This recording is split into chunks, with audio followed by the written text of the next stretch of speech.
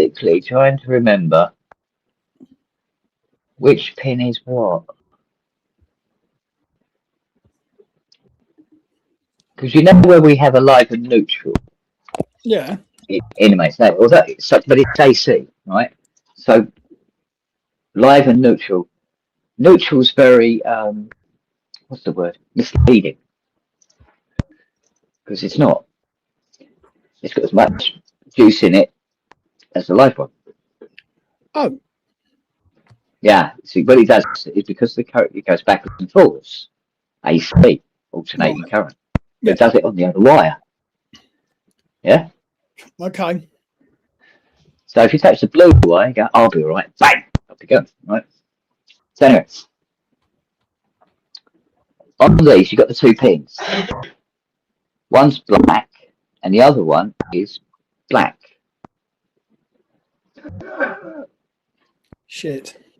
But one of them's technically the live pin, and one is technically the neutral pin.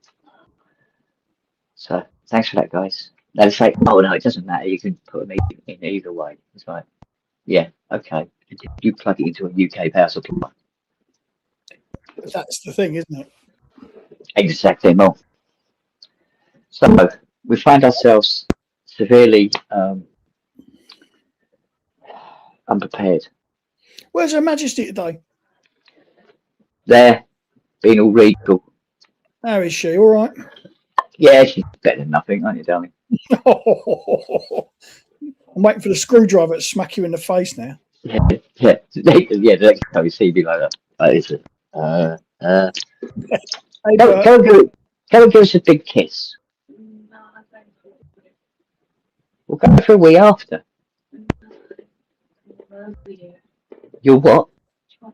Golden shower. Do I want a golden shower? How long you got?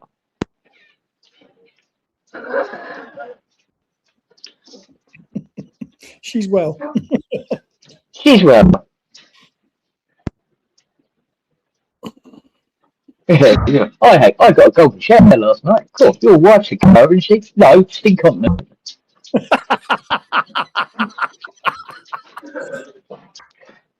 Right, you better explain to the 12 viewers so far why it's not fired up and running. Right, the reason it's not fired up and running completely is because the relevant custom mains cable has not been provided, and its location is unknown at this time. Therefore, we're converting one end to. But Dad, I want to say hi. In a minute. So one end is being converted to IIIC, and a suitable cable has been found that goes from US to IIIC, normally supplied with the memory modes. And I have a spare memory mode cable. So at least we're keeping it in the family. But this thing, which looks like a, I don't know, it looks like a tortuous flower pot, needs to be converted to an IIIC socket, which I will be doing shortly. It's a beautiful day out, but you know what? This time of year, not a drop of the sun comes in here. Really? Yeah, not a drop. It rises over here, right, over this side, and goes across there and down there. Yeah. So that, and there's not a single window that side of the house because it was a terrace, isn't it? So Yeah. so almost nothing comes in. You might get a little strip of light on the wall there in the morning, which starts working its way across and then goes, nah, fuck it. and that is it for like 16 weeks. Yeah, it's bollocks, isn't it? But it's the same in the kitchen. Suffers from the same thing, but the adjunctus has it in the evening where it goes across the wall a little bit, goes, bollocks. So let's put these up here because I don't know if they're dropping inside the 960. I think you're getting a kind, not exactly feedback, but I think your speakers on your iPad are firing back off of something into your mic because we're getting like plosives on it. Are the speakers on close? No. One of these. It might be these. All right, okay. My buds. Hang on.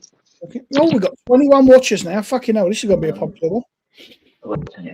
Hello, Paul and Eternian and Rabbit and everyone. I'm grown. Is that better? Does that work better? A little bit. Let me check my settings. Let me have a look. Right, oh, God, here we go. You are? I said, you're right, cunty bollocks. Sorry, you talking to yourself? He's always doing that. No, yes, sir. All right, Peter Kay, calm down. Oh, dear. Good show last night. Was it? Yes, very enjoyable. Jolly good. Apart from the tosser that was in the chat trying to fucking get the rise out of people. Oh, I didn't see that. Yeah. We were just gently putting him in his place without being rude. Anyone we know? Never heard of him before. What was the name? I hate DJ Manny or something. Manny being spelled M-A-N-I. He was just being a little bit, fucking call this pro.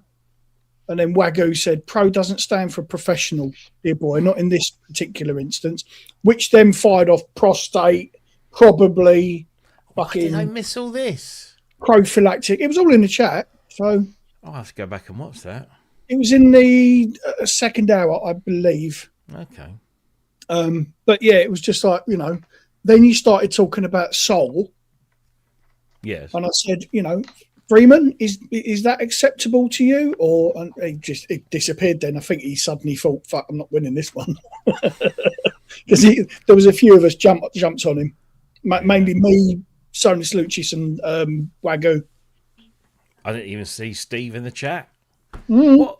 Honestly, I sat here yesterday and I noticed a very old work colleague of mine who was actually my best person at my wedding, but we haven't spoken in ages. And I sat here thinking, I wonder what happened to the team that I used to work with. And I was going, there was Ron, and there was this one guy who was very much larger than life, both physically and like in presence. I couldn't for half an hour fucking remember his name, and I worked with him for years. And I could see his face, I could hear his voice, I could recall. I'm thinking, what the hell is your name? And then it just popped in about half an hour later. And this is happening more and more often. And like, don't read into it. No, don't read into it. What you'll find is that the important names and faces and things like that will stick. The ones that. Who are you again? Oh, I'm just some wanker from the south of England, mate. Don't worry about that. Well, the other day I was trying to remember the name of the guy that trained me as a panel beater. Right. For like 3 years, right? And I went, I couldn't remember it at all. First or last name. Mental, isn't it? Turned out it was. What was that? Yeah. I've had this broom 20 years. Oh, fuck. Did you see the joke that Wagyu put up the other night in the pub? Remind me. I don't think the one about mouldy bread? No. I'll send you I clipped it. I will send you the video. Okay, hang on. Yeah. I'll actually do it now. Steady. Because it fucking nearly killed Kent. And I'd forgotten it. Shall I just tell you the joke instead? It's much easier. Right, hang on. What's green and full of semen? Go on. The loaf of mouldy bread in Espencroft's fridge.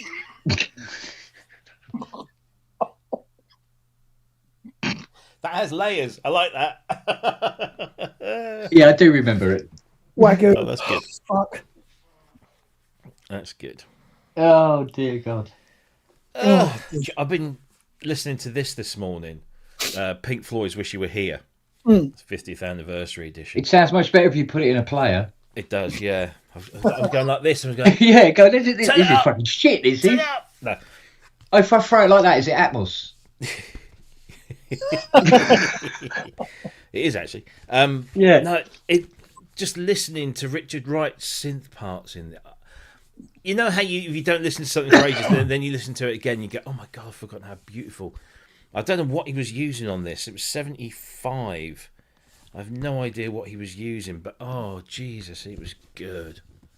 I do like a bit of Floyd.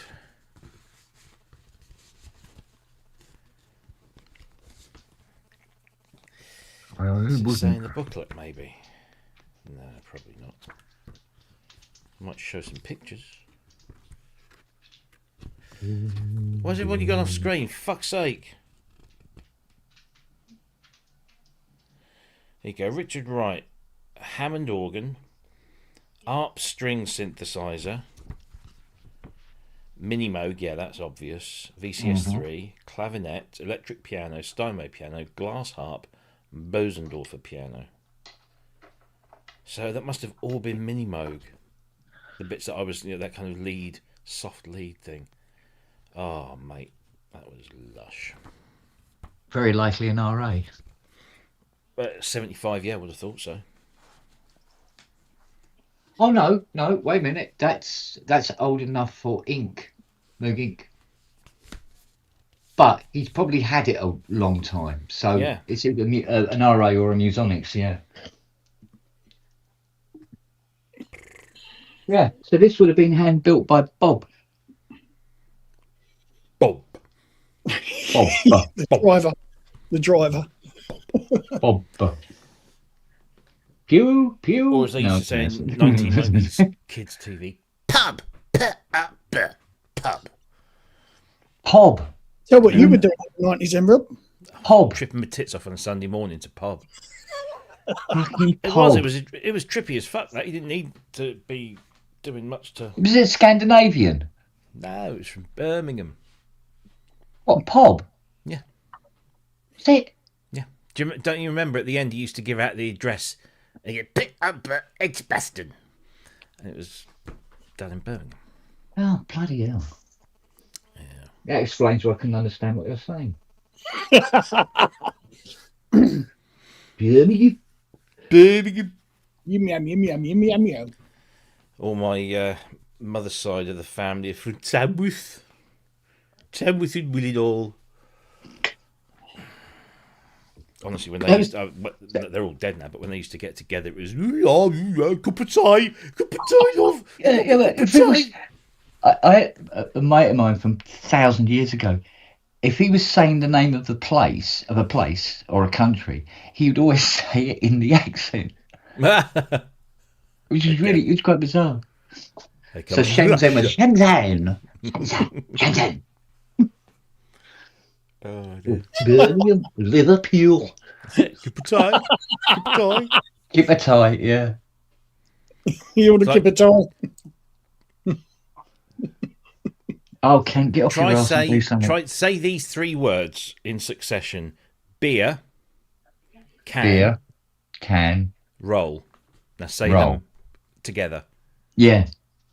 Beer can Get roll. roll. Jamaican roll. breakfast, beer can roll. Oh dear. What was that Jimmy Carr when he had to learn accents? Chicken and doing the Geordie one. Yeah. Yeah, the Geordie one was Kawasaki. Yeah. Kawasaki. Yeah, the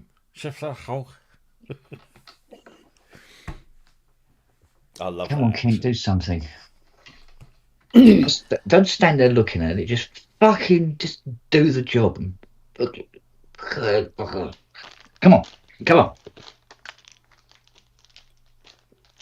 I hate doing mains conversion. Fucking hate it. That flag shagger that lost a fight with a lamppost looks like Flea after a year on the sides. Yeah, I've got absolutely zero sympathy with that guy, or for that guy, should I say? Flag shagger. He was Oh, no, apparently he it's was very he nice was in the also a convicted massively convicted footballer. Convicted footballer. Convicted footballer, yeah. I They mean, there's all plenty are, of those nowadays. You have been accused with playing football. Yeah, yeah. Oh dear. Oh, fuck. Hang on. The wife's just arrived. Hang on. Uh-oh. Stand by, beds. What was that thing where the guy was doing the football commentary, and he goes, what was it? Prodigy passes to overrated. Overrated passes to, what was it? Something like possible rapist. Only something, right? Oh dear. Oh, it's fucking brilliant the way he did it. But... oh, I know it was. It was oh fucking hell, Frankie Boyle. Oh right, yeah. Sounds about right. Yeah, that sounds about right. Oh, that one's broken anyway. Interesting. Right, so we want oh fucking go back over again. It's cable splicer. All right, there we go. I've had Lily sitting here most of the morning, putting a paw on me like that, and I go, "What?" And she leans in, and she wants a little cuddle. I go, this is the dog that has cost me thousands. Oh, by the way, I don't know why it took me so long, but last night, still downloading libraries, and I'm watching this library come down because I'm sad, and I'm trying to work out sort of what speed it's coming down at, and it's sort of like, I'd say somewhere between 3 and 400k. I'm going, at best. Sometimes it would drop right down and go, I have no idea how slow that's going. And then it occurred to me to go to the Ugreen site and just type in, why is my NAS so slow? And it gave a whole list of reasons why your NAS would be slow. And one of them was to say, get yourself a 10 gigabit router. I thought, oh, I'll go to Amazon and get a 10 gigabit router. So you're downloading stuff and it's coming down slowly, and you think it's your NAS. That's No. I'm reading how much data is being transferred to the NAS. So it's what's network as opposed to what is it reads the network, yeah. So it's coming down like a gig and then going, and it said, oh, there's a couple of things you can do. One of them is upgrade your router to something like a 10 gigabit router, with 10 gigabit sockets on it, and increase the amount of cache in the NAS itself. And these two items, right? The best hub for this was 790 quid, and the RAM was like 200 and something. So I went, oh no, it's fast enough. It's fine. Yes, you don't want to mess it up anymore. My arsehole just went. Yeah. Oh well, it lasted a week. Yeah.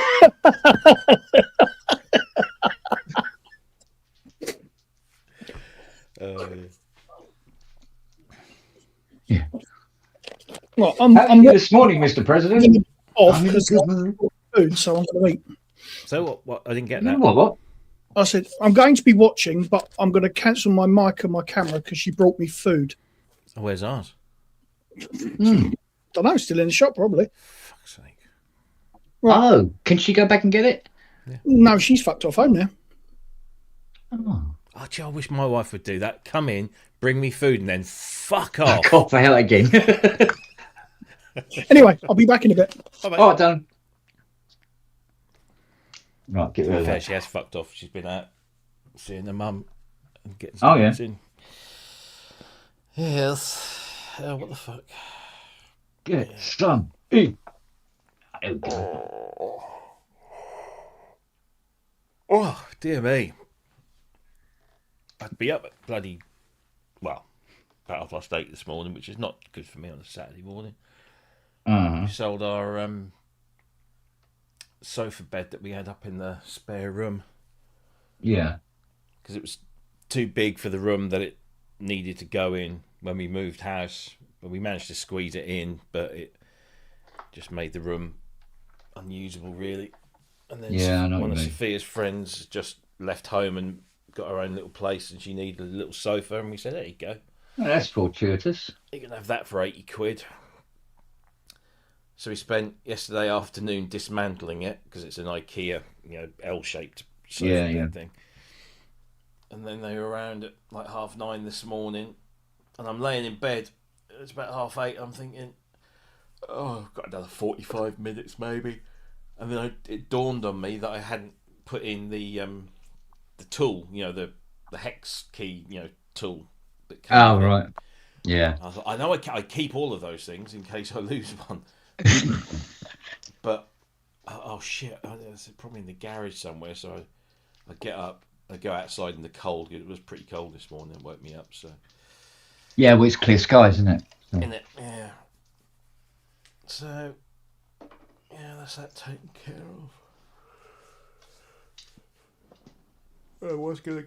My sister has decided to regale us with her presents this weekend. Oh, yeah. Yeah. Well, I only saw her a couple of weeks ago, but she comes down for a weekend. There's like one of these holiday lodge park things a few miles up the road. So she basically comes down from Manchester and parks herself there and expects everyone to go and visit her. So I see. but it's handy because my mum will be there, and I bought that champagne for her last night. It was halfway through the bloody show. I got my mum saying, "Can Luca buy me a couple of bottles of this champagne that's on offer at Lidl?" Because Luca works at Lidl. Yeah. And I said, well, he's not working until Monday, but I can ask him to have a look. Oh, well, it's a special offer thing, and we went in the other day and they didn't have any in stock. I said, well, I'll ask. So I sent him a message. I said, when are you next in work? And he just happened to be passing Lidl, so we went into Lidl. Oh, I bought one. I said, I think she wants two. So I had to go back and get another one. So, and then Jackie Busy. Yeah, but this is all during the show. And Luca's at Lidl's going, how many bottles does she want? One or two? Oh, fuck's sake. Well, no wonder you didn't see that shit going on in the trap last night. Yeah. Mind you, I wasn't doing anything. I didn't see it. No, I didn't. I only saw the tail end of somebody saying to Matt about don't worry about it or something like that. No, I never noticed it. Probably just as well, really. Yeah, probably just as well.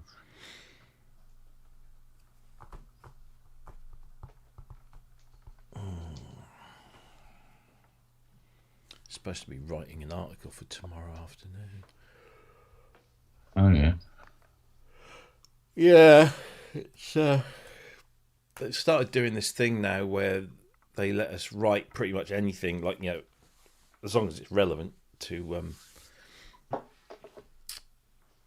the site, but we can do our own sort of like articles, which is quite nice.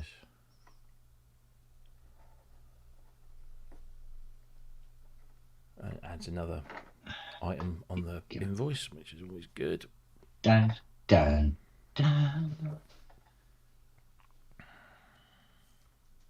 Right, and that in there like that. Excellent. Hello, madam. What do you... Yeah, did I ask for a French kiss? Hey? Hey, now, Siri, what are we doing? Yeah? We're using hot things? Yeah? Soldering iron, can you go over there? Go over there. Sit down. Sit down. That's the missus back. And you just hang on. Hang on. Just let me do this, and then we'll talk. Thank you, dear.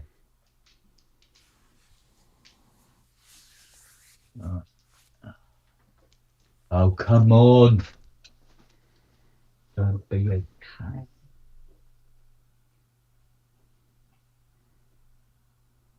Come on. That was Wooks who You said do what? it. Oh, You be and cue it. still no hype. There we go. So what's this hype thing supposed to actually do then? Well, I didn't go massively deep into the explanation, but from what YouTube say, you can hype a video. Right. So it's different to liking it, End of that. and it's been designed. The feature has been designed to help those people who have anywhere between 5 and 500,000. No. Yeah, was it 5 and 50,000 subscribers? Right. So you know that kind of us, the lower end of the market, shall we say? Yeah. And what happens is every time somebody hits the hype button on a video, it gives that video or that channel some points.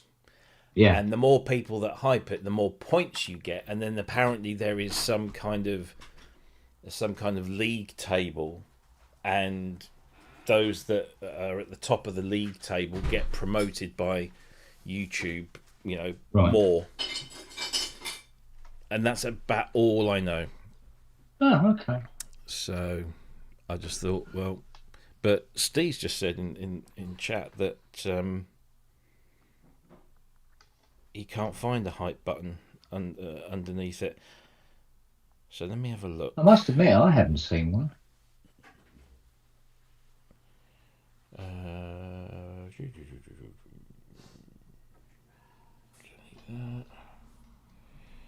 Videos.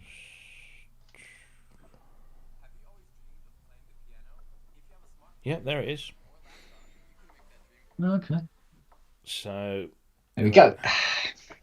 I can't press it on mine because they don't allow you to hype your own videos. But Yeah, well. Oh, that's a. I wonder why. Meet women nearby. This is the adverts that YouTube feed me. They obviously think that my wife isn't good enough for me, and anyway, we'll get rid of the advert. So Oh, okay. focus. There you go. You see, just next to the thanks button, it says hype. Ah, okay. Is it something that only appears on the mobile version? It's only on mobile. Oh, okay. That would explain why I've never seen it. I've just had a look, and apparently, hell, if you go into the comments, you can scroll left and right, and it's there somewhere. Hang on, Oh, okay. I'll see if I can find it. Now, according to this, last night's show has got 17,000 points. And then underneath it says the video that is in position 100 on the leaderboard has 119,000 points. Right. So we're 100. Oh, nearly there then. 102,000 roughly. You know what Yeah. I'm saying? So you see that? Yeah, Right. you scroll across, Yeah. Hang on. It's, scroll the buttons over. Yeah. If it fucking lets me do it. Yeah. There you go. Warm. So at the moment, that's what's showing on mine. 5,000. Oh, okay. That's the vertical one. Or is it? That, No, oh, is it? No, it's the horizontal one, actually. No, not now. Yeah, so it is there. Oh. I think we just got Yeah, the vertical one's got 5,000, Hang on a minute. and the other one's got 17,000, there you go. which is what it's telling me here. But No, it's a good show, considering you were struggling Go for on. news. There you go. Nice one home. always tends to be that way. Then when we think, oh shit, got not There we lot go. to talk about. Yeah, it was good.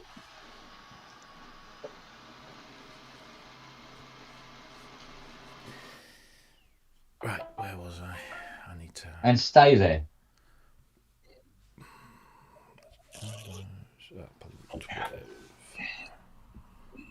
Right.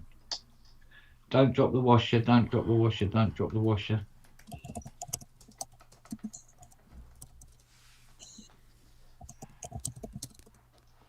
Don't drop the nut. Don't drop the nut. Don't drop the nut.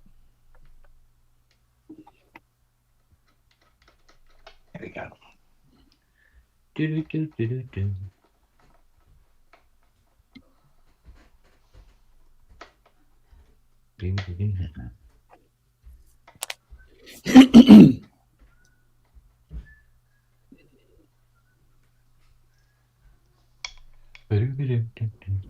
Right, ladies and gentlemen.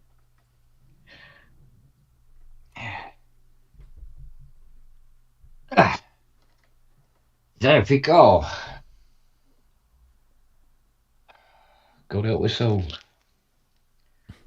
Right. In.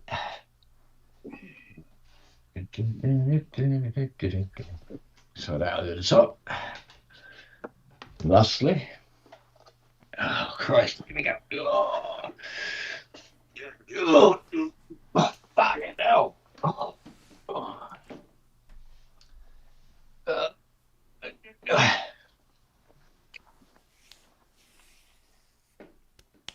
Good girl. Excellent, eh?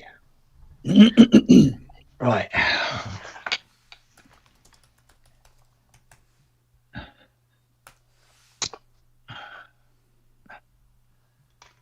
Right, that's cobblers that can go for a walk. Right.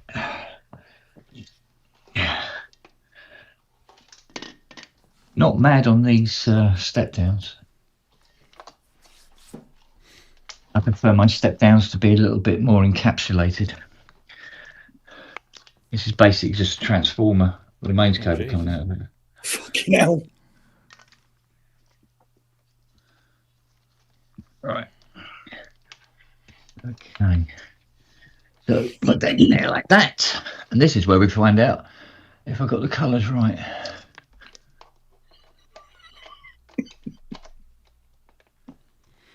Right, look for smoke, gentlemen. If your hair magically turns red all over again, we know it's. Yeah. Oh, we got lights. Okay. Lights. Okay. Oscillator on. Divider. Yeah. Okay. Excellent. Right, and this one. Okay, beautiful. Okay, so what we got that's worrying. Right, let's do 4 steps. It should be doing more than 4 steps.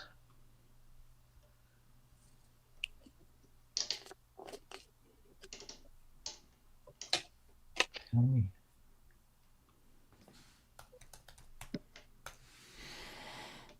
Yeah. That's interesting. I love it how Right. Google's translate feature in Chrome. I've just gone onto the Thomann website and I've got it set to Germany because that's how I get all my euro prices, and it translates osmos to osmosis.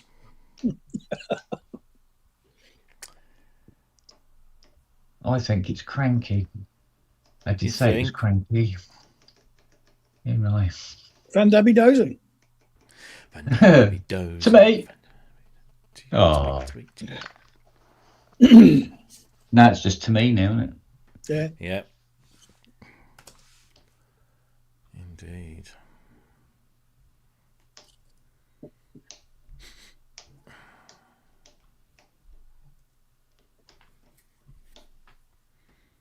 I'm going to sneeze. And it's going to be really loud. Come on, 4. 4. Fucking Shit, get out man. and walk. Bloody hell. How do you look, darling? We got work Christmas do. Is that it? Yeah. Yeah. What do you mean, is that it? What the fuck is that meant to be? No, I didn't know whether you're going to Oops. accessorise or Oh, anything. well, yeah. Okay. Obs. Well, Jewellery. Yeah. Because we're walking home, aren't we? So, Are we? Well, I don't know. Luke is going out on the lash and Sophia's working early tomorrow morning, so... Lovely. Well, that lovely car and you got to walk. Boots then, because I can't do walking home in heels. No, that's fine. Yeah. Right, do you want to Yeah. go now? You look lovely, dear. You Whoop. look ravishing. I still would. There we go. 8 steps.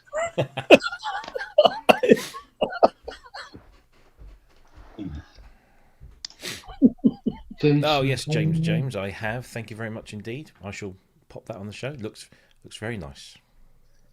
Other inspirations? No. Somebody has finally, for the first time, other than myself, purchased the Cartoon Rob T-shirt. Wow. I know. Ding Dong DX7. I say. I'll still say you got to do one of me and say my other synth should be a Jupiter 8. Yeah. I need to spend some time on the merch site and freshen it up a little bit. I would say.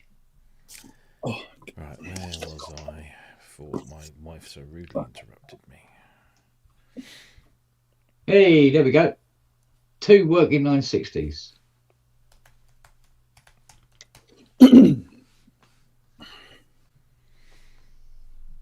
So that's about what? 16 grands I've fixed so far. That's okay. Oh no, wait a minute, this one's failed again.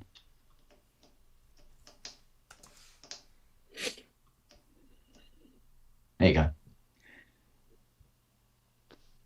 Can you get WD-40 in a big can that you can connect to like a hose pipe and just spray the inside? You remember you were talking to Fiona earlier about golden showers? Yeah, There you go. as you do. See On if a that Saturday works. morning. Yeah, see if that works. Yeah, what was it? What was I said? Was it? My She wife wanted- gave me a golden shower last night. Yeah. Ooh, she's kinky. No, incontinent. What? So we say? Yeah, go on. Oh, forget now. It's all right. No, Made me laugh. So. oops. Lot to empty this fucking brain, I tell you. All the bulbs work.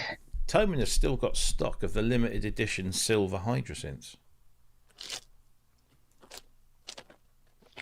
Yeah. I don't think the silver one looks nice. No, I don't like that silver. Maybe that's why people. Controversial, I know. No, it's not. I don't think.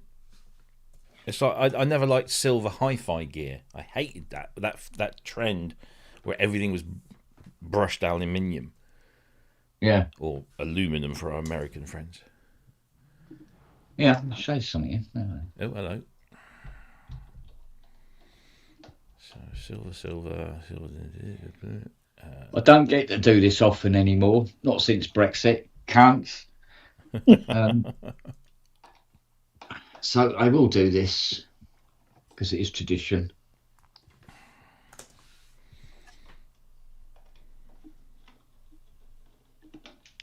Right.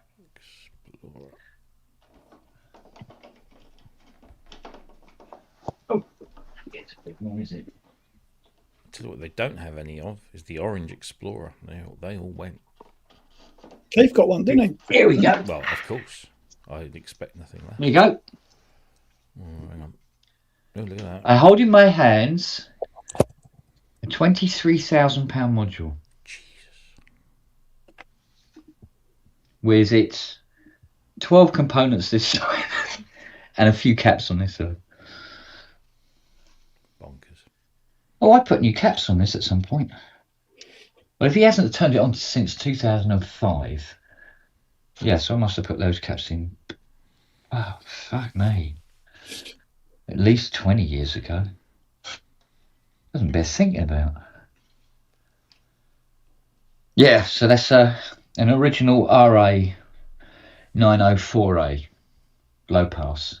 And next to it, a 904C, which is the coupler. a 904B, which is the high pass filter. It's got the lot.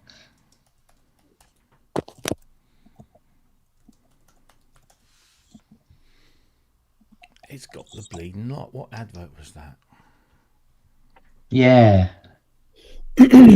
Was it What's B&Q or something like that? Could be. A home-based type advert. What's he got? Juicens or something like that. Oh, Juicens. Yeah, it could have been Juicens. We got the lot. We got the lot, yeah. Got the juice and lot, yeah. Yeah. You got like a Barry Scott kind of character walking around. We got paving slabs. We've got hookers on 24/7. Hi, I'm Barry Scott, and now you're fucking deaf. Yeah, it was. I'm Barry Scott, and I'm having a heart attack.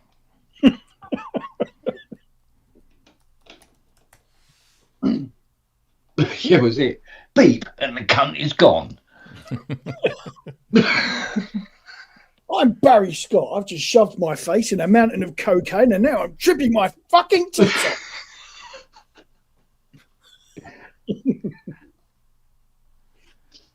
Yeah.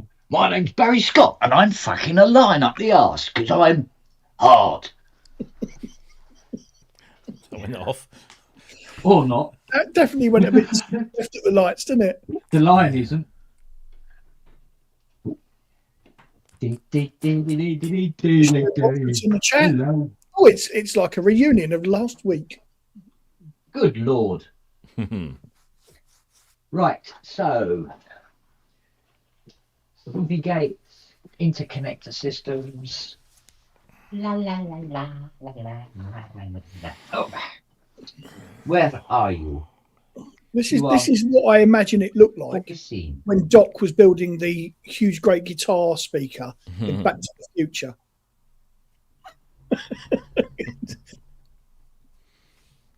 That's a space drive.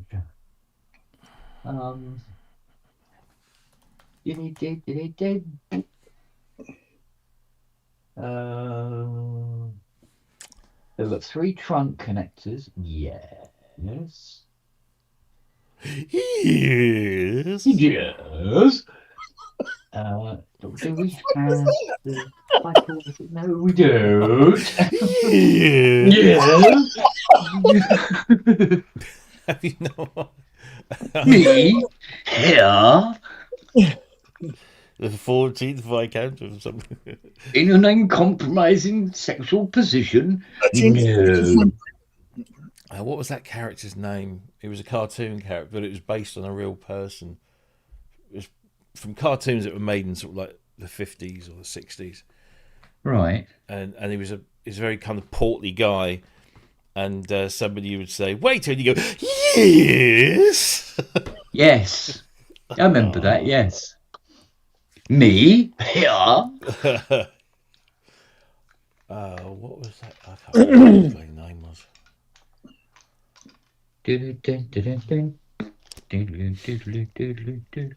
Oh, fuck, broken. So there's 1, 2, 3, 4, 5 snoring dogs on the settee. That didn't sound like the XTC song. 1, 2, 3, 4, 5 snoring dogs on the set. No. I don't know, it scans.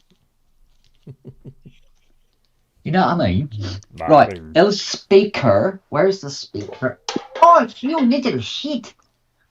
Oh, okay. Right. Let's test some VCOs. Yes, you have, Wagyu, including green semen filled bread in someone's fridge.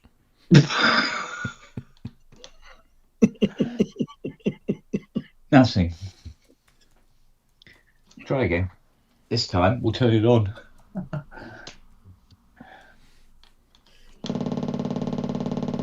That sounds healthy.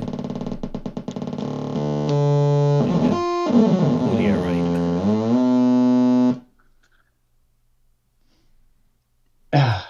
Yes, he did, Wags. He loved it. And that's just one of the 6 VCOs. It's a little sign. Oh, excuse me.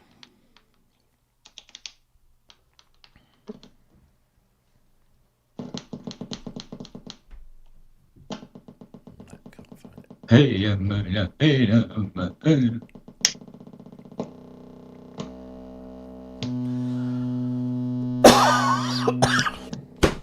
Fuck's sake. good.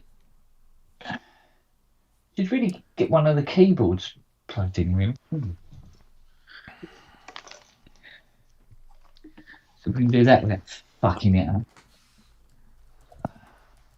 Which one would you? This one. This one will do.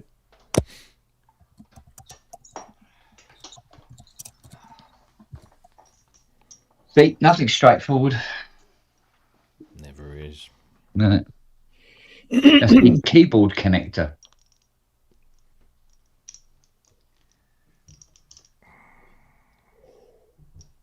At least you had these. Made things a little more difficult.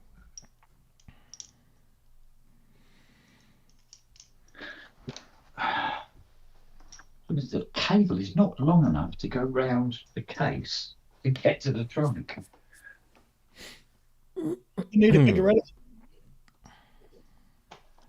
I have to put the keyboard at a right angle. That might do it. Yeah, it might be enough room. Right, now I've got to pick the right trunk. See. Controller 1. Oh, like a second.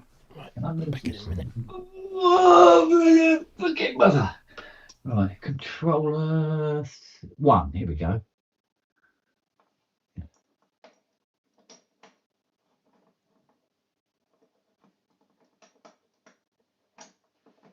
Ah.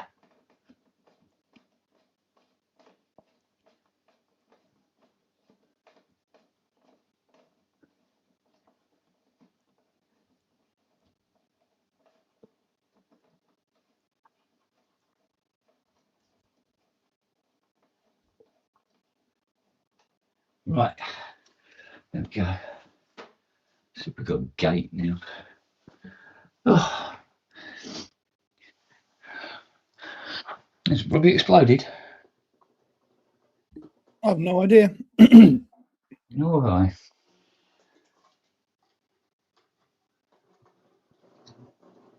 I think this has got a ribbon controller as well, but they didn't add it yet. I think that's still back at Richards. Oh man. I need a lot of patch cables, dude. Don't you have one or two upstairs? No, they're 3/5s. These are 1/4 inch. I was joking. So I got a bag of completely fucking useless patch cables. Which I forgot to fucking raid. You got pink ones in there, haven't you? I got pink ones, mate. Fucking Serenity would have been like, right, give me a synth.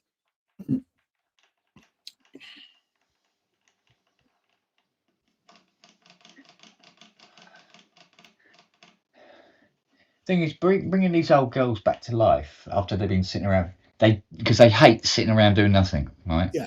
And this has been sitting in a storeroom for 20 years, right? It's the most tedious fucking job you could possibly think of. Turning them. Don't scratch. Don't go scratchy. You know? But I'm being paid more money than God to do it, so. Well, kind of worth it then. Well, yeah. I would imagine, though, there'd be a lot more people who would be able to know how this works now than, say, 20 years ago. Because of Eurorack, you know? Yeah. So many people do Eurorack now. Well, it's a good way of getting started into synthesizers, isn't it? Without having to spend, like, fucking huge amounts of money. Some of the modules are quite cheap. I mean, I know you have to buy a few of them, but a lot of the modules are not going to break the bank. Well, unless it's got RA written on it. Or unless you do this, that's Martin Gore's modular Eurorack set up at home. Apparently, when he was having the carpentry done for that install, the carpenter was given the brief: make sure there's enough room for 1,100 modules. 1,100 modules. Yeah. Did he make the same mistake with modules I did with cables? Probably no. I think he just got really into Eurorack, didn't he? Yeah, well, yeah, but look how neat and tidy that is. Yeah, apparently every one of them's wired up as well. They're all powered. Oh, yeah, I could completely believe that. Mind you, imagine wiring, actually patching them all up. Well, you'd need fucking 70-foot cables, wouldn't you? Imagine trying to work out. Give him my number. What you patched and where. Like, fucking, how the fuck did I do that patch again? Yeah. Or we go, hi, this is Martin Ware. I hear you have some patch cables. Yeah. Kent cornered the market. Well, he doesn't need a bag, he needs a skip. Just piled with patch cables. Apparently, Keith, that was just after the install was done, so he hadn't patched anything yet. Yeah, but it don't look like that now. No. Good girl. That's it, good girl. Let them warm up. I was going to say, you just got to leave it to fucking heat up, haven't you? Mm. Now, see, if these 960s weren't working, Really? Oh, yeah. The ICs in these, they do the stepping, and they are obsolete unobtainium by 1970. Fuck. Yeah. Oh. So, because he got them cheap because they were being discontinued, and he probably didn't have any idea that people would still be using them half a century later. So it's good the 960s are working. They put a different type of IC in the later 960s, but the circuit board's different. You know, well, it has a circuit board. These don't really have circuit boards as such. So I think one thing on this that doesn't work is the reverb unit. This one. Yeah, swing your camera around a little bit so people can have a bit of a... Yeah, so people can have a bit of a quick quick testing. Yeah. Up a bit better. There you go, boys. Look at that fucking beauty.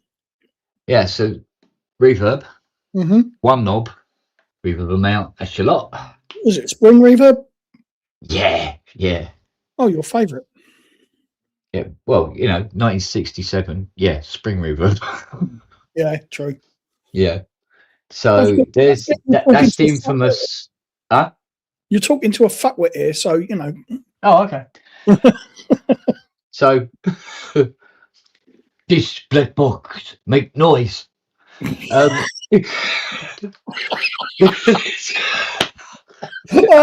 Oh dear. Oh. Yeah, what was it? Man from Austin. He come. He said school not good. This is a the 904A, the infamous low pass 24 dB ladder filter of yesteryear that everything else has been built on since. And this is the third one that was ever made. Isn't that weird? So does this predates the Mini Moog, yes? Oh Christ, yeah, by about 4 years, 5 years. So if this is number 3, this has got to be one of, it's getting on towards Genesis as far as shit like that's concerned, isn't it? Well, yeah. I mean, Christ knows who owned it before. I mean, this cab isn't 3C. Right. It does have RA modules in it. In fact, oh, hang on. Yeah, this must be bought late, but these are RA 960s. Mm. They're not like the Moog Inc. 960s. These are actual RA ones. but they weren't available when this was for sale. Okay. These came a year two later, something like that. I'm not entirely clear on the history. But this design, as it is, did not change one iota between 67 and I think the last ones were built in 78. Well, if it Something like works, why change it? That's the fucking that. thing. Well, yeah, absolutely. But it's funny how there was like, other people sort of like just coming out of the woodwork as well, and going down this route, like Buchler and what's his mush? I forget his name now. And all these things started coming out. Mm. And I think that's why there was, they didn't have that sort of like, intellectual property bullshit going on. And they were talking to each other and helping each other out because we're all, going down this brand new road. And it's changed the world. Yeah. What they're doing. So, yeah, but mate, it's getting warmer. Slowly. And you've got the fixed filter bank here, but that's basically that's a graphic, for want of a better word. Mm.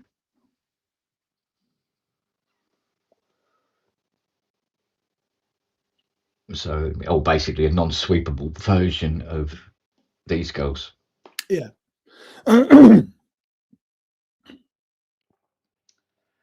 These are nice. So look, you've got center frequency and bandwidth. Ooh. It's all good. That's probably the most complex module in it, the sequential switch. So it's the interface with the sequencers. Yeah. Robert says, well, they all copied from Harold Bode's AES article on what a sound synthesizer should be. Yeah. Yeah.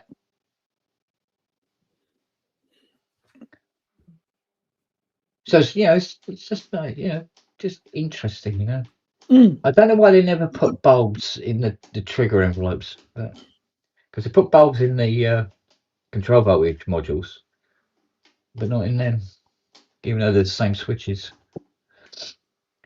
Maybe they thought it was distracting. I don't know.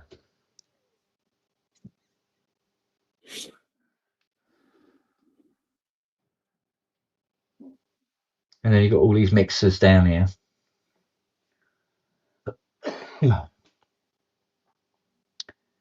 So yeah, it's a little piece of history, isn't it? Very much so. I mean, this is why I never restored the case on this, because I think it loses something if you put a new case on it. Is that also from Bob's Orchard or outside his house? No. This is like a veneered like a veneered Conti board type wood. Mm-hmm. What do they call it? Plywood. Yeah. And then it's veneered over the top with a nice wood. And but the modules have been in these cases since the dawn of time, so stay there. I mean, yeah, you could have a lovely rosewood case for it, make it look all beautiful and everything like that, but now you've only got half the modular, if you know what I mean. Human error. Kent looks tiny against that Behringer System 55. Yeah. Yeah, no, what it is, the Behringer System got an infection and it's all swollen up. But you got like this module here makes me laugh, right? So you've got the white sound source. We didn't use the word noise back then, No. So you got this module and it's got output, and that's it. Peter, how you doing, buddy? Peter's in the chat. Yeah. Do you know who I haven't seen for a while? Go on, Andy. Synchrotron. Yeah, he's sort of, I think he's just gone a bit dark, hasn't he? I think so. He hasn't done his morning show now for what? Well, he's not coming 3 back weeks? to the new year, from what I understand. Really? Yeah, that's what I've heard. I'm sure he said something like that a couple of weeks ago on PSN. Oh, having a bit of a break. Yeah, sometimes Yeah, got fair to do it. dues. Fair dues. Oh man. Yeah, there you go. Waggy's just said Synchrotron's taking a break until next year.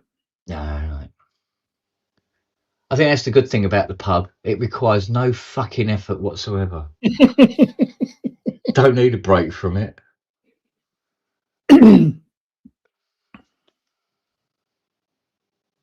That's good to hear, Pete, mate. That's good to hear.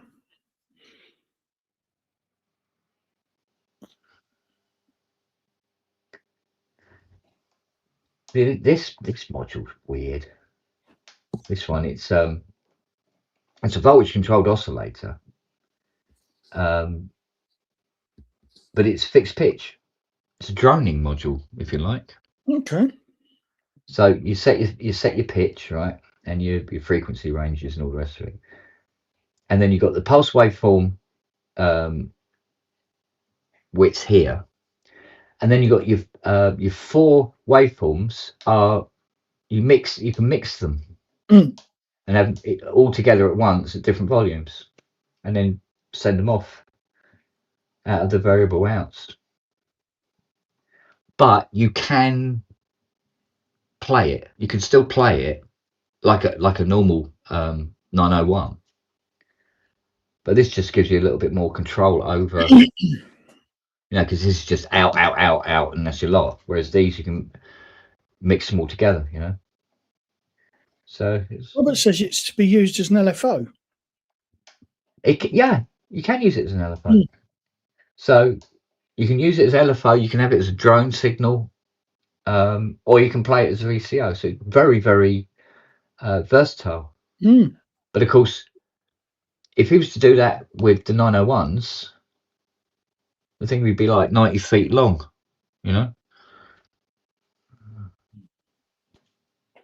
So that length again. Yeah. Same facility, because they hadn't thought about miniaturization back then, because they thought, well, people have got big hands, they need knobs this size, as opposed to the fucking little cocktail sticks they put on some things now.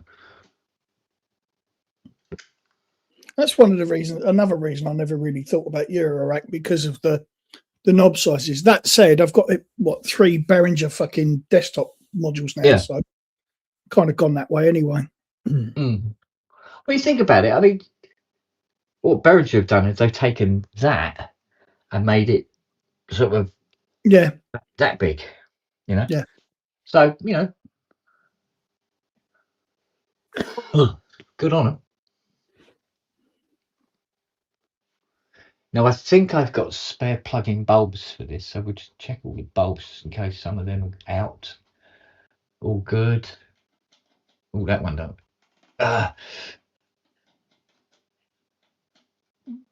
Come on, you cunt. There you go.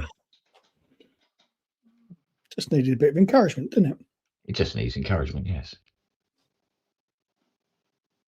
Oh, pulled it out. Come on. What we'll do is we'll just spread the contacts a bit on the side of the bulb. Make it a tighter fit. Try that.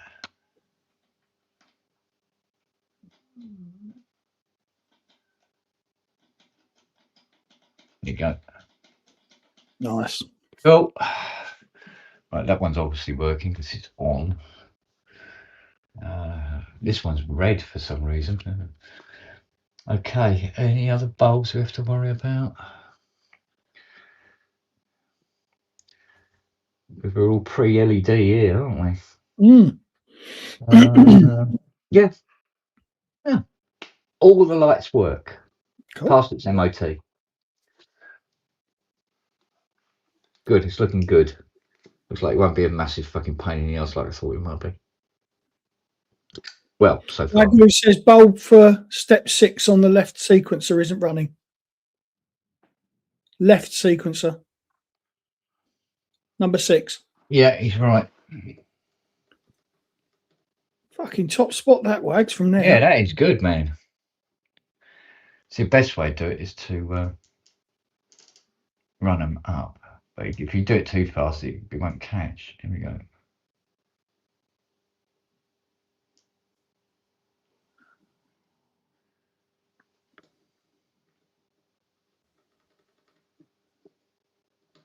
Right, try one next to it.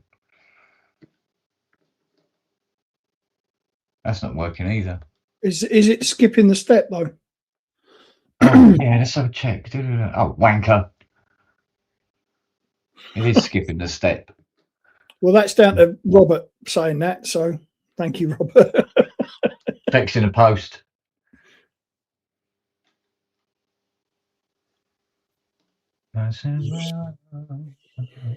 Good, that one works as well.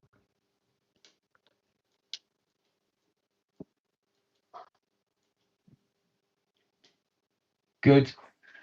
Let's have a look. On, off. Yeah, good. 1, 2, 3, 4, 5, 6, 7, 8. And That's all right. We're all getting a cut of Kent's paycheck then, aren't we? yeah, we can all buy a bag of fruit pastels between us. Yay! Well, it contains gelatin. It's good for the knees.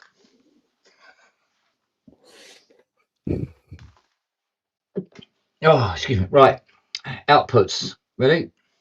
Saw.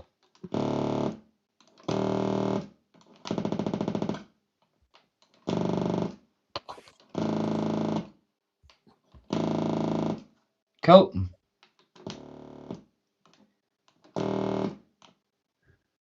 Hang on a minute.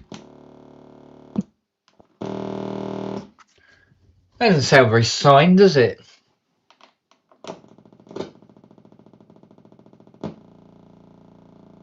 Let's put one of the same footage in. Nice.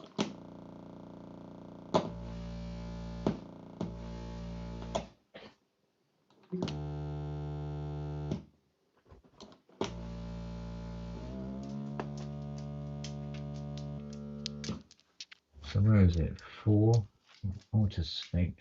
So 8 foot. That's 8 foot. Back in a sec. Hang on.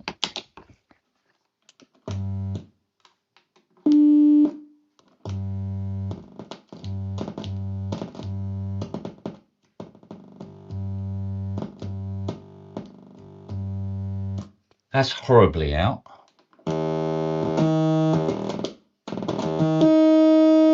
And that doesn't sound like sine at all. Fuck's sake. All right. We start with VCO2 then. That sine is nothing like a sine.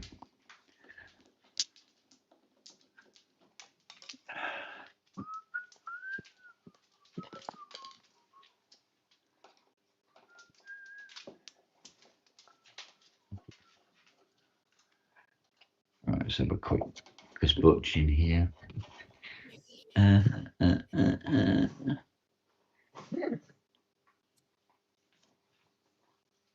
Oh, somebody's modded this at some point. That's not good. We don't like people modding them.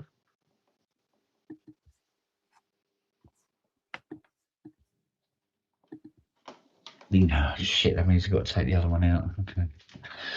Oh dear, what's up? Well, VCO2, its sine does not sound very sine at all. Okay. Sounds more like saw. And it's, come on, disconnect. Do as you're told. Cunt. You have to do this the hard way.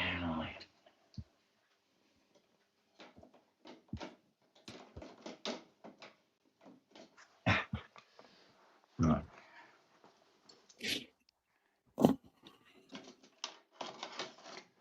Don't have to put clothes on, Robert. I've done the stream with my tits out, so nobody gives a shit about it. Right, so you've got an additional track adjust. Okay, but why is it not sounding very sine?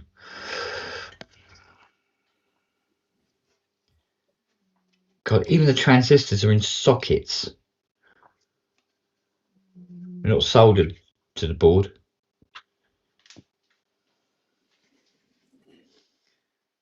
See. Right, the triangle is set. I can't see the triangle throwing the sine out. Or can it?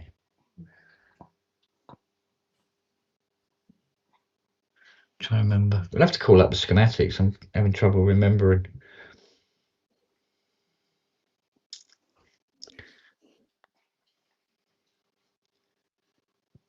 You see what I mean, though? You got a VCO, yeah?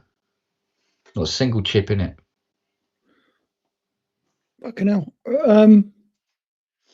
Robert says there's another thing that he's passing on. Is the VCO responding to its driver? Yeah, that's a good point. I was just going to check waveforms out at the moment, but yeah, let's have a look.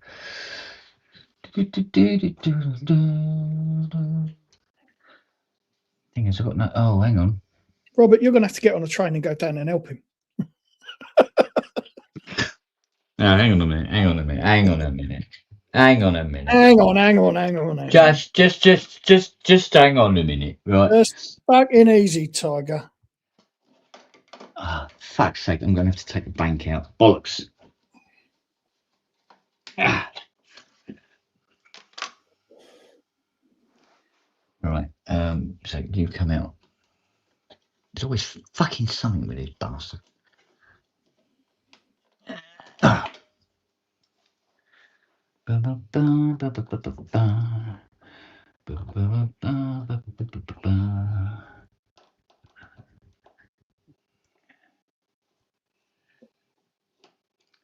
it might not be responding to the driver, but then when they're not responding to the driver, they tend to go the other way. They don't work at all. Not so much alter the waveform. Right, so this one, put this one in.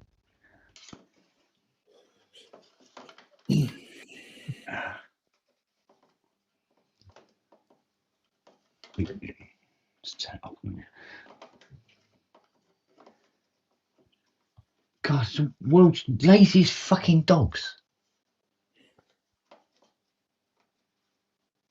All of them. Sparko.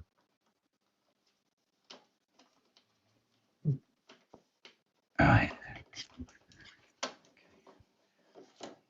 I don't know where my module extension cable is, because you can bring the module out and work on it out of the. Yeah. I don't know where the fucker is.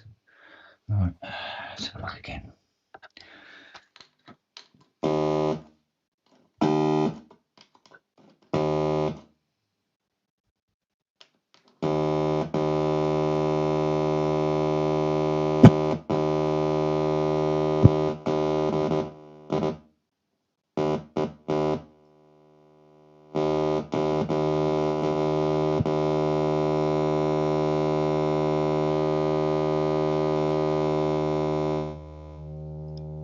There it is. That's better.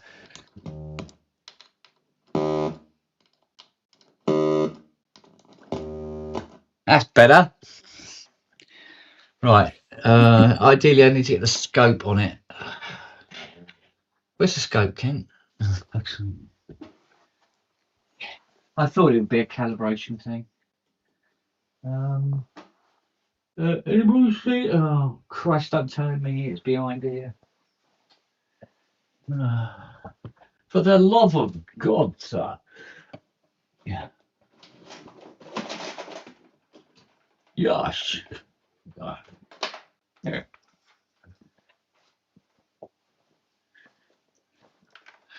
Oh.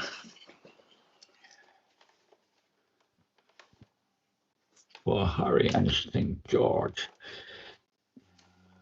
Yeah.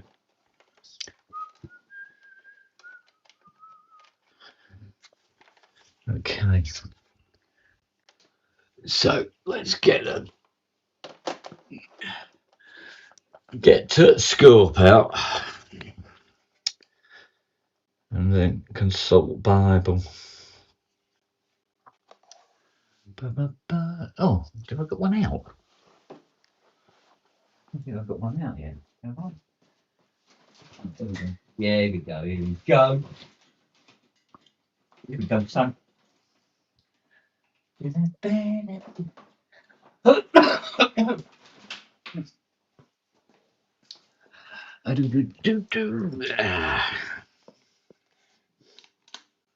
Okay.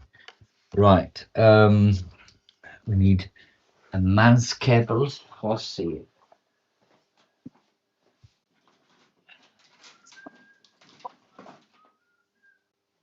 No, that's 2 pins.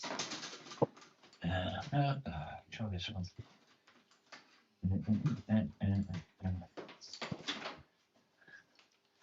I think Fiona's gone back to bed. Looked at me working on this and went, nah. Yeah. Nah, bollocks. No, it.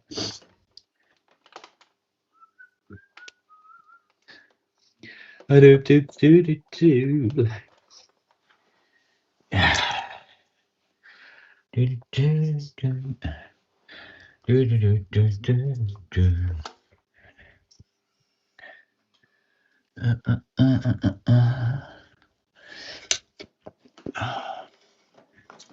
think the other thing was with the I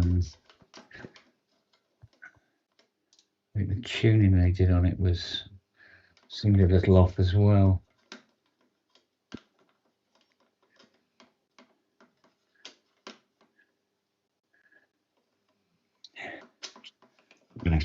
Let's take this oscillator driver out. And,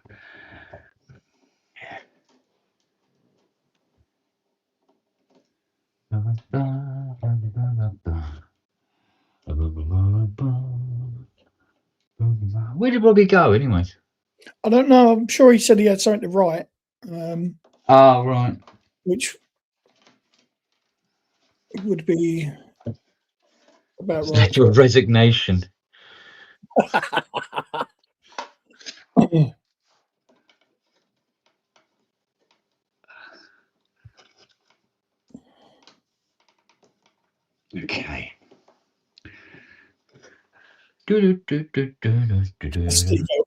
Steve Elbows. He had to write an obituary for that Moog you're working on. Yeah. Spiritus Sancti. Dum-de-dum-de-dum. Quite evidently, Midland is bored today. She's just texted me and said, I've just managed to get my toe print to unlock my phone.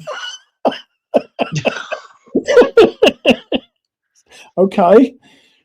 Well, ain't she gonna look silly on the train trying to work her phone?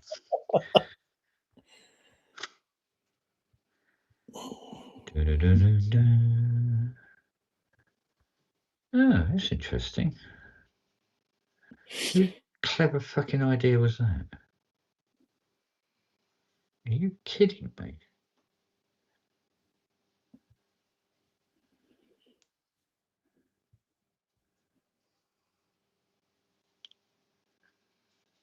That's ridiculous. Come on. Behave. Right then. Let's have to look at this and see what we get. Well, at the moment, absolutely fuck all. I tell you what, this is not the world's greatest bleeding cable. From what I'm seeing.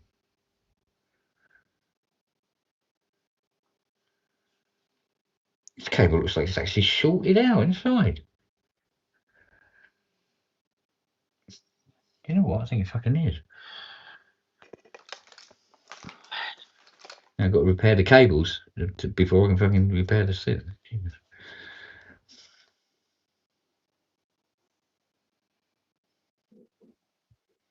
Because you know the coaxial core you get in the audio cable? Mm-hmm.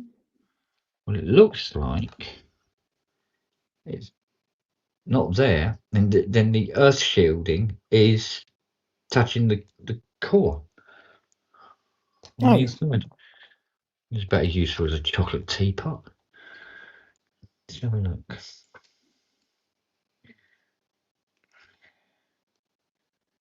cut it back a bit. Right, let's have a look.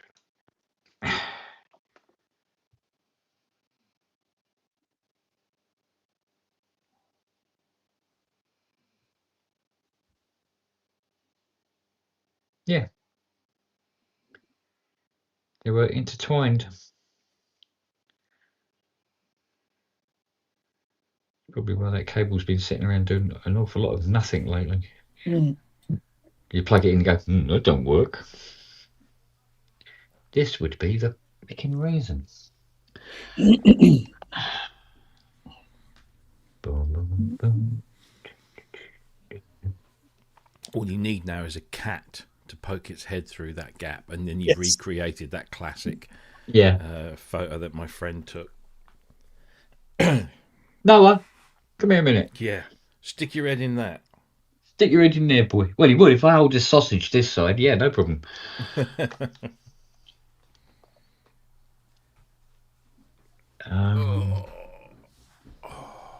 did I put it? How did it go then, Robbo? How did what go? Yeah, whatever you were doing. Sorry.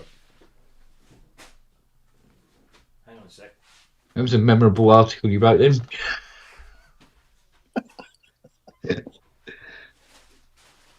Yeah, I did what?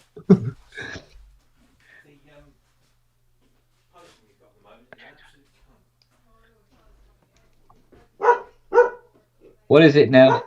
Well, Jamie's what? fine, the young guy, but this is an old. Yeah. Supposed to be fixing a seat. It's not a fucking cable. What's going on? The old guy.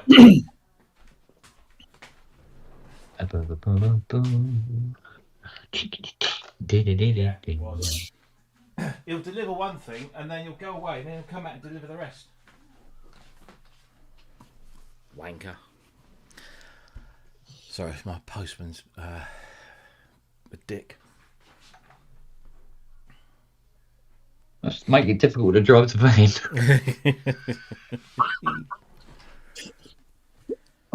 Unless he's clever, Dick. Oh! Mind you, at least he'd be warm. Yeah, Native's just said, do I need to come down with a bunch of patch cables? Oh, no, we'll be able to find No, just a bunch of adapters to turn all those 3.5 mils into 6.4s. Yeah, yeah. A massive, massive black dustbin bag of them.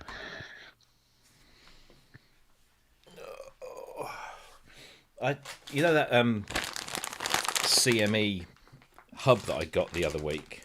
Yeah. They sent through enough MIDI cables to use with it, and I thought, oh, they've been a bit stingy. They're only like the cables looked in the bag only about that long, sort of like 6 inches. Yeah. I thought, oh, that's no use to man nor beast, especially as they're all male, because you'd ideally want female. But I actually opened the package, and they're 3 foot long. They're just incredibly thin.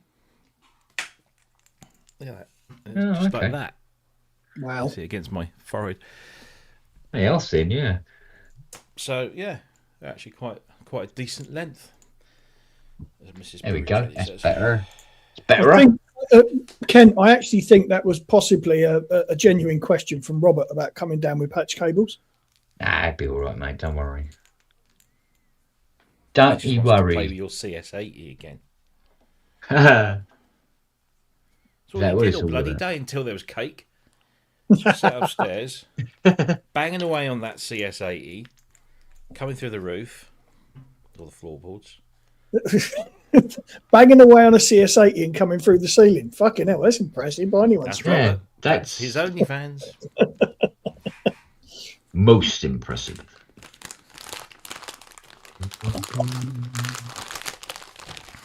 Oh, I wonder if I can get that to be a Dear, oh little dear, bit Robert. smoother. Oh, that a bit smoother. Come on. let's move the top over. There you go.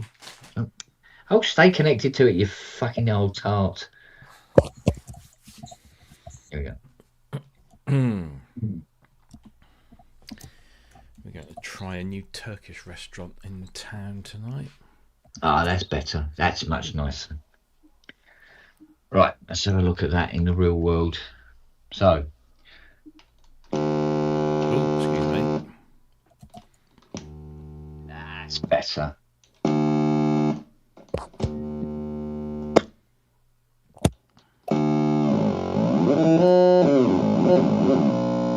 Oh, they're cranky, aren't they?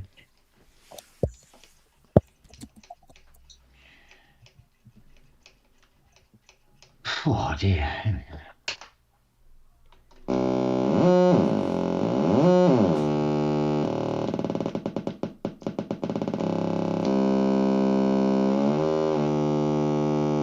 Nice. Excellent. Sweet as a fucking nut. Okay, compare it with that one.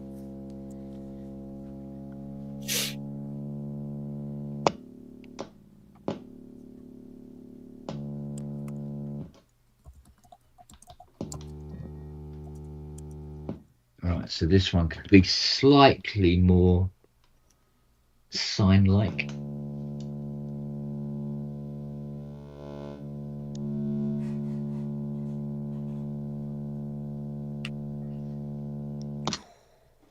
Cool.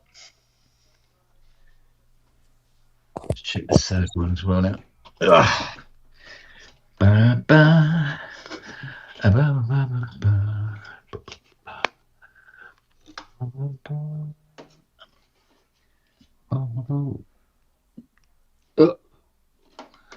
This one has a 3 octave vernier. Make a note of, well, they made a note of it on the top.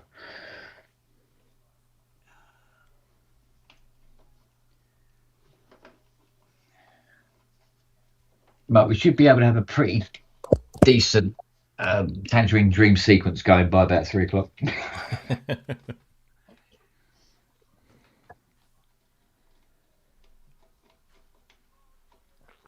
Use one of the ones from Tangram, I think.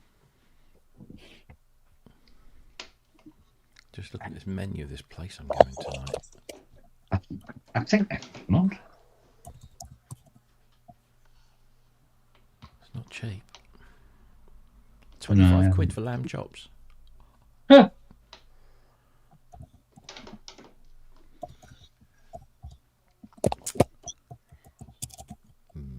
Did that stay on?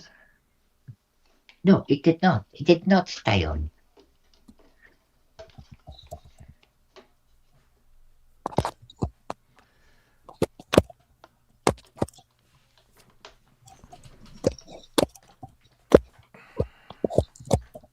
What's it? Oh, I changed the cable over, didn't I?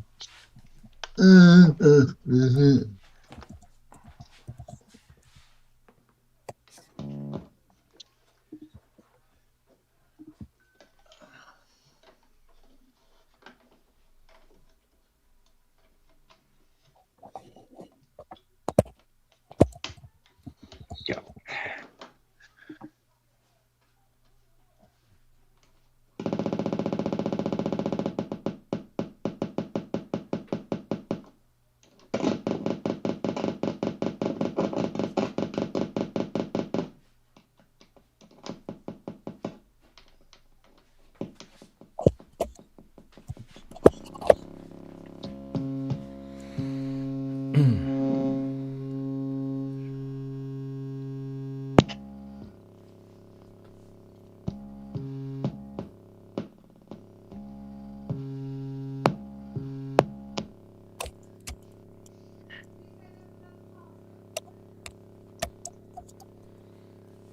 Sorry? Yeah. Yeah.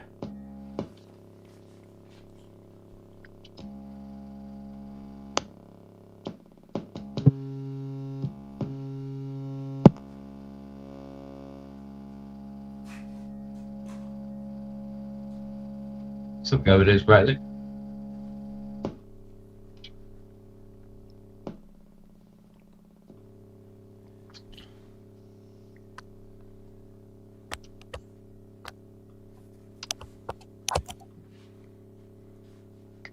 isn't it?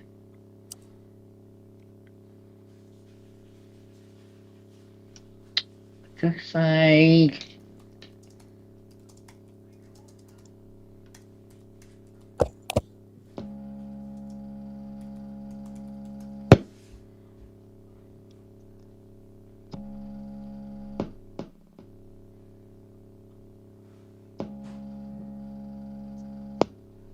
Yeah. It wants to be a shit now, does it? Okay.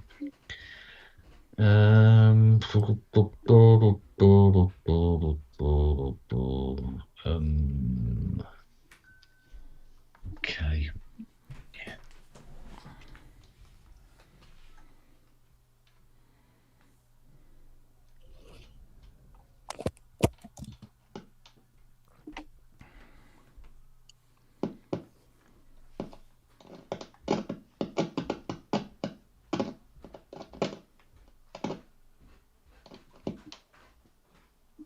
I can't do anything until the driver's put back in.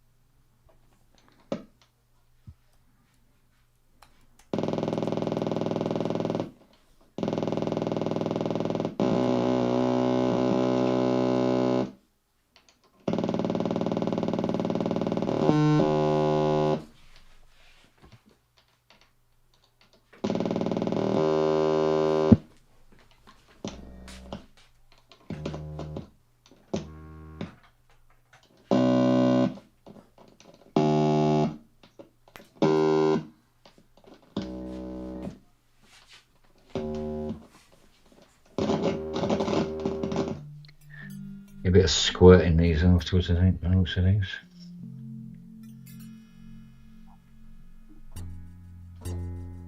Mind you, if there's one thing a 3C doesn't do well, it's track. Never its strong point.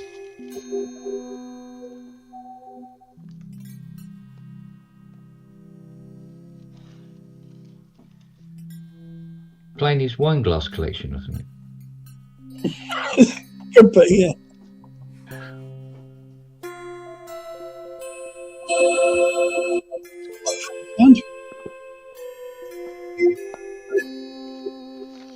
I tell you what, I was living it up last night.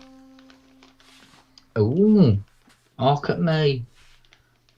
I had had an ad for car last night. Very nice Mr. Don't, of you. Yeah, Mr. Don't Drink. Well, same here. I was pissed. I had a glass of wine. Yeah. What Nice.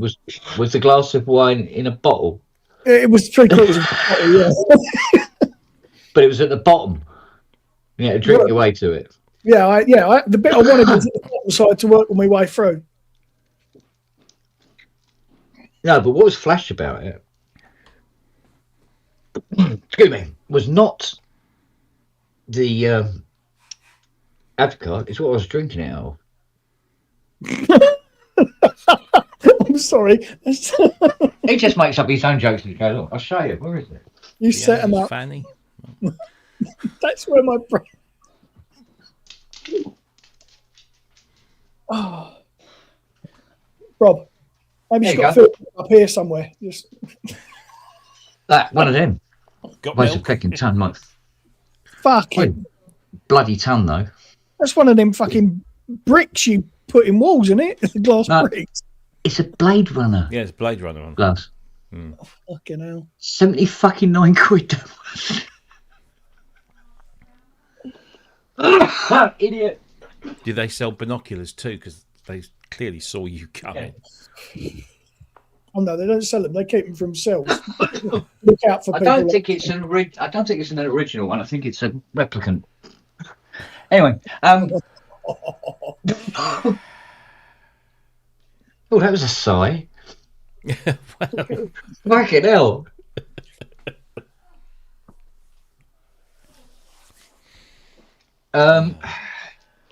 Let us pray. Oh. Right. Yes. Scale and range. Right. Let's see if we actually have any result from that. 1-0 up. Hey. Yeah. Maybe I should not listen to the commentary every week, and then we might actually win. Yeah, well, watching you getting more and more frustrated last week wasn't a pretty sight. Let's be fair. Well, that was 50% emulator, 50% Norwich City. Yeah. Mm. Yeah. Yeah, you can go in there. Right.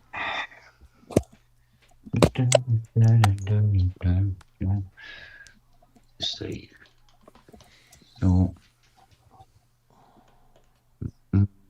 I'll put it into that one.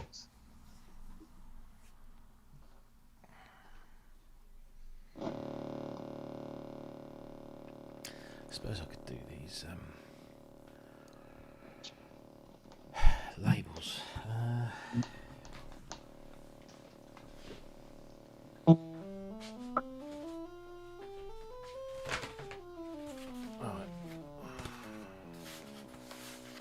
Dear, close.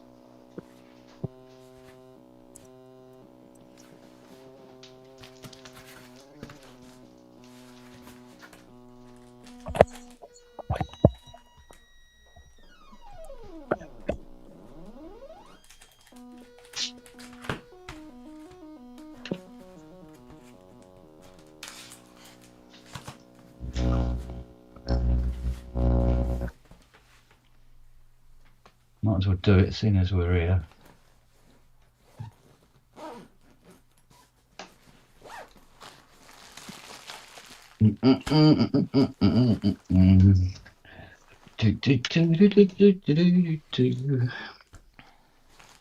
Don't know where the other end is.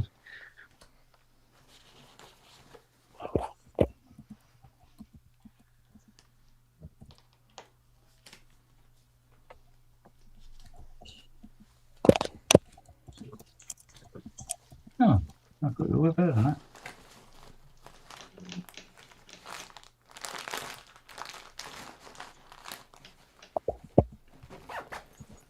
That's not very promising, is it?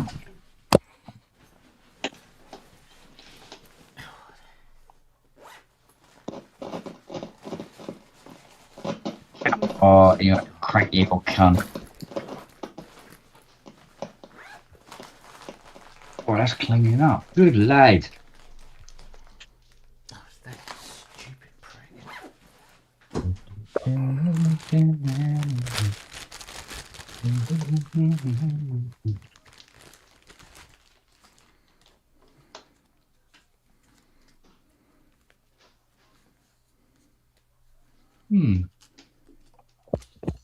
Okay. Interesting. Let's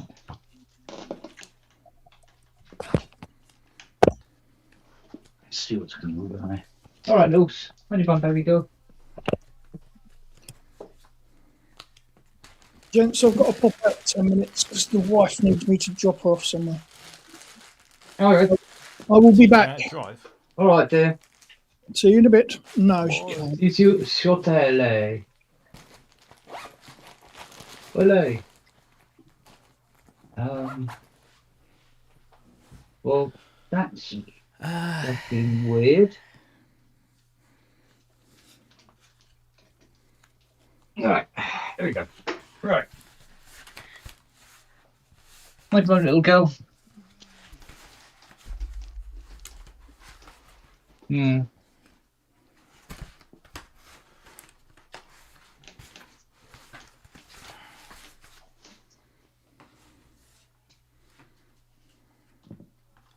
That's more like it.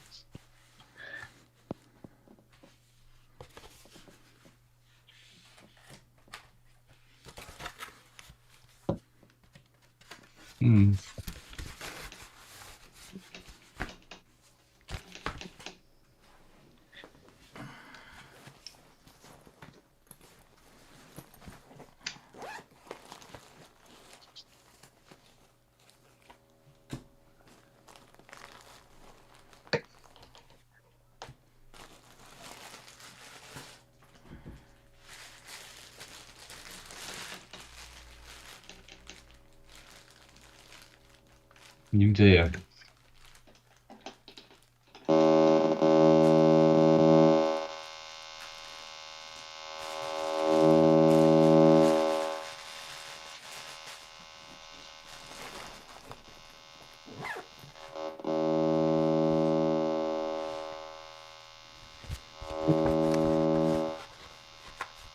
Okay.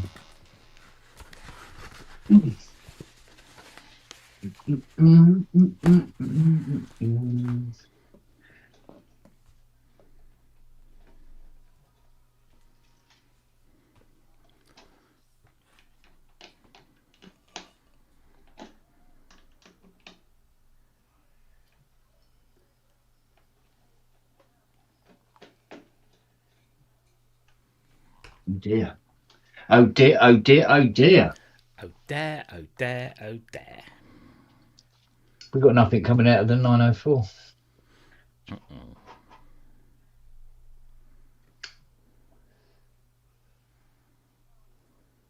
You resting on the keyboard, are you, Lily?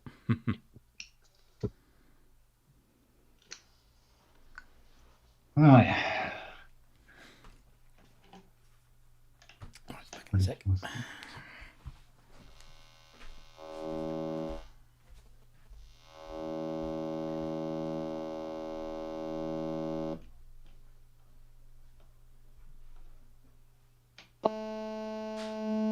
Just playing the keyboard.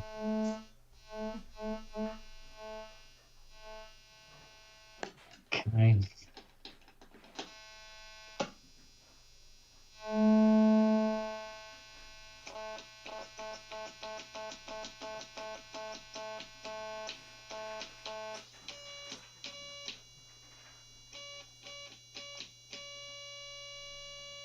Couldn't you have picked a lower note? Hmm?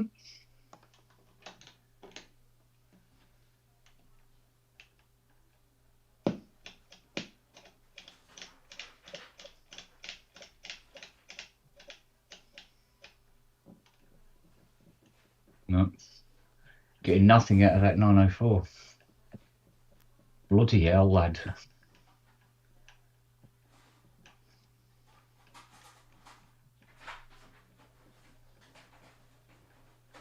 Tends to be the selling point of the 3C.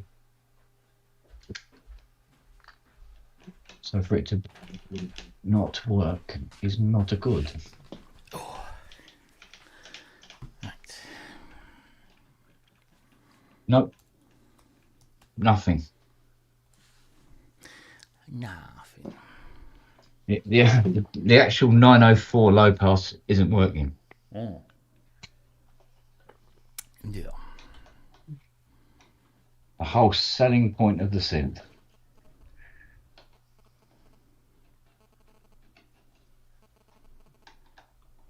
What's up, girl? Hmm? Oh, hello. Hello, young lady.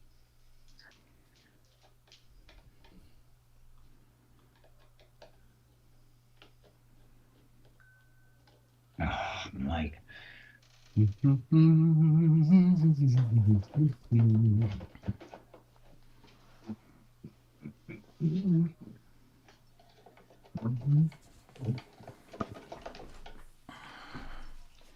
Right, let's have a look for any obvious damage.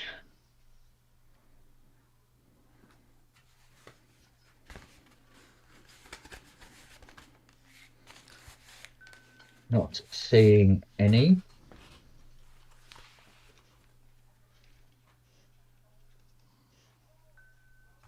Looks funky monkey.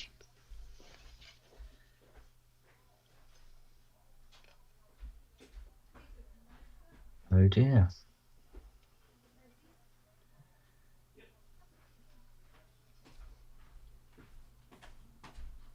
You right, Lil? You right, baby?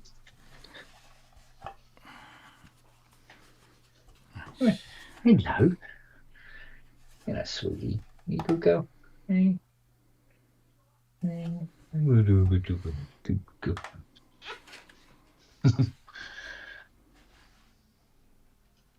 What? What? There. They were attacked. Oh, I see. Could be dry joints, I suppose, but nothing that feels particularly loose.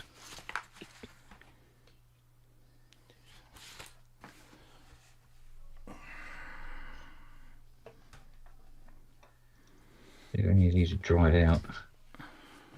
No. Seem okay.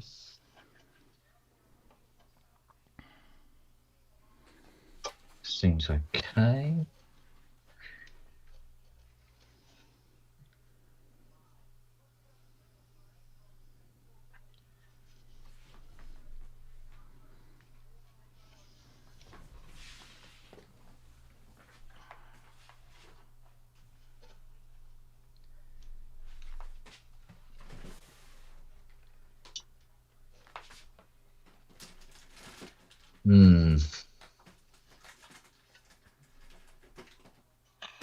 I don't know.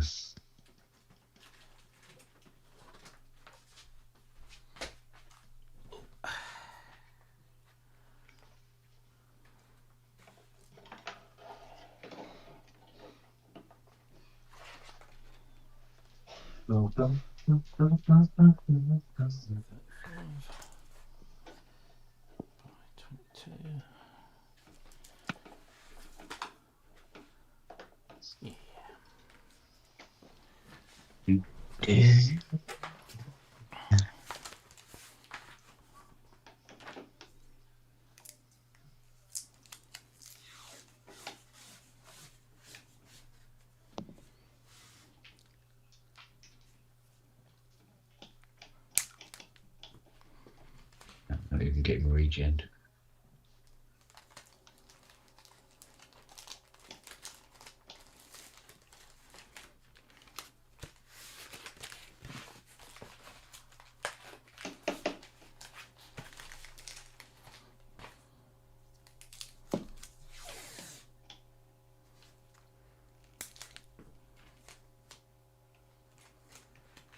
No. At 904 is not working.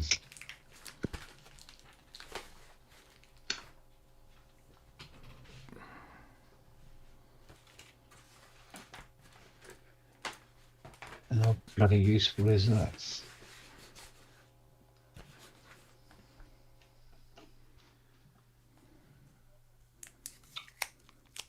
God damn it.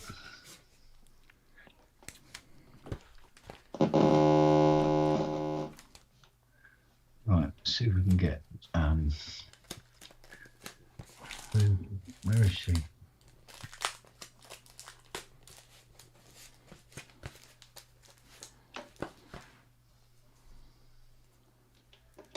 So let's check that we can get some movement from that.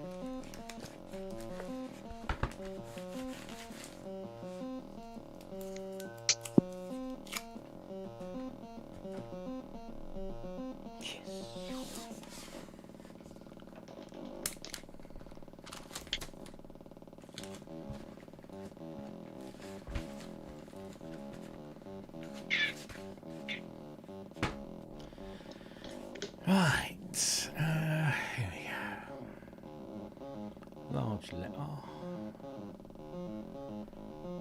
up to 250.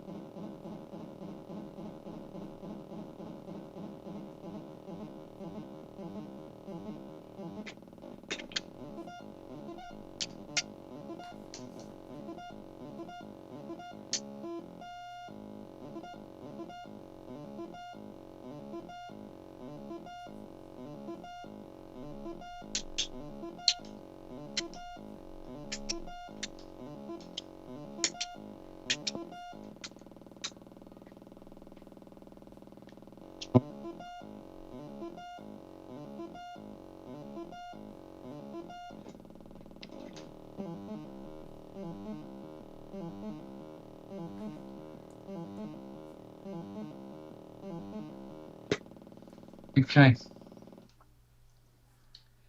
That good, yeah. Just have a look at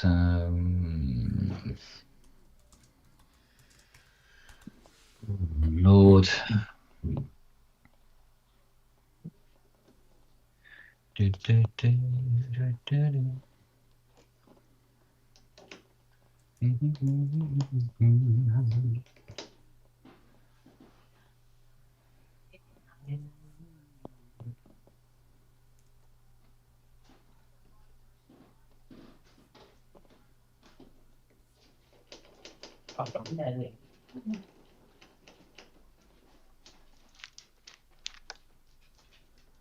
No. That doesn't want to run. That doesn't want to run. That doesn't.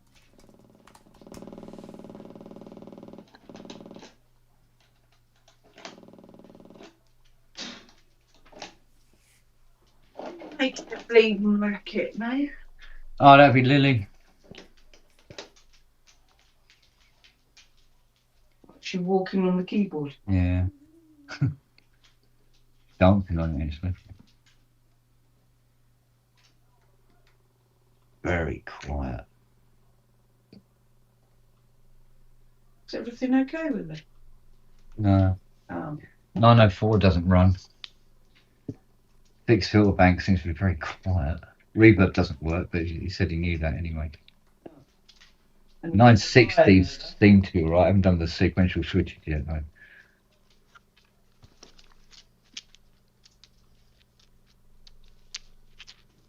Want something to eat? Like what, young lady? Ham cheese toasty? Oh, yes, please. That sounds like an idea, doesn't it? Yeah, lovely done. Is that with spring onion? If you want. Go on then. Push the boat out. And then shell it. Right, so most of the non-working modules seem to be middle cab. So fixed filter bank, very, very quiet, not good. 904 not working, really, really not good. It's the main colour of the whole synth.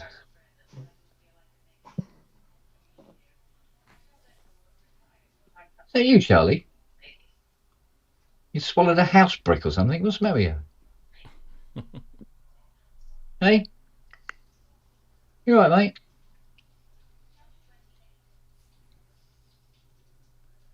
So, ow, shit, bollocks. Mm.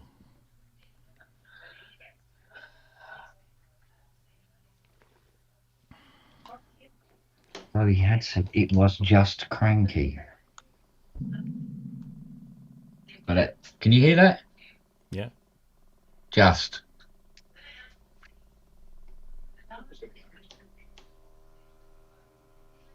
That's as loud as it goes.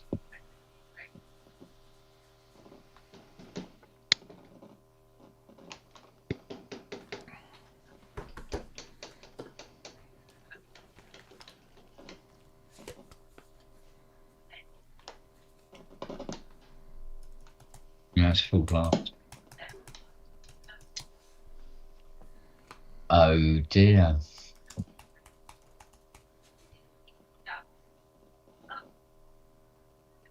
I imagine that crackling is not the jack sockets. Anyway, this one's okay.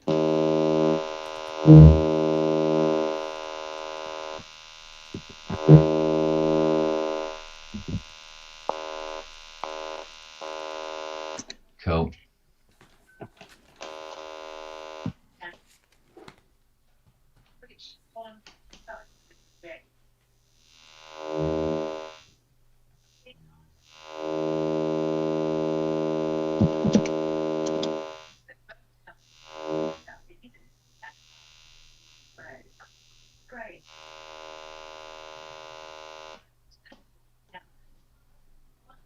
Anything from that?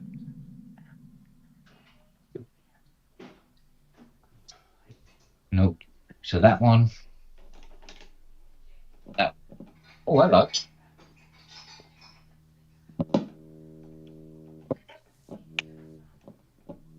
Come back a bit.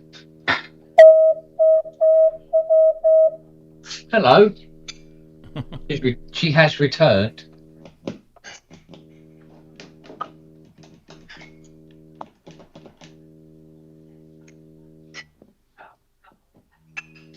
It's not exactly, you know,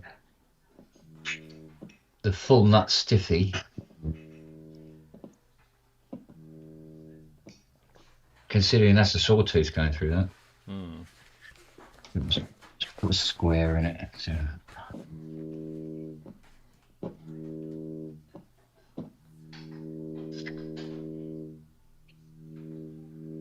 But it is coming back. Is it?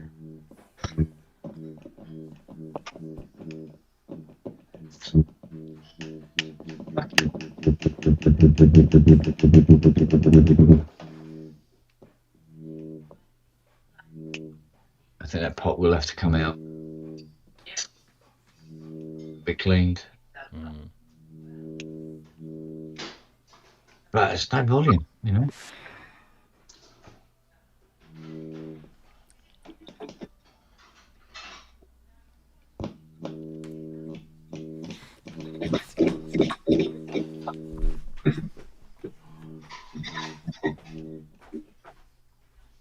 Is it behaving? Well, no. Although this is starting to work a bit, but it's not very loud. And it looks like, well, at least at the moment, the band pass on the coupler, the band reject is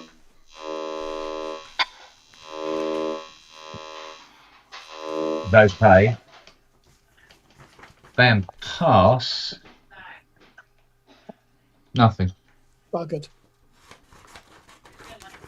And this fixed filter bank is stupid quiet.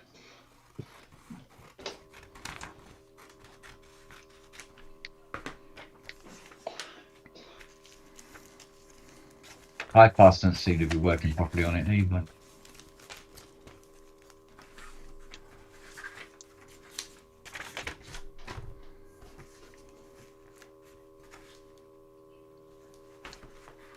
Yeah, it sounds like all the high past neck of the control bit non-existent. Rest of them all right.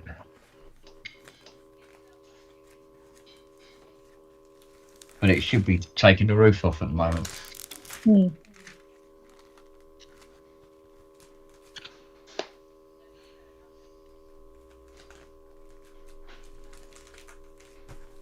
What would have been good on this is to have a CV in for each band.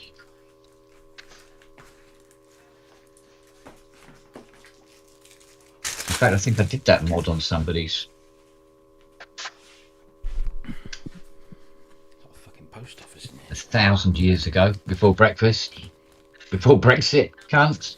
Breakfast.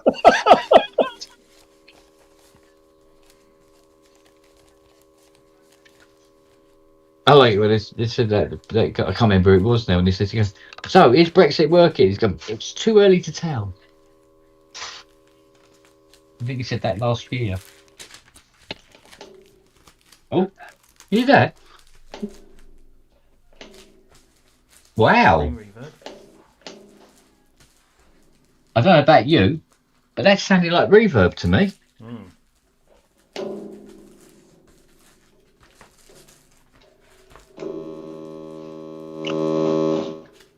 No, what have I done? Idiot. Come in.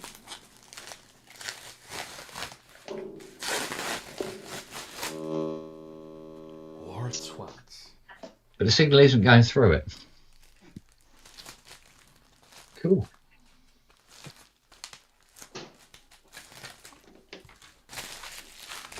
Right, so it's this one, and this one. Come on in, Hoppy.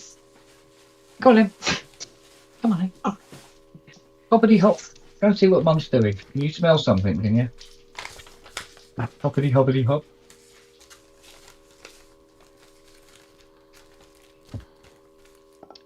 I'll tell you what, Rod. We got our supply in. Very nice.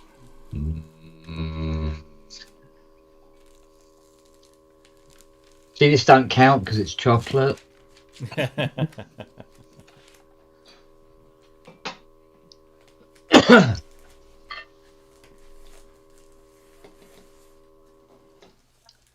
think there might be a cap or two as a walkabout in that.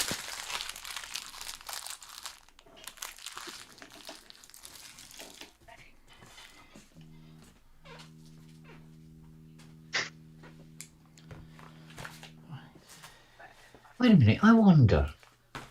Wow, wow, wow, wow. I wonder. Now, I'm wondering. Wow, wow. Oh, hang on. He ran away. He did say he had a chap in who did a little bit of a service on it for him.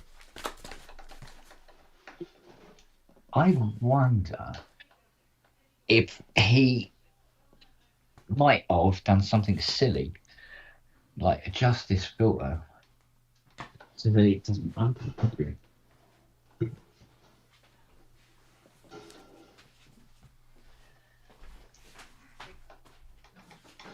Judging by how tight some of these screws are here, somebody has been at this. I don't do the module screws up this tight, that's ridiculous. Don't need to be that fucking tight. Strip the threads. Right.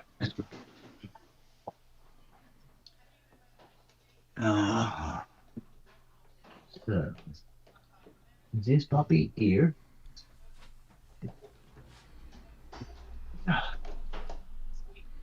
Oh, rock it out. There you go.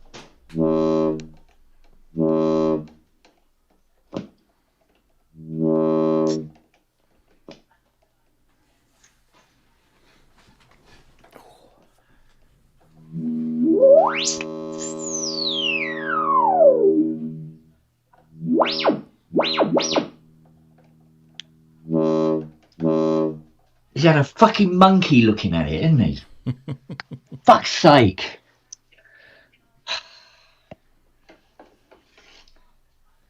So this one is stealing. Dick. No, that is his name, so.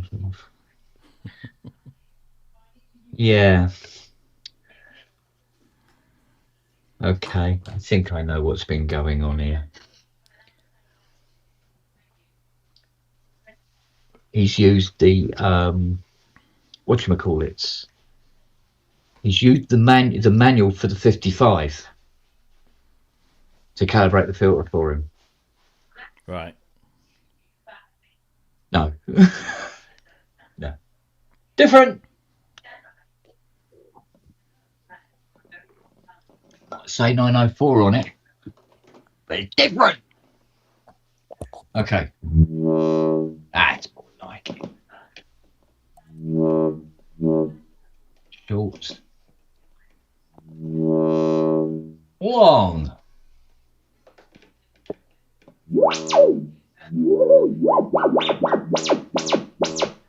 Regen. Okay. I wonder if he calibrated that filter, fixed filter bank as well.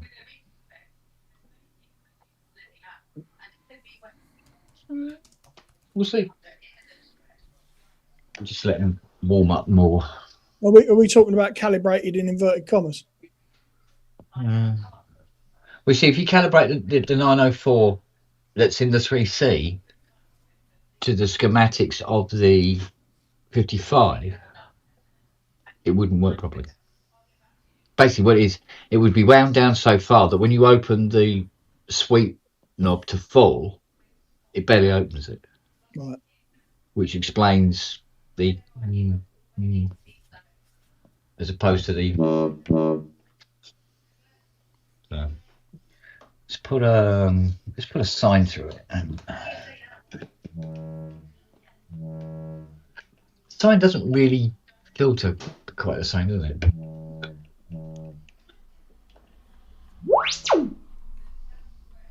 What would be nice is if the filters resonated without a signal. They're safe oscillated anyway on their own. Like I think the Buchla ones do that. Steiner Parker one does it. You can literally play the filter without a single VCO running. Yes, can I help you in some way? Do you require assistance? She says, well, you were moaning we were all asleep earlier. Now I'm awake. I said to the other day, and honest to God, she stared at me and she didn't know what to do. And I burst in her and I went, are you paying too much for car insurance? And she just went, didn't you? You didn't know what to do. You thought I was telling you off, didn't you, silly moan? Didn't you? Oh, scratch the head. Oh, yeah. Oh, behind the ears. Behind the ears, sir. Oh, yeah. Oh. Do me a favour. Fix that fucking module, will you? Go on, go and get a screwdriver. And come and sort this out. Thank you. Lazy dog. That dog food costs money, you know.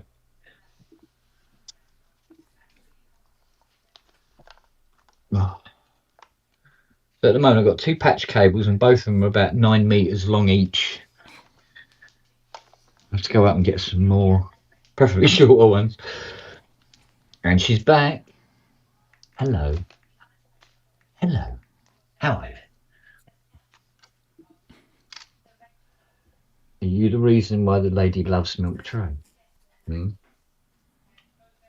Or are you black magic? Which are you?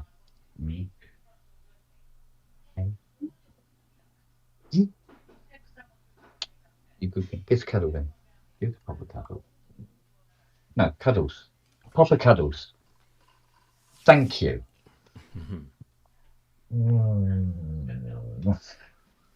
Are you trying to butter me up because you know there's some sort of like delicious sandwich approaching from the northeast? Probably. Yeah. Your dad, you know that you are my favourite.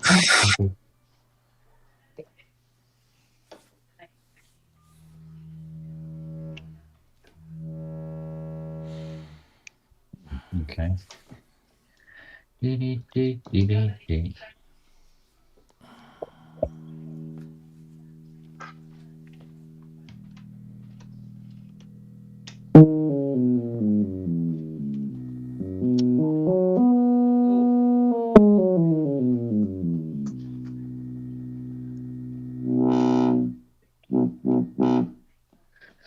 Abso-fucking-lutely. Right, so we should be able to receive trigger signals and then pass them on so I can test all the envelope generators and VCAs.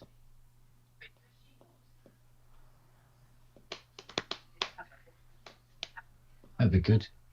I'll tell you what he doesn't have with this is any, you know, the 2-pin trigger cables? No. I forgot, S-trig cables. Right. Okay. They look, you know, like the old-fashioned speaker plugs. Vaguely, yes. Yeah, you know, we had the radiogram and then you had the Oh, those yeah, plugs. flat, Plugs there's a yeah, flat one and a thin there's one. a flat one and a Yeah. and one thinner. There is a And that's what proper it has. name for it. Yeah. Those are the triggering trigger cables. He hasn't got any of them with this. Depending on whether anybody actually uses them anymore, to be honest, I suppose. But something is clicking, I know that. Also, excuse me, let's see what you would have won. Right, so that's 2 signs, a single sign.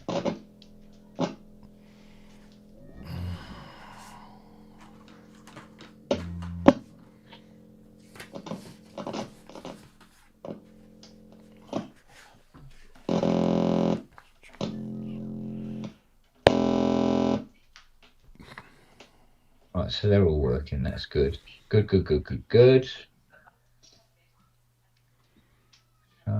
Fixed control voltage.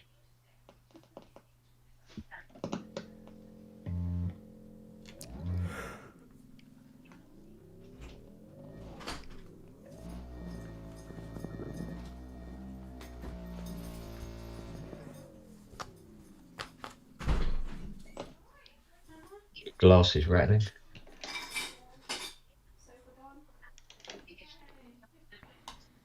Back in a sec. That's interesting. Have I done it?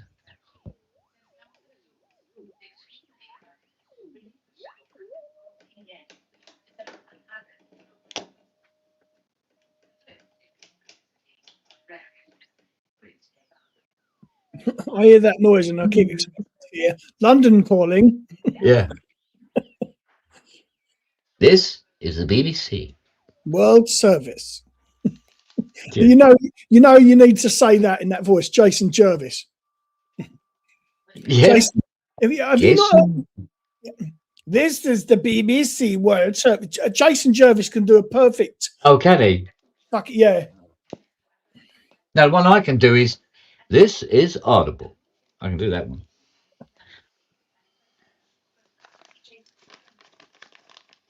Da-da-da-da-da-da.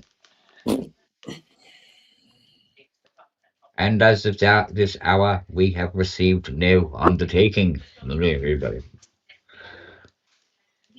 You sleep over there now? I don't know. Darling, What? have you been keeping Lily up all night or something? Yeah, she and I have been partying. What have you been playing? Ludo? Mm-hmm. Fiona's been giving her things to put in the garden. Yeah. Well, she does that on a regular basis. We're digging a tunnel to Australia. Tunnel to Australia. Underneath the astroturf. That's why I see. finding it pulled back. Okay. I have 2 words for you. Yeah? Earth's mantle. It's going to get pretty hot before you get through. You've got to get through the core before Yeah. The core. even if you get through the mantle, which you won't, again, the core will bugger you up. Yeah, true enough.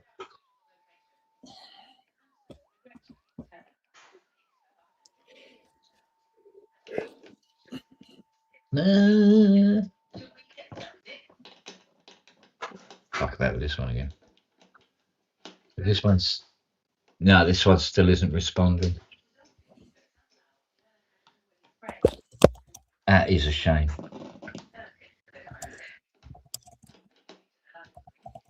God damn it to hell and back again.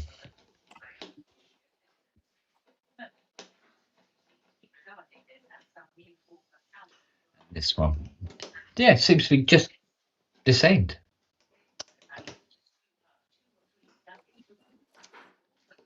Such a shame. Arse monkey.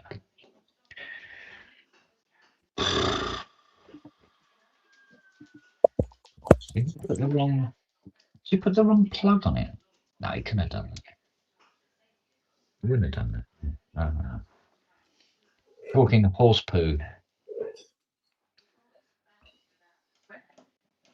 It's this one, isn't it?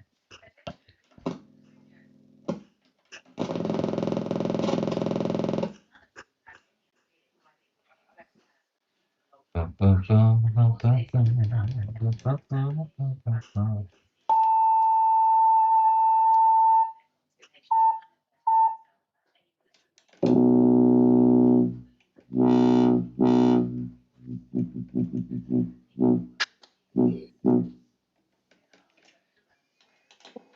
wonder if this. Let me see if we can do.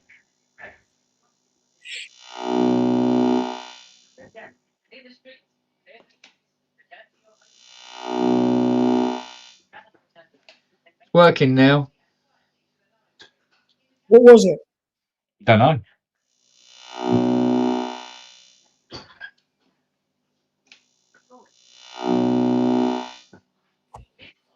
I don't know what it said.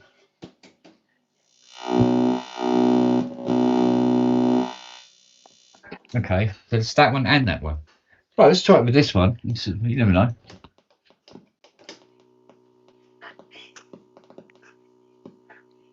This one's still popping and clicking, which suggests capacitors.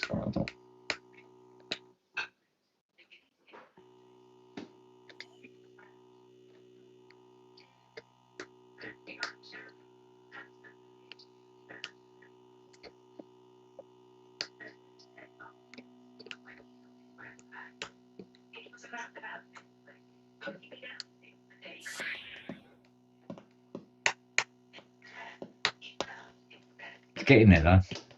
Mm.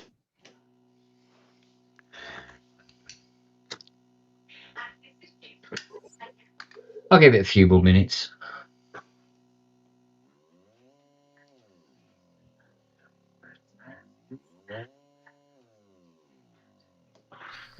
Ugh.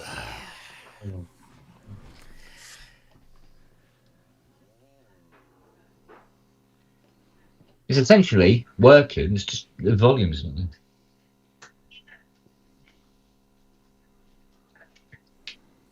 We know this one works already, so good. We'll check these other mixers. And then, no. There's VCAs and envelope generators, and then that's pretty much it.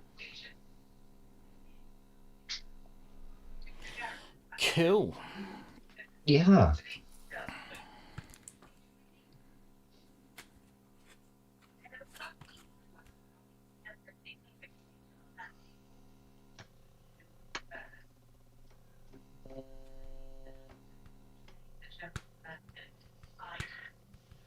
What we'll do is put the screws back in the ones that are now passing.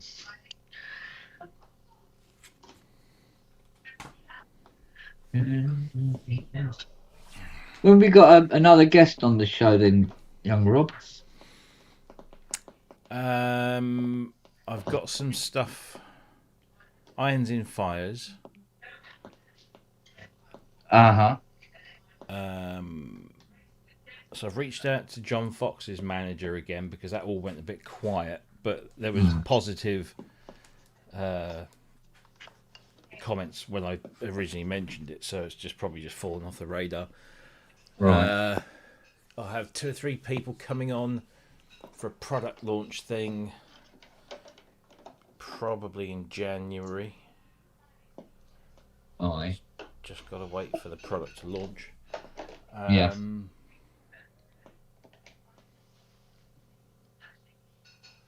So that's a non-speaky until they turn up. Mm.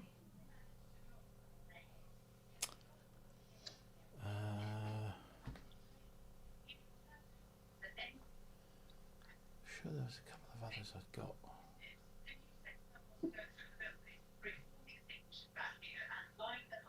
No, it's gone.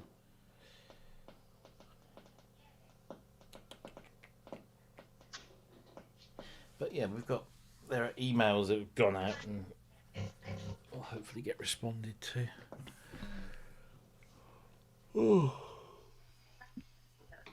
Oh, blimey. I need to go to bed. I don't think this is going to improve. So we'll have a look at this puppy. This might be one of the few modules where I'm going to actually have to put some components in it.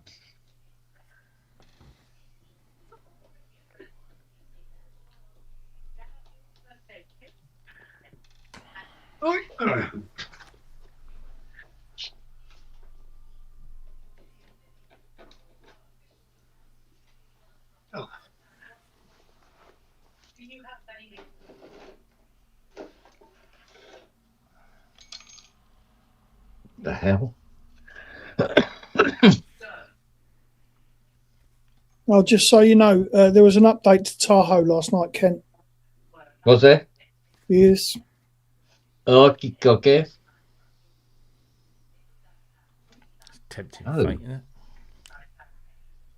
I'm fucked if I'm driving up there to put a 3 gig update on it.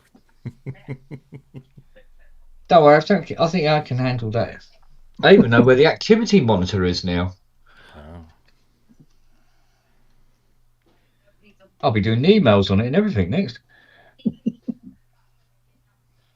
One of the coils is loose. That's not good. You know.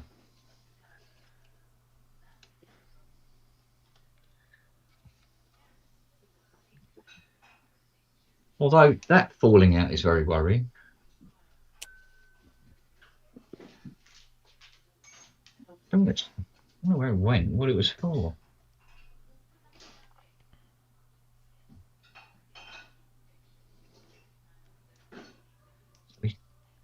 Yeah. So it looks like the chappie has been doing some work on this as well at some point. Which might explain why it doesn't fucking work anymore. Right. The solid state ones seem alright, but I don't know about these electrolytics. I think they're going to have to come out, mate. I bet these are going to be weird and wonderful values. What module is that? 6UF or something fucking stupid, you know. In fact, that one's so worn away, I can't even see what it is. What module is that? That's that fixed filter. Oh, the FFB. Yeah. Was it 914? 914, indeed it is. Get me and my knowledge of fucking modular up yours. We'll come round here now and fucking fix it then. No, I only know the name. Oh. Actually, the reason I know more about What, that... you have to know more than the name? You really want him to. I mean, he couldn't do the emulator last week, could he? The only reason But I that know makes about... two of us. Well, there you go. The only reason I know about that is because Pulsar Modular made that plugin, the 914 fixed filter bank plugin that we featured a few years ago and gave away some copies of. So that's the only way I know about that. It's the only thing I know. I wonder if it'll notice though. We just use the plug-in. Yeah. Yeah. Put a little screen in there with a little one of those little PCs running in the background. Yeah.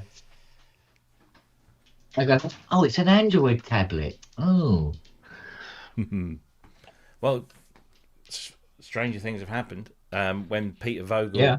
made the 30A, Yeah.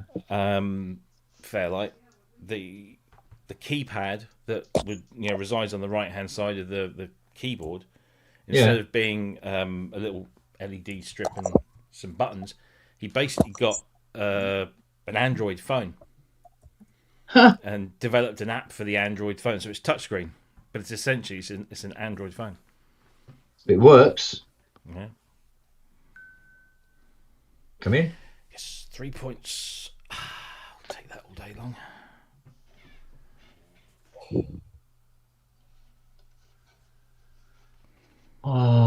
Okay, make up your mind, can we? What do you reckon? Are you going to do it or are you going to leave it?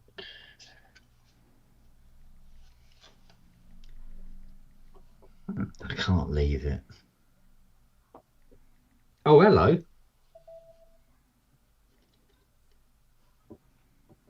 Oh, Christ almighty. It's one of those leather packed caps. That is an old cap. The Martin Gore range of caps. Yeah, My these missus got an old fucking cap in no, the top drawer of these her are coming bedside out. table. No, these are coming out. Didn't hear. I said my missus has got an old cap in the top drawer of her bedside table. Does this be a collector? Yes.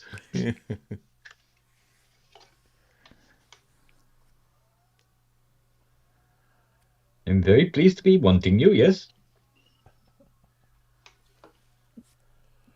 Right then. Right, said Fred. I'm gonna have to desolder these little fuckers and replace them, I think.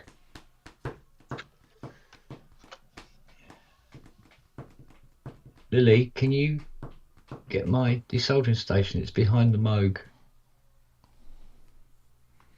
Wake up. Open your eyes. You Oi! got two hopes. Bob open, no hope. Fucking hell. You're supposed to be a puppy. You're supposed to be running around like a bloody lunatic. Not snoring. Oh, she just looked at me and went, and closed her eyes again. Like, that is it. All right, I'll remember that at dinner time tonight. Yeah, see? Yeah. Be a different story then, won't it? Who's sniffing me? Oh, it's Fiona. you. Yeah. It's our friend. It's our little boy. Here he is. Hey! Say hello. Poppy. Poppy boy. Don't get jealous now. Bless you. What? Did you just sneeze all over my all over my iPad? You dirty moo. Ooh. Come here. Come have a little cuddle. You haven't had a cuddle this morning, have you? No, you haven't. Have you got sniffles? Have you? Hey, you got little sniffles. Oh, poor little boy. Hey. Mm. Did I see somebody briefly come in earlier Yes. and then go? Yes. Anybody we know? No. Oh, Oh, okay. Just some weird rando. Oh, your head's really hot. You all right, fella? That's supposed to be the indication of a headache, according to the vet. Hot head? Oh, Probably been baby. asleep against the radiator. His head can't reach the radiator. It's such a short ass, aren't you? You're nearly 6 inches off the ground. You ain't. Are you? Eh? You're not feeling it, eh? Oh, poor little fella. A little cuddle instead, yeah. Well, you wait for Mummy to prepare your sandwich. I say your sandwich, it's supposed to be for me. But we know who's getting some, don't we?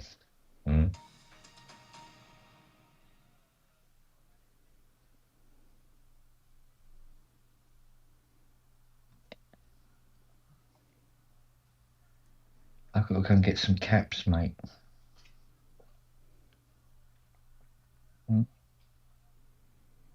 You'll be alright. Little scrap.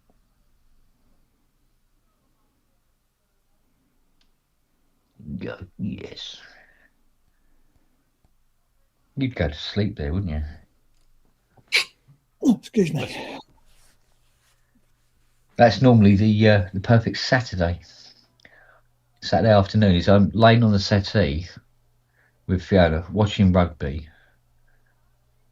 and I got Max, Lily, this one right under my chin, Nelly and Siri all asleep on me. Yeah. But you're under the blanket with me, aren't you? Just see your nose sticking out. Yeah. All snuggled and warm, don't you? Okay. Yes, I know. Look, no intention of moving. Look at him. He's just No. fucking bollocks That's about. it's sort of like, yeah, I'm fine here, thank you. Oh dear. If I roll you on your back slightly like that, it's even better, isn't it? You know? Yeah, now you're sorted. Look. Good night. Kimbo. Good night. You have got a sniffles, haven't you? Eh? You got a sniffles? Have you been sniffing the kitchen floor again? You got loads of dust up your nose. You're a little twit for doing that, aren't you? Eh? Yeah, look at that fat tummy. Eh? Come on, you go and get in your bed. Come on, because it's nice and warm over there as well. There you go. You bastard, you got me comfortable, and now you fucking put me down. Oh, you can do it. And stop wagging your tail. You'll wear it out, you will. You never bloody stops wagging. Siri. That's it. Into the bed. Good lad. All right, hello. Yes, hello, Miss Jealous Pants. Hello. Yes, I was making a fuss of Noah. I'll put her on her back and see if she'll fucking lay there. That'd be Get in there very, very slowly. But normally what she tends to do is just go like that as soon as you try to do it. Not a fan of laying on your back, are you? Not like that bloody Lily. Oh, yes, all right. Hello. Hello. Snuggle pants. Can we give us a cuddle then? What? You a girl, aren't you? Eh? You good girl? Yes.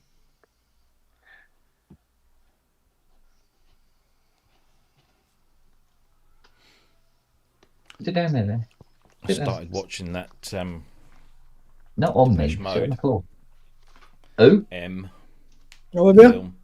I've not even unwrapped mine yet. I've seen the film. I mean,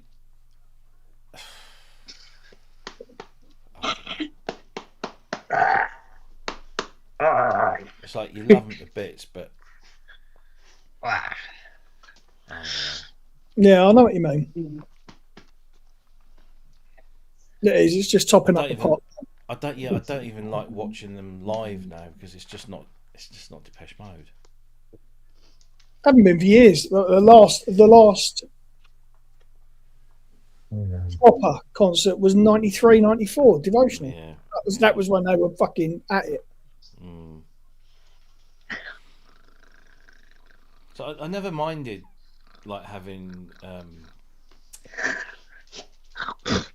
is it Christian, the drummer? Christian Art, yeah, but he does go over the top. Yeah, and that's the problem. He's a rock drummer, and some of those songs work with proper drums, like as Alan Wilder showed on Devotional. But a lot of them, they're drum machines or samples and stuff. And I know he has electronic triggers in his kit and stuff for certain things, but it's just I know. not the same. It's not the same, and yeah, it's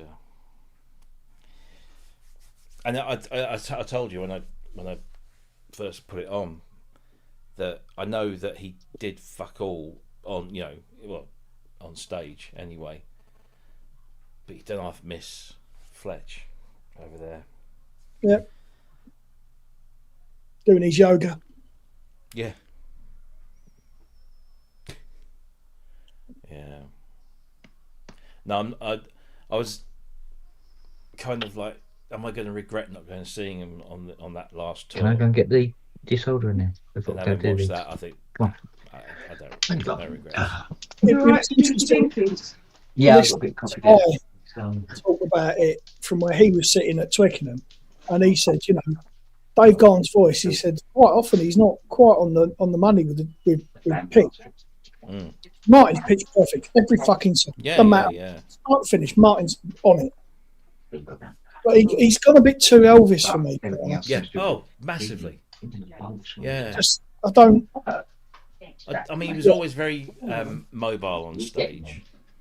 It's not the movements I've got, but it is that kind of vocalization that he's vamping it up a bit. And I just think, no, mate, that's not. You know, I hate sort of telling an artist when I say, obviously, I'm not telling it to his face, but I hate because they do what they do, what they want to do. Like I would do, you know, I would do what I wanted to do, but I don't know. It's just.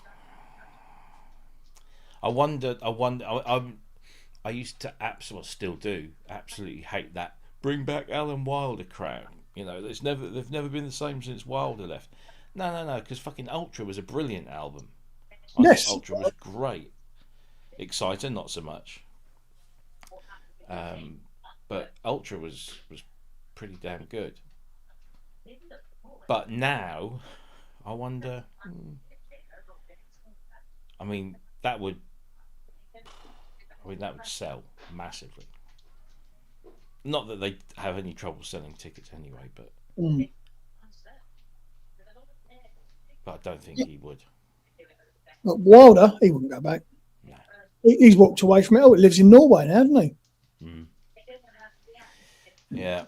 Sold it all. Got rid of everything, hasn't Mm-hmm. he? That's sad. I mean, there's obviously a reason for it, but that's sad because even as a producer, he would have been just spectacular talent. Yeah. Well, obviously, doesn't need the money, doesn't need the fucking hassle. Sweetheart, I think we're going to have to regrab those. And without Fletch being there as the mediator and voice of reason. I was thinking of keeping it all out. No, don't. I mean, he has played with them a couple of times, hasn't he, since? Because he came on that Teenage Cancer Trust gig, didn't he? That was the only time he did it. I thought he did it one more time somewhere else. That's the only time he ever. Yeah. The only reason he did it was because it was for the Cancer Trust. It wasn't for any other reason. It was like, well, fuck it, yeah, it's another. What did they do? Home, didn't they? Was that? No, Somebody. Oh, Somebody, yeah. No, well, I knew it was Martin. Yeah, give it a try, can't you? Well, apparently that was the only one that instantly came flooding back. It was just like, well, fuck it, do that. So.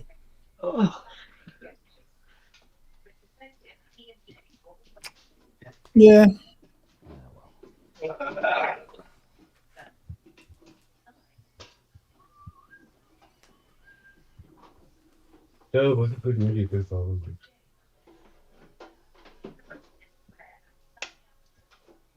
Ask Monkey. I'm debating whether to go and see Altered Images. Because essentially Altered Images is just Claire Grogan.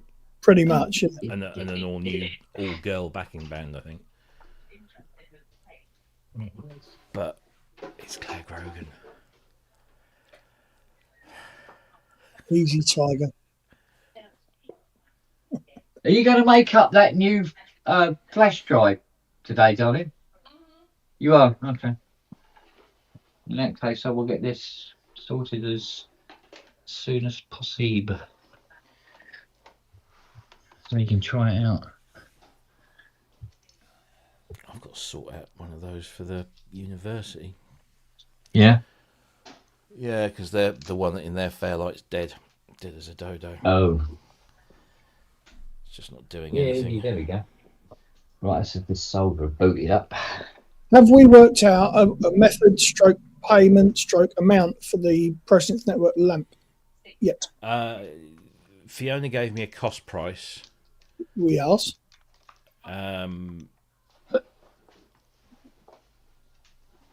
So I did kind of come up with a price.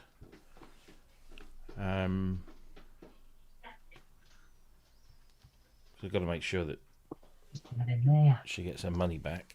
Yeah, for sure. I'm not looking to make a huge amount. I don't know how much Fourth Wall will take, because they'll probably want to take a cut, processing fees and what have you. And I'll probably have to work it out in dollars. Well, like I say, just let me know. And yeah, I will. There's no rush. There's no rush. Yeah. Okay. Consider it a beta testing at the moment. Yeah, do that.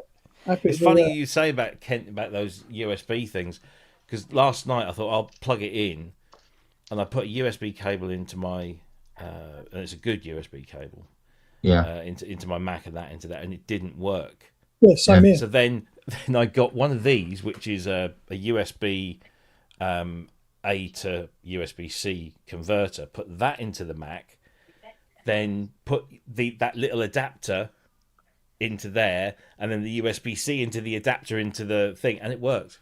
Yeah, it passed. It's weird, isn't it? Weird, isn't it? Yeah. Well, because that adapters, because I got a nice cheap run of the mill Amazon C to C. You plug it in, put the adapter on the end. Yeah, there you go. Yeah. It's weird, so it's C to C, but there's an extra something. I don't know. But I looked it up on Google, and it's a thing. You get C cables, and you get C cables that can charge. Yeah. Weird, isn't it? Well, there's always been different varieties of USB. Oh cables yeah, but I couldn't see the point of having the two. Why don't you just have all of them do it? I know. If the charge pin is not connected inside the unit you're plugging it into, then it doesn't matter. And they're intelligent as well, because there's a tiny chip in each plug that says and does stuff. So it's not like they can't do something there. Oh look, I showed you. I cleaned up my knob this morning. I beg your pardon. Nice and red and shiny. It's nice and red and shiny. Yeah, got all the. It kind of like round the edge that butts up against the unit. It was just, it had like a dark ring around it, so I cleaned up my dark ring. It's getting worse. It's just getting worse. Fucking pervert. We'll have Brooksy turning up in a minute. Yeah, where is he? I haven't seen him for a while. Yeah, he's been a bit. He's not even been gigging with Grace, has he? No. No, Grace has been doing gigs. Maybe he's focusing on something in his life that requires focus. Very probably, yeah. Because at the moment it's only Steve Elbow's fucking modding, isn't it? Yeah. So, I just zoned out for a minute. Mind you, what didn't Brooksy was helping mod? Oh yeah, moderate. The week before. I think it meant modify. Was he? Oh, there you go. Oh fuck! Oh, he's had the flu again. Oh Jesus! That flu that's doing the rounds. That's nasty. Man flu. Yeah. That's what Robert said.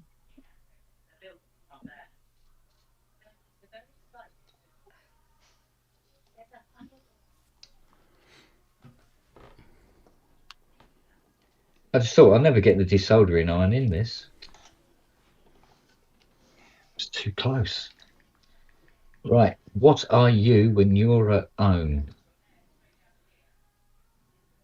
80 UF. Yeah, right. Good luck. You're having 100 and liking it. You can't get fucking 80 UF anymore. Fuck off.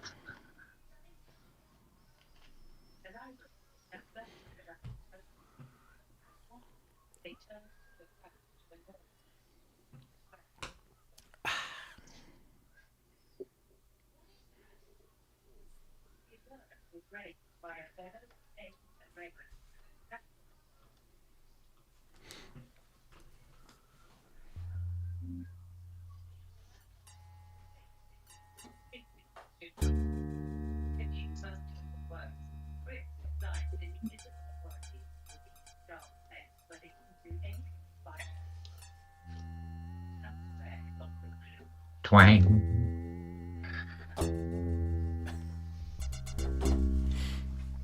I'm watching all these Osmos videos and I'm hearing these sounds, and Yeah. luckily most of them put the patches up because it's so inspiring. Some of the stuff that's coming out of that thing. It's.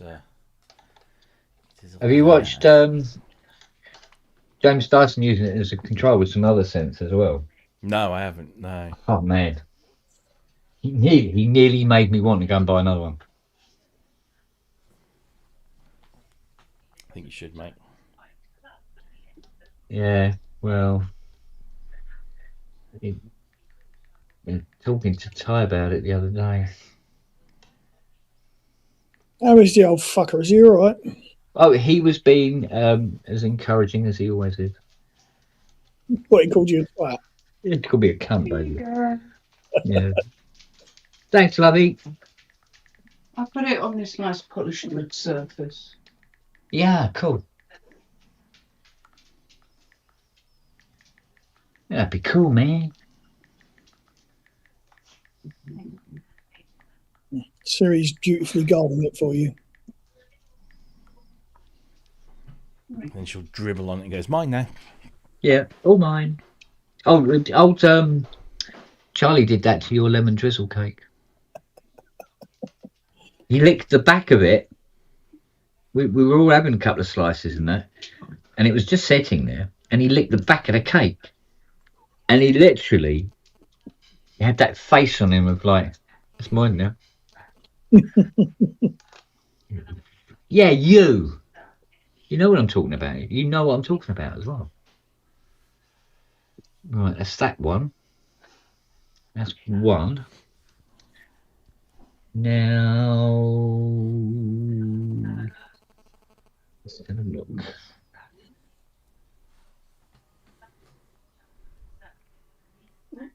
What? Well, you can't get over the keyboard. You poor little soul.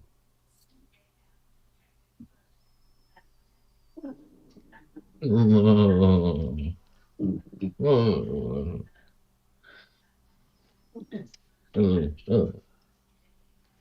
walk round it. Walk round it.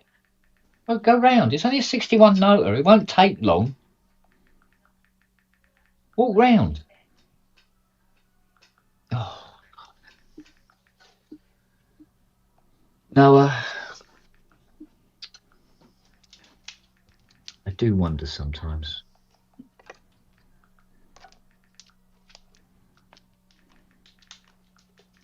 Which one is that? This one?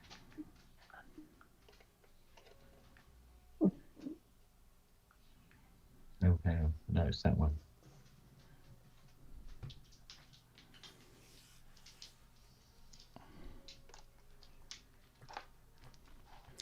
Oh, that's what I was going to do. I was going to try and find that shenanigans in the chat last night. Where are I?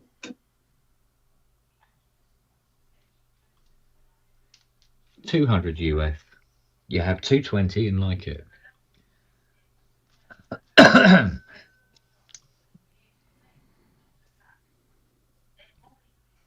Would you say it's about halfway through, Matt? Where's Matt got? Oh. I don't know where Matt went. He was there a minute ago.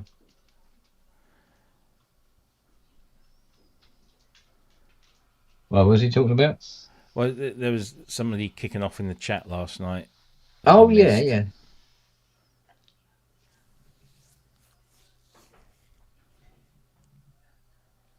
Don't know who it was. I didn't see it. Like I say, I only saw people talking about it with Matt after the fact. I think after he. Oh, here we go. I hated Jay Manny. Who's that? I don't know. Comment. I just found one comment that says, sounds like this might be the Prolapse synth safe space. Okay. He's not wrong. Well, no.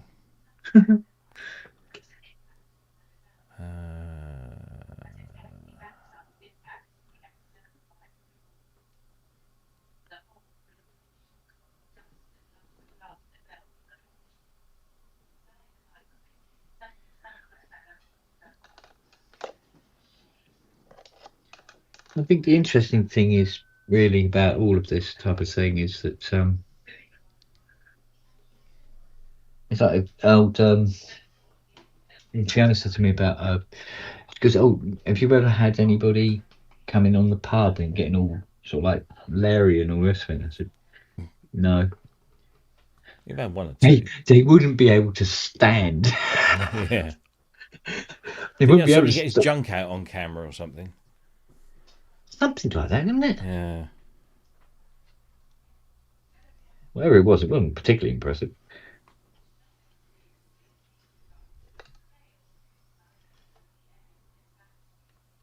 Yeah. Now make it dance.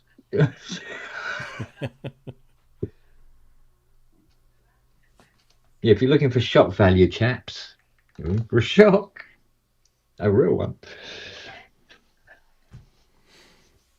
So yeah, here we go. We had 7 comments from this individual. The first one was, in inverted commas, ProSynth Network.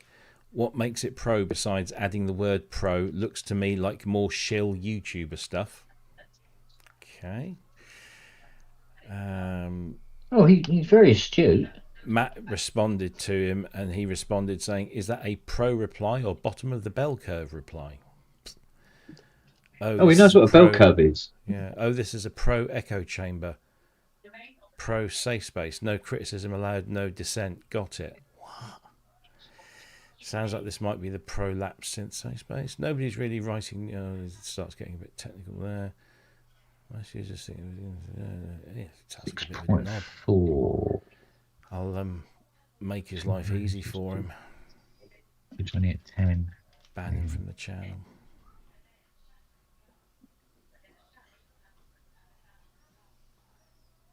Is that our friend from last evening? Yes, just his channel name is as he said, I hated J Manny or something, but it's actually branded as Mr. Hater.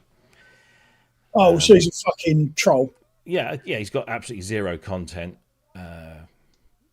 Nothing on there. He's just got a channel to go on troll. So at least he's got something to do in the evenings. That and jerk off his mum.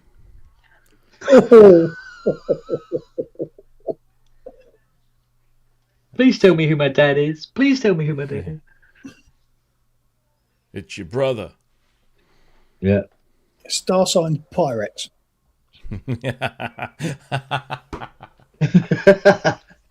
Very good. I like it. Here we go. Permission. Why can they never identify bodies in Tennessee? Because there's no dental records in the No DNA. dental records, and the DNA always matches. Boom. I should send that to my friend. He lives in Tennessee. That would go down well. Yeah. Yeah, like his mum. What could go wrong?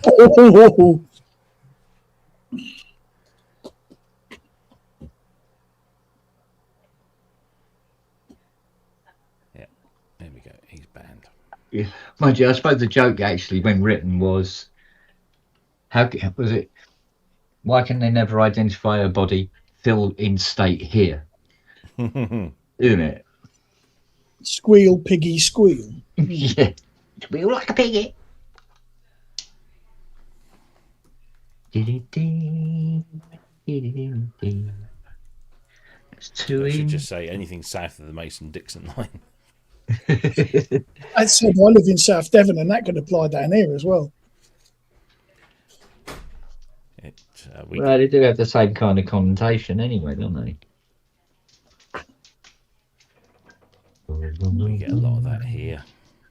It's funny because like the people from Norfolk and people from Suffolk generally get the piss taken out of them anywhere they go, but it's like even between Norfolk and Suffolk, you get the usual, 6 toes, 6 fingers.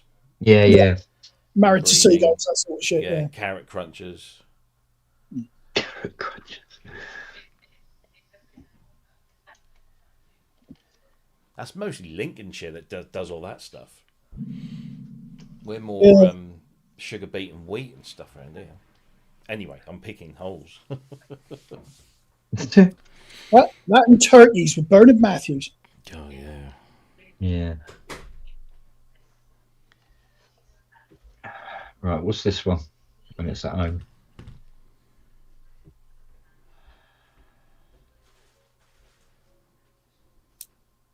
Ten at 64.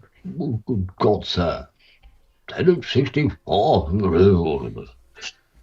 Yeah, the old turkey thing, that's not a thing anymore, I don't think. 10 at 64. Well, I ain't seen 10 at 64 nowhere here, boys.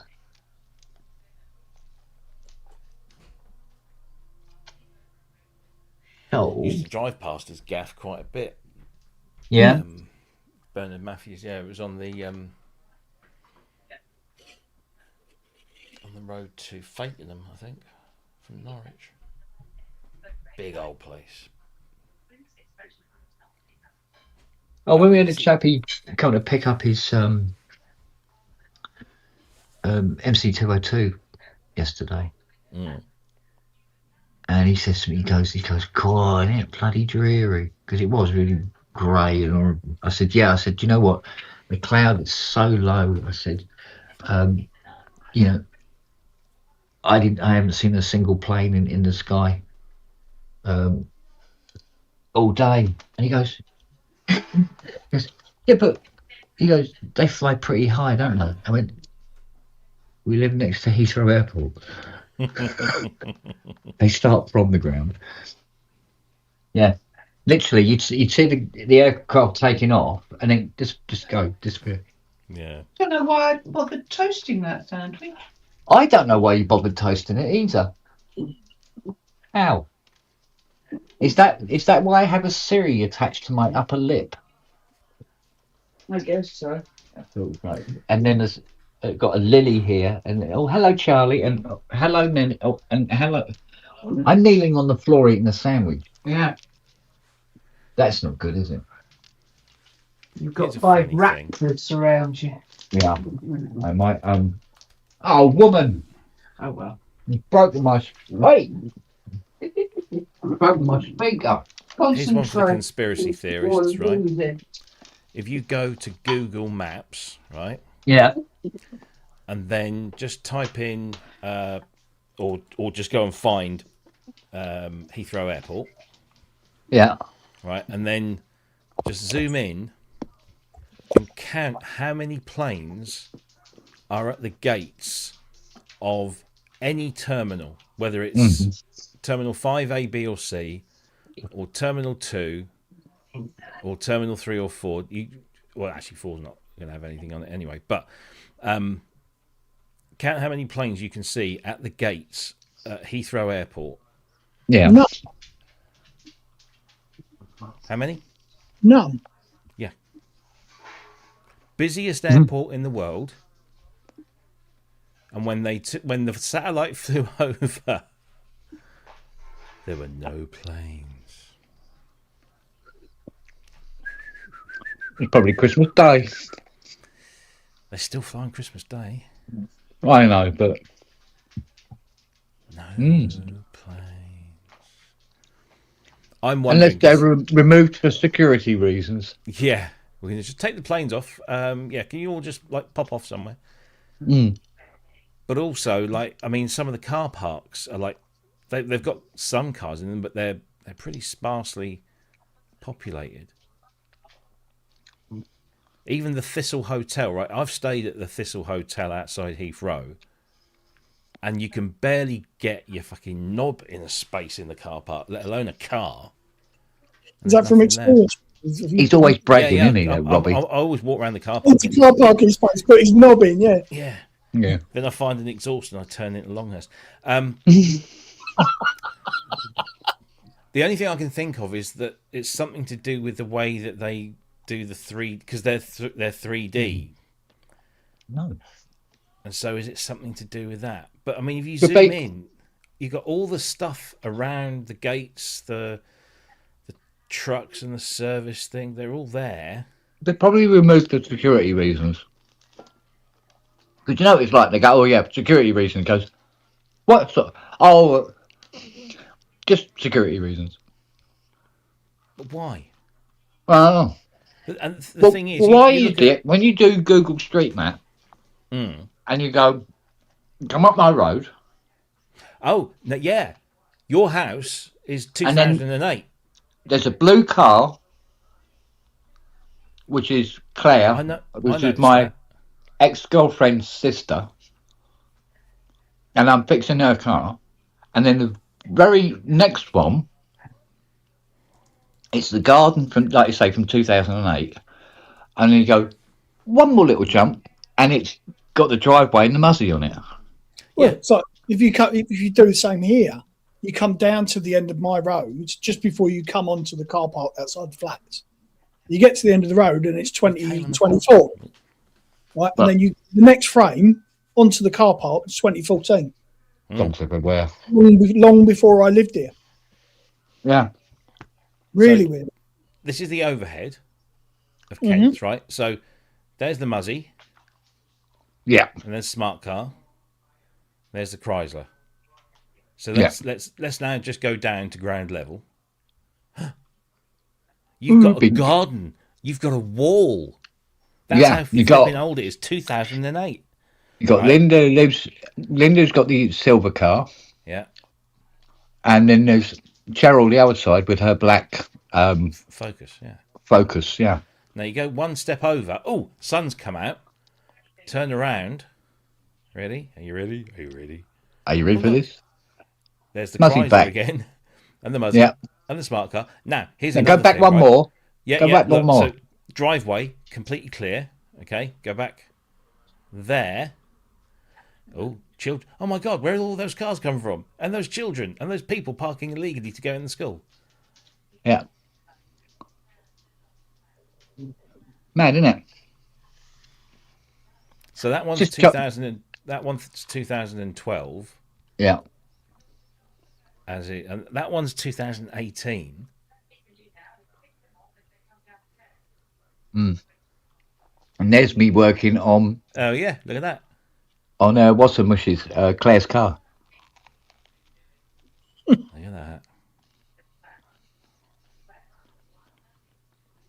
So you should step back in time. Because Joe said to me, she goes, so she goes, what was your ex-girlfriend's name? I said, oh, Teresa. I said, oh. Why's she your ex-girlfriend? I said, well, you see Claire? I went, yeah. I said, well, that's the reason. It's weird though Oops. that they've stitched all these different years together. Yeah. Like if you go, so we go outside your house. So there you go. We just because there's radical changes. It's not just the fact that the cars aren't there. It's the fact that your whole thing got paved over. I mean, God, I Yeah, you can remember see. when we did You can that. see. My mum was a keen gardener. Yeah. But if you go and look at alternate dates, I don't think there is any. Until you go here, and then you can skip back. Well, you can tell that's later. Do you know how you know? You see those grass verges out by the road. Yeah. The council used to come down and cut them regularly, and then they stopped. On his knees again, look. Mm-hmm. Hair was different colour and all. He had some. Didn't we all? Oh, burning close. Yeah, where we all. No, see, if turn you go round. up slow, go up that road slow. Not that one. The other one. Go back up Canaston again. Go one jump. Oh shit! Whoa. Oh, it don't. Now, you see the side of that next house. What, here? So you got my house. No, down the other end. See the side of that house with one window. This yeah. one here, yeah. Yeah. Now go one more. Right, you see that area now? That has that big driveway, that big courtyard. Mm. They built a house there. There's a house there now. There is. Look, Yeah, there you go. there's the house.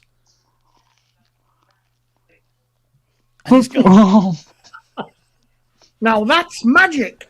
No, that.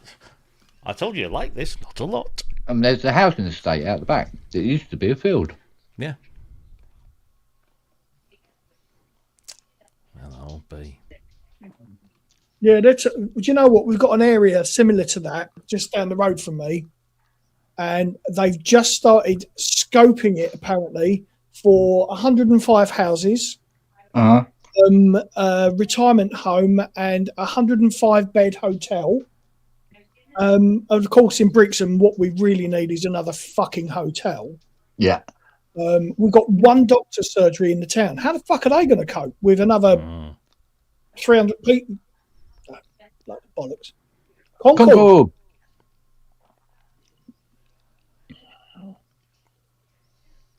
But that's it. There's no other place. It's a lovely restaurant, yeah.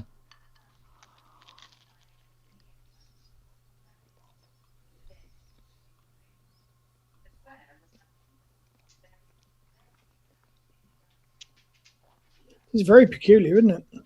Darling. There has to be a reason. What cheese is this? There simply can't be a time when there's no planes, literally no planes at all on the aprons. No, that's got to be security. Fucking deliberate, of course it is. Why? What? Oh, who knows? What possible reason could you want? Well, you go for a walk on any Google Earth road on any of the maps. No, get off that. And every now and again, there's a building that's blurred out. Yeah. Yeah. Why? Yeah, but these aren't. Well, so you could be a safe house. Could be anything. Yeah, you can request for these things to be.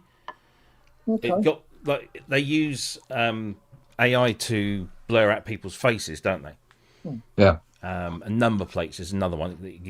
Whenever it scans the image, it recognises a face or a number plate, and it will blur those out. Yeah. But not in Terminal 4. And it's not like they've blurred anything out because, unless they're just using, Photoshop and just cloning, because you can see all the individual marks, the tyre marks and everything, and it doesn't look like it's been blurred. Well, what they've probably done is they've taken several satellite images and then in each and then they build up a composite picture using where each aircraft bay is empty and then add them. It's weird though, isn't it? Yeah, somebody pointed that out to me the other day and said, if you look closely, there are no planes at Heathrow Airport. But I bet if you were able to get a really detailed picture and move in, you might see little just tiny bits of shadow, of wing, here and there. Have you had a look at Gatwick to see if it's the same? Or any airport for that matter. Right. Yeah. Looks. Oh God, they're all pissed off. Yes, same. Yeah. Oh, there's some parked EasyJets. Yeah, but they're EasyJets. Nobody cares about people who fly them. Yeah, well, they're probably charging Google £5 every time somebody looks at it. So, but look, I mean, it's not like it's just weird, isn't it? Gatwick's a weird airport, isn't it? It feels like an afterthought, although technically it's older than Heathrow. Yeah. Back in the day, it was an airfield. Yeah, I mean, it was just with a plane and two sheep. Yeah, there's some EasyJets around there. I mean, at least there are some planes on there. Yeah, but they might be like permanently stuck there, and they show up on all the photographs, so they couldn't wipe them out. These are clearly parked. There you go. What's what? Well, for image clarity, yeah, that makes sense as well. Luton Airport. Let's have a look at Norwich Airport.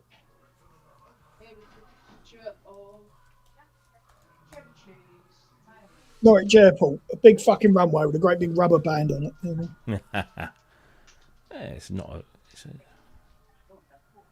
It's an international airport, I'll have you know. What, they fly to Scotland? That'll fly all over the world. There's one. What's that? I can't see what it is.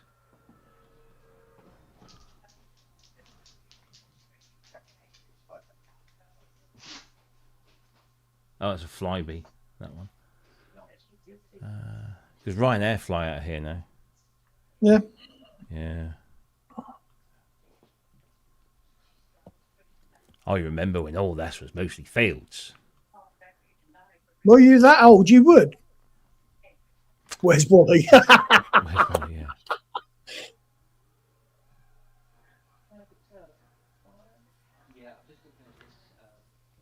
There you go. So if we go, say, LAX, is it going to still be this? See, look. Planes at terminals, at gates. That's Dunno. LAX. No idea, mate. No idea. Absolute fucking nightmare of an airport. Never been. Never planned to go either. Oh, you got to go to LA. No, not interested in flying to America in the slightest. Well, yeah, at least when the orange one's gone. No, I've never had a calling to go over there. The yeah, you see, you got all these terminals, but I can't remember which. I had to get a connecting flight, and I had to go from one terminal into another terminal, and it took about 15 minutes to get to that terminal. And then by the time I got there, my plane was... Where was it? I think it was out here somewhere. Oh, that was it. I needed some because it was a local flight. 10 US. And they shoved it right in Rare on the ground, the I believe.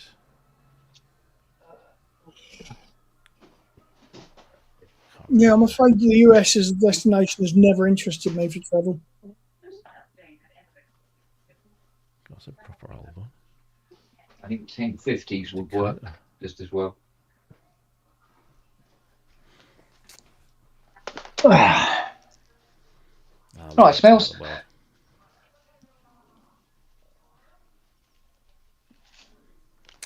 Love that part of the world. No, not for me. Well, that's where the money is. Where I want to go next is here. place. Albuquerque. Hot dog, jumping frog. Indeed.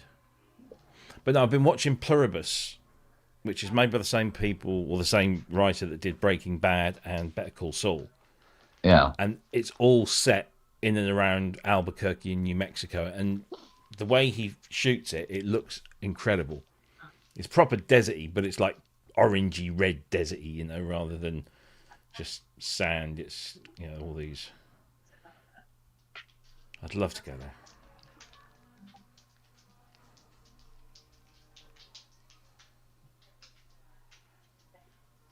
Cheddar taco. Been here. Actually, I stayed. See if I can find the hotel. There's a hotel right in the middle of Death Valley at Stovepipe Wells. There it is. Literally the arse end of nowhere. It's in the middle of the hottest place on earth. You're about, I forget how many feet down below sea level you are here, but it gets to, you know, ridiculous, like 140, 150 Fahrenheit. It's just mental.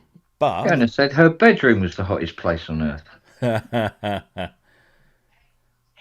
But we came in from this way, I think.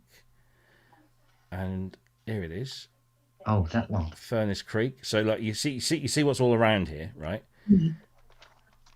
Golf course. Course. Of course. Of course, of course. Of course, of course. Of course, fucking of course. But this is where they filmed a lot of the Tatooine scenes. Like the bit when Yuma. they're stood on the edge of the thing and says, looking at Mos Eisley and saying wretched scum and villainy kind of thing. That was all done. Oh yeah. We must be careful. Here, Zabriskie Point, of which is another great film. But yeah, a lot of that was shot here.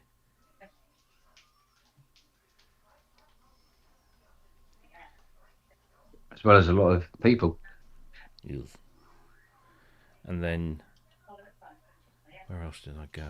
Vegas. Vegas. Here we go. Yeah, here we go. No, that's Beaver Dam, not Hoover Dam. Where's Hoover Dam? Hoover Dam.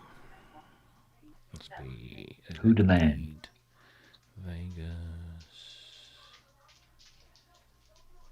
Where is Hoover Dam? Can't remember. I've been there. Look for the water. Damn. Must be here. I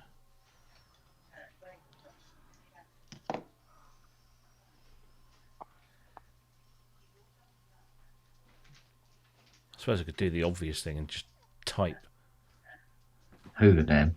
Hoover Dam. Yeah. It has merit. There you go. I've been to the bottom of that. I've been inside that, down to the bottom, and then walked along here. Yeah. Yeah. Pretty fascinating place. There's a big memorial just about on this side, I think. There's a beaver somewhere going. Yeah. Where is it? Is it just get on the road?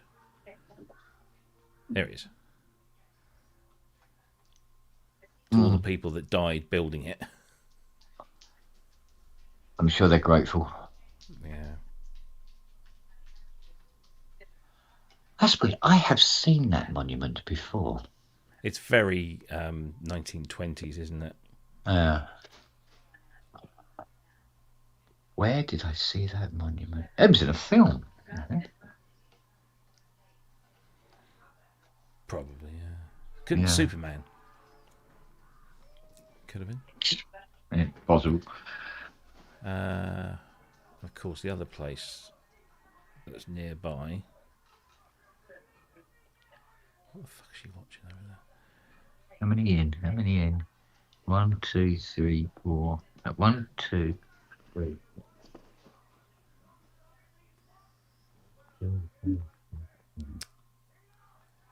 Theoretically, it's that one.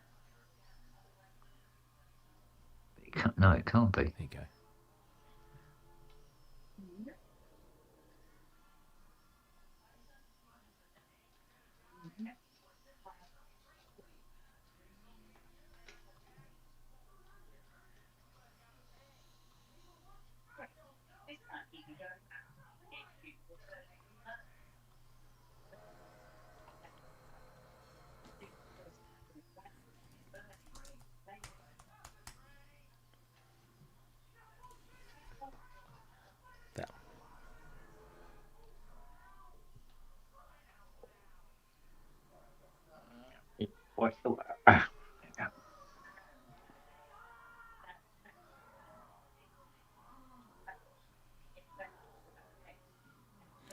That's 2.5. Doesn't really give it here. I can do your 2.2, and you'll have to do it. I cannot give you 2.5. I don't make 2.5 anymore. Stupid capacitor.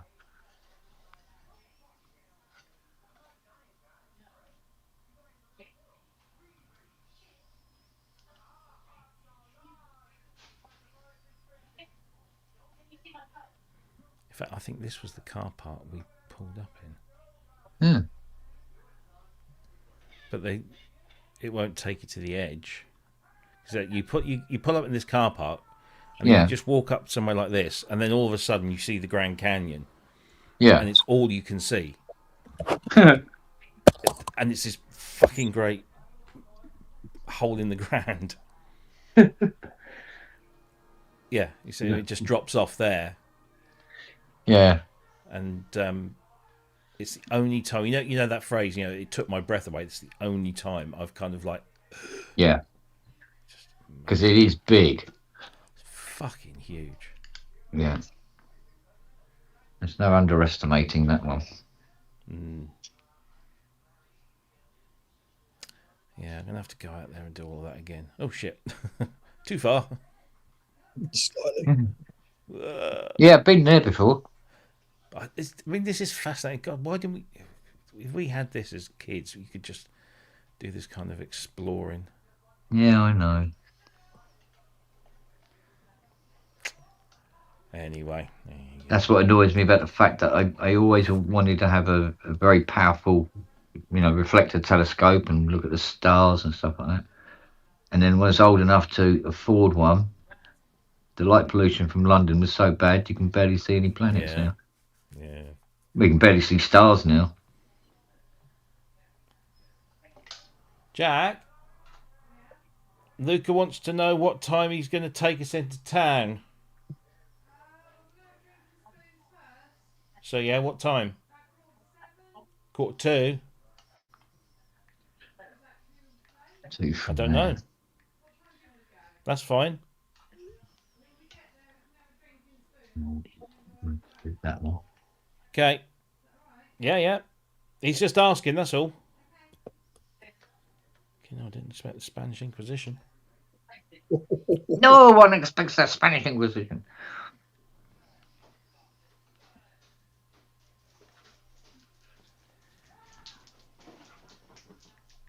Robbie going out. Oh, here we go. All right. Keep your skirts on.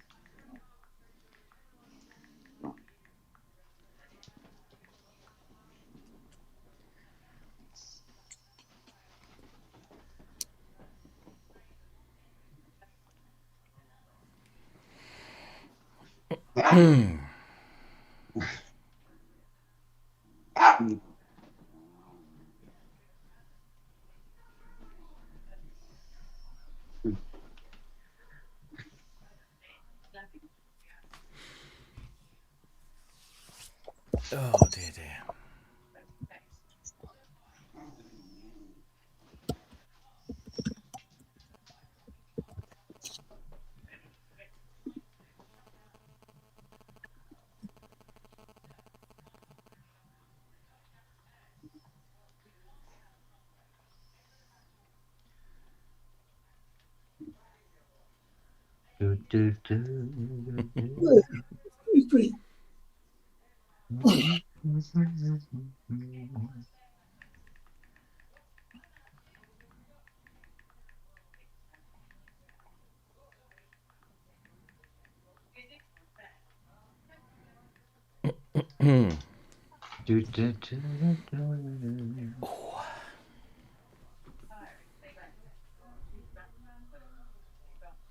Another 2.5.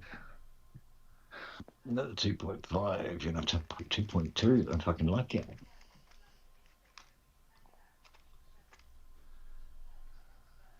Make sure they are. 2 2s. 2x2. Right.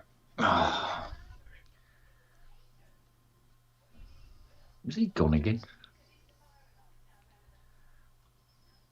Yeah, he keeps disappearing. He's an elusive little chap, isn't he?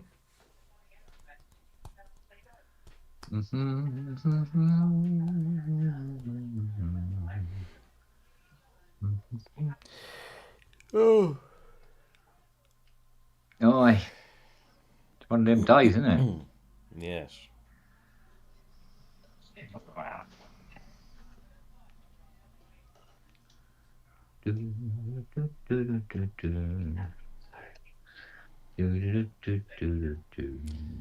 Might watch that F1 film tonight. Oh, is that the one with Bradley Pitters. Bradley Pitt? Brad Pitt. Brad Pitt. Yes, Brad Pitt. That was it. Yeah. Kept thinking. I got Steve McQueen got into my head and I couldn't get it out. Well, he would have been the obvious choice had he been still alive and Not quite. And young. 30 years younger. No, it's got to be more interesting than actual F1. Yes, it has gone a little stale, hasn't it? Every now and again, I'll watch something because they'll put like highlights on or something. Because obviously it's all on Sky now because it used to be all terrestrial, didn't it? Well, yeah. But and I watch it in the vain hope that maybe it's improved, and generally it's gotten worse. Yeah. No longer a race is decided by drivers and their skill. It's all about how many pit stops, how much fuel have they got on board. Just fucking And race, to man. a certain degree, he who starts on pole. Yeah, exactly.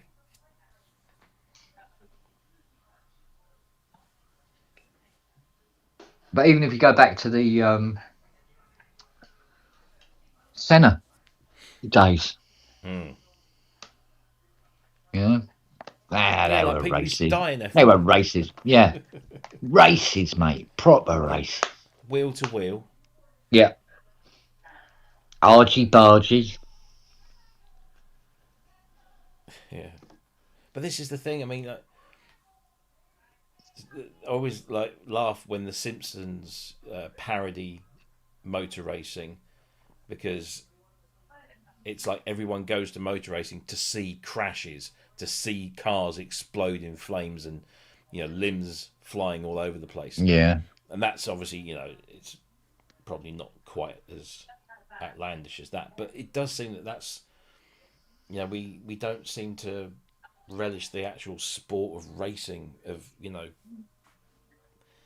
because with all due respect, I don't believe Damon Hill would have won the world championship that time that he did if he was in any other car than the one he was in at that time, because the Williams at the time was probably the best car on the grid. yeah. So as long as you have got, I mean, I'm not detracting from his obvious driving skills. Yeah. But I think you could have popped most people into that car and they probably would have won it because it was the best car. Yeah. But when they're disqualifying people, who was it they disqualified? Was it Hamilton they disqualified or somebody? No, there was Leclerc. Anyway, Yeah. they disqualified someone because the running board on the underside of the car, which is made of, it's a wood composite material, and it was 0.00 bollock width less than what it should have been, and so therefore it's disqualified instantly. Yeah. I mean, what? Well, at one time a day, it used to be, Williams would come to the track, Tyrrell would come to the track, and they go, oh, this year's car, we're doing this and everything like that. And if it started winning every single race, it wasn't disqualified. It was down to the other teams to improve their fucking up. car. Exactly. You start restricting, or get a better driver or whatever. Because for a few seasons turbos were all the rage, and then they got rid of turbos and everything has to be naturally aspirated. And then there's what is it, DNR, is it, or something? Well, there's DRS. DRS, that was it. And then there's there's all these bloody acronyms. I'm so out of the fucking loop. And there was another team that were using intelligent spoilers. Yeah, well, that's kind of what DRS is. Yeah, but these were all the time. Yeah. And then they started, and then the regulations, and then the board got on it and they go, no, you can only have it for partial time and blah blah blah blah, this that and the other. Oh, for fuck's sake. So Steve, not very. F1 has a checkered history, as celebrated on the flag. That's good. Oops.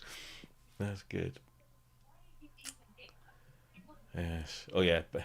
NASCAR. Make a left, then a left. Now the thing then a about left, NASCAR then a though, left. the thing about NASCAR though is they're all 2.5 millimeters away from each other at 165 miles an hour. And they just And there's a skill to going into that bend and not climbing up the embankment and hitting the coaster. But I get it. I do get it. But there again, it's like watching, you know, when you watch Festival of Speed and they got like the Jags and the old 64 Muzzy out there and Austin A30 herring around the track. And you think, God, they're slow. Yeah. It got really, really fast, but it didn't get any more exciting because of it.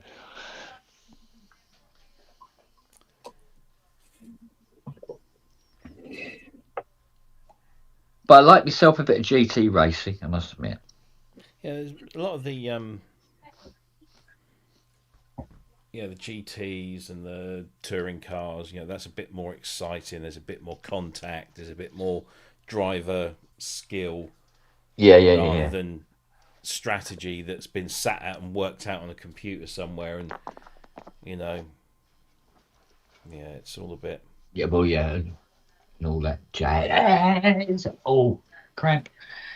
Right, here we go. Let's see what you would have won. Won. I'm not even going there. Oh, go on! I did the voice and everything. If it's made of glass and it goes in your ass, it's a Waterford crystal butt plug.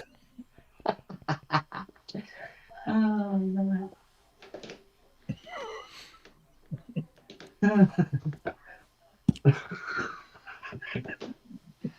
That one does tickle me, I'm sorry. Oh, the other one was the better one.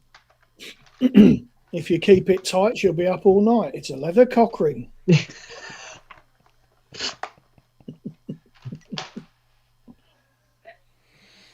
Oh dear. Fed up hanging around? It's a working gallows.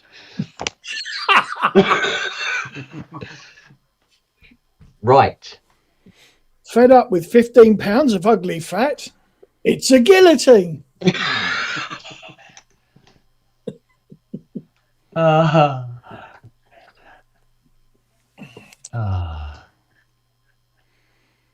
I saw a video the other night, actually, and they were doing all these awful dad jokes. They were so bad, you sort of had to giggle. Well, we did a few on the pub, didn't we? Oh, no, yeah, but these were like, what's got 5 fingers and looks like my hand? My upper hand. It's like...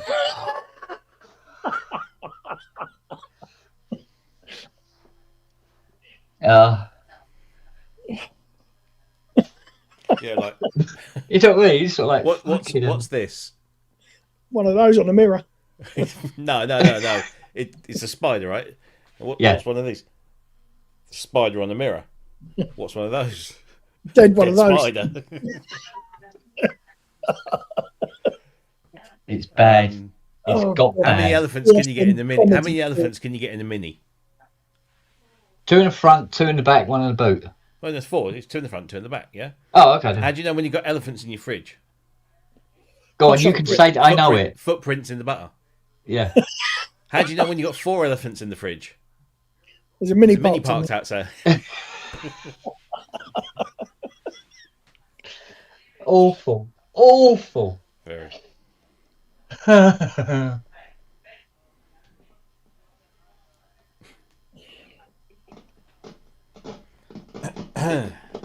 Oh, quality.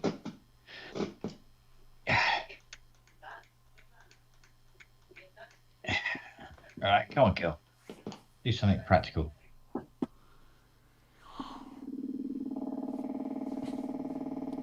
Oh, pardon me.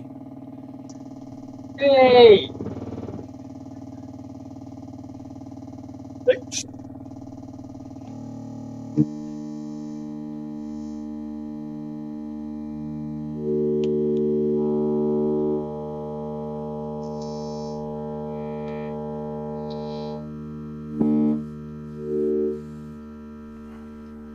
Fucking A! Consider yourself repaired. Right then, moving swiftly along.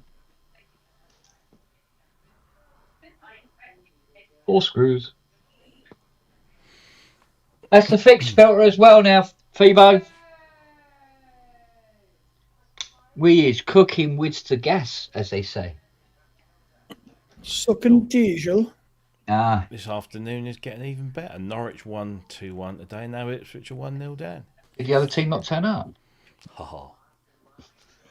Ha ha ha. Are we still in Up the lockdown? Canaries. Yes. Started in the FA Cup. Exeter City are away to Man City, I know, right? and they're not Is that fucking at the real St televising. James's Park? Yeah, but they're not televising it, so Exeter City ain't getting any fucking money out of it, really, which they could do with after the fire at the ground the other week. I'll tell you what, there was a ladies Gallagher rugby match last weekend. And this They've got big heavy eyebrows and talking Mac. I'm not kidding you. This little slip of a girl, right? And she's running with the ball, and they got like big Doris on the other side, right? And she clouted this girl. She's gone fucking feet left the ground and everything, but I was still holding the ball. She went fucking flying. Good on you, girl. But the Saracens, no, not the Saracens. The Harlequins women's team is doing better than the men's by a long shot. Saracens are currently 5-7 down to the Durban Sharks. Is that league? It is Champions Cup. Champions Cup, yeah, it'd be the league, yeah. S here. Yeah. No, we are avid whatchamacallit, Gallagher followers, aren't we, dear? Yeah, whatever.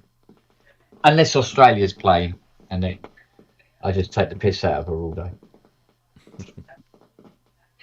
Look, I'm looking for crackly pots. You've got to stop crackling. Thank you. I said stop crackling.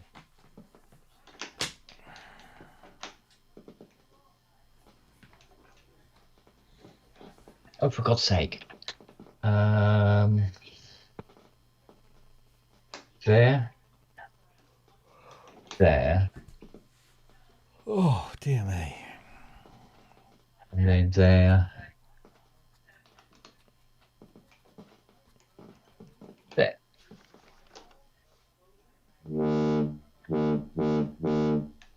Right.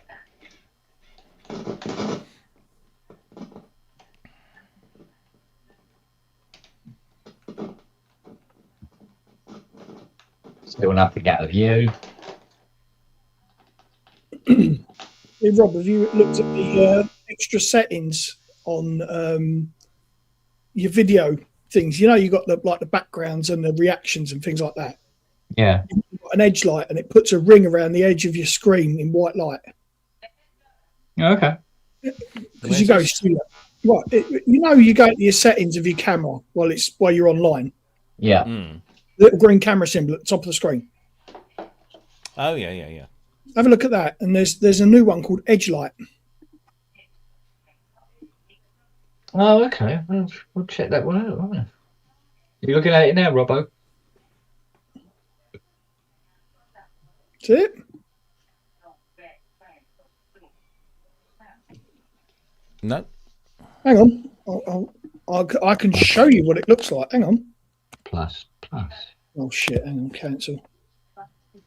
Where is it under reactions? Hang on. No. It should be a separate thing. A separate king. I've got reactions and mic mode, but I've got. Right, hang on. Let me show you. Right. Oh, fucking hell. Now I've got to turn it off because I can't see what I'm doing. There we go. Image file. Let me just. Oh, I could probably use the thingy on this one. Yay. Yeah, there you go. Right. Right, so you see that edge light?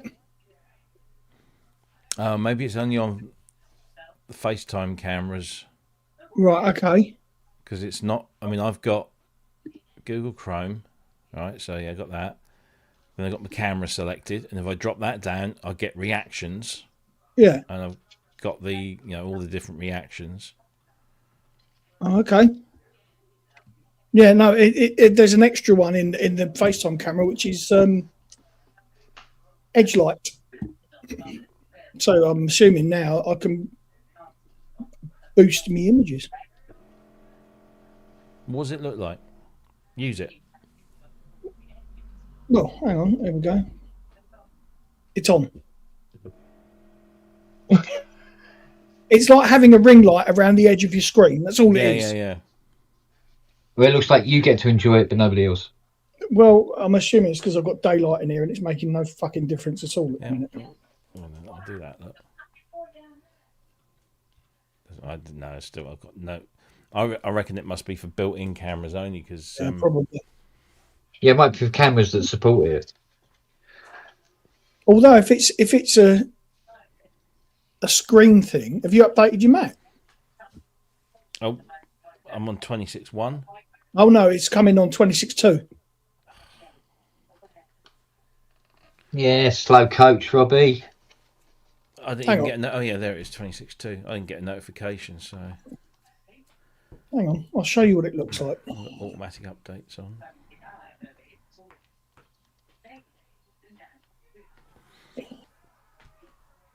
Oh, for fuck's sake, come on. There you go. Rob, Oh right, I see.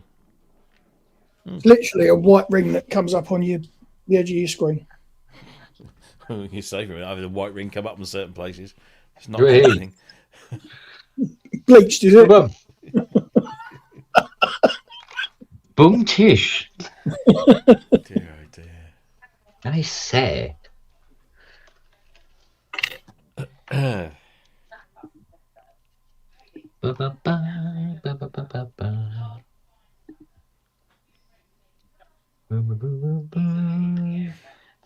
Did I not see Mr. Longhurst in the chat earlier? He was. Didn't come in, no. Small mercies. 64 volt at.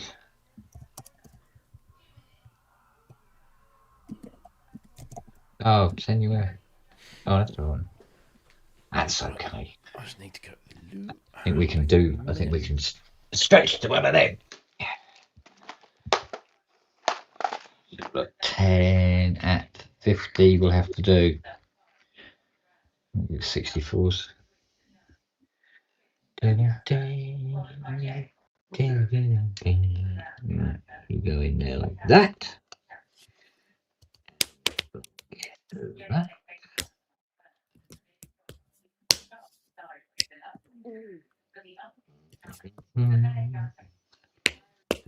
Boom, boom, boom, boom.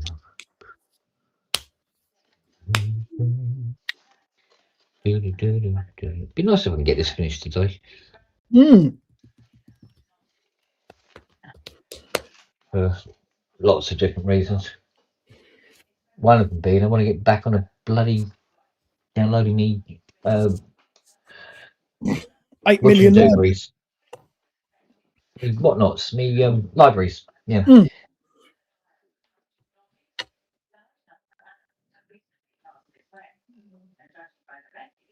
Am I a slapper? It has been said in the past, yes.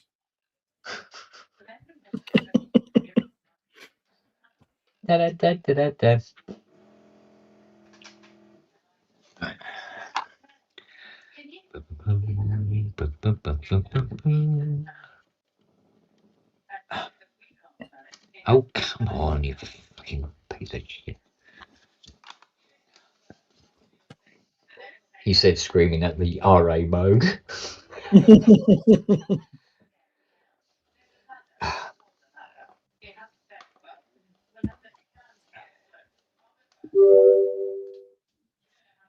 You have mail.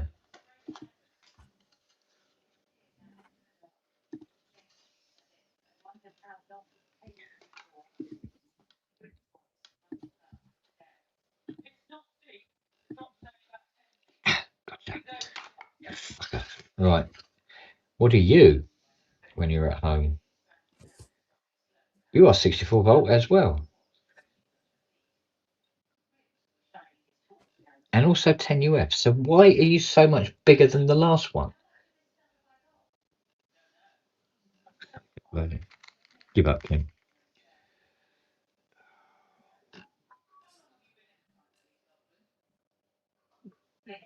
Yeah, that's it. Cool.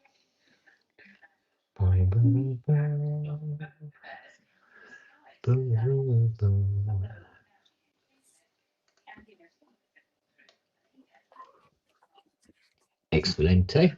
Goes in there beautifully. This might be the last of the dead modules, actually. Excellent. All being well, that is. I haven't checked the envelope generators and the BCAs yet, but they tend to be pretty stable. They tend not to be silly bastards.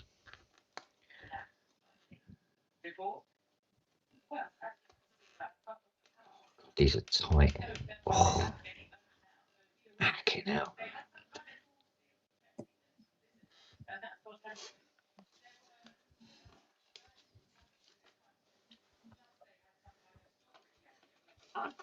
Another crack.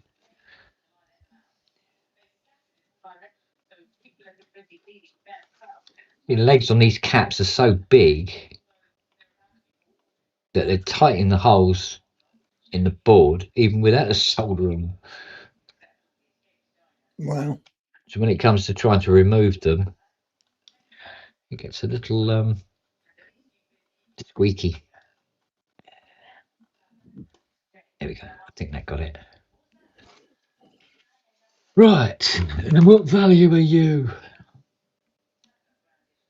Cheeky monkey.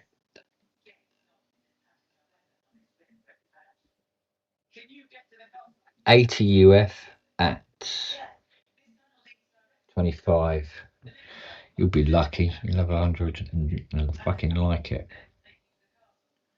125. There you go.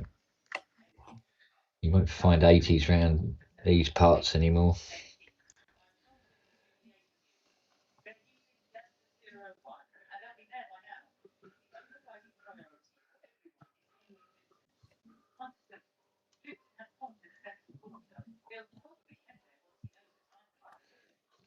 One leg. Come on. There you go. 2 legs. There you go. Excelente. Sí, barone. Right. Okay. Whack these in then. And see if it works. Oh, I had to solder over there, didn't I? Right.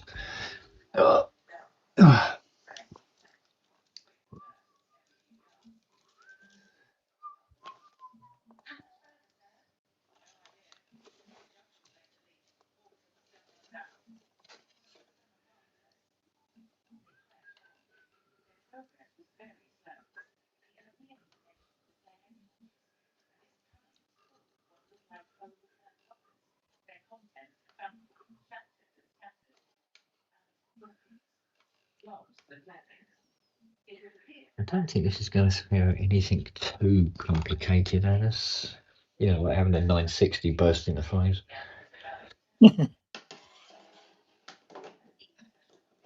That'd look a lot better if it was the right way up.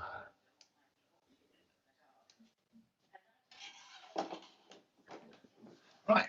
Oh. Right, let's see if it goes from silent as the grave to a working filter. Which one is it? This one.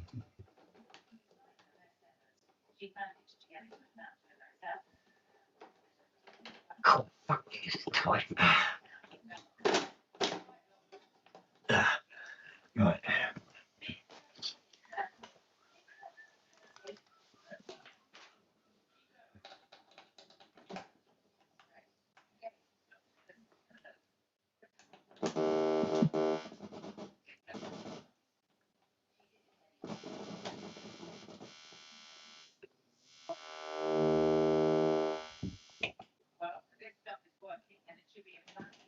No, bandpass still doesn't work.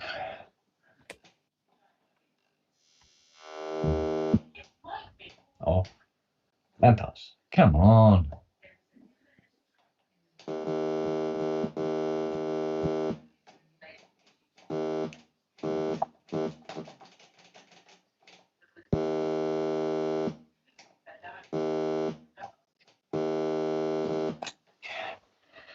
Just inside of this plug-in.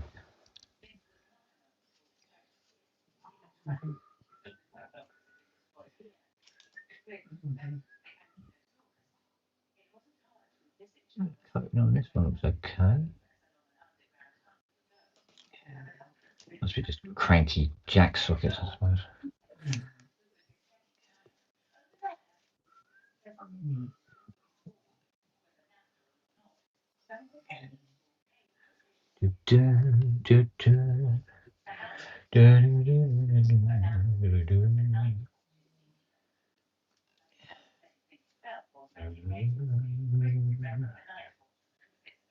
Should I be afraid?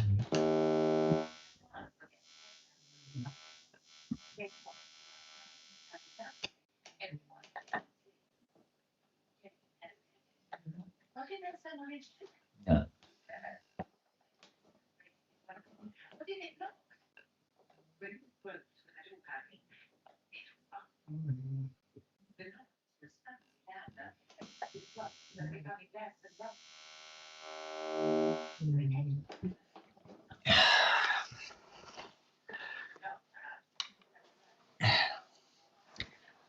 I could really do with that bloody extender card.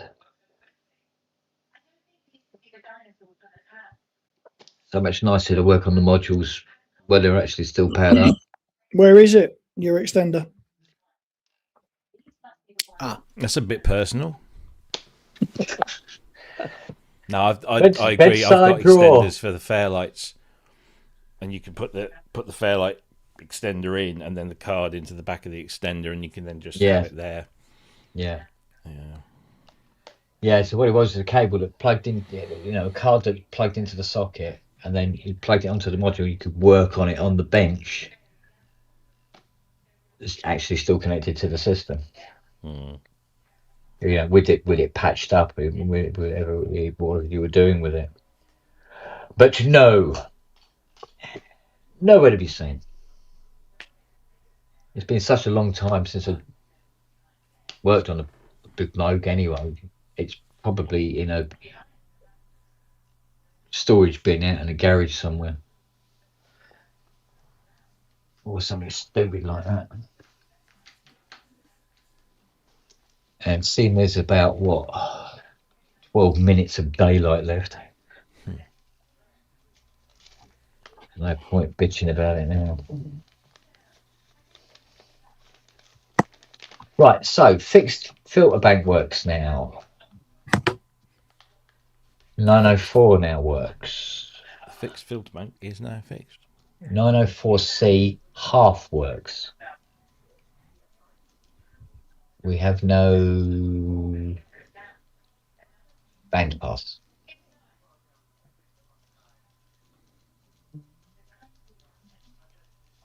I must admit, the one thing these old Moogs don't seem to get is dry joints.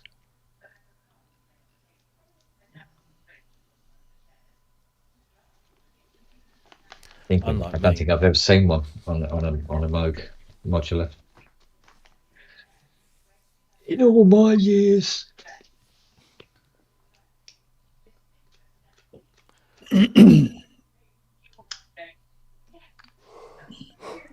Bugger, arse, etc.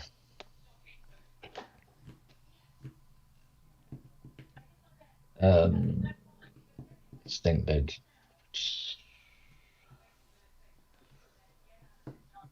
Oh, excuse me. I need to find some more patch cables to be able to do the envelope generators.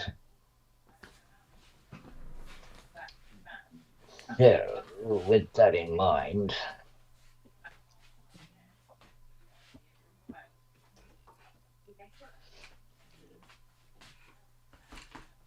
Check the yeah.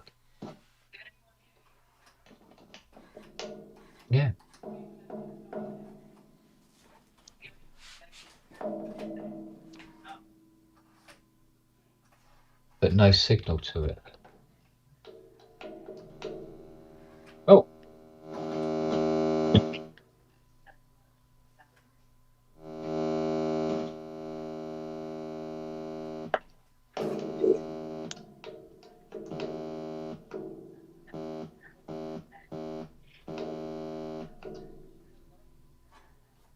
Goes in, it comes out, but it's not going down to the spring, is it? Although there's a return from the spring. Maybe it's not going to be a difficult fix. Oh, why did I say that? Fucking arsehole. Guess who's just jinxed his day? It must have been. It crossed my mind when Robbie said it with the E1. Yeah. Isn't it? You go, nah, it won't be. Yeah, it should be all right. Straightforward enough. That's why I never said fuck all when I was working on your computer.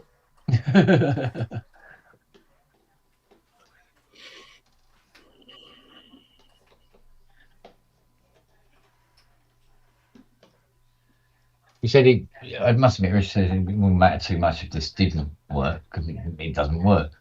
But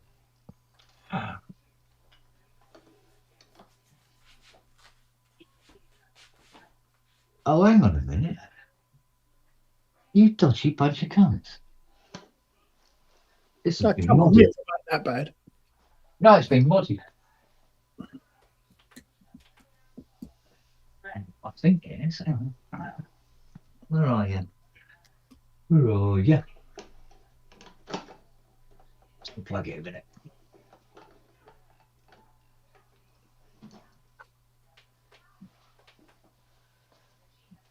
Oh no! Wait, no!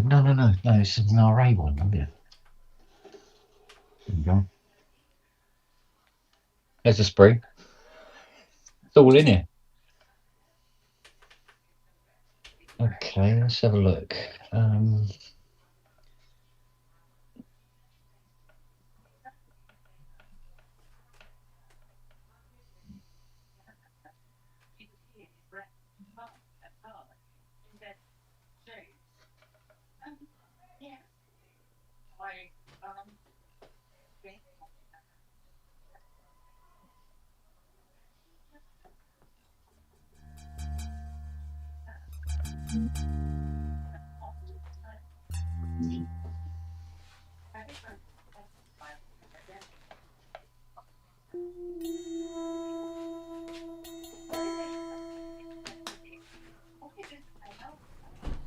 Bloody hell, and Aerovox caps.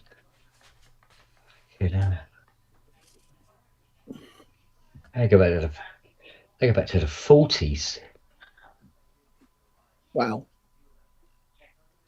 75 UF. No.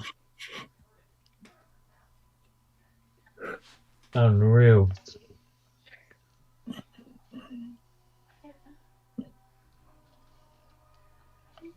No, it's that one. That one.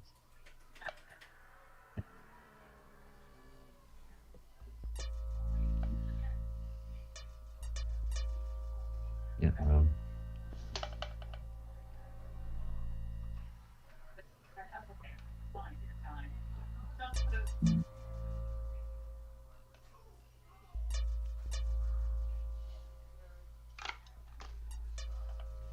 Ain't nobody else coming in today?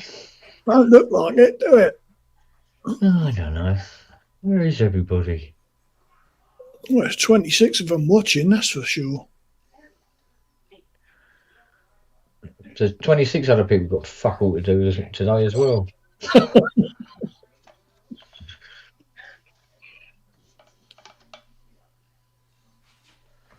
Oh dear me.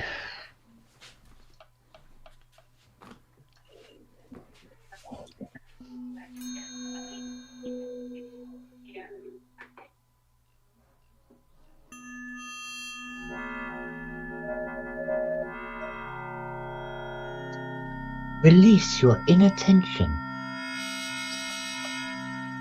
Oh, good point. Probes has said Ramsey's on as well.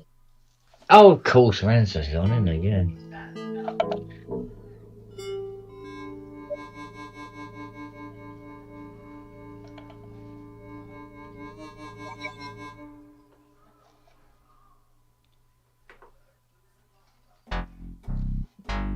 the top one, wouldn't it? It would be the.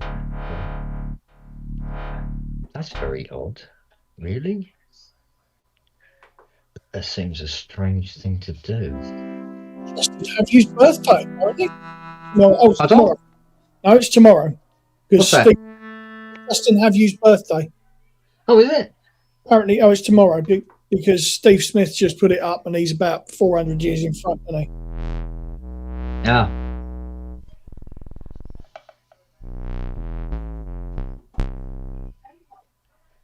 He'll be able to tell us tomorrow's football results.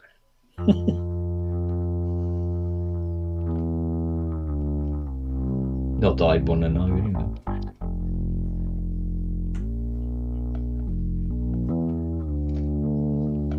So, I'm still waiting for Rowley to fix FX Expansions Pro 2.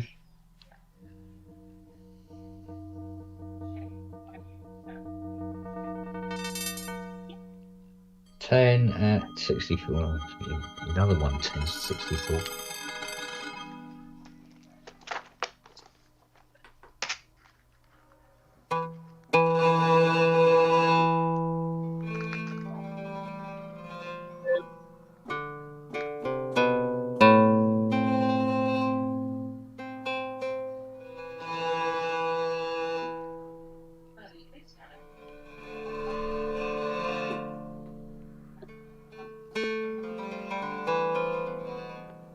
Bet there's more than one.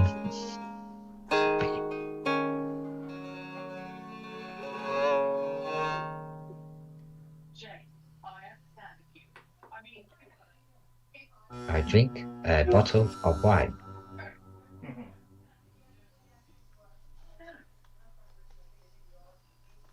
What was that from?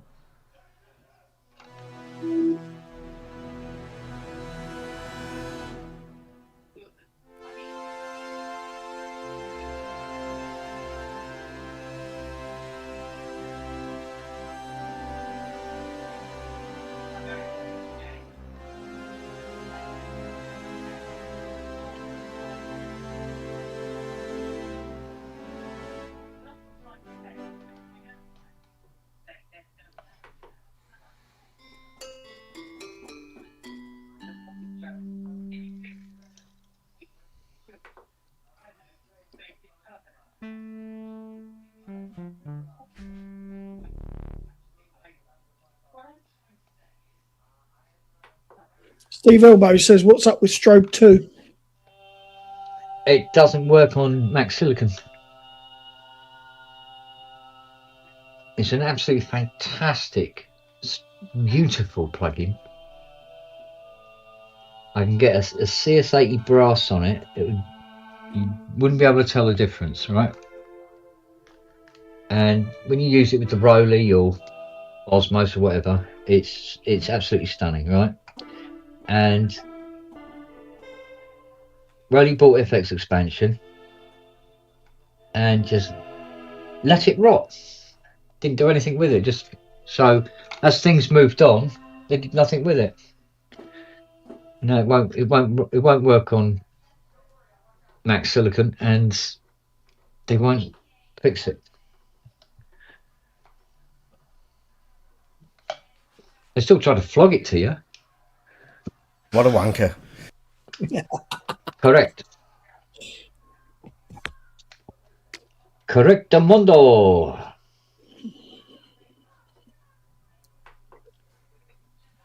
So what's that? Oh, it's that other one.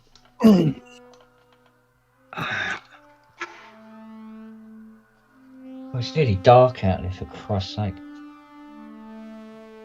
That's my little cherub want to drink. Yes, your little cherub would love a drink. What about you?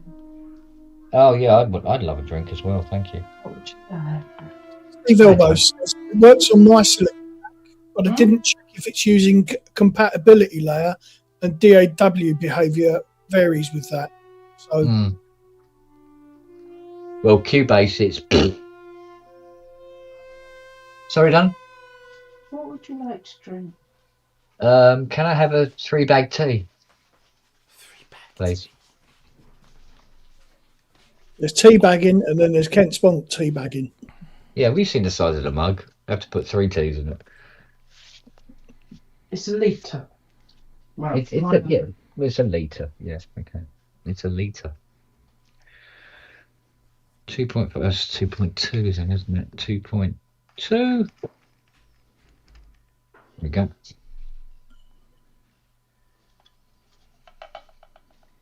Know that there's a guy in France who's working on a CS80 MIDI interface with working Poly AT. Yep. It also is supposed to be able to support MPE. All CC controls to the front panels, etc., etc. Simon, come on! You don't have to have your camera on. Nobody worries about camera on or off. Come on, have a chat. Who's that? Simon Tucker. He Oh, said yeah. he was on last time. He said he got a bit camera shy, so that's all right. Yeah, don't turn the camera on then, buds. That's cool. We prefer it when Robbie does. So But he keeps showing off his arse, doesn't he? He's going, look at my arse. Cheap No, shot. fuck off. I will beat you to the punch. That's all that is. If I'd have said it, you would.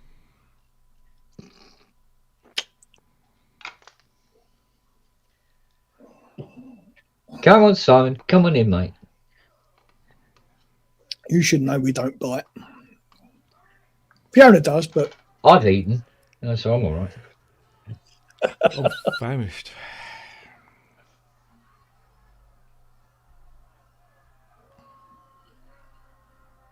Ooh, I don't know about that one. Yeah, I think you can come here's a out as question. well. Ken. If you find caps that are like screwed and they don't make the values that they used to, how do you determine what to replace it with? I know Nearest. you can overvolt them, can't you? You can use a higher voltage. Oh yeah, you can use high. It's actually always use high voltage. But it's the other value, the Yeah, UF. the UF is more critical. But if you've got 80 UF, put in 100. Okay. If you've got 2.5 UF, put in a 2.2. So you basically go as close as you can. Close as you can. Okay. Will it drastically change the behaviour of the circuit? Not really. No. There are some circuits where the UF is very critical, but. Oh no, I was just interested in how you. Yeah, no, that's what I mean. That's what I mean. The problem. Yeah, because it's sometimes if you're going to try and if you're trying to get something to work and the nearest you've got is 2.2 instead of 2.5, you're going to have to change the characteristics slightly. Yeah. Because you won't find a 2.5 capacitor. Okay. They haven't made them for 50 years, and even if you found an old shop with a little dusty drawer full of them, they'll all be fucked. Yeah. Yeah. Because they're 50 years old. So there we go. Native says tolerance on electrolytic capacitors can be 25 to 50, minus 25 to plus 50%. So you don't have to be near. Interesting. It just fascinates me, how you were calculating or working out what you could put in. That was all. Well, 9 times out of 10, when an engineer's designed a circuit, the capacitors they've chosen are the ones that they had to hand, and the circuit seems to work. Yeah. Yeah, I do. Oh, there you go. Steve Elbow, Strobe 2 is running in ARM Apple Silicon mode. Really? Apparently, yeah. There you go, look.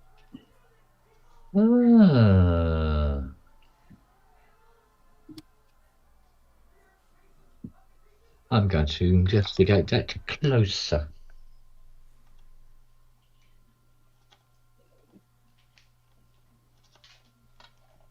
I don't know where my patches are for Strobe 2, though. I wrote some fucking cracking little sounds on that. There's something about that synth. It's just really, really nice to use. Never heard it, so don't know. Oh, you have? Have I? I'll have to look into it then. Remember that track I did on oh fucking hell.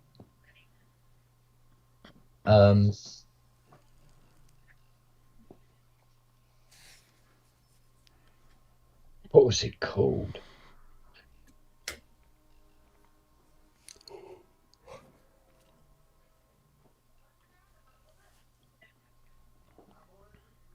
Oh, it was one of the tracks that I submitted to SOR, Oh, okay. and the CS80 on it, and everyone was complimenting on, a bit of CS80. It's not, it's strobe. And some 80 patches I wrote for strobe. I mean, I can do them again, but I've got to get strobe running first before I can do it. Bloody hellfire. Some of these caps are so tight.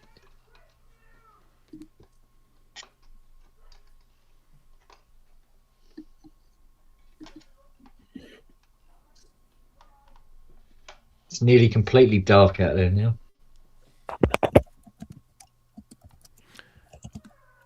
You forget we both live in the same country. No, I just hate it when it's like. Ugh. Yeah, no, I know. It is miserable. And we still ain't got the shortest day yet.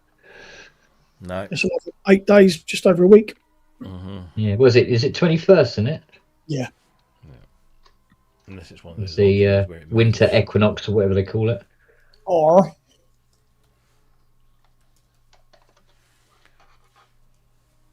Oh, you little. Sunday the 21st at 3:03. There you go. Good God. You're only getting up about then. Axial tilt's the reason for the season. But it's flat.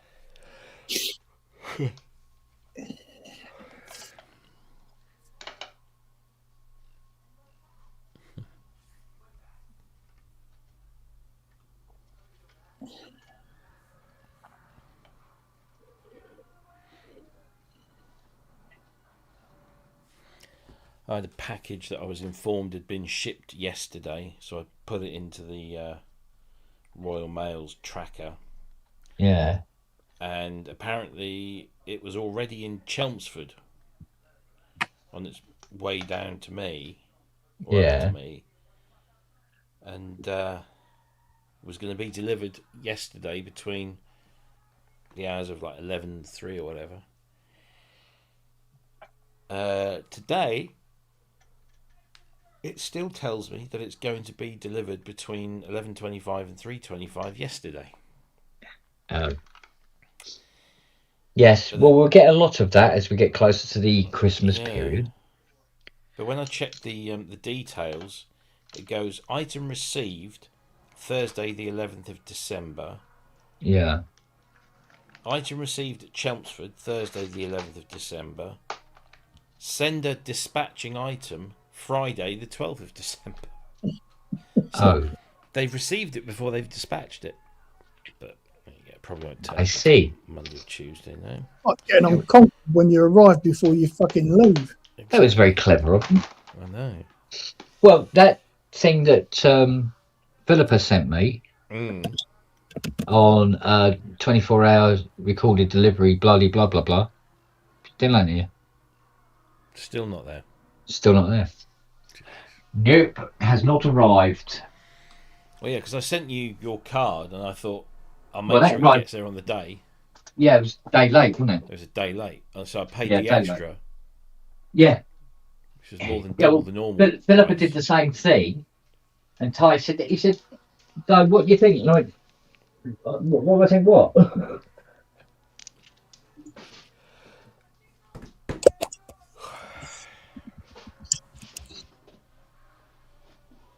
Oh, they've gone round the oh, for Christ's sake, they've gone round the back. Looks like Fiona isn't too bothered about reconfiguring that flash card today. We'll see.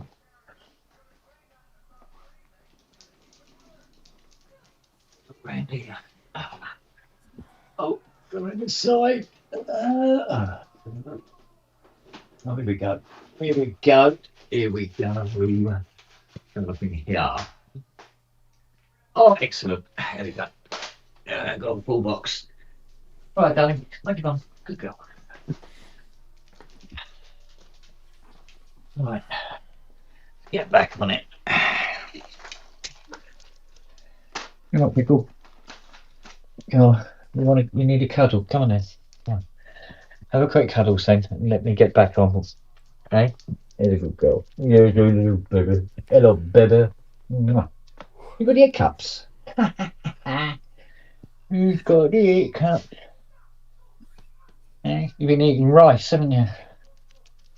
I can tell you've got rice on the end of your nose. There you go. There you go. Go on in. Sling your rock. Good girl. Right. So that's 10 at 50. Ba ba ba. Ba ba ba ba ba.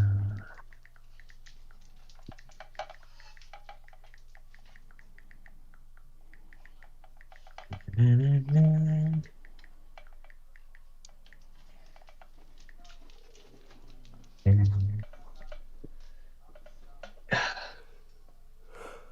Oh, flipping out. I'm going to fucking fall asleep in the restaurant tonight, I think. Face down in me shish kebabs or whatever it is.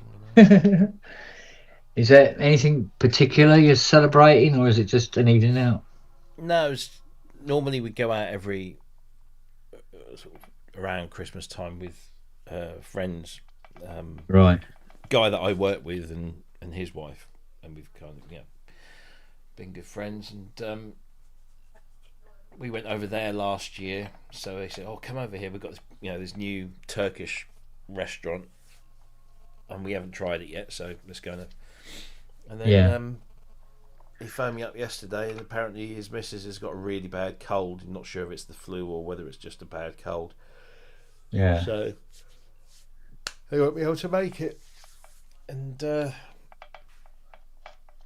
Jackie said, "Oh, we could still go." So we're going to go. Yeah. I'm going to treat it as Failed Muso Limited's Christmas Do. The two directors. Fuck it, why not? Yeah, bollocks to it. Put it on the company. Well, you are sleeping with the CEO, so it doesn't make sense. No, she's sleeping with the CEO.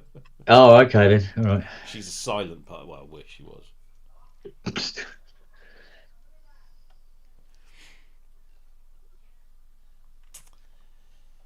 In fact, I decided to make Fiona CEO of KSR. And she went, "Oh, that's really, really nice." I said, "Yeah. Plus, when the shit hits the fan, it's down to you." It's your name in the papers. Yeah. They go, "Because A is goal." The name on the tax bill. Yeah. Goodbye now.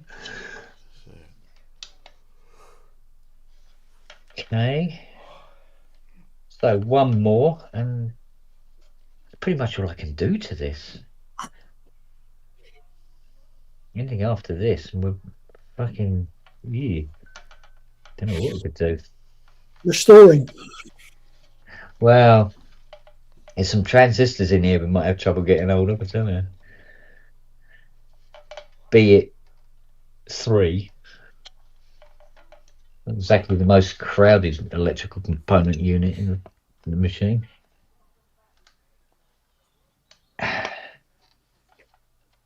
Okay.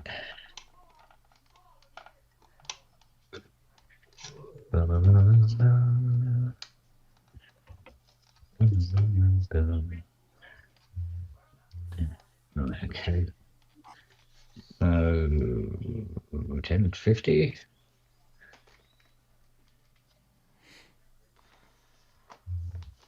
I'll tell you what, I must be getting older because my kneeling down, I can't kneel down as long as I used to. Well, at least it doesn't feel like I can. I haven't been able to kneel down for as long as you can for about fucking 30 years. What's going on here? Right. That into there. Right. Yeah, right. Okay. So this one.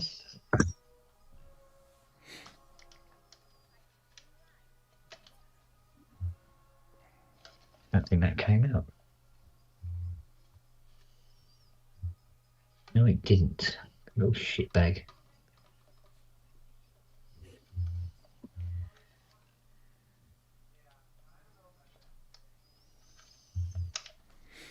Now it did. Gotcha, you little Right, bastard. I'm going to head off because, you know, got to make myself Who's- look beautiful. Yeah, it's going to take a while, isn't it? Yeah, when you going tomorrow?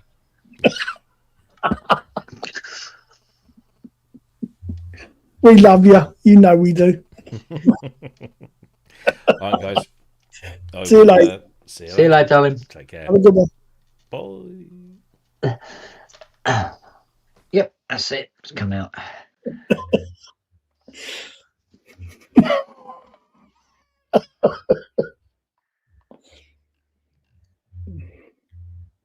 I like getting myself in trouble. Here we go. Right. Okay. That's the thing about good friends, you know, when one of you says, you know, oh, you're a cunt, and they just come back with something even more offensive. Yeah.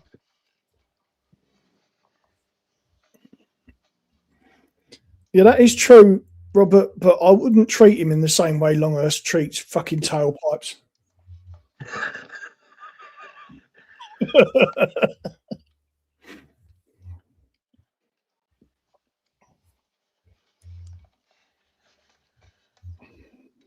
It's underage tailpipes as well. I mean, it's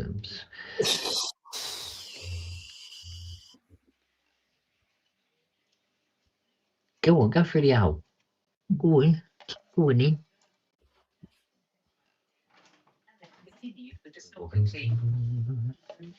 What, lovey? What? What?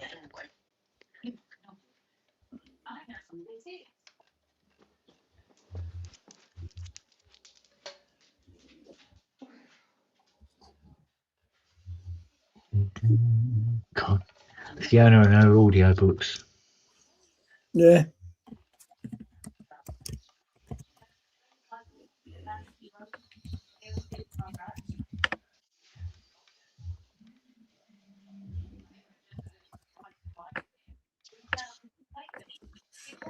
There was one audiobook she was listening to, and the woman reading the audiobook had this voice that just ground on my nerves, right? Mm. And then I come down one morning, it's playing in the kitchen, and it's this woman again, and it was book 2. It's like, oh Christ, there's another book of it. I've heard say it, you know, talking about it. And I went, they go, oh, book 2. I said, how many books in the series? She goes, 17. It was a hard summer. I can imagine it was. It was annoying, really, because the stories, it was quite interesting, actually. But it was this woman's voice. It just Yeah. wasn't good. No, they weren't good. Like,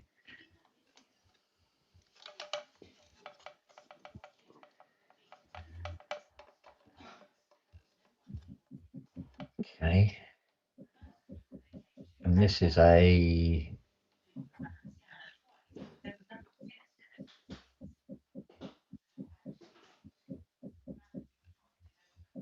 I can't read what that says. I think it must be a 2.5. 34 volt. Yeah. Okay. No. I can't actually work out whether. Oh, I see. It'll be plus is this end. What's the matter, Charles? No, is he? What's up?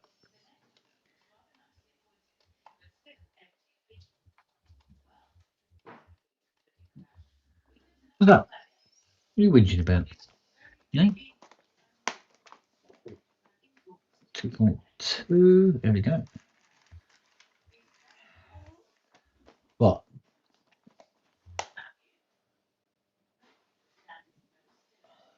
What? Don't tell me you've forgotten where the steps are again.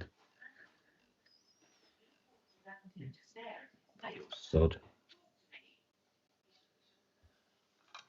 The dog that needs a road map to get off the settee. He forgets how to get off the settee every day. Poor little sod. Comes with age, I'm afraid, doesn't it? Yeah. If you sit, like dinner time, he sits there staring at me, you go, barking, we go, how do I get off? How do I get off? You know, the usual way, that way. Oh, right, yeah. But I can't remember. Yeah. Oh, yeah, there's steps here, isn't there? Bless him. What? It's not time. It's nowhere near time.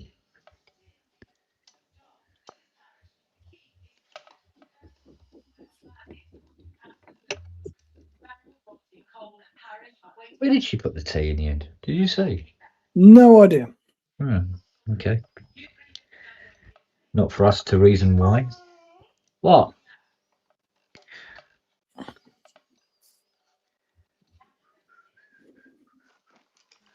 Right. I might have to knock it on the head after this because my legs are fucking really starting to get at me now. It's all right, mate. Not a problem. I'm going to have to shoot off soon anyway. Yeah. Stop cooking food. Cooking food? Yes, cooking food. Yes, it can be quite difficult. You know, you've got to remember the number. I'll have a 34. No, don't do takeaways. I do it every now and again. No, we'll have one. I can't remember the last time I had a take. Let me think. Last time I had a takeaway would probably be about 6 years ago. Good Lord. Yeah. Oh.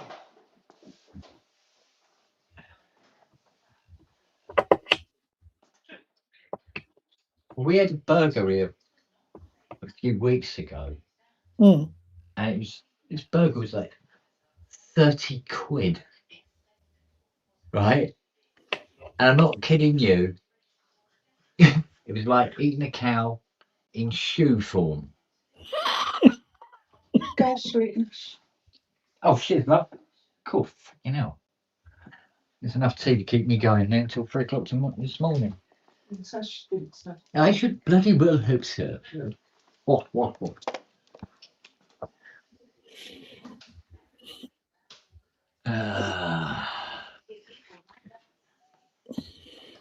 So it's this one.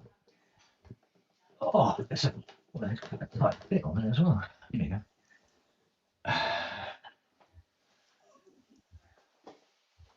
go. What?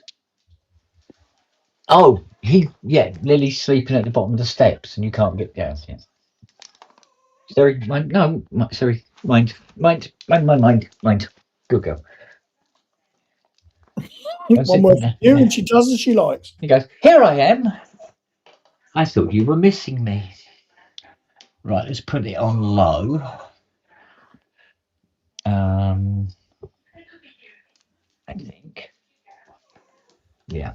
Then that one into there, like so, and into there, like so.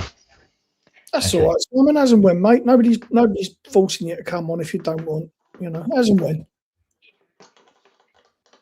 Or whatever. Yeah. No Don't pressure. Fucking hell. Yeah. Last thing you do is put Oh, you're brave. What is going on? What's going on, man? It's like, oh, man. It's like, why are you not making any noise at all, man?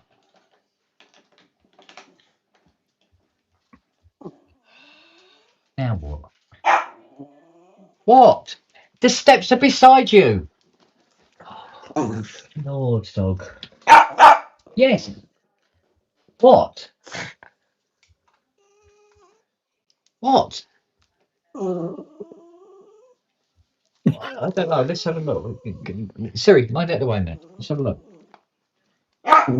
It's 4:30. Fuck off. 4:30? You're open. Yeah, and you. Yeah, and you. 4:30. Yeah, but Dad, it's dark outside. Yes, but it's 4:30 dark outside, not 6 o'clock dark outside, woman.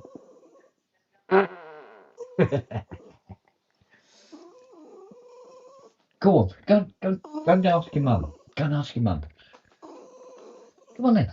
I like how he's giving it the worries me whinge.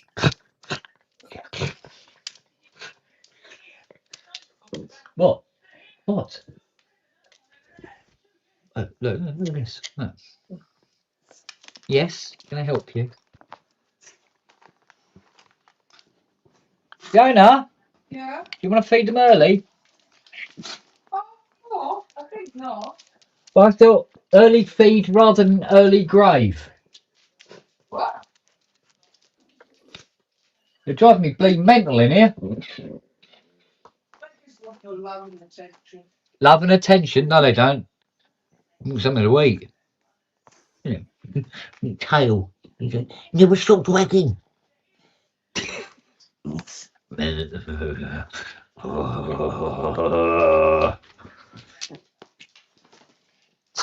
Right, so no, we're not getting a dicky bird out of the fucker now.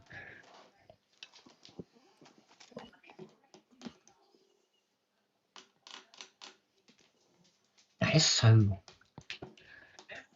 But hang on a minute.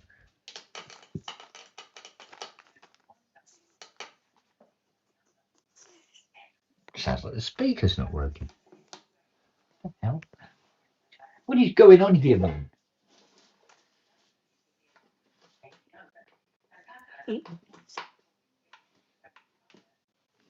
I've got fucking deckles on it. What's going on?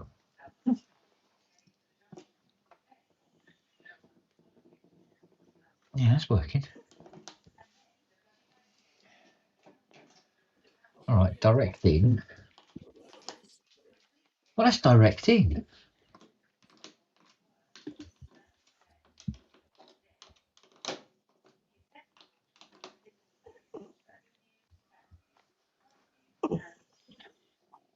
Huh? What the fucking is going on? That's direct into the VCOs. Nothing. So it's cable, speaker, output. Huh? No idea, mate. You me both, mate.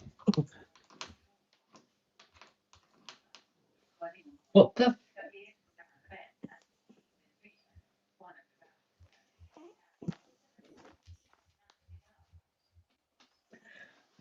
Hang on a minute.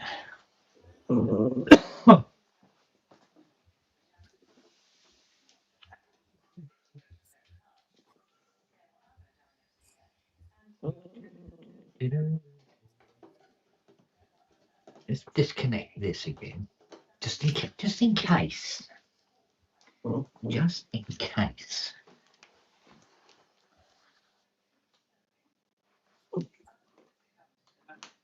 No,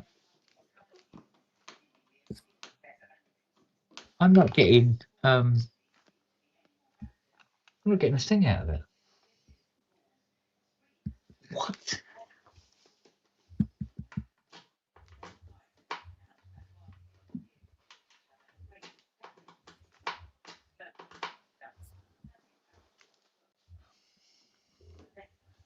Let's try this here VCO.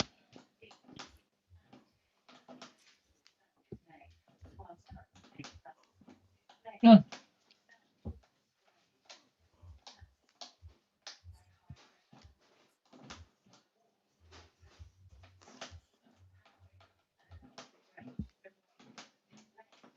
Oh, faggot lovers everywhere.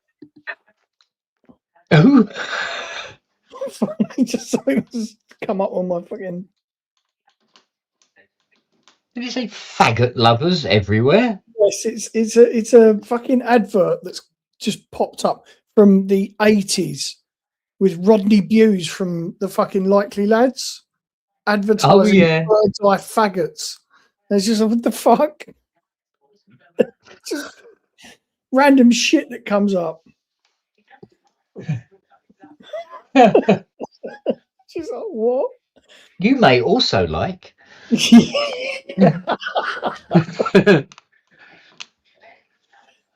Well, that is bizarre. Has it just fucking died on its arse or something? Well, I don't know if it has or the speakers died or something, but it doesn't appear to have. It's not even like you can fucking just walk it down to the workshop and plug it in down there. Well, yeah. Oh, here we go. All right, so this is not making any sound whatsoever. All of a sudden. What? But every single VCO? Fuck knows. Andy! Hello. How's it going? Hello, dear. Not bad, mate.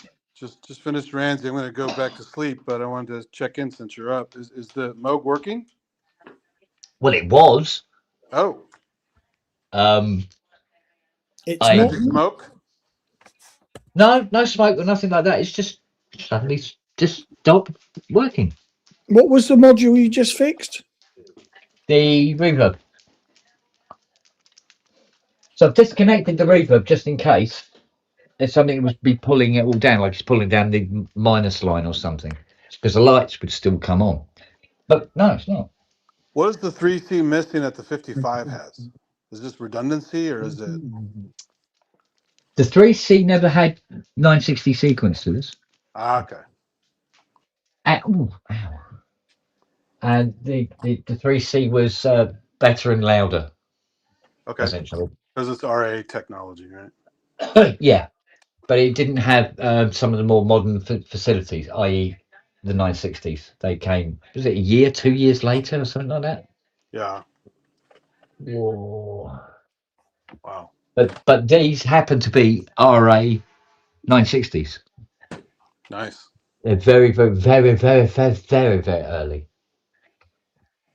What was the initial problem? Just nothing came out, or was it all messed up sounding? Well, it started off quite cranky because it's been sitting around for like 20 years or so, doing nothing. Yeah. So it was cranky. And there's a couple of modules that didn't work and stuff, but we're slowly getting things coming back. But now it's just gone as silent as Siri. Not at the moment. It's as silent as the grave. Just like an old car, you got to use it, right? You can't just let it sit. Oh God, yeah. But I haven't got a single VCO running. That's so weird. This requires a little bit deeper investigation, doesn't it?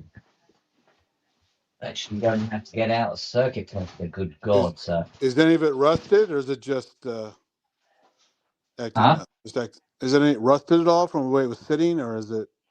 No, nothing like that. No, its condition is very, very good. It's just very, very cranky. But now I can't find my circuit tester anywhere. I'd say.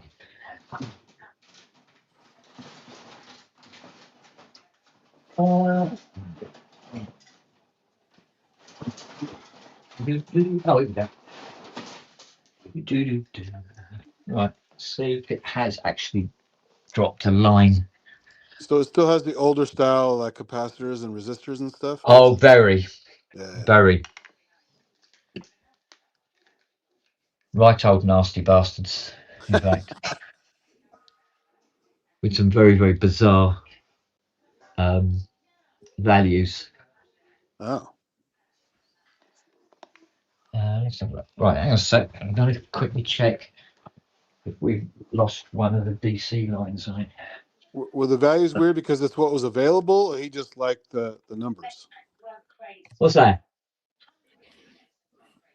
Oh, on what? We saying, Andy? Oh, I thought you were talking to her. I was just asking, are the values weird because that's all that was available? He had to work with it, or he picked those numbers on purpose? Oh no, the values are only weird by today's standards. Okay. So, like for instance, an 80 UF cap was quite normal, whereas today nobody makes 80 UF caps and haven't done for about Yeah, it'd be 40 years. in the tens, right?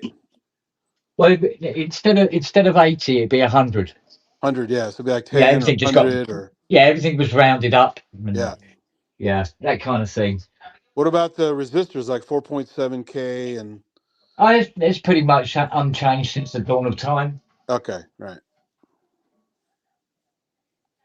So, And they had the resistor band code was around back then, or was that later? Yeah, no, that's been around for donkeys. Yeah. Okay, right. No, that's all cool. I used to be able to read all that shit. I had all the mnemonic memorized, so I could know exactly what I was working with and stuff. Yeah. Long time ago. Oh yeah. Now, what the hell is going on? Oh dear. Let me think.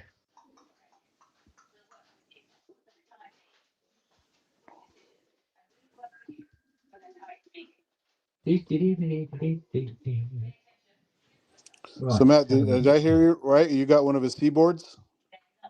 Got a rolling. Yeah. It's taking stuff, right? really getting used to. Are you converted yet? They're amazing.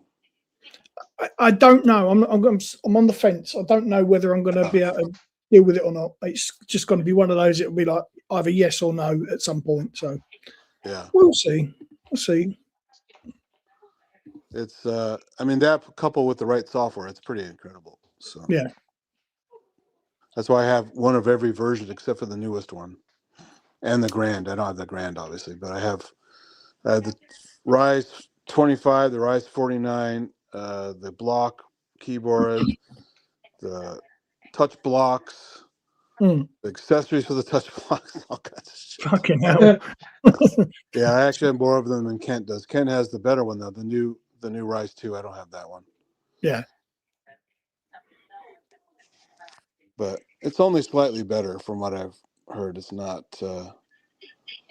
I think it comes out as being slightly easier to play. easier to play with those little landmarks, and also the they put those little ridges on the top of the keys. And you have a proper USB MIDI, not some funky USB that's, Yeah, no, it's got the C instead of the B. Yeah, but also it works better standalone, right? The previous Rise, I couldn't get it to work with anything but standard software meant to work with the Rolly. But Bluetooth, you can get it to work with anything. Yeah, but I think what that was it was because with the original Rolly, the dashboard controller software didn't cover enough aspects. Exactly, yeah. So once that was updated, you can use the Rise 1 with everything that you can with the Rise 2. Oh, okay. So it is backward compatible then. Yeah. Oh, I just didn't know just put the newer software on. Okay. And, but I thought by itself it could also directly connect to something and still control it without a computer, right? Yeah. Yeah, that's a new thing too. Yeah, exactly. Yeah. Because I always wish they could put I guess DIN 5 Mini isn't enough information to do all the extra stuff, but it has to be USB. But yeah. But the Bluetooth is perfect. It works great. Charlie. Where are you taking them now? Oi. Charles. Charlie, you're getting your din-dins. Din-dins. Getting it early, mate. Come on. Oh, he's a little kid. I saw a Charlie walking around the other day. They're beautiful. Beautiful animals. Yeah. Charlie, dinner's early, mate. Get in there. Din-dins. Yeah, I'm not kidding. Honestly. He's staring at me like, no. Dinner. Look. Din-dins. He's not doing his little dance and pirouette? No, he's sitting there with this unbelievable look on his face. Going, he's like, fuck off. Oh, leave. It's dinner. dinner. For you. He doesn't believe you. God in heaven. Right, there's my 6.9. So. Yummy. Come on. He didn't believe you, mate. Go on then, off you go. You silly dog. So how heavy would you say that cabinet is with all that stuff in it? Oh, it's very heavy. Yeah. Yeah. It's stupid heavy. Well, it's like nice wood and all that. So it's Well, yeah, it's actually veneer covered ply. oh, it's faux wood. Okay, all right. Yeah. Okay. And what year is that again? 72, 73? No, this is 67. This one. Oh shit. Oh yeah. She well, according to the thingy on the back, she's number 3. Oh my god. Yeah. Another good reason to get the bitch working properly. Who is anyone famous played it or used it or owned it or whatever? Probably, but it's been in the hands of Richards for about 20 years, and nobody knows who he Ah, okay. That'll Wow. go down well. is. So that's like the same era that Wendy Carlos would have played then. That's cool. Yeah, it's really back in the day. Yeah. Yeah. This has been very, very weird. Why is it being weird?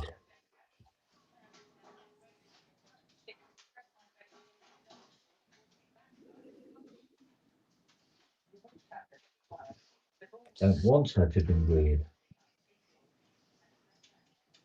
Can you really see the difference on a scope with that RA, or is it more of a psychoacoustic thing? No, it's physically bigger waveforms. Right. Okay. Yeah, it's a huge monster. It's, the 55 when it came out was more controlled. Was that because people complained that it was too unruly? Is that why? Yeah, it was very, very.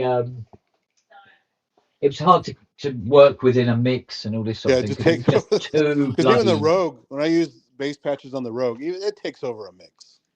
Yeah. So, because it's more akin to the that like RA mini mode. Later on, people realised that actually they did like the fact that it was unruly. Yeah. By which time Moog had moved on, Yeah. and the magic was lost, as it were. They could recreate if they wanted to, right? Or is the secret kind of No, lost? it was a combination of those types of capacitors and transistors and FETs and all that lot. They were, I don't know, they were just, they were.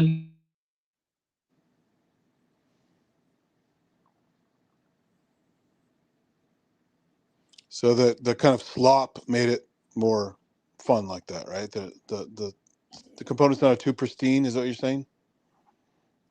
I think Kent's internet may have gone a little bit. Did he lose battery again? It's probable. Yeah, I think No, he's he probably. forgets to plug it in. Yeah, that's definitely seems Frozen, to be. right? Yeah. He did it again. Happened the other day when he was on it. It just fucking That's what died. I saw. Yeah, I was watching the replay. I was like, oh boy. So what don't you like about the Rolly? The fact that I'm not hitting the notes clean. Oh yeah, it's just going to be a practice thing. you got to dial in the training wheels. That'll help a lot. Yeah. Kent said that. I mean, I don't get enough time in there really, so it's just as and when I've got in there, it's just messing about a bit. I will get it dialed in. Same on the Osmos too, though, because if you're used to like banging out chords, and most key beds don't have spread, right? The keys doesn't matter if your fingers push out, like your abductor muscles push out a little bit, and the keys don't spread because they can't.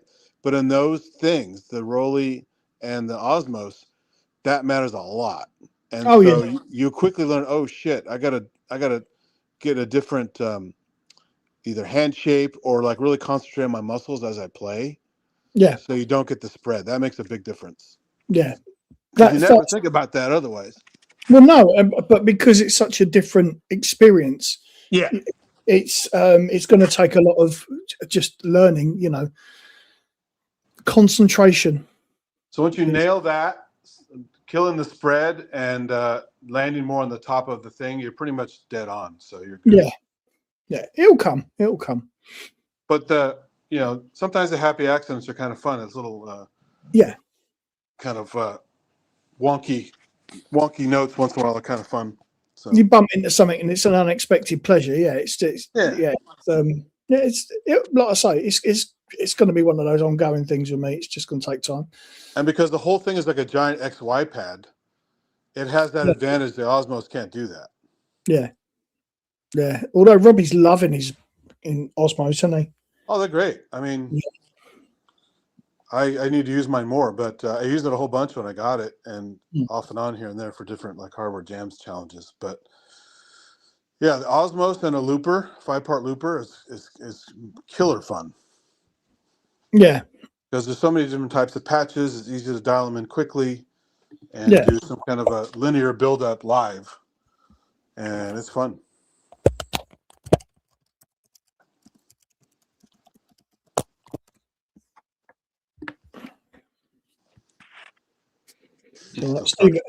Steve Elbows has had a migraine.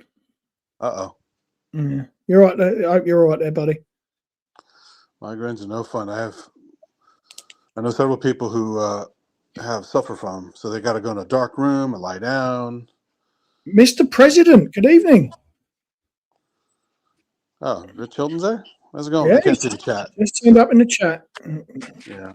On the phone, I can't see the damn chat. So Yeah. Steve Elbows. So I just got to get through any pain for 90 minutes. Oh, here he is. I think we're back again. Yeah. Hey, iPad died? You plugged in, yeah? Come on. Mind. Lump. There's Charlie. Fuck's sake. Oh, no, the power thing went out. Yeah. Yeah, it just went bye. Mr. Hilton's in the chat. Who? Mr. Hilton. Is he really? He certainly should come in. He might well do. Good man. Well, Steve Elbows has got a migraine, poor sod. Oh, I had another one of those ocular ones this morning. Oh, did you? The old, yeah. Yeah. Like I say, the one I had the other day was, I've never experienced one like that before. And it was literally like seeing the blades of a ceiling fan all the way around. Yeah. Yeah. It's also multicolored. It's really weird. Well, this one was black and white, but yeah, it's. Yeah, really, I used to get them coloured. I only get them black and white now. Oh, yeah. You've been downgraded. Yeah, I didn't keep up my license. I get them all the time from caffeine. If I have too much caffeine, I get them constantly. Yeah. Well, thank you. I get them a lot now because I don't have caffeine anymore, but I'm getting them from Ice Strain, and I always get it in the winter. You know, with the lights on constantly. Yeah. And one thing that seems to set them off are these bloody LED bulbs. Oh yeah. Because they what frequency they flash out? Is it 50 something? I don't know. No idea. They're not a constant light like a light bulb. Right. They actually do this. Rapid pulse. So yeah. And that seems to kick them off. I used to get that with strip lights, you know, the fluorescent tubes. The same thing. It's that way. Yeah. And I think it's some sort of interaction between that and the frame rates on TVs. Yeah. And they can kick it off. But mostly it's an indication. If I get them a lot in a row, it means time for a new prescription, Ken. Well, Haley, I was talking to Haley on FaceTime, and she'd put her phone down in her upstairs hallway, and it was picking up the strobing of her bathroom light. Yeah. And that's what set my eye off. It was literally, she walked away, and it was still going in my left eye, and it was like, fuck. Yeah, not nice. Yeah. See, there is some some truth in this thing about, hypnotizing people using flashing lights and stuff. Or causing epilepsy. But yeah, there is that as well, which Yeah. is not good, Yeah, not what you want. to say the least. Right, well, this girl is being peculiar. Very Ramsey was peculiar. playing some Eurorack module today on the show, and it had such bright white LEDs. If Yeah. you were in a dark room with it, you would have an epileptic seizure probably if you're Yeah, you're triggered seeing by stars all the time every time you close your eyes. that. Well, there's a good cure for that. Put blue ones in it. Or maybe Yeah. not. Oh, Then Maybe the it blue doesn't ones are work too at all. strong. I hate it when they started putting blue LEDs and everything. They made them too bright. Yeah, I know. That's why I bought the Depth for Dark Time in red, because they had a blue version. Yeah. I decided to wait until the red one was on sale again, because they had blue for a while only, Yeah. and blue's very annoying. Well, there was a point, wasn't it, where blue was hip and It was new and huge. cool. That's why Novation had it and everything. Well, Yeah. the Access Forest Indigos had them, didn't they? Blue Yep. LEDs. Well, the Polar was cool because it had white LEDs. Yeah. Well, I had the Indigo too, and it was all blue LEDs. Yeah, it was a blue. I have the just the TI, and it was just red. Yeah. I think I've lost one of the rails. I think I've lost a rail. Are those 15-volt rails? Oh no, on this, well, it's 15 positive and minus 6.8. Really? Yeah, Wow, that is weird. it's unique. To say the least. See that middle bug been a silly bugger again, look. So Yeah. that means you can't go as low as you want because it doesn't go the full range, right? Your volt per octave is going to be. Yeah, but I mean, I think even the mini, she's plus 10. Oh no, wait a minute, she's plus 10, minus 10, Yeah. in all honesty. But where everything else is plus minus 12 or plus minus 15, mini was plus minus 10.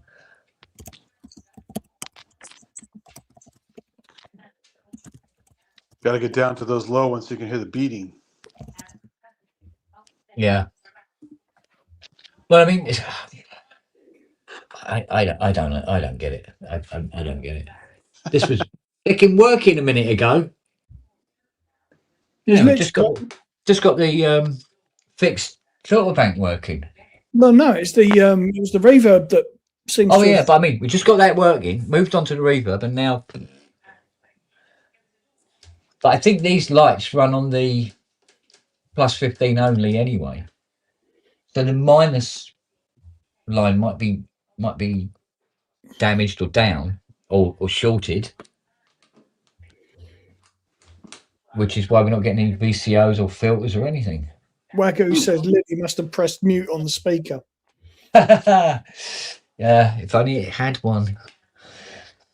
That would have been cool. But this has been Has Lily ever pulled the knob off one of those things? no, you have to undo the screws, get those off. But I mean, if Well, you actually- had a loose one or while you're working on it, it never came and kind of stole a knob or anything? No, they're done up pretty tight all round, these ones. But they're not, the screw is actually a small AF Allen key bolt. And normally you get the Allen keys are in a like a collection, and you can't use them because they're too close to the front panel. Oh, that's So great, you isn't it? can't do the Allen keys. So you have to buy get a screwdriver with a special length. But of course, Custom, yeah. AFs they only sell them in America, so they'll order one in special. Wow.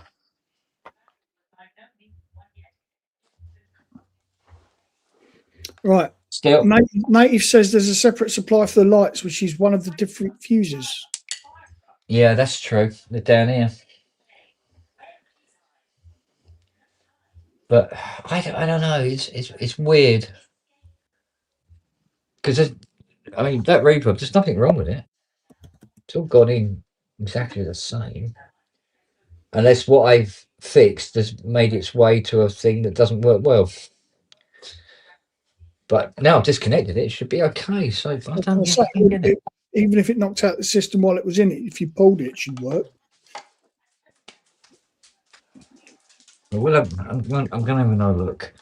But there might be something fundamentally wrong, and that's why I'm not getting a decent reading off anything on the back. So it could be the case. Did you get a delivery from Amazon today? I did not. Yeah. Lily's bowl, Lily brought it in to show me. Oh. But look, this is my bowl. There are many bowls like it, but this one is mine. Exactly. This is for fighting. This is for fun. Yeah.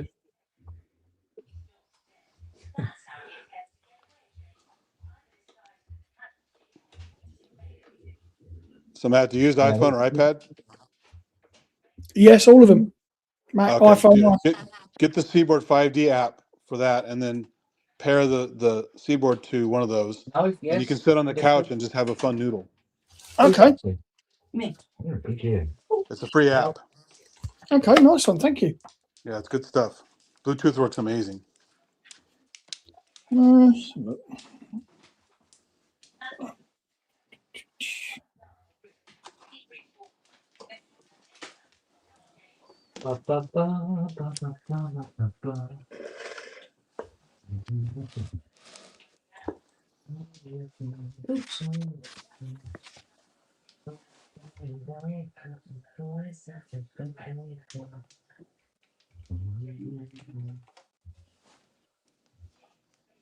Well, that's very odd.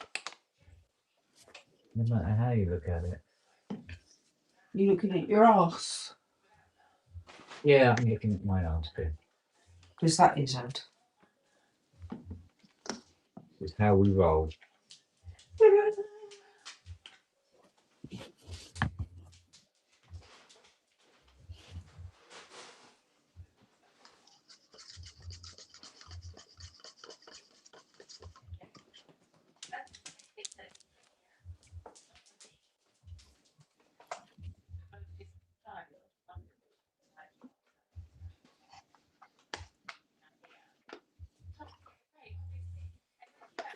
Yeah, I think something's gone bang.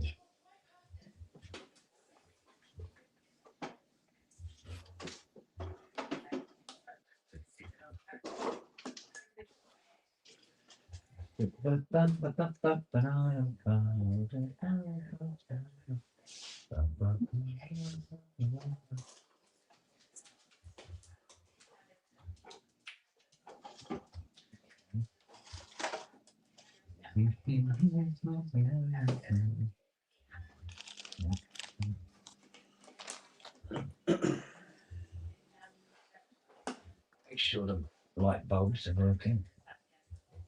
Yep.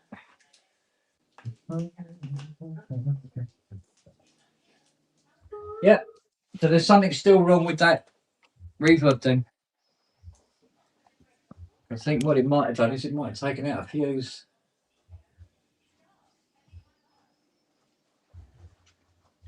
So what are you, a 15 mil, 1.5 amp?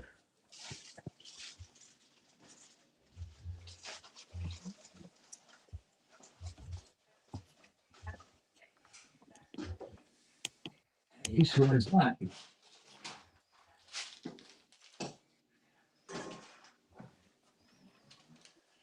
That means all we can do is put a 2 amp in it then.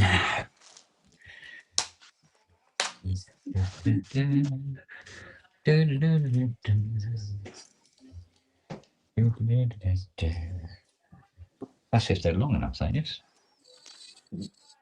Oh, the right length, ain't it?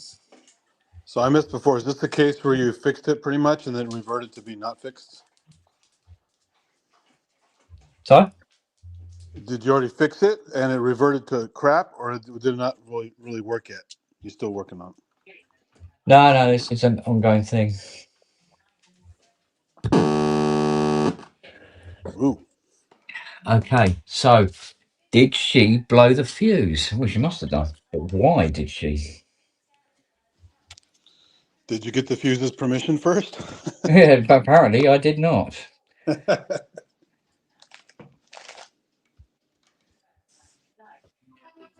Mm. Yeah, that's all part of the same. Well, I suppose the best way of finding out is to have it running and then plug it in.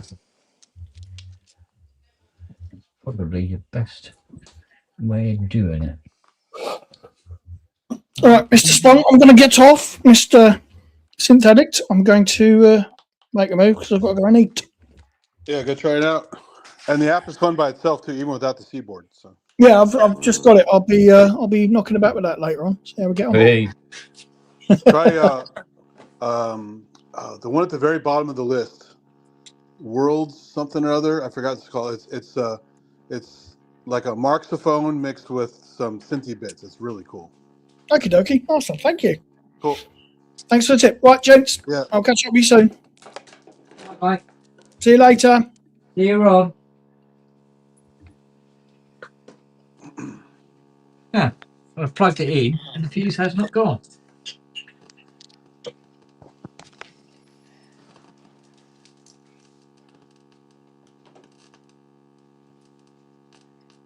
Weird.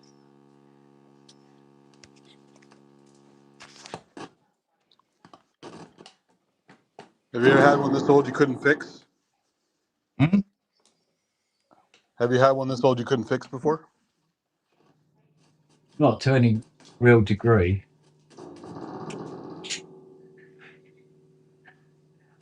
It's certainly not receiving. So let's put a sign in. There we go. Hey, it's working. Ah.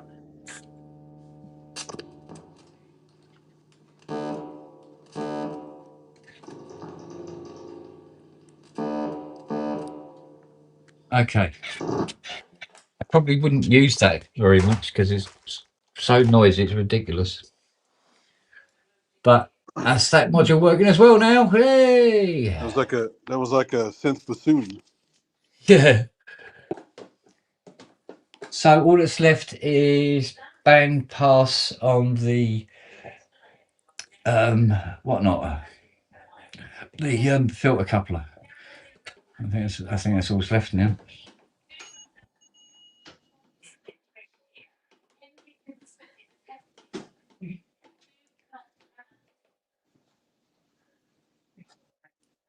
It was mainly just lots of little silly little things all over it.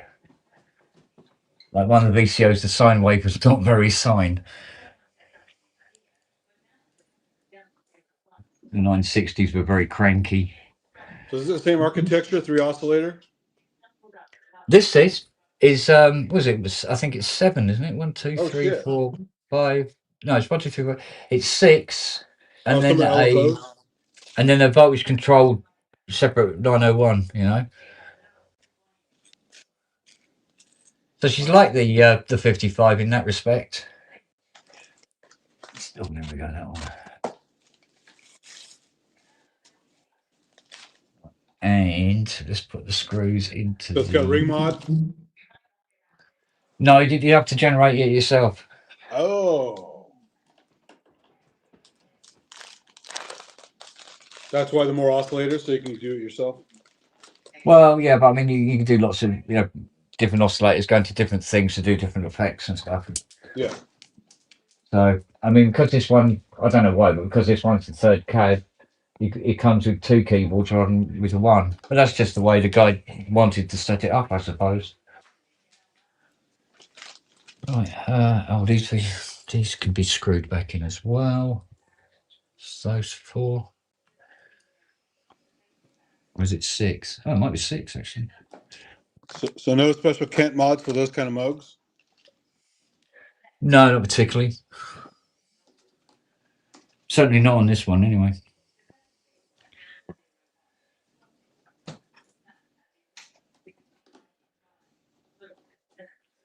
Mind you, this is so early, he barely knows what it was supposed to be, I think. Does it have like those Dymo labels on it?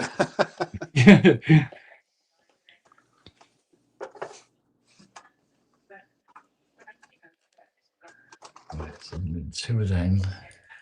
Right, that's it then. Okay, so that's all the modules screwed back in except the 904C. So let's quickly check the 904C again just to confirm that that was the only fault that it had. Right, that goes in now. Put that in now. There. Which in turn goes to, where's the other end then? There. Input signal, output signal, input mixer. Okay.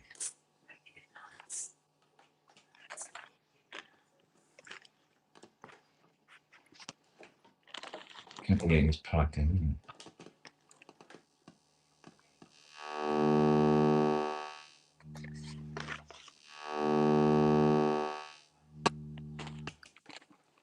Yeah, bandpass, nothing.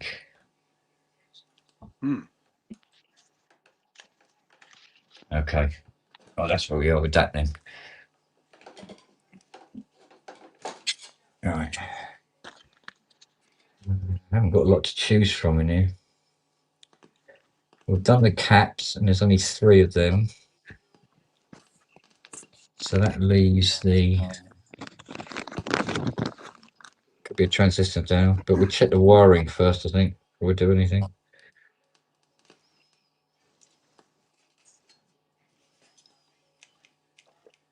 It's one of these big, don't know if you see this, it's one of these big multi-way switches. You know, Oh, damn. Loads of different ways of wiring it, depending on what position it's in. That's wild. Check it for dry joints or shorts. Did they have high pass option back then, or was that much later? Yeah, that's basically. Well, I mean, I suppose they say high pass. It's probably more band pass, isn't it? Really. Band pass, yeah. Yeah, more than anything else, but yeah, it's getting there. I mean, there's a low and high frequency range on the high pass filter, obviously, but the bands almost sounded the same, to be honest. I'm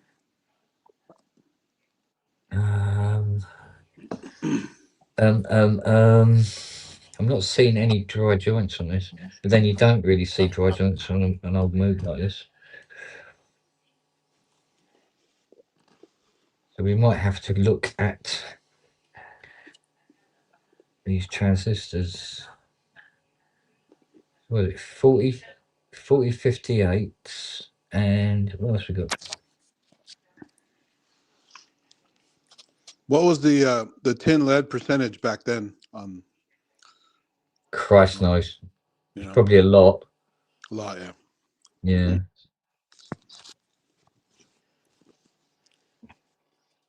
They didn't even know about bad cholesterol. Well, smoking was good for you in the 50s, right? Exactly, yeah. Yeah. Clears up all sorts of ailments. But again, this has had whoever the guy was that had a go at it at some point. He's had a crack at this one as well. Yeah, it's all right, but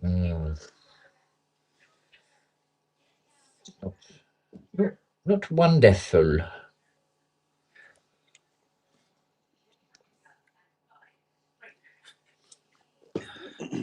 Now I think I'm going to have to consult the service manual on this one. So you didn't find a sandwich on that one when you opened it? No. But I did have did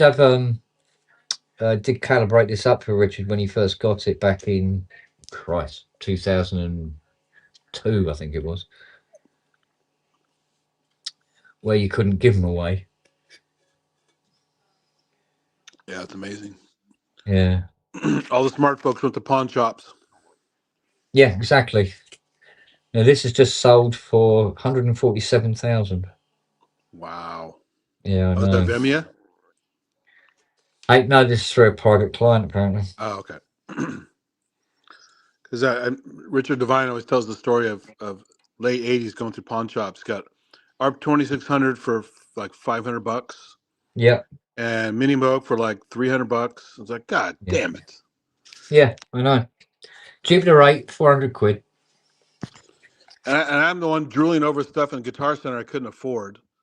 I should have gone to the fucking pawn shops. Yeah, exactly. Yeah. There's nothing worse than fashion. It will separate you from your money.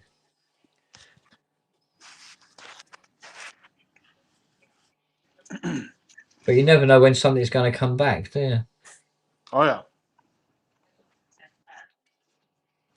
So I was talking to somebody the other day about some car stuff, and they were totally sold on the streamlined Tesla run by a giant iPad. I said, this is even worse than the 80s when synthesizers were reduced to minimal controls and a screen. Yeah. People wanted tactile shit to control their stuff. I want a car that has, knobs and sliders and vents I can move and stuff like that, not control the whole goddamn thing through an iPad. Well, one of the really good things about, the old machines that were all knobs and sliders and stuff like that is they didn't catch fire and then you couldn't get out of them. Exactly, yeah.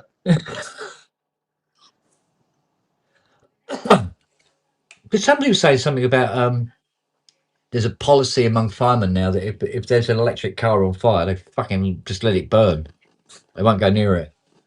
Well, I don't blame them because it could explode at any moment. Sure. Take them with it. So yeah, and go, shrapnel your goes car's all on over fire. the place. Well, shame. Yeah. Yeah.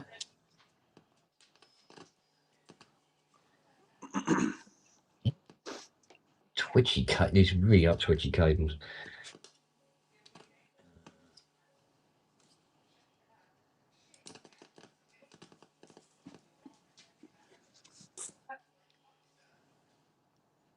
I think one of these has gone down, definitely.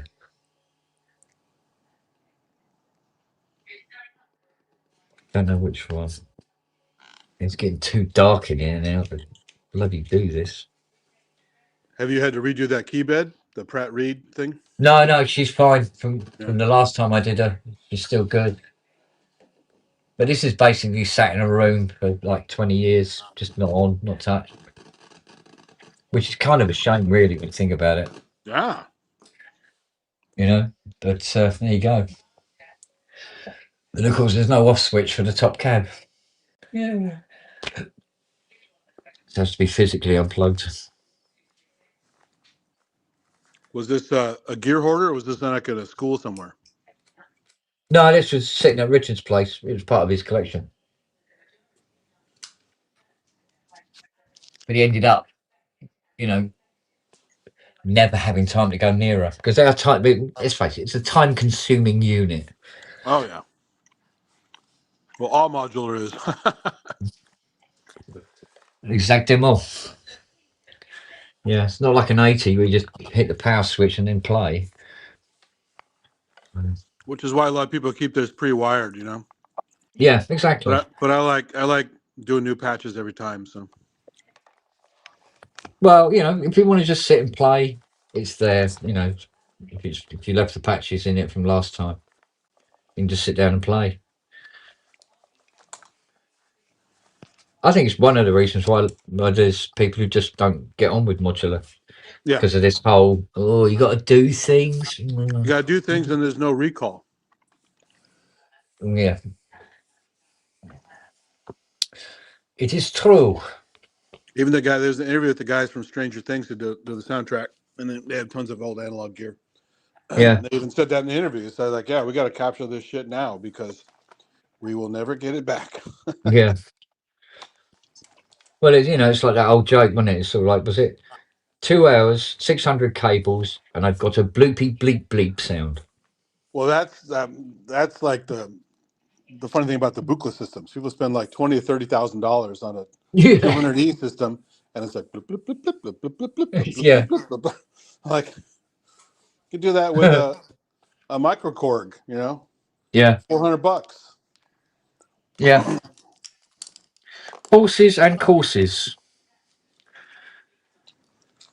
But man, when someone really knows how to use a booklet, does it right, like Cortini, Yeah, I holy know. shit, it's amazing. Yeah, it's a different kettle of fish altogether, isn't it? Oh, that's good. I saw him live once in San Francisco. He actually did a split night with Richard Devine at Yeah, this club in San Francisco about like a month before the pandemic, yeah. or a month actually, Go on in, boy. maybe the end of November, something Oh, like that, before the shit there's hit the Charlie fan. Fatass. Oh, and it was fun to see the different performers because they're both really good at their machine handling. Yeah, yeah. But Divine was just like this crazy fast, noisy shit, just completely bonkers. And that's Divine's thing usually. He does a lot of stuff like that. But Cortini comes Yeah. on, it's this glorious, melodic, beefy, you know, just beautiful Yeah. stuff. Well, so far, out of the several problems that she did have, we're basically looking at 10 capacitors. That's not bad.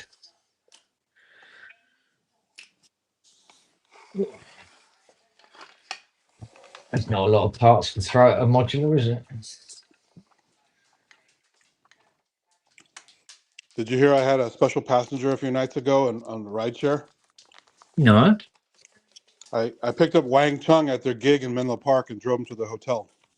No way. Yeah, Oh, they're man. really cool guys too. Oh, excellent. Yeah. I was bummed too because I saw in the marquee of this club, this one local club's been bringing all kinds of 80s bands back. Bow Wow Wow, English Yeah. Beat, Joe Bloody hell. Jackson, just constant stuff coming through, right? I Yeah. think, even Thompson Twins came through. I'm pretty Good sure I Lord. saw Thompson Twins on the marquee. Bloody hell. I thought they were separated from Maybe I'm life. getting that confused with somebody else, but there were several of these bands. Every time I drive by, there's some shit going on. Yeah. And I Yeah, said, because the Wang last Chung's time, here.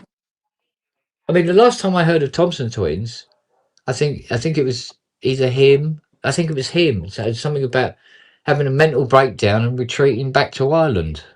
Yeah, he's like an insurance salesman or something, right? Wasn't he? Yeah, something like that. He just disappeared off the face of the earth. I might have misremembered that. It was a band like them if it wasn't them, but Well, they it'd be keep good having if all they these are bands. back, I must admit. Yeah. I did like me a bit of Thompson Twins, it has to be said. Oh, some good stuff in there. Yeah. But anyway, so I didn't go to the show because I had to drive, make some money and all shit. And then when I ended up picking them up, and they were telling me, "Oh, you should have come to the show. We did a whole live To Live and Die in LA set." I'm like, "Oh, fuck. That's a great soundtrack. I would have loved to hear that live." Yeah. And they had the video to go with it and everything. It was a whole You special get show. some get yourself some free tickets. Nah. No. Their next stop was Florida. So they're Oh. one night and they're out of here. Oh, is that all? Oh, okay. Yeah. Right, that's that. There's me tea. Got me lighter. Good But it's stuff. funny because I'm driving around. I already gave some guy a ride from the show. Was talking about it a little bit. And then I'm driving about ready to go up to San Francisco, and I go, "Oh, I'll grab one more in town before I go up." And I see around midnight, there's a guy named Jack looking for a ride. And I see that the map is heading that way. I go, "That can't be Jack Hughes." It was fucking Jack Hughes. Bloody hell. Yeah, it's cool. Well, let's face it, you are kind of living in the right part of the world. Kind of. I mean, I would expect it more in New York or I actually in don't San know. Francisco I don't or something know. like that. But this guy's got a special venue. He converted a small movie theater to a rock club. Yeah. So he's getting constant concerts coming through. Really clever too. Yeah. Good use because a lot of theaters aren't very popular anymore, especially single screen theaters. Yeah, So I mean, music venue is very smart. Well, the chances of finding Wang Chung wandering around outside is slim, shall we say? Here. Exactly. Yeah. Do you know what I mean? Oh, mind you, Douglas Adams only lived about 3 minutes up the road from me, so No way. yeah. He was a clever He guy. had I repaired his emulator too. No way. I didn't know that. Yeah, I didn't know he was doing yeah, the synths and samplers and stuff. yeah. He actually featured his emulator too in which book was it? Is it Tea Time of the Soul? Really? Yeah, something about it's the one where there's a couch stuck in the stairs, in the curve in the stairs. I didn't know that And one. when Dirk Gently goes up and examines his computer, and there's this slowly rotating 3D model of the settee, trying to figure out how to get the settee down the stairs, and then he has a little play on his emulator too that he has in the corner. So it's all in the book, but of course it's because Douglas had an E2. That's funny. Yeah, but he loved all that kind of that kind of Yeah. stuff anyway. Well, yeah, the real famous one is Ferris Bueller's Day Off, where he does the fake coughing stuff. Exactly, yeah, but the thing, yeah. Well, I think that was my first time I ever saw an E2. Oh, really? Yeah. Oh, apart from maybe a picture in in an article in Sound on Sound or something like that, or Electronics and Music Maker. And it was, a machine that cost more than most of the cars down this entire road put together. Oh, sure. Yeah, it's something like that, 8,000 or something. It's some enormous amount of money. The Kurzweil K250 was all the rage in the 80s. Yeah. And, there was a local store, a Guitar Center would never carry. It's too expensive. But a local store was a Kurzweil dealer and had one there, and we got to play with it and some of the offshoots of it. And, retail that thing back then was like, if you get all the sound blocks and stuff and all that stuff maxed out, it was like $16K. Kurzweil K250. Completely insane. Yeah. Well, of course, Emulator 3, when that came out, when you maxed out the RAM on that was a pretty penny as well. That was like well, I haven't as well, I think. So I don't think I've been surprised by a price of a piece of equipment for quite a while until last night, which is I was looking into my NAS drive. It takes forever. It's so slow. Really? Yeah, in terms of when you're downloading. Oh, right, for sure. Yeah. So it's going through the hub to the computer, and then it's going back and through the hub and everything, and down to the NAS. Right? So yeah, yeah. So I was on the Ugreen site, and I said, "Look, can we make this go a lot faster?" And they go, "Oh God, yeah, you can make it go an awful lot faster." I go, "Bring it on!" And they go, "Oh yeah, no, you get a is it a I don't know 10 terabit hub or whatever, or modem or whatever the thing is." With these various obviously upgraded sockets and stuff like that. And they were recommending a hub, and I went and had a look at it on Amazon. It was like nearly 800 quid. Oh, yeah, corporate stuff. I was like, oh, mate. Yeah. Wait, you're not a data center?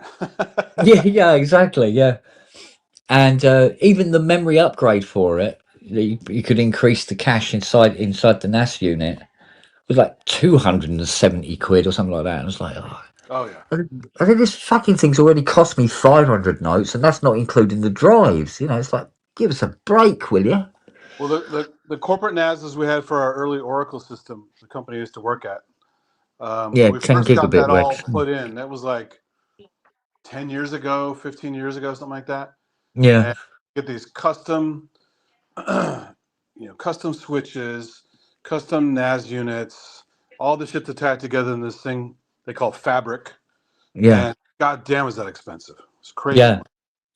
Well, when they're talking about the speeds that you're able to get with these 10 gigabit hub units and all the rest of it, and I'm looking at my Mac Studio downloading libraries through Native Access, and I get the feeling that the connection between my Mac Studio and my NAS is something along the lines of damp wool.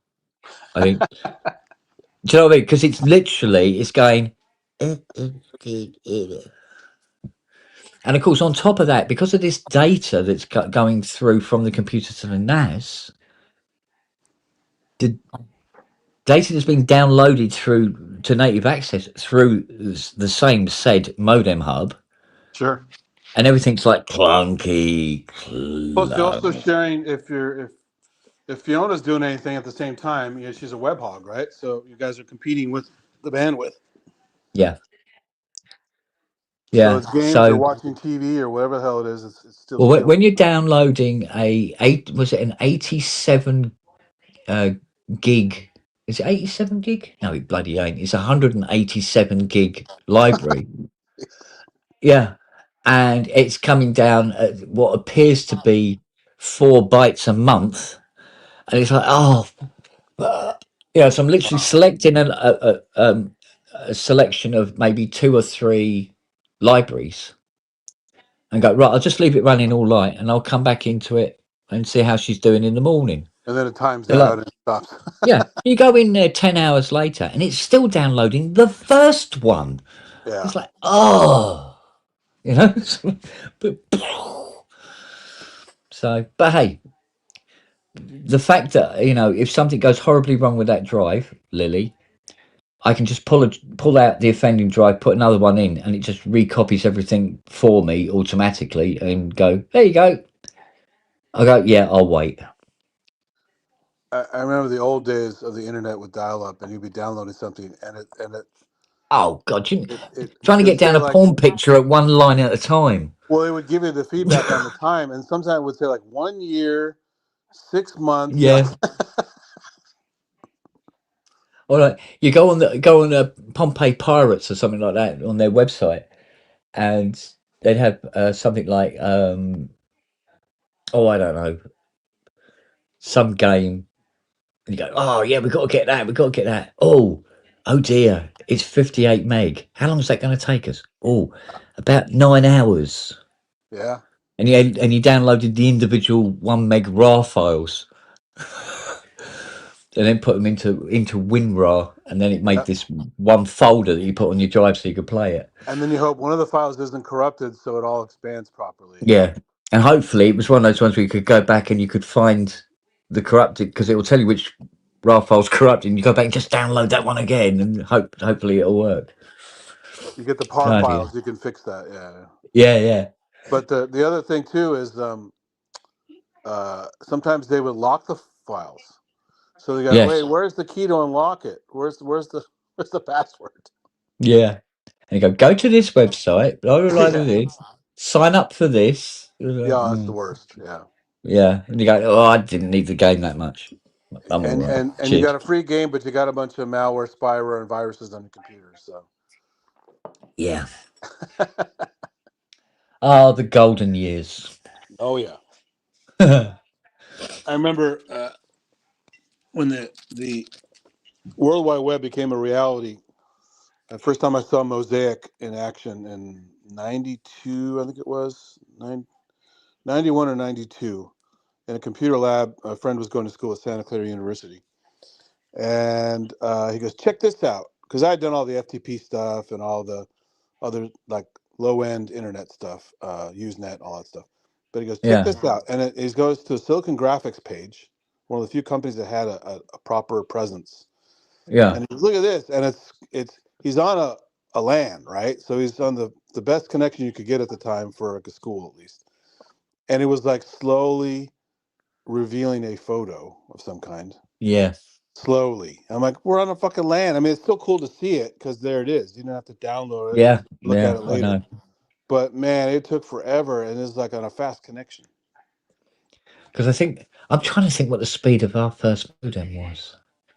It wasn't much. Was it a 9,600 or something? 9600 baud, yeah. Yeah, 9,600 baud. But I'm sure we had one that was actually slower than that. I remember when I first got a 56K modem. Oh yeah. And you're waiting for that extra tone.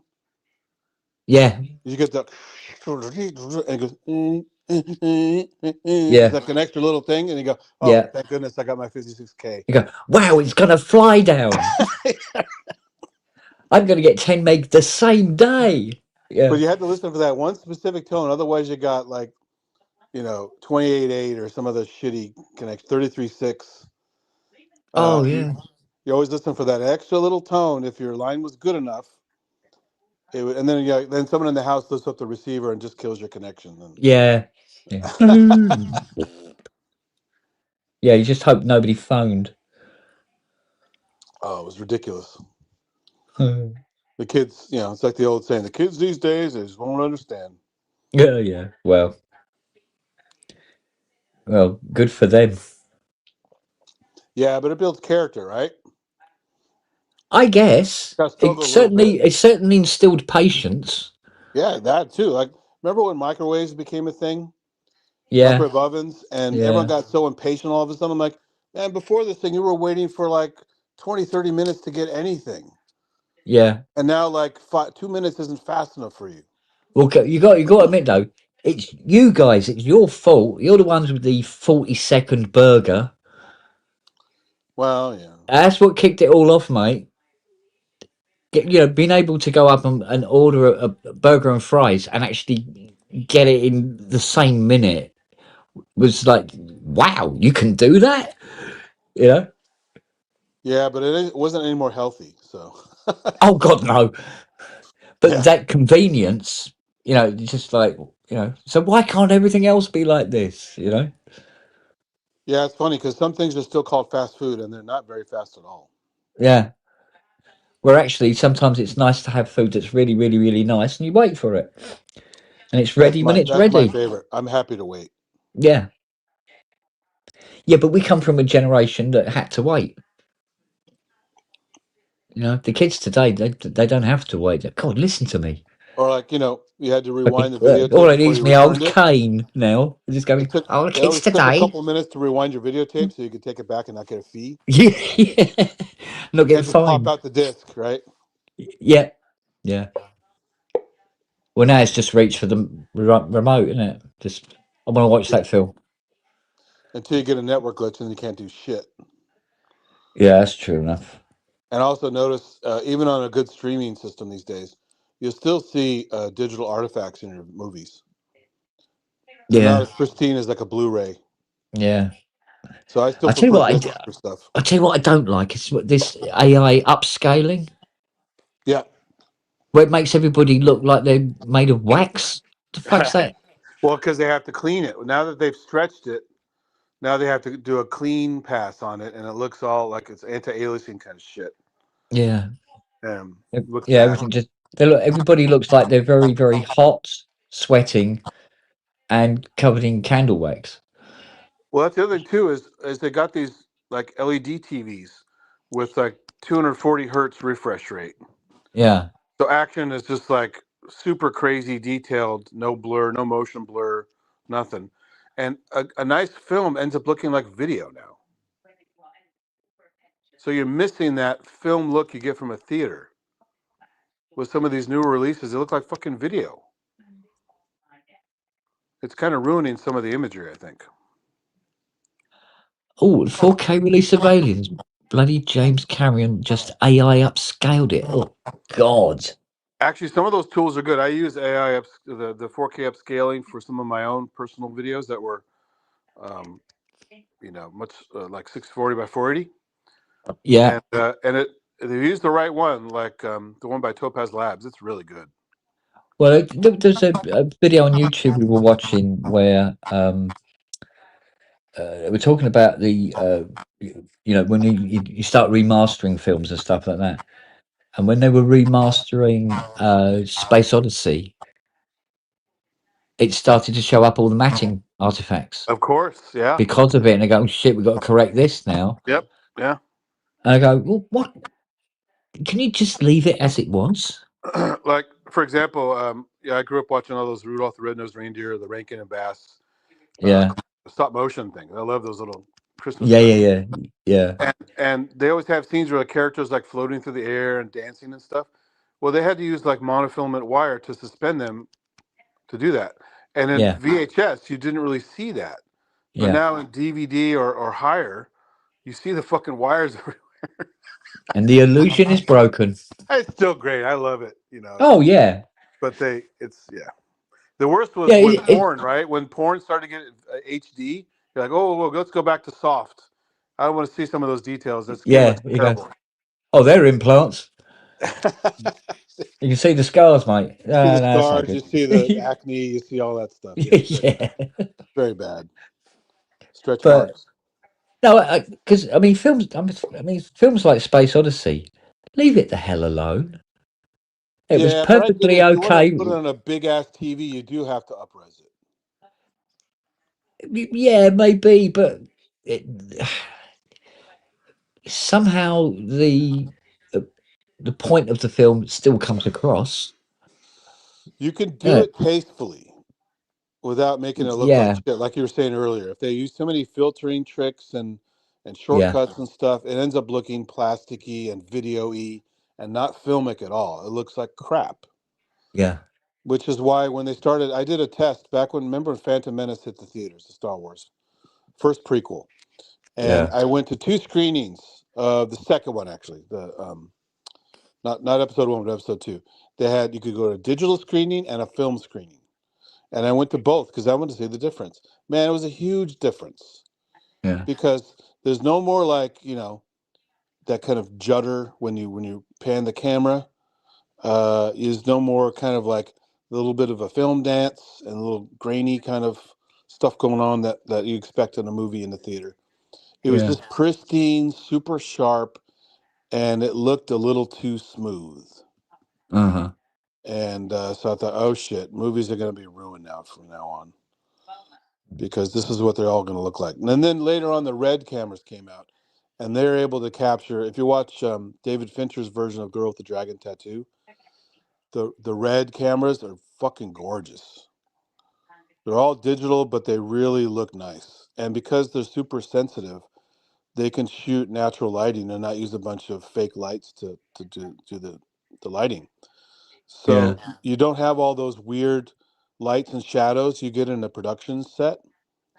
It looks like totally natural light. There's no like, hey, where's that light coming from? Oh, don't ask. yeah, That's an yeah, on-set light. So it can work in favor of creating a less fakey image because you're not seeing production lights and weird shadows and stuff like that. yeah. Well, As I long mean, as you can, don't over process it, treat it nicely, use good quality stuff. well, it's funny sometimes where you see things where like a film that Fiona was watching last night, and it was Kim Bassinger, I think it Yeah. was. But this is, after the androids have reconstructed her, Oh, you'd hardly know it was her. yeah. And it was some sort of Christmassy film, obviously. And they're doing all the techniques and everything in the film. But I couldn't help noticing that they had one scene where they had a couple of the members of the family, and they're sitting on the settee, and they're just reading some books and stuff like that, and chatting away.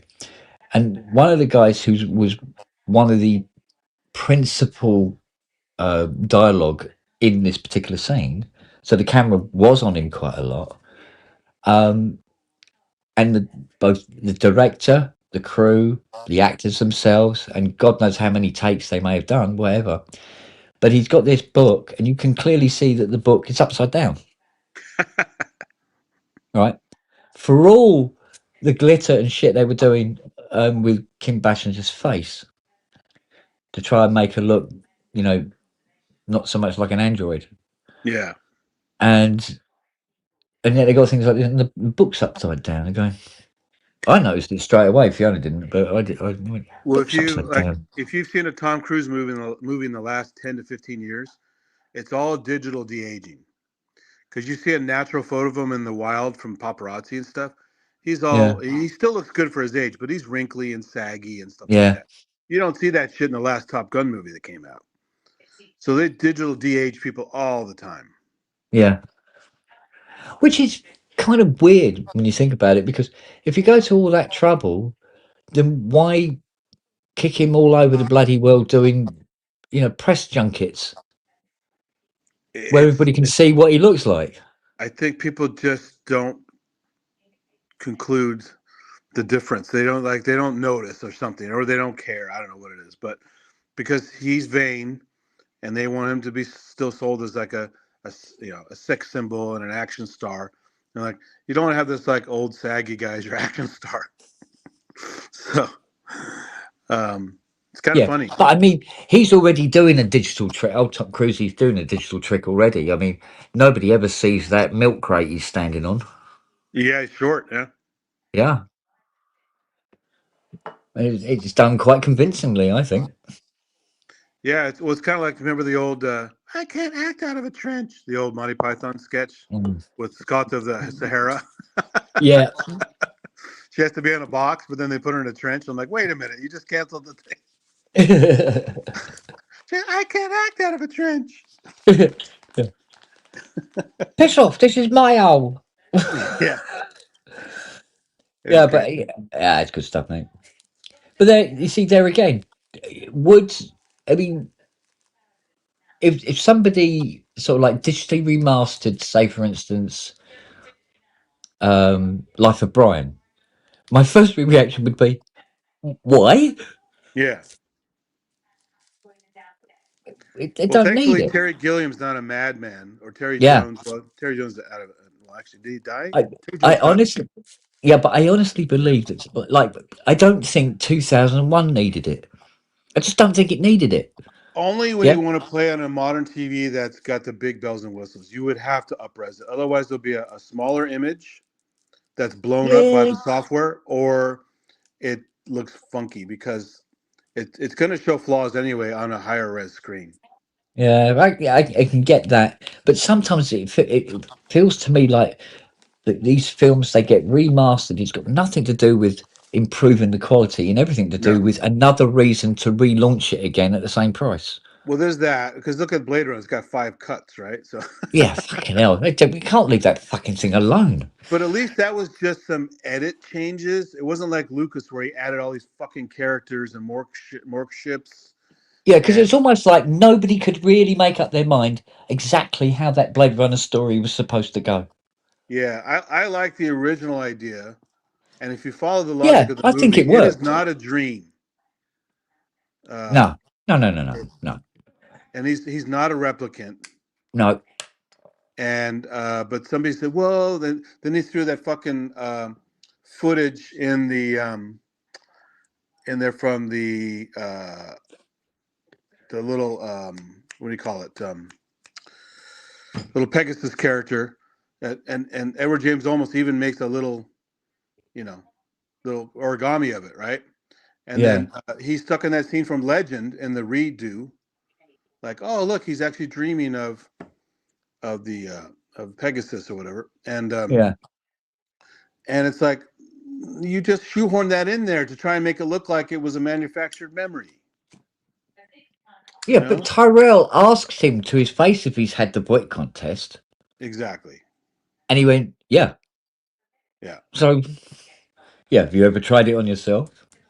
Well, if they really wanted to, they could shoehorn the fact that she passed the test. Basically, Rachel passed the test, so then he could pass it because he's also an advanced model, supposedly, whatever. But the idea was that these was a new gen of models that could pass the voice contest, but mainly because they didn't even know they were replicants themselves. Exactly. Yeah. And that was the whole point of that. And then they had to have that happy ending tagged on the theatrical version. See, the idea of the story is that the end of the film, Deckard suddenly realizes that they ain't the bad guys.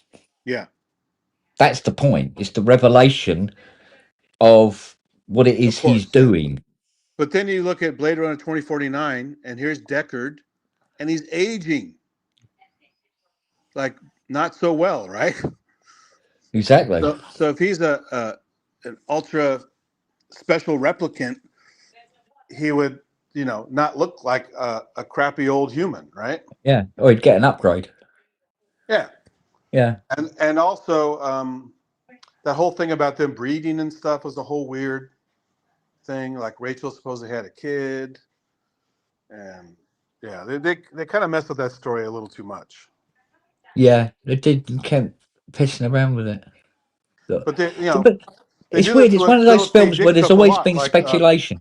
Well, the reason there's always been so much speculation around Blade Runner is because the way the story was told, it was very open to interpretation. yeah, So everybody had their own interpretation, well, sure, yeah. But like, look at other Philip K. Dick stuff, like the Arnold Mars movie. I can't remember the fucking name right now. I can't remember why, but that was supposed to be a dream as well, right? And it's supposed to be implanted memories. But if you follow these scenes in the movie and the logic, there's certain interchanges between characters that Yeah. they could not have known about if it was all a dream. So there's scenes that actually telegraph it's a real event that's really happening. It's not an implant from the recall place. Yeah. So yeah, seems like Philip K. Dick is work fucked with a lot, basically. So Well, as Steve says, right, it's a good thing they got rid of the version with the shit narrative voiceover. And that I still reckon they put that voiceover on is because Hollywood you producers spoon feed people. would think that people wouldn't understand the film otherwise. True. So I grew up with that version, so I do like it just because it's what I'm used to from the old Yeah, it's films. because that's the first one you saw, isn't it? It's And the it's a original film noir to style us. movie, so it works with the style of the movie. Yeah, But I love the whole story about how Harrison Ford literally did a bad reading, hoping they wouldn't use it because he didn't want to do it either. yeah, And there's certain scenes where he's doing the voiceover and it's shitty, right? yeah. And that's supposedly done by him on purpose, according to Well, funny storytelling. enough, the only person that was involved in that film who was able to walk away with his work untouched was Vangelis himself. Yeah.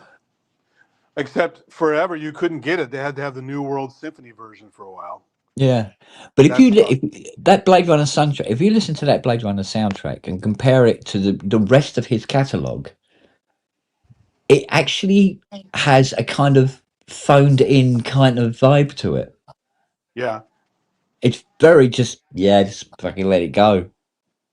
It's You know? just more flowy and soundscapey, but it's still more structured than the 2049 soundtrack, which is just sound design. Yeah, yeah. But Well, I know Hans said he was worried about doing that one. yeah, because he was probably told to do it that way. I'm guessing, right? Yeah, and and he was having to follow shall we say, a predetermined path. Yeah. And Vangelis had big boots. He had big shoes. Oh, sure. And he had the clout to pull it off. Yeah. Yeah, proved himself. I remember when Hans phoned me up and he goes, we've just pulled the 80 out of the cupboard. He says, we haven't used it since Dark Knight. And he says, it's still perfectly in tune. And he says, I needed to phone up and say, thank you. Yeah, hey, you do quality work, man. Now, when I tune them, they stay tuned. That's right.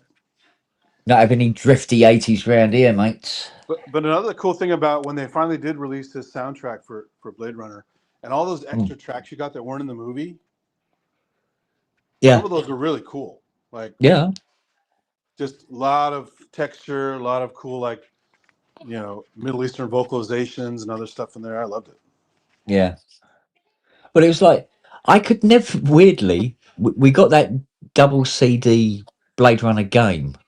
Yeah, PC game. 3 CD. It was 3 CDs. Oh, is it 3? Yeah, it's expensive. And do you know what? I never played that game because all I did was go out onto the balcony and just walk away and leave it and let it play. Exactly. We always talk That's about all I that. did. I wasn't interested in solving puzzles. No, just let that play. Just let me listen to that 80 go, man. Yeah, I mean, they did a good job on it. Oh yeah, because you missed earlier. I was having I showed everybody. I've got 2 official Blade Runner glasses. Oh wow! I had an advocating one last night. Yeah, there was 71 quid each. That's from the bar where he's drinking with Taffy, or is that? No, that's the one No. in his apartment. Oh, in his apartment. Okay. Yeah, when he pours the whiskey into that square. Okay. So yeah, Nice. yeah. So yeah, it was 71 quid each. They were. I got a pair. Damn. That's wild. That's it. But I think, you know, as far as film memorabilia goes, I don't have a lot. I know I have quite a few paintings around the house of like Star Destroyers and shadow ships up on the wall, but ships, not people or something. No, the ships. Yeah, sure. So and I got those big diorama paintings. Like I got the Star Wars one in the kitchen. It's got every single character and every single ship throughout the entire series. And then the one on the landing is just different characters from the Iron Giant to John Wick. Yeah. And I've had that painting up there for what? 6-7 years. I'm still seeing people in it I didn't know were in that picture. Still now. And I go, oh, isn't that? That's Oh, funny. there's Beetlejuice there. There's Beetlejuice. Look, right at the back. Yeah, I have some like silly stuff. Like I have a bunch of the just because I was going to do some stop motion stuff with it, never got around to it. I bought all the Star Trek Next Generation figures, and I have a Klingon Bird of Prey. I have the Enterprise D set. Oh, okay. And I have what else do I have? Another ship. I think it was a Romulan one, and they all make sounds and stuff like that, and that's pretty cool. But the Oh, stuff it's I like like, the Romulan ships more than the Enterprise. Is that bad? yeah, the big, like a big nose, a face with a big nose. You know, Yeah. the green ships. Yeah, the big green one. Yeah. But And I loved them. In the Next Generation one was like, oh man, that's even better. But you know they fucked up because I think the Klingon one is Klingon one's green. The Romulan Yeah. one is kind of blue. So they fucked up on Yes. this whole. You know they didn't get the color right. Yeah. But I also have some Babylon 5 stuff. I have the Babylon 5 action figures. All right. They even made some kind of like, I don't know why they did this because it's not like, remember the Mego figures from Star Trek from the 70s? Vaguely. They had cloth outfits and stuff. Yeah, yeah, yeah. So I have the TOS action set with a little transporter that works and the little characters in their cloth outfits. But I also have the Babylon 5 version of that where there's the cloth outfits on the characters. Yeah. And I have the little Micro Machines Babylon 5 ships. Yeah. And I have a die-cast model of the station. Oh, nice. But I never got any of the other stuff. There's some stuff on eBay. If you go look, it's crazy money. Like shadow ships, model shadow ships, model battleships on all sides. Basically, you can get them all made. And so what was it I heard a couple of days ago? Something about Netflix putting in a takeover bid for Warner Brothers or something? I think, yeah, there's some big purchase lately I heard about. I can't remember what it was, but because normally with these big purchases, it never works out well. No. Something gets lost along the way. Well, they end up putting a certain amount of stuff. Even if you have a subscription, they put a amount of stuff behind another paywall. Mm. So yeah. If you go on Netflix right now, there's a significant amount of stuff that's behind a paywall. It's not necessarily new stuff. And Paramount are putting a counter offer. If you have a base Netflix subscription, I don't know if you notice this, they're fucking ads on things now. Amazon Prime does the same thing. Yeah. So you have to pay a little more to drop the ads. Yeah. That's a shitty thing. Yeah, well, when she's watching the various things that she watches on this, I get less ads on my YouTube. Well, I don't get any. Actually. Yeah, if you have premium, you don't get the ads. So. Yeah, I don't get the ads at all. Yeah. Unless it's built into the video, which some companies have done.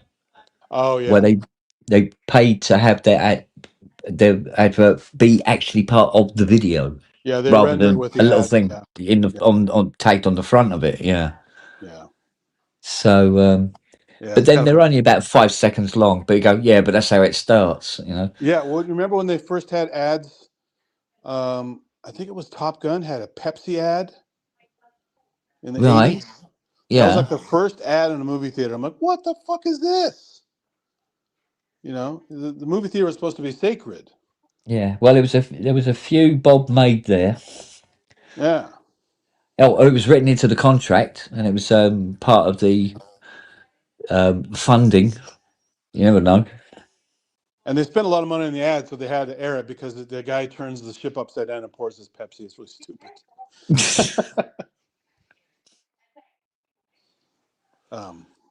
Yeah. Well, corporate world. Yeah, it's pretty sad. But, Pretty sad stuff. Yeah. yeah. Speaking of the B5 and the 3D stuff, did you get your Lightwave stuff turned on? No, I'm basically at the moment still doing all this, getting the libraries back on this NAS, Oh, which is did you consumed. buy it so you could use it, or you didn't buy it yet? No, I didn't buy it yet. No, Didn't buy it yet. Yeah. I've got to. We'll leave it for a while. I'll let it fester for a moment or two, and just make sure it's a purchase I do want to go down the road with. Yeah, for sure. It's a lot of work. Yeah, I know. I know. I mean, I used to make custom 3D models from scratch a long time ago, and now Yeah, I'm so lazy. I'm doing photogrammetry and lidar stuff because it's more instant gratification. yeah, yeah, absolutely. Yeah, because looking at the latest Lightwave, and it's, of course, they've adopted the Unreal Engine, obviously, because why Yeah. wouldn't you? Oh yeah. But looking at what you can do now, I mean, Radiosity is it's a whole new world. Yeah, and it's in the And horsepower. You can do it no problem. Yeah. yeah, exactly. And it's like looking at some of these, sort of like, third party users of these various things they've created with it, and you're going, fucking hell. Yep.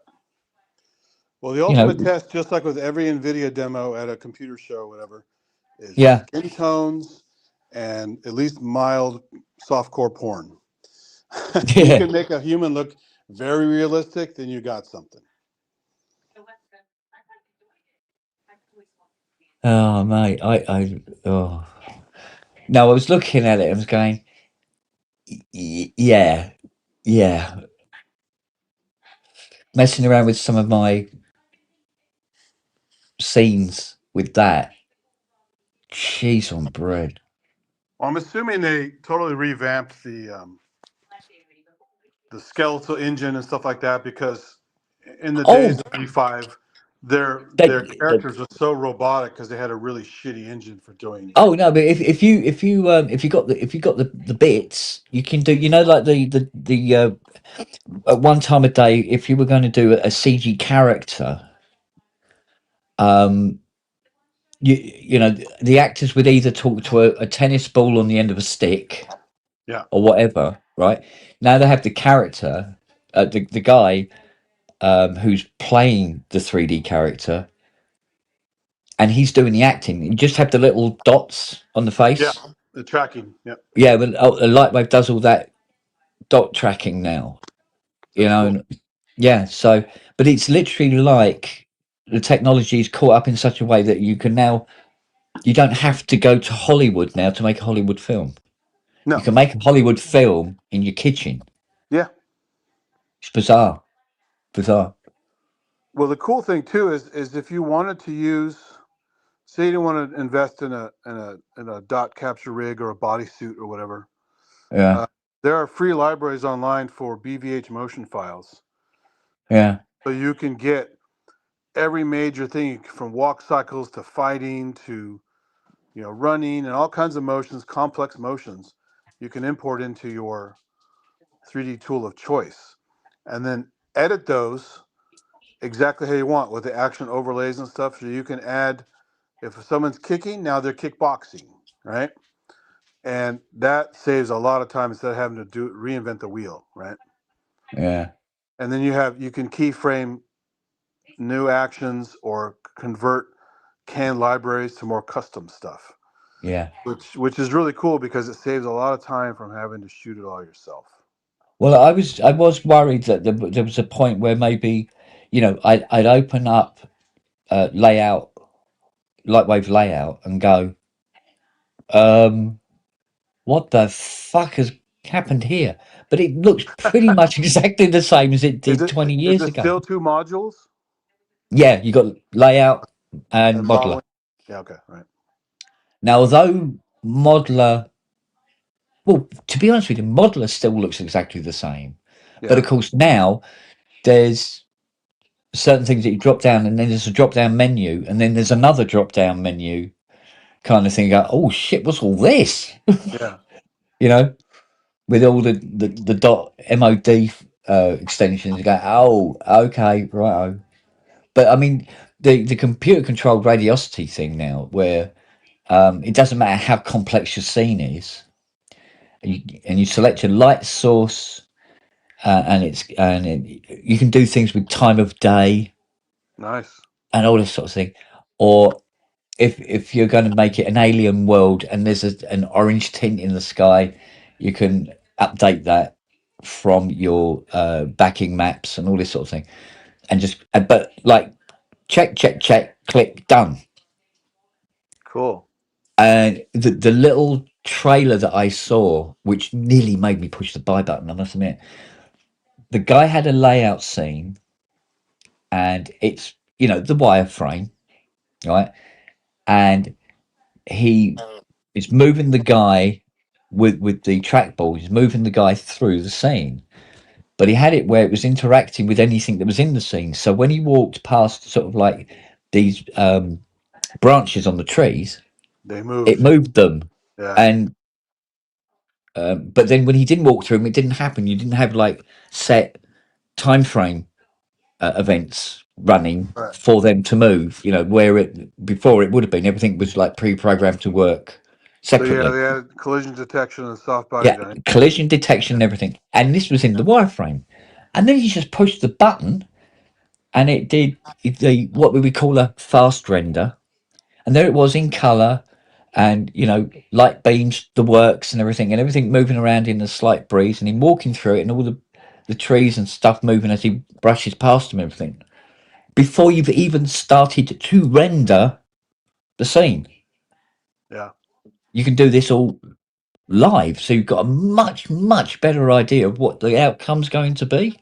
That's cool. Which was the one key bastard back in the days. Oh yeah. You set up your model, you run through it, Yeah. and then you do like little test frames. You go, yeah, that's looking all right. That's all right. And the test frames are like forever. And then you run the scene and say it's 250 frames. So you've got these 250 frames, then you compile it down into the AVI and everything, and you run it and you go, oh, fucking hell, engine 4 isn't, no, the light's on directional, oh shit, and all this sort of thing. Or why isn't that light flashing? That one's supposed to flash, the other 5 are flashing, that one isn't. And that kind of thing. Now you can physically see it just by, running the mouse across the bottom, and you see it all happen and everything that's going on. You're going, and you've checked everything, go, yeah, render. Yeah, it's pretty wild. Yeah. So I might get back. I don't. You used Bryce before, right? Kai's Power Tools Bryce. You ever used that before? Yes, I've used Bryce. Yeah. Where it takes like an hour for one frame. Yeah. But at the time, I think it had a better radiosity engine. It was very high quality, and of course the fractal landscapes were cool, and exactly. Importing stuff was cool. But I had friends that actually made full-blown animations. Yeah. In that program, and that's a nightmare. Yeah. Oh God. Yeah. Oh yeah. But there was another one, wasn't there? I remember using it, but it had a more of a particular kind of target that Maya. Oh, Maya's crazy. That's one of the most elaborate ones they ever made. Yeah. No, I had Maya for a while, although it was it wasn't a full version as such. And I was and I was messing with it, and I literally I find out and go, it'll be all right, mate. I used Lightwave. I'll be all right. And I was like, what the fuck is going on? Totally different. It's like, It was like going from Cubase to Logic. Well, Where because the fuck is everything? it mixes polygons and NURBS. It's a very complex environment, Yeah, and so yeah, I have at one point or another I had versions of it. I had Softimage, I had Maya, I had 3D Studio Max, I had Lightwave, and even the older stuff. And they were all good for various things, but they all have a major learning curve. They're all different, and they all tax your machine quite heavily. So yeah. Uh, no, I would have loved to have pursued it more, I must admit, but it does take a lot of time, though. oh God, did it? Because if you wanted to make it look even remotely like what you're trying to do, like copy things or make Yeah, it look realistic, real world stuff, it's one thing if you're doing. I don't know if you ever saw the stuff that PDI was doing before they made Shrek and all these fancy movies. The yeah, old Pacific Data Images stuff from the 80s was extremely primitive, but yeah, extremely cool and beautiful, but weird. yeah, So making weird is very easy. Making realistic and pass the test of the average person going, that's not realistic, yeah. is the really hard part. It's like it was almost inevitable. You kind of knew that at some point Disney were going to get their claws into Pixar. Oh, yeah. Well, that's one You of know? Steve Jobs' major triumphs is, selling Pixar. Yeah, And that's that's around the time he came back to Apple and revamped yeah, Apple after being kicked out of Apple. yeah, So yeah, it was, but the stuff, even the old Pixar stuff, I used to go to animation festivals, and it was very clever, like Luxo Junior and all that stuff, the lamp, and yeah. it was Did, very did clever and cool, but so did primitive. they buy Aardman as well? I don't think so because they're not compatible. Aardman is pretty much all stop motion. Yeah, but I mean, I'm sure Aardman got bought up, and in getting bought up, lost something. Hmm. It lost that quintessential Middle England kind of Well, sure. vibe that it had. Well, he also made all the characters have the same kind of teeth and mouth. Yeah, Whether it was the cars for Chevron ads, or Wallace and Gromit, or Shaun the Sheep, or any of those other ones, they all yeah, had the same kind of mouth and teeth. They had a really yeah, certain style he made yeah. that you knew But from it, a mile I, away. I think their original thing was creature comforts, where they'd be interviewing Oh yeah, animals. that was an old one, but it was before that they did shit. What was the other one they did before that? But yeah, Creature Comforts was classic. Yeah, There's the jaguar complaining about not having enough meat and yeah, yeah, yeah, needing space and all that kind of stuff. yeah. Or the dog were going on about he keeps throwing my ball away. Why is he doing that? Why does he keep throwing it away? Does he not want me to have it? Yeah, I always love stop motion stuff the most. That's my favorite Oh animation yeah, style. But I tried some a long time ago. It's so hard to do. because Pixar's first crack at it was it Tin Toy? No, first crack was I mean if you go way back, there was Yeah, one yeah, called Wally B and shit. Well, first was Luxo Junior. That was their first official fancy one with the two lights interacting with the ball. And right. that's why they became their logo in the movie theater. The little light bounces on the Pixar logo and then turns and looks at you. That's a callback to their first major short called Luxo Junior. Oh, there you But go. Wags are saying, yeah, they had Wags saying Aardman didn't never got bought out, but they do have a what's that? Sometimes they will do collaboration with DreamWorks. Okay. well, that's where the money is. Well, it's just that Aardman didn't seem to be as prolific as it was. So, But the Pixar had this like the little red bicycle one. They had Tin Toy. They oh had yeah, yeah, yeah. um, they Remember the had a whole bicycle one? bunch of stuff. Yeah, Yeah. and those all made the animation circuit. I was watching those in theaters for years before they had any major release. Way before Toy Story. Oh God, yeah, as well before. I think the first time I saw anything to do with Pixar, and it wasn't an entertainment, in that sense, it wasn't an entertainment program. It was something like Horizon or something, like a science program. Yeah. And they were talking about computer graphics, and they showed this tin toy, which was very rudimentary, almost Atari ST graphics. One of the kind most of amazing thing. early animations was made by this, I think it was Evans and Sutherland or something like that. Some Yeah. company, and it was the robotic woman touching the candle. Yes. That was Yeah, I insane. remember that. Yeah, and that was all mocapped, primitive mocap. Was it? Actual woman model for that. Wow. I've seen the footage that they use, the reference footage, and they Bloody paint. hell. Back then, they had to use a digitizer tablet and painstakingly put all the points in. Click, click, click, click, click. Jesus. Imagine the work with that thing.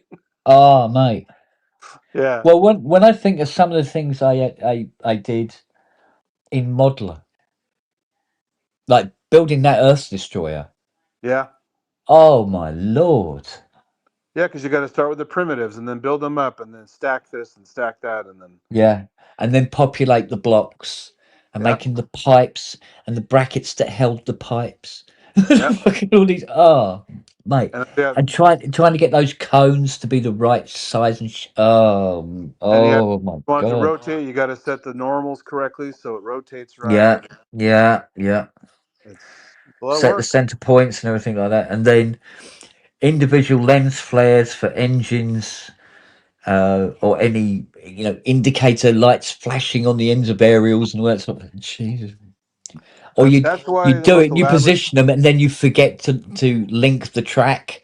Oh So the yeah, ship would move and the light would stay where it stay was, and you back. go, Yeah, "Oh yeah. fucking hell!" This was Leave a why the light most behind. elaborate stuff I ever made was some medical models when I was working on some projects. And Yeah. I made the inner ear bones and the cochlea and the tympanic membrane and all that kind of stuff. You do realise, right? There's about 25 odd people in the chat at the moment going, "What the fuck are they talking about?" Yeah, these wankers talk about Yeah, bullshit. fucking hell. Hey, Oh, this is question educational. Yeah. question for you. Where is the original USS Enterprise model on display? Oh, is this trivia or you're curious? No, I'm curious. But because I know Um, it's on display somewhere. I think it's been on display, but I don't think it's permanently on display. I think it's a private owner. Is it really? Remember, there are two scales. There's the little one Oh, this was the big fucker. and the big one. Yeah, yeah. Yeah, this was the big girl with the mini indicator bulbs lenses on it. Yeah, they I think those are all private owners. I thought it might have been somewhere like, I don't know, Warner Brothers or something like that in the Just like foyer. with the Star Wars stuff, I've seen museum exhibits where people brought all that stuff out to show, and then it went back to the owners. So Right. I've Okay. seen some of that stuff in exhibits, but then it never stays and it goes back to wherever it belongs. Ah. And that's why when I saw they had the original Star Wars exhibit at the local tech museum in San Jose, and it was really cool because they showed some of their. It was probably for the previs work, not for the actual Yeah. long shots of the thing, because pretty much all the long shots are all legit Yeah. stuff. But they had a model very similar to what the model looked like, the toy model, in the end, Right. and on wheels. And they had the little characters in there. So you had the robots, and you had Luke, and you had Han. And if you walked around in the case and you look very carefully under the hood, you look at Han, and Han has a big hole in his head. And it Oh. was a $6 million man Steve Austin model with the see-through bionic eye Yeah. in the Obi-Wan costume. Good lord. So they just use off-the-shelf shit sometimes for previs and for other stuff. They didn't make Yeah. everything. And it was really funny. Seeing stuff like Excellent. that. Yeah. So Uh, those exhibits are fun. But I think I've seen that they had a Star Trek exhibit come around as well. I don't yeah. remember where all that stuff went. But There's not many of them left now, is there? you mean the actors or the props? Yeah, the actors. Yeah, I mean Shatner's still going strong. I don't know how he does it. Shatner made a deal with the devil a long time ago. He must have. You know the whole. You've heard the 911 call where his wife drowned and he's all acting about how he's sad about how she's dead. There's talk about he either let it happen or he caused it to happen. Yeah, And, there'll always be that. There'll always be that. But yeah, he's one of the few left. We were talking about Lightwave. I think I told you this before. I was at the SIGGRAPH booth for Lightwave one year, and Dick Van Dyke. You probably didn't know this. He is a hardcore 3D animator, and he's a Lightwave. I did know this. And he was on the stage, and I go, "What the fuck is Dick Van Dyke doing here?" Yeah. And William Shatner is there talking to him as a little duo to make it entertaining. Yeah. And I watched them, and the Shatner said, "Why? How did I do that? How long have you been doing this? That's fascinating." And Dick Van Dyke's like, "Yeah, I've been a Lightwave user since, the Amiga days and blah, blah, blah, blah, blah."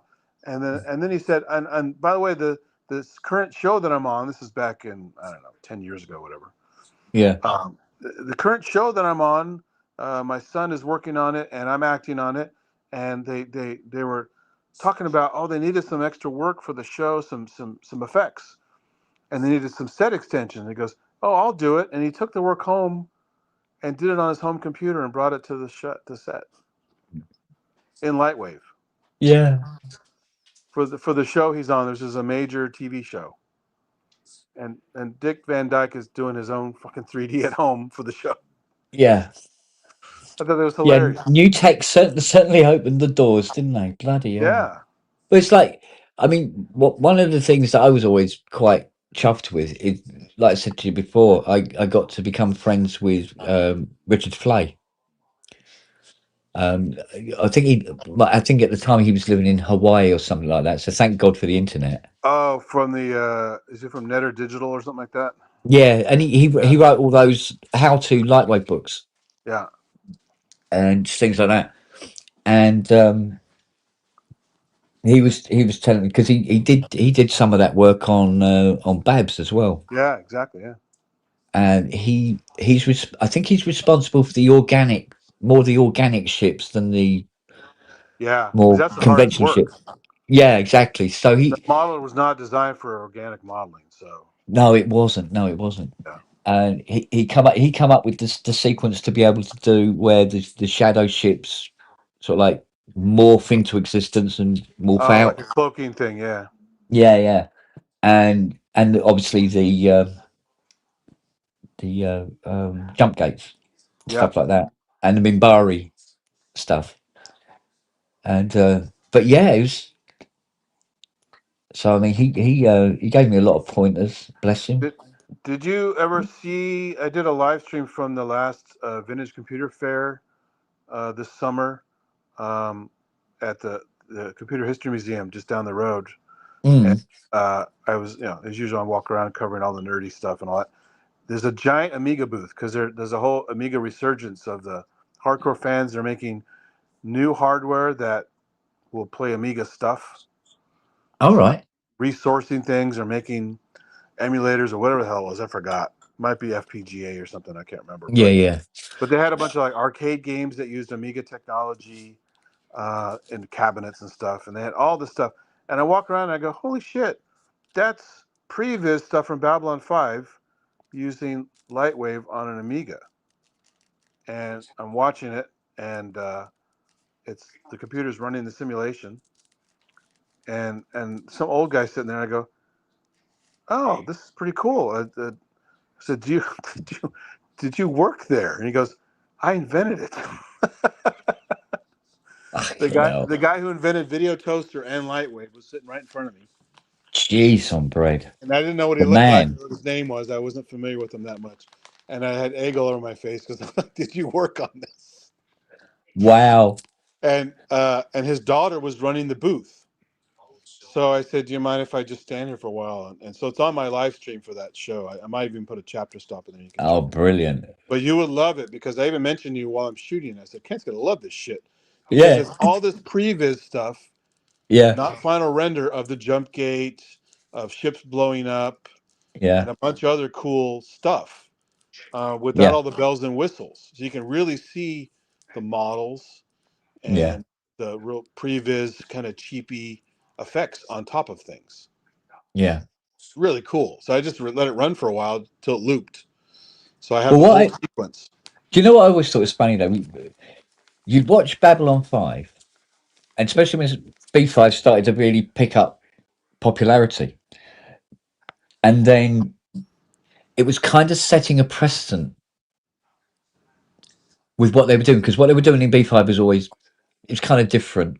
You know, Well, there were long homeless, form story there were arcs and stuff. homeless people, you Yeah. know, and shit like that. You didn't have homeless people in Star Trek, No, right? because it wasn't And that then far in the future. Yeah, it was. yeah, and there was no such thing as, like, brown sector, where all the tramps and the drug addicts are and everything like that. Yeah. And then suddenly, from out of nowhere, in the Star Trek universe, we've got homeless people, drug addicts, and all this, and people who are not doing too well and everything. Instead of this, you know, Well, not just that, but the whole ideology Deep going on. Space Nine, literally taken from the B5 script he had sent to them before he Basically, made the it show. is, yeah, it's B5 in a circle.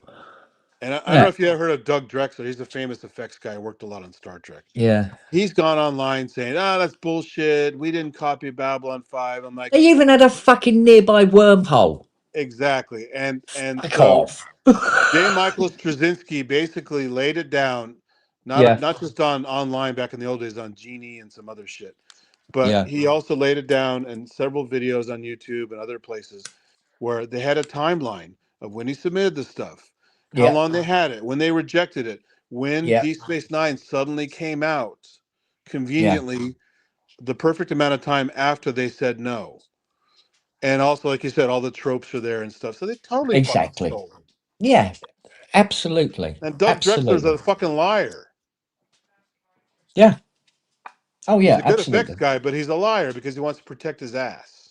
Well, the thing is, right, I mean, Babylon 5 is one of those series, though, that had a decent fan base, because I think TNT cancelled it twice, Yeah.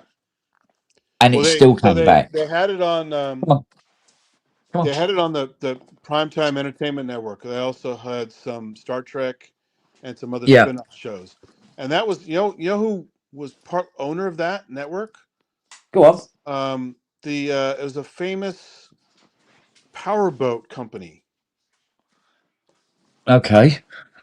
It's like, how random is that? It's the same powerboats they used in Miami Vice. I forgot the name of the company now, but it's Bloody hell. a major powerboat company that made like luxury boats and speedboats and all that kind of stuff. Get your money from where you can. They were like half investors in that whole P10 thing, and Babylon 5 was like their premiere show along with Star Trek, Yeah. Next Generation, and because Paramount wanted to have this whole launch of this package, so you could send it out all over the place. They make tons of money. They had some other really shitty things, including a redo of the Kung Fu: The Legend Continues. You ever see that? No, I think I gave that a miss. Oh, it's funny in a bad way. David Oh, Carradine coming dear. back as Kwai Chang Caine with his son fighting crime all over the place. It's hilarious. Oh, God. Shot in Canada, very low budget. But they had those packaged, so they wanted to have a package deal to sell it to all these TV stations. And Yeah. so it did well for a while, and finally they had to cancel it. So the B5 suddenly had no place to go. So then they sold to TNT. And Yeah. I think they made some movies for a while. Some of those long form episodes that were like short movies Yeah. on TNT. They did a redo of the pilot, the In the Beginning pilot, Yeah. where they replaced the score that was done by Stuart Copeland with the Chris Franke score, Yeah. and then they had the final season was on TNT. Yeah. But this is why they only got to 4 seasons, and that's why they shoehorned a bunch of shit into season 4. They thought that was going to be the last one. Yeah. And the final episode was actually shot at the end of season 4, thinking that was it. They finally got a reprieve.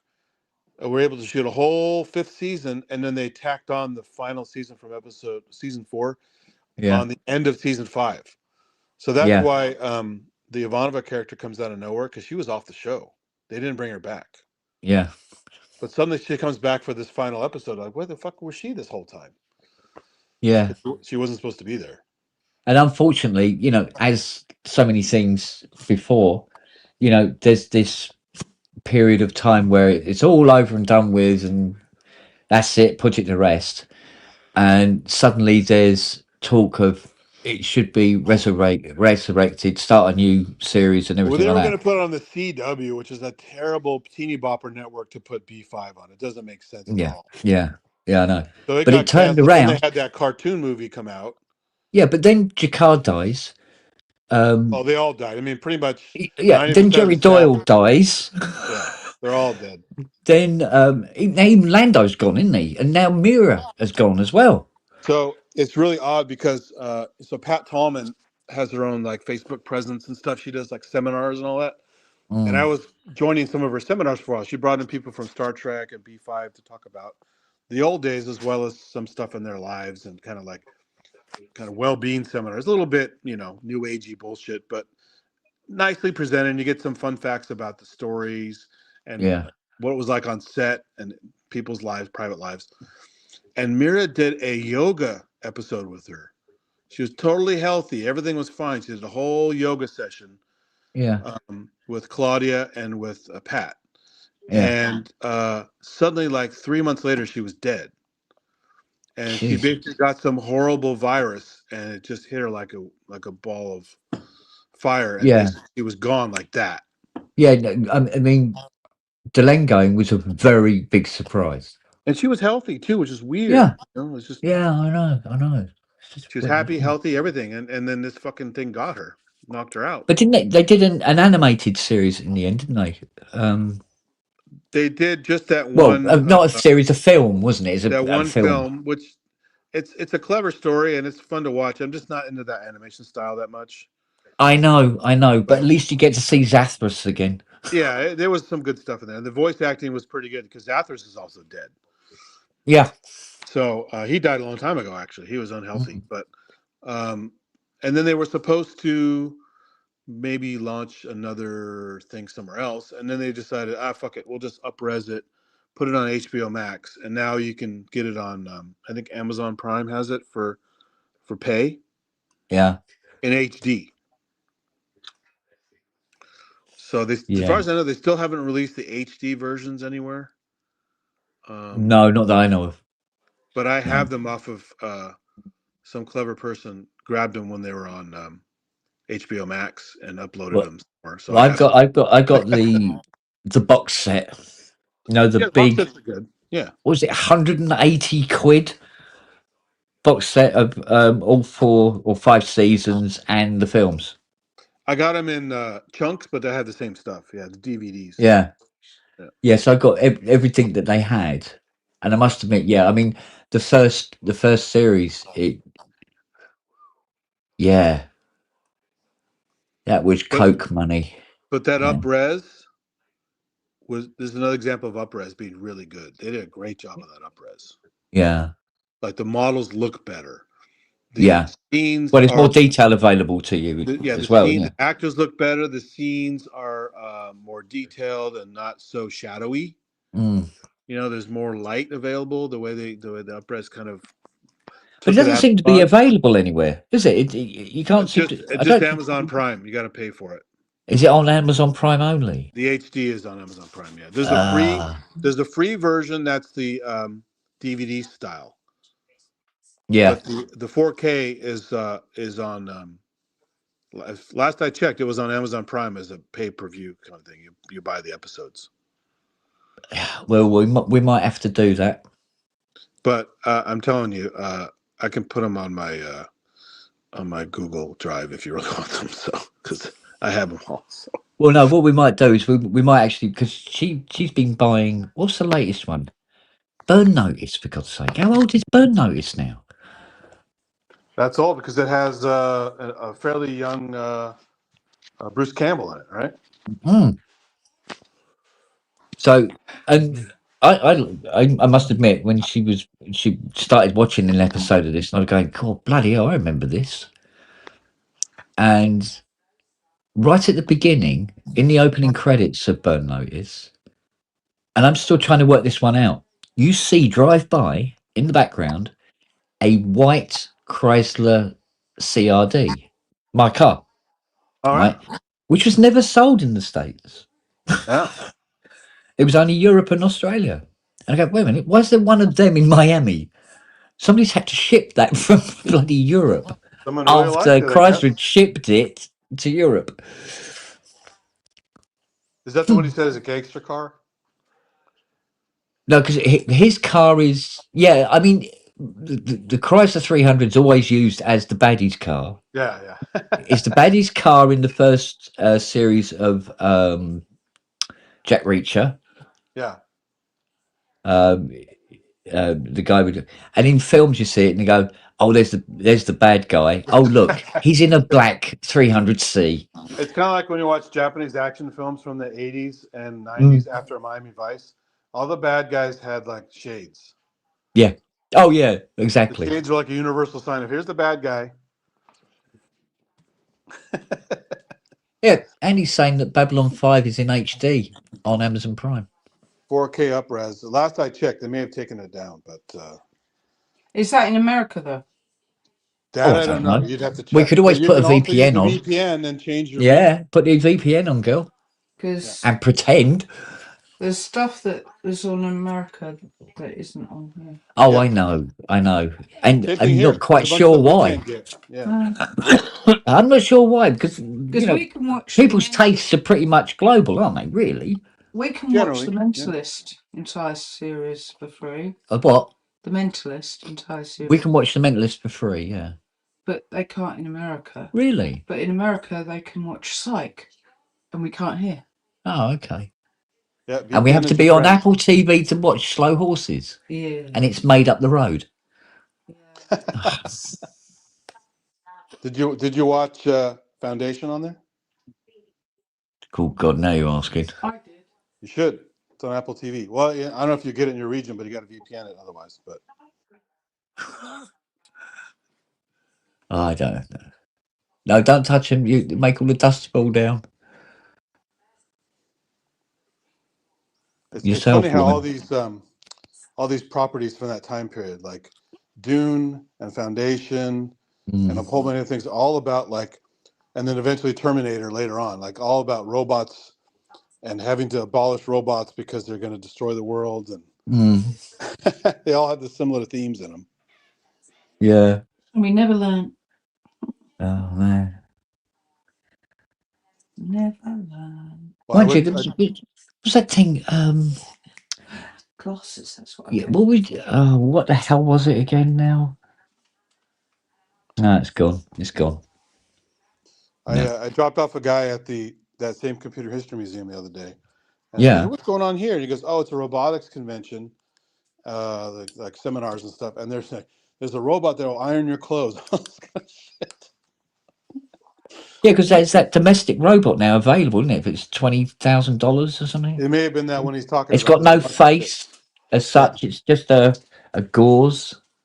Well, it does have. It looks one like it's soft knitted. orifice for you, so. An operator to operate it remotely. It's not a proper robot. It needs somebody to operate it remotely. Yeah, basically.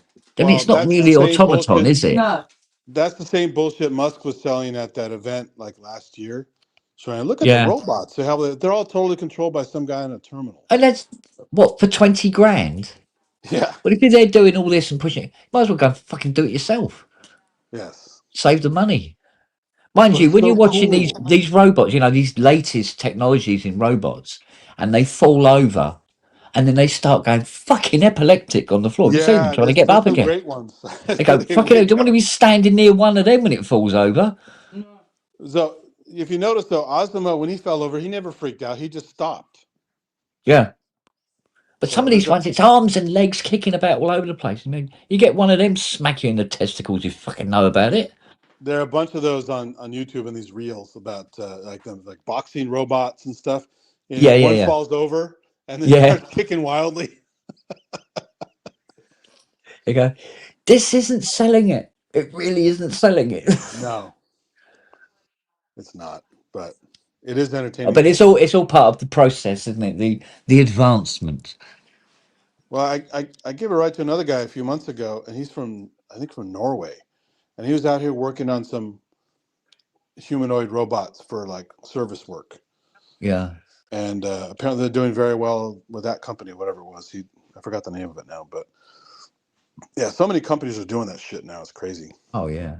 But it's like that. Like in Japan. I mean, you've just come back from Japan. Those Yeah, robots, where when you go into a restaurant and you order your drink with your phone, and a robot brings you your drink. I haven't been to one of those, but I believe it because they have so many Yeah, things no, to do yeah, now. we saw it on TV. I must admit, and it was like, yeah. I mean, they talk about AI stealing jobs. Well, yeah. So when my dad had his heart surgery No, go sit down. 2 years ago in the local hospital, some of the departments have robots driving like accessories and stuff around the hospital. Looks a big box, Yeah, and that's kind of cool. But I saw those same things in Japan in 1987 at the Philip Morris cigarette factory. We got a tour of, and these yeah. fucking robots are driving material around this factory.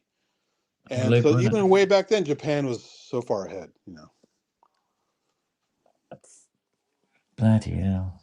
Crazy. Well, we're just seeing we're just living through that first initiation of data, because they're going to get there, because they'll keep pushing until they do. Yeah.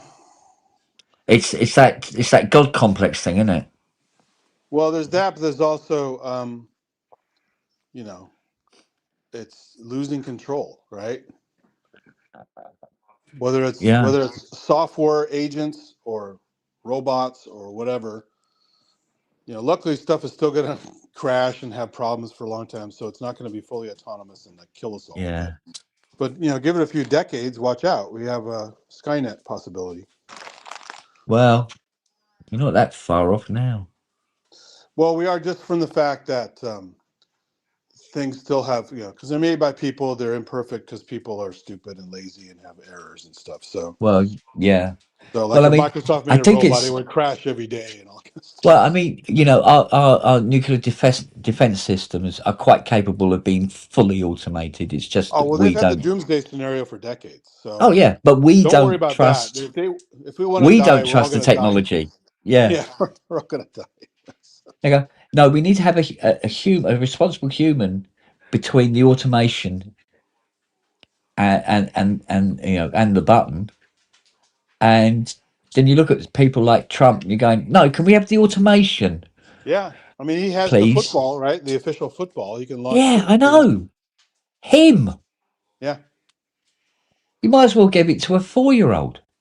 give him one that says You Fisher go Price and on it. go, don't push the button. Yeah, I'll know if you've pushed the button. Don't push the button. You might as well. you push the button and Stormy Daniels will come back. No, no, no, no. Yeah, push the button and the monster under your bed will come out. Yeah, yeah. So maybe that's what they say to him. Well, I mean, it can't be hard these days because he is. If you watch him, like he's definitely had facial movements that are indicative of some kind of micro stroke or whatever. He's got a lot Yeah. of issues. Oh, yeah, absolutely. But I love the way he goes on about the score he got in the cognitive test. Yeah, isn't that great? Like, That's not this is a what it giraffe and this is. is an elephant, and then You're misinterpreting the word test here. yeah, Good guy. You go, probably got the best scores. Best scores.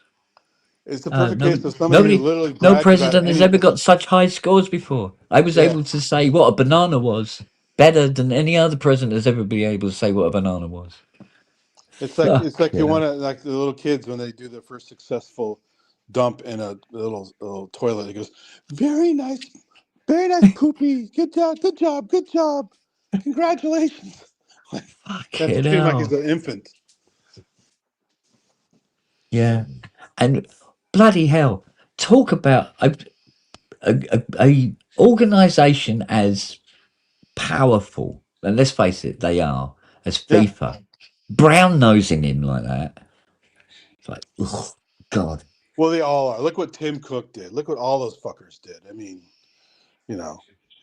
Well, this is what we'd spit an image here where we got I forget her name now, but every time she's in the Oval Office with Trump, he's got this tiny little silver crown on his head, and she's got this. He goes, you got a little something there on your nose. And she goes, oh, have I? This Brian Mark that just won't come off. Wow. Yeah. Oh, we don't hold back here, mate. Well, that's refreshing. I like, because here everyone's for the most part afraid to say anything too publicly, because even citizens are at risk. Yeah. The portrayal of Trump here on Spitting Image is, well, put it this way, even South Park wouldn't go this far. Yeah, because they did pretty far. If you saw the one episode, And they've gone pretty far. Yeah. I like the one that made me laugh, where he was there and he goes, there's a ghost in my room, like that. He goes, she's over there, like that. And it's Melania, but with that big purple hat on. And you just see the hat at an angle. There she is over there. Go, like that. Because she was acting when she was here for the royal visit, she was acting very, oh my God, I wish I wasn't here kind of vibe. Well, she spends zero time with them. I mean, she lives in a different place. She's got the money now. She doesn't have to go near him. Yeah, there's several times where he's grabbed her hand and she pushed it away. Yeah. They have a gap between them. There's all this body language. It's hilarious. It's so obvious. Yeah. But I mean, let's face it. I mean, just But sadly, she's also complicit. So she's also a piece of garbage, right?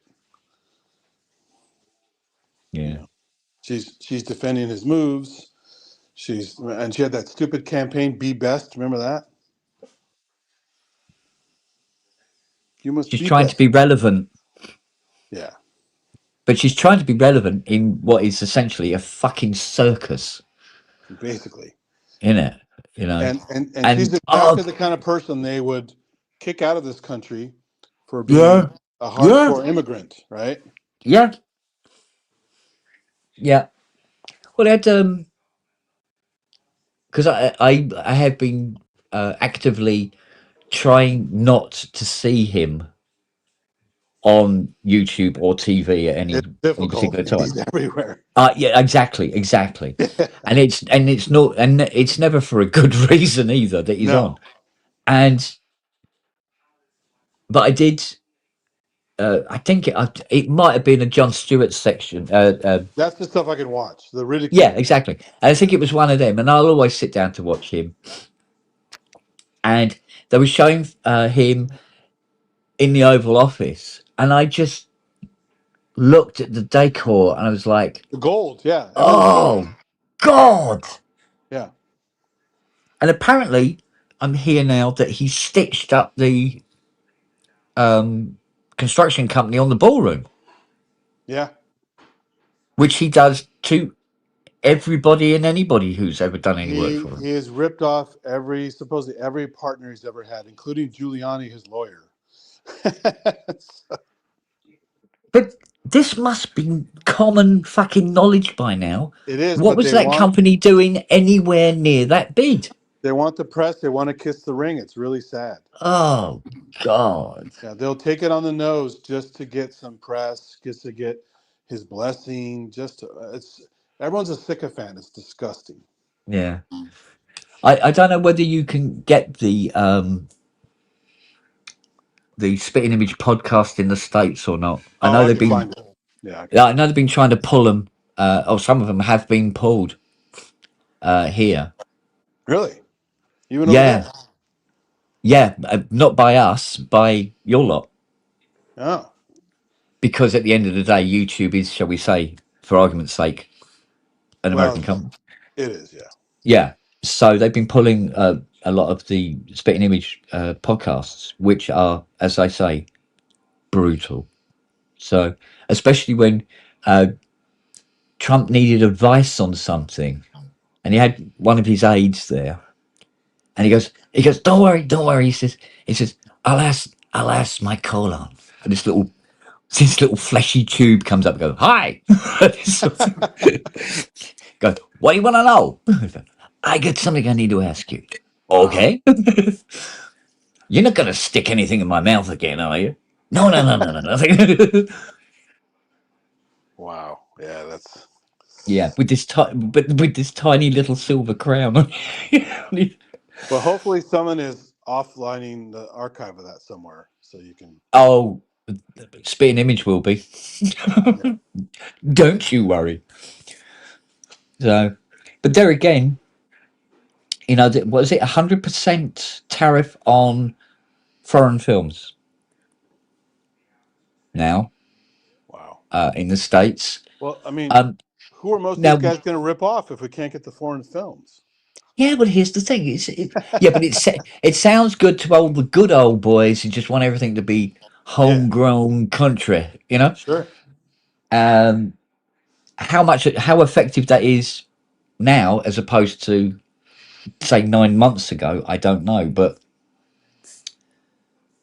because they're probably more worried about how they're going to eat more Oh than yeah. what the No, tariffs are on films. no joke. It's pretty bad. Yeah, I know, and it's amazing to see people who have voted and support the person kicking them in the face repeatedly, Yep.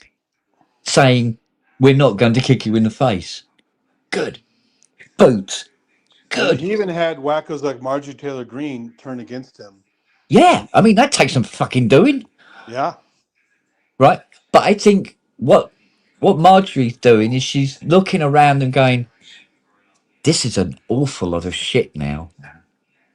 Well, Time to she also back wants out." to run. She wants a higher office. So. Really? Oh yeah. Oh my God. She has motives, but any noise pissing them off is good noise. So. Yeah. Even if it's from an asshole like Marjorie Taylor Greene. Has he?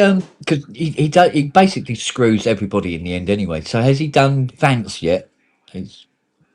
Well, he's talked shit about him off and on. I mean, he always throws people under the bus, and then somehow they come back like, "Oh, that's okay. Thank you, sir. May I have another?" Well, it won't be long before he turns on Hexteth as well. But here's the problem. Not only is it Elon Musk who's a monster created by Peter Thiel, but J.D. Vance is another monster created by Peter Thiel. Peter Thiel's a huge problem. Super rich guy. Talk about the Antichrist in government. Seriously talking about that. He's a religious wacko, way too rich for his own good, and propping up all these shitheads around the world. Yeah. It's really bad. Yeah, exactly. Does he know how much is filmed in Pinewood? No, he doesn't, because technically he doesn't know fucking anything. Look, you wouldn't have Aliens, right? You wouldn't have, Cameron did some work over there, with American films in the UK. So. Yeah, a lot of old, like Manny Beard saying, he said a lot of personalities bought their puppets from Spitting Image. I doubt whether Trump will be buying his though. Well, by the way, what was that show that our Sanford and Son show ripped off? What's the British show again? What's that about? Sanford and Son. Remember the British show, the American show Sanford and Son? As far as I remember, Sanford and Son is a rip-off of Steptoe and Son. Okay, I got to look that up. I want to see that. Yeah. And then you had Your Archie Bunker is a rip-off of Our Till Death Us Do Part. Ah, okay. But there are others.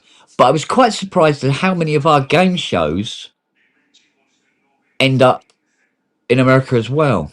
Yeah. I mean, renamed, but the format is like almost identical. And there are also several like French movies I remember from the 80s, like cop movies and stuff that ended up as movies here. Yeah. Three Men and a Baby, the Tom Selleck and all those guys with the baby and stuff. Yeah. That was a ripoff of a French movie. Well, technically not a rip-off, because what you probably find is the writers actually rewrote it to fit the US market and sell it again. Possible. Yeah. But I tend to think they're usually rip-offs because they just steal stuff. Yeah. Well, it's like The Office isn't US Office isn't a rip-off. No, because Gervais is involved. Yeah. Oh, yeah. Gervais happily sold it to America. Go, give me the fucking money. Yeah. Get on with it. and Steve Carell and the gang have made it their own thing, you know. So Yeah, they're both very good shows. yeah. But it's good that they're actually both kind of different as well at the same Yeah, time. exactly. Yeah. So I don't know if Extras has made it over into the US or a US version of Extras. No, and that one's probably hard to put over here because that one's really fun. I love Extras. The whole Patrick Stewart thing, and you can see everything. Yeah, and then all their clothes fall off, and you can see everything. and you can see everything. Yeah. He And has a how he great managed sense to of do it. humor.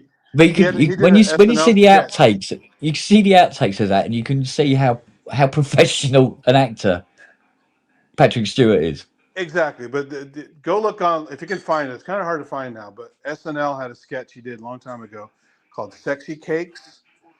Right. He's this creepy guy selling cakes, a bakery, but they're Yeah. all sexy cakes. And someone goes, "Oh, we'd like to get a sexy cake for our wedding." He goes, "Okay," and everything ends up being the woman on a toilet or something like that. And he goes, "Can I have it this way?" "Well, I can include it with the person on the toilet." You know, it's like, no, that's not what I want. Well, this get out of my store. Well, I must admit, I've been going through YouTube. I'm looking for more of these Harry Enfield's South African chemist character. It's just so funny. I haven't seen that. Oh, you should have a look for that. Basically, what it is, he's a chemist. It's a little sketch within the Harry Enfield show. So you've got this character. He's a South African chemist, and his how would you put this? He's being friendly and nice, but what he's saying is you wouldn't say in public, if you see what I mean. So you've got this shop full of people in this chemist, and a lady comes in and she's asked for her prescription. Could you get your prescription drugs from the doctor? You go to the chemist to collect them. Yeah. So she goes in and hands over the bit of paper for her prescription for her tablets, and so he goes, is it Mrs. Williams? Yes, I got your prescription here. Right, he goes, hands it to her. Yeah, there you go, dear, like that. He goes, yes. I hope that chronic diarrhea clears up really soon. Okay, so he goes, that your when I yeah, hear do that. And he sounds goes, funny. your But when I hear that, toilet must look like a painter's radio. that is the list for Monty Python's Naughty Chemist sketch. Exactly, it's that kind of thing, right? Yeah. And where the thing where you used to go to the chemist to get your photos developed. So you collect your photos from the chemist, and he's giving Mr. Williams, his photos. He goes, Mr. Williams. He goes, yeah, all your photographs come out excellently. He goes, but I had no idea that you were one of these homosexuals. Oh God. And go, he goes, do not worry. Discretion is my middle name. The shop's got about 30 people in it. And he's shouting at the top of his voice, Yeah, that's like the Monty Python sketch where he goes into the room with all the people waiting for the prescriptions. He goes, yeah. Who's got a chest rash? Oh, who's have to get a bigger bottle? She has big tits. He goes, Yeah. Who's got a boil on the bum? Who's got wind? Yeah. I still love that milkman sketch with the sexy woman coming to the door and leading him upstairs into a room full of milkmen. She just locks the door behind him. And stuff. Yeah.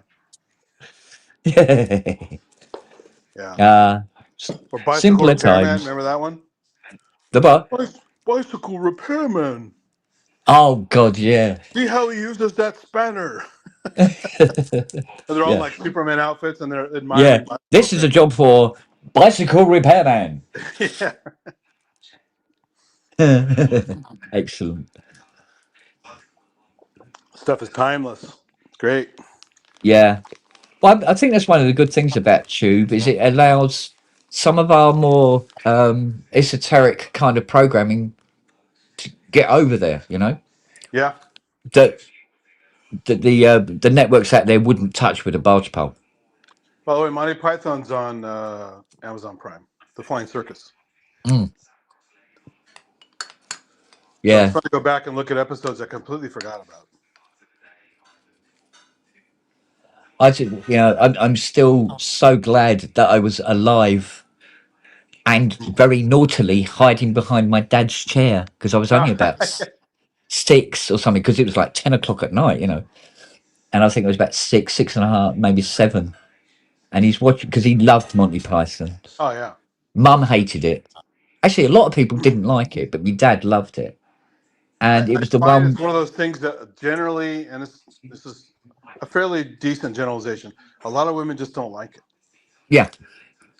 So, and it was the episode, and I remember them talking about it. Oh Christ, I didn't hear about it until about 30 years later, but I knew it at the time. And it was what he did was they started as Monty Python started. They've started very slowly bringing down the master volume level down. Yeah, I wish someone had a recording of that, because that's a hilarious thing if somebody could have Yeah. captured that. And then, well, get it really, really low. So everybody keeps turning their TV up and turning it up a bit more. And then halfway through the show, just boom, all the way back up again. And everybody imagined everybody in the country having to jump up, run across the front room to go and grab the volume to turn it down again, because no remotes. Do you remember what episode that was? What they did that to? No, I can't remember. But I remember him talking about it on one of the, the get-togethers on stage. Yeah. And they were talking about this particular episode. But I do remember that. And my dad, and the reason I remember it is when my dad got out of the settee so quickly to get across to the TV to turn it down, the armchair he was sitting in pushed back, hit me, and crashed me into the dining table and chairs. And that's how he knew I was behind the chair. Oh, that's great. So it paid off. I think it was a Gilliam stunt. Yeah. Sounds like something he would do. He was kind of Yeah. a mischievous Well, guy. it was either Gilliam or Jones. Gilliam or Jones. It was one of them. That's cool. Yeah. So my God, that must be what 60. 69, 60, 70? Yeah, 68, 69. Yeah, that kind of time. Yeah. Okay. Yeah, because they only had, 3 seasons, right? Yeah. Yeah. Yeah, but it all started going off onto other things. Anyway. Yeah, the one before that was Don't Adjust Your Set, right? Wasn't that the one? Yeah, yeah. But we also had Spike Milligan, but I don't know whether Spike Milligan really hit America that much at I all. know the name, but I don't remember too much about it. Yeah. Because he goes back to radio in the And you had 50s as well. also the 1948 show. That was around the Yeah. same. We see that Spike Milligan was like one of the icons of really, really left field comedy. I mean, really left field, right? That even Python had trouble getting as far left field as he used to get. Kind of like He Ernie was Kovacs. You ever seen the Ernie mental. Kovacs stuff? Yeah, yeah, That guy goes nuts. yeah. But Spike could do stuff where it's like, what? And yet it was still funny. But sometimes to the point where everybody'd be laughing, but they'd be looking at each other going, I have no idea what that meant. That's what's so great about it, because Yeah. it's like, and even because as a kid I loved the shows, but I didn't know all the political stuff. I still don't know some of those characters from back then, but it didn't matter, because just like Warner Brother cartoons, they made them multi-level. They were just funny. Yeah. And if you got the reference, they're even funnier. Yeah. Like, I'd never heard of Marcel Proust, Right. And then pretty soon I gotta look this guy up, and then you go, Yeah. oh, I see. Okay, Well, this is what was weird, because like we'd be at school and we'd be literally going through the sketches with each other, and we're talking about Tolstoy yeah. and Proust and stuff, and have no fucking idea who we're talking about, but still laughing at it. That's the thing. Yeah. But then when you do, and you know, you're learning and you're at school, and then they go and they start talking about Proust and stuff like that. Oh, fucking hell, that sketch is even funnier than I thought it was. There were so many good programs in the 60s and 70s that kind of did that. Like, you ever watch Rocky and Bullwinkle? Yes. Yeah. So they had like literary references in that. There was a Yeah. famous episode where they're looking for the lost ruby yacht of Omar Khayyam, and it's literally a little ruby yacht that fits in the bathtub, Yeah. which has nothing to do with the title is one word, ruby yacht. I forgot what it means, but written by Omar. It's a famous book written by Omar Khayyam, and they're Yeah. looking for a little encrusted ruby boat in the bathtub, and it's But it was completely like, insane. what's that left field sketch of yeah, what is it about West Bromwich Albion? It's something like West Bromwich Albion football players writing poems about the Yangtze Kiang River and stuff. Yeah. I mean, it's just like, what? And you go Or and then the read out one drunk and you go, Australian singing about philosophers. yeah, Yeah. yeah. There you go. Was it Yangtze, Yangtze, beautiful river, a river full of fish? It was just fucking hilarious. Yeah. But that thing about the wine tasting festival in Sydney. Yeah. Ah, mate, That was Chateau one of Wagga the Wagga. audio bits, right? Yeah, this Yeah. is not a wine for drinking. This is a wine for placing and leaving alone. Yeah. We got so into flying circus, and then of course the movies, and then Mm, only around high school did I finally learn. Oh, there are all these recordings, yeah, and so I started collecting the tapes and the albums because Dr. Demento used to play a few random ones like "Sit on My Face" and yeah, John Denver being strangled. yeah, And some of these other random bits. But then I finally got the albums. I go, oh shit, there's all this other stuff I never heard before. yeah. And Because it the was wild. interesting thing was there was a lot of albums. There was a few albums, and but there was things on the albums that yes, it contained sketches that were on the show, Yeah, but there different would be versions. Yeah. songs and things like that that weren't on the shows because there was no way in hell the BBC were going to broadcast them. Yeah, right. But weirdly, you could have it on an album Yeah. sold to you by the BBC. I remember one time we're playing one of the albums in the house, and Yeah. John Denver being strangled. He goes, "You came on my pillow," and my mom says, "Hey."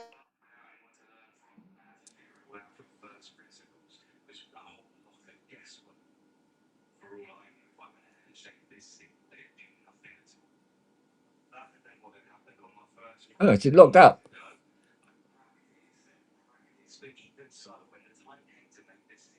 Hello.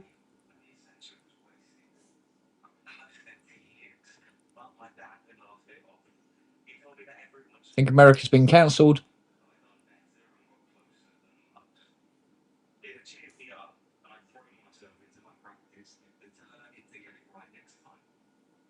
He's a dead parrot. He's an ex-parrot.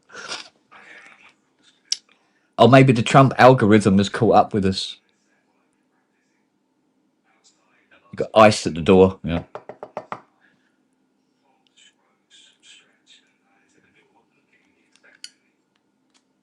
I'll be back in a minute. Oh dear. Good Lord. 7:10? Where'd the day go?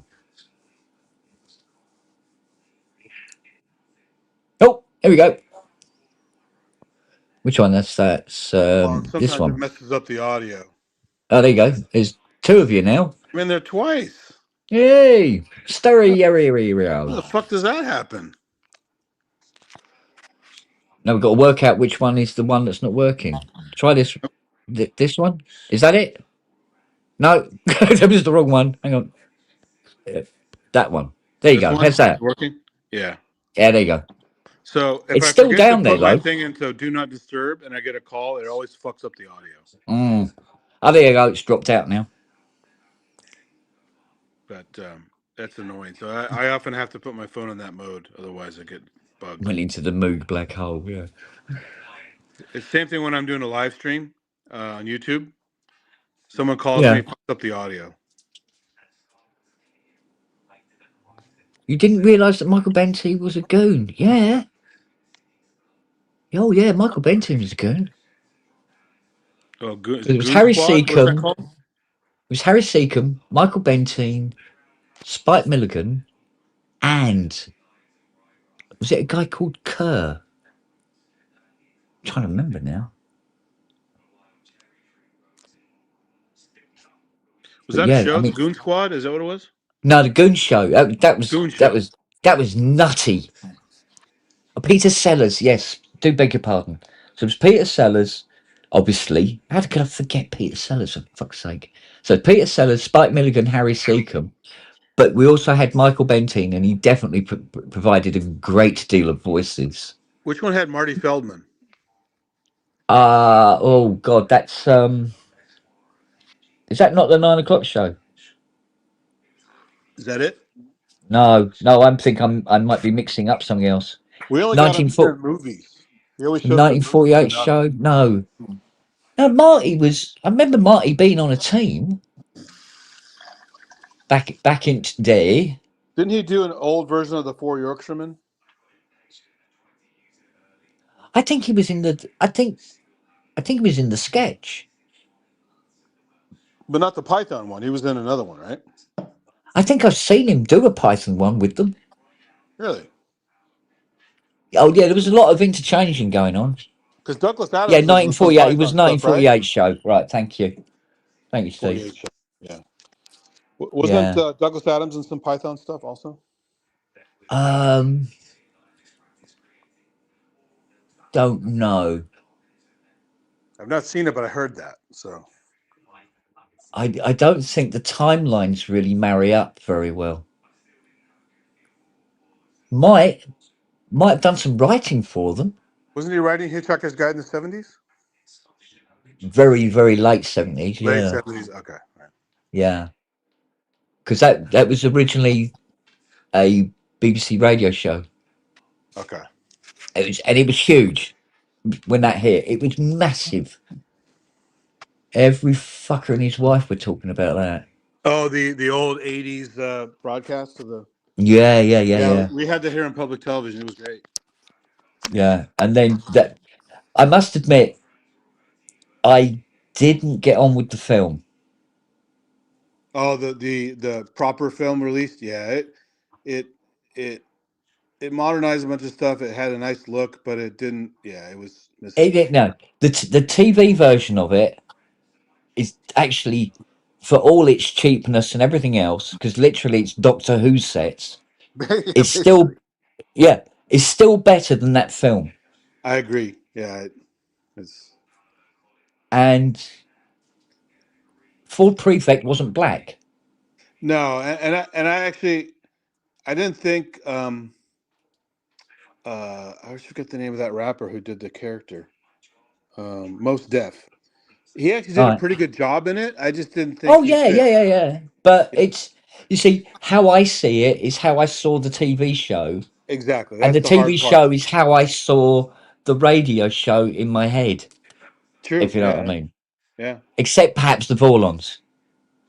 I didn't see the Vorlons being the like they Vogons were. look different, and Vogons, sorry, not the Vorlons. Bloody they were hell. described differently in the radio show. Yeah. Yeah. Da da da da. Doesn't that mean anything to you? Da da da da. No. Miserable I don't think I ever heard the bastard. radio show. I just saw the movie. The Oh, right, okay. There's technically no difference, but somehow the delivery of the TV series, the stroke radio series, which was that was narrated by Corran, wasn't it? Victoria's dad. I don't know. I think. Yeah, it was all the rage. I mean, I finally saw it. I think on YouTube or something like that about 15 years ago. Alan Corran, thank you. But all through the 80s, you know, when I had friends who had Macs and stuff like that, they had all these like sounds on the computer from that show. Yeah. Like, don't panic and all that stuff. Yeah. And Marvin complaining about his diodes on his side and all that stuff. Yeah. But the good thing about Douglas is he then went, in books afterwards explaining why the bowl of petunias said, "Oh no, not again," which was a whole story in itself. Really? Oh, okay, I didn't hear that. Yeah, but he was being reincarnated repeatedly, and every time he was reincarnated, Arthur Dent killed him Oh, without knowing it. that's funny. So, and he never knew that he was constantly killing him.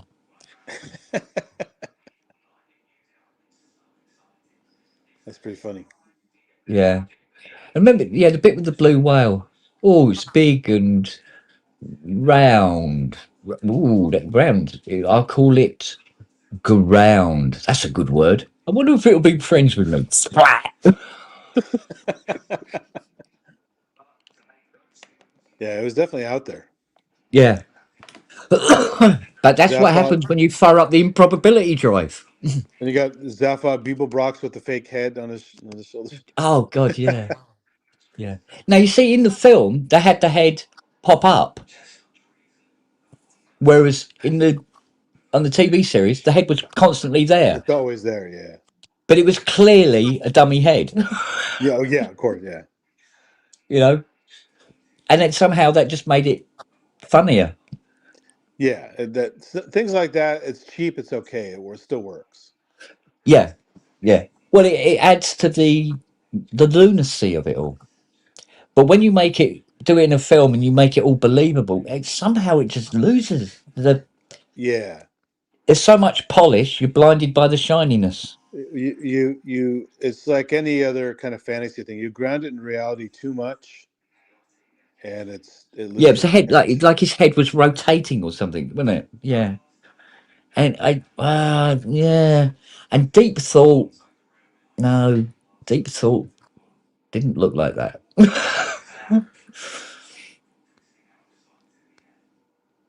Yeah, it was weird. Because didn't they make in the film they made Deep Thought look like a wonky TV with a mouth and an eye? I think so. Yeah. I only Whereas saw it once. on the TV series it was this grand thing. It's So a I shame don't because know. Martin Freeman's a good actor. It's just Yeah, but you see the original guys. I mean, sorry, the original guys. Yeah. They should have done it. They should have got the original guys to do the film, regardless of how old they may have been at the time. Yeah, it was definitely a wild show. Yeah. I when I finally saw it, I wished I had seen it earlier. I only knew about it and saw little clips of it, and I finally sat down to watch it, and I go, "Oh, that's what that was all about. This is really good." Yeah. But he had other entertaining stuff. Did you ever play Starship Titanic? Yes. Yeah, Yes. that was entertaining. There was I think I read the book. Yeah, I had the CD-ROM game. It was pretty interesting. Yeah. You going over here then? What? No, go over here. I'm literally talking to your stomach, girl. Come over here. Come over here and I'll give you a cuddle. Oi, Siri, over here. Tuck yourself in there. Turn around. Turn around. Come on. Right, lie down there and I will give you a cuddle there. There you go. It's too confusing. She couldn't figure it out. Oh, you just want to do the big press against the face. All right. Okay. You see, another one, I'm actually toying with the idea of getting the box set of it, is to watch Red Dwarf from the beginning again. Oh, yeah. I've only seen maybe like 6 or 7 episodes, but it was good. Oh, God, it's about, I think there's about 11 series, isn't it, or something? I'll bet, yeah. Yeah. So, oh, thank you. But, yeah. And it depends on which Which computer you like? Well, I like the just various lines that were from it, like it's about as useful as a condom in the Vatican or something like that. Because I mean, I think the original episodes had what was his? Oh, what was the hell was his name? Norman Lovett was the original Holly, but he unfortunately he deceased, Ah, and he's replaced by what was her name? Chat. What was her name? A big blurry, Blu-ray. Oh, good. Look, not blurry. Good. I think there used to be a big blurry box set. Hattie, yes, it. Yeah, Hattie Hayridge. She was quite good as well. did you ever see the pilot of they're supposed to make an American version? It was really shitty. I heard about it. I saw the pilot. It was pretty bad. Yeah, it was... Yeah, I'm sorry. You guys can't do our shows. I agree. I mean, no offense. I saw Skins Just UK and I saw Skins in the US, and it was like totally different show. yeah, I think what it is. It's not because the talent isn't there or the irony isn't there. It's the sensibility. It's those fucking talentless wanks at the top who keep going. I don't think our public will like it. Well, it's the There same was reason they made Harry Potter and the Philosopher's Stone. He's not dead. I thought he died, and that's why he left. Oh, okay. Sorry, Andy. Go on. I was saying it's the same reason they didn't call it Harry Potter and the Philosopher's Stone here. They call it the Sorcerer's Stone. Yeah. Because the kids aren't going to want to go see something that says philosopher in it. Wrong. Very wrong. Exactly. It's just stupid shit Yeah. like that. Yeah, but that's it. Because they did a thing about at one. I think I can't remember who was talking about it now, but they said that when I think it was CBS were promoting Star Trek, there was a post. They were doing posters, and somebody pointed out to Leonard. He goes, "Have you seen the poster?" I go, "No, I haven't seen one yet." He said, "You have a look for it and tell me what you think." And he said he went and had a look at it, and they physically changed the hairline and taken the points off his ears. Wow. Right. And when he asked the executives, the people who are supposed to know what had happened, they said, "Oh yeah, we didn't want to offend the Bible Belt because it made your character look too much like a devil." Fuck off. Which is actually hilarious because there's that one episode where they come across the comms and the Yanks gangs, supposed to be Yanks and communists in the future, like a parallel Earth, and they show a picture of Spock in the Bible as the devil. So there's life imitating art, imitating Yeah, I mean it's like yeah. Well, that's the other problem too, is we have to deal with those assholes here. I mean, there's the population is not big, but there are enough of them to have influence. Like I just mentioned, No. Peter Thiel is super rich and popular and powerful, and he's talking about Antichrist and the government, which is insane talk. Yeah, well, yeah, that's the thing, isn't it? But it's like it was quite interesting. I mean, I can't remember. I don't think it's happened many times, but how many times has the devil been portrayed in film or TV where he wasn't English?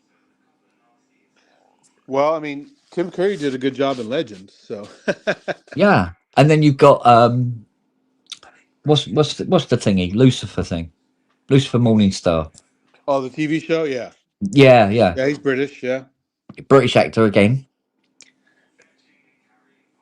It's all right. We have Peter Cook do it as well, but that's different. See, that's another pair. We've had That's some another pair that had trouble getting into the States. Is Peter Cook and Dudley Moore. Oh yeah, forget about it. Derek and Clive. Yeah, The only way Dudley Moore could get into America was doing that. Was it Arthur? Wasn't it? Pretty much being drunk. Yeah, Yeah, which he was very good at doing. he was, but I didn't like that movie. No, but that to be honest with you, just had money and let's see what happens written all over it. Basically, yeah. Yeah, because the stuff that Peter Cook and Dudley Moore were doing before. Oh, Derek Clive is amazing. Yeah, I mean that really wouldn't have got into the States very well. Because I can remember on one of the comedy records that my dad had. So this must be 69, 70.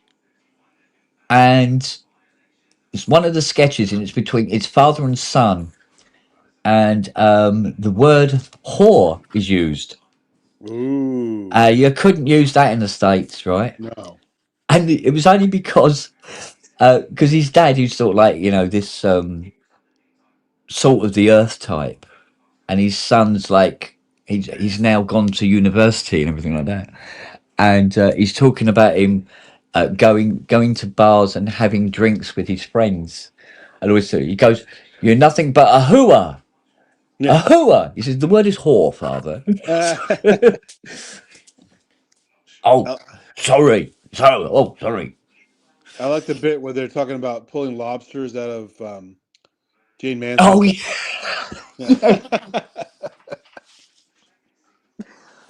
But it's that voice that old Peter Cook used to do. Oh, yes, like this. Yeah. It's almost Kenneth Williams, but not. So, mind you, I don't think the Carry On films made much of an impact out there either, did they? No, and in fact, I'd vaguely heard about them until you guys started talking about them a lot. Yeah. And then I did kind of look up on like IMDb, and there are a lot of them. Oh yeah. But they were kind of harmless. Yeah. It was hard, and the sexual innuendo was very distant. But So they never had as they nudity in them, progressed, just kind of silly. yeah. But as they progressed, they got more risque, and the more risque they got less funny. Oh yeah. But if you go back to the very, very early ones, which really were quite traditional comedy films, they are genuinely funny. The old black and white ones and that, they were genuinely funny. But when it started getting too risque, it stopped being funny and started being kind of childish. Well, that's the thing. It's in like its way. Like Richard Pryor and Eddie Murphy could pull off the blue thing and be really funny, but they could also be funny without it, and some comics can't. Yeah. So it's a certain skill to be able to do both and to be able to do funny without the crutch of the profanity. Yeah. Because it is a crutch for some people. Because I remember they had one particularly good. I think it's a good Carry On film personally. Was Carry On Screaming. Yeah. Which that was quite funny. That was the whole Frankenstein, Dracula thing all mixed up into one haunted house kind of thing. Oh, wow. And it was that was kind of a giggle. It was a good giggle. Tie-in. Yeah, interesting. Yeah, it started getting a little cringeworthy when you get to Carry On Camping. But some of the early ones were quite good. Is it a lot of the same funny characters? Is it? Huh? Was a lot of the same characters, or was it totally different stories? It was the same team, but they would all be different characters every time. Okay. All have different names and everything like that. And there'll be visual jokes. There'll be genuinely funny verbal jokes, and there'll be innuendo, just lightly dropped in here and there, and all the rest of it. And then as somebody in the chat was just saying, they did end up becoming a parody of themselves in the end. Yeah. And it all started to lose. Yeah, Manuel was shite. Yes. And so by the time you get to the late 70s, they started to get a bit sort of like, nah, mate. Oh yeah. Like I enjoyed Black Adder, but I never got Mr. Bean. You never got Very what? Mr. Bean. It's very silly. Oh, I love Blackadder. Not mad on But Mr. Bean. yeah, Blackadder's Yeah, great. But horses for Mr. Bean. courses. Yeah, Yeah. yeah. But No, over here, Blackadder was it's Mr. Bean. No one knows Blackadder over here unless you watch MTV or something like that. really. Kind of, yeah. Oh no, Blackadder was the bollocks, mate. It's good. Yeah, and I'm glad they got Rick Mail in on it. It's Flash Heart, and you just see this different version of Flash Heart through the ages. Well, But I he's really always the enjoyed. same dick. Yeah, I really enjoyed watching. House MD, the curmudgeonly doctor thing, and then going back and see him being really silly on Blackadder. Yeah, and then for all the silliness of Blackadder, the final episode. The final like 10 minutes of the final episode of Blackadder when they go over the wall is some of the most poignant fucking television you could possibly ever hope to see. Oh, I never saw the whole thing. I have to go back and watch it. Oh, mate, the final 10 minutes of the final episode. Mate, brilliant television. Wow, I have to check it Absolutely out. brilliant. Nothing funny about it at all. It is so poignant, it's painful. Wow. The whole pointlessness of that fucking war. And this is this 90s when they shot it? I forgot. Yes, by then, yeah, I would have thought. Yeah. Okay. Yeah. Yeah, but no, Blackadder was an absolute classic. Yeah. And I also love The Prisoner. You like The Prisoner? yeah, Yeah, that's my great. dad used to love it, but he used to, his mates at work and stuff like that be going, I don't get it. Yeah. What's with What's those the white balls? bubble? What is this shit? Yeah, what's the bubble then? Yeah. And he goes, I don't know, but it's like, ooh, it's sort of like a, because basically I think what it was, he knew something and they needed to get the information out of him. And I think they were trying to drive him fucking insane to get the information out of him or something. It was Yeah. it was so off the cuff. Sure. And yet, the TV studio, I think it was ATV or something like that, would go, yeah, let's put that out. That's fucking weird. Not this, oh, will people like it? What would the ratings be like? They go, yeah, fucking go for it. Let's see what it does. Yeah. And it's one of those things where people didn't forget it because they went, yeah, that was a weird show. And it's some of the best stuff McGowan has done because he did some goofy stuff later. Yeah. Yeah, exactly. I know.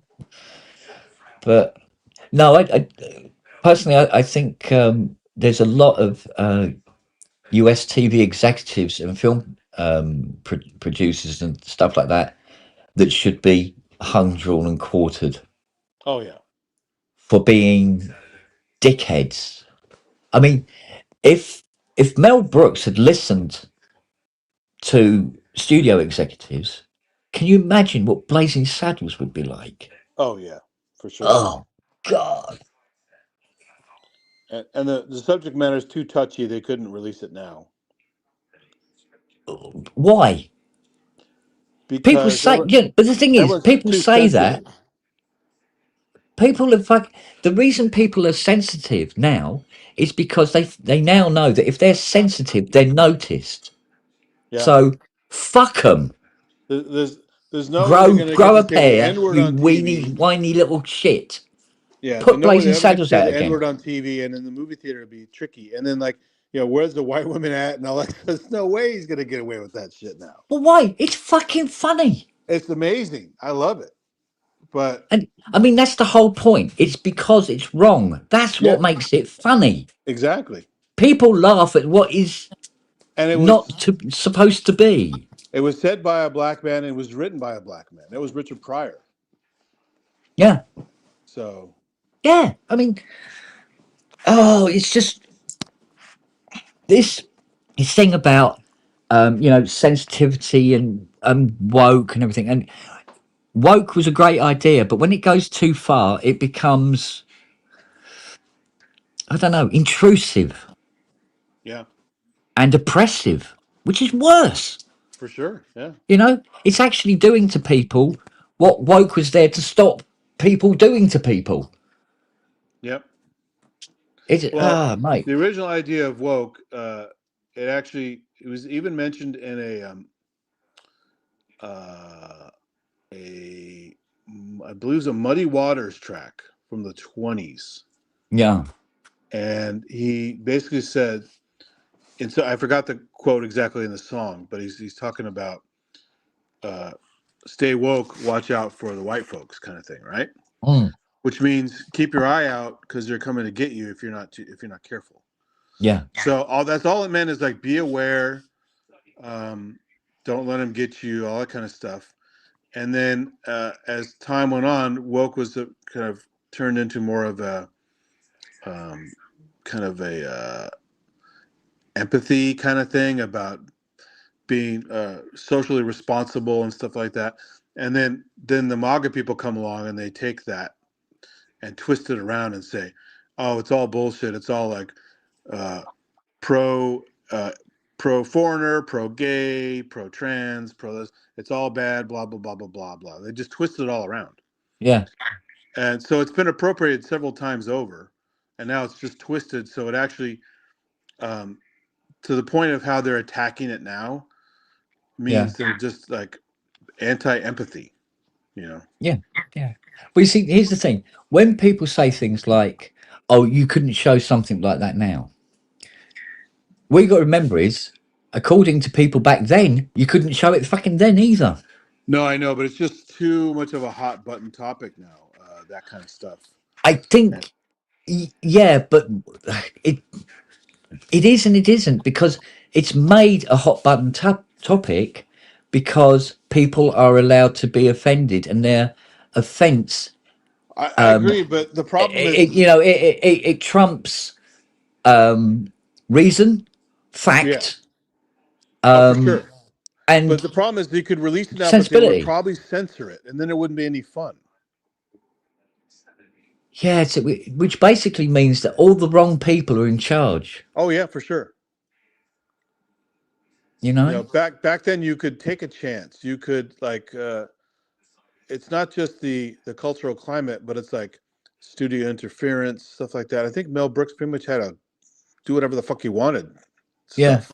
because He got away with some crazy shit, you know. Well, there was a guy. He was he's a comedian, but he's also sort of like a political satirist and everything else. And he was saying,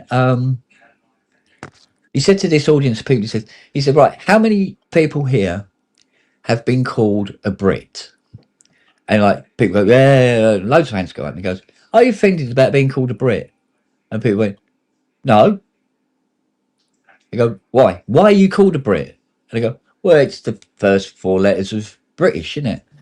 They go, yeah, exactly. Now, and yet it's offensive to call somebody from Pakistan a Paki. And they're called Paki because it's the first four letters of the country they come from. Exactly the same thing. One, highly offensive. The other one isn't. Yeah. They go, oh, it's the connotation. You go, well, who set up the connotation?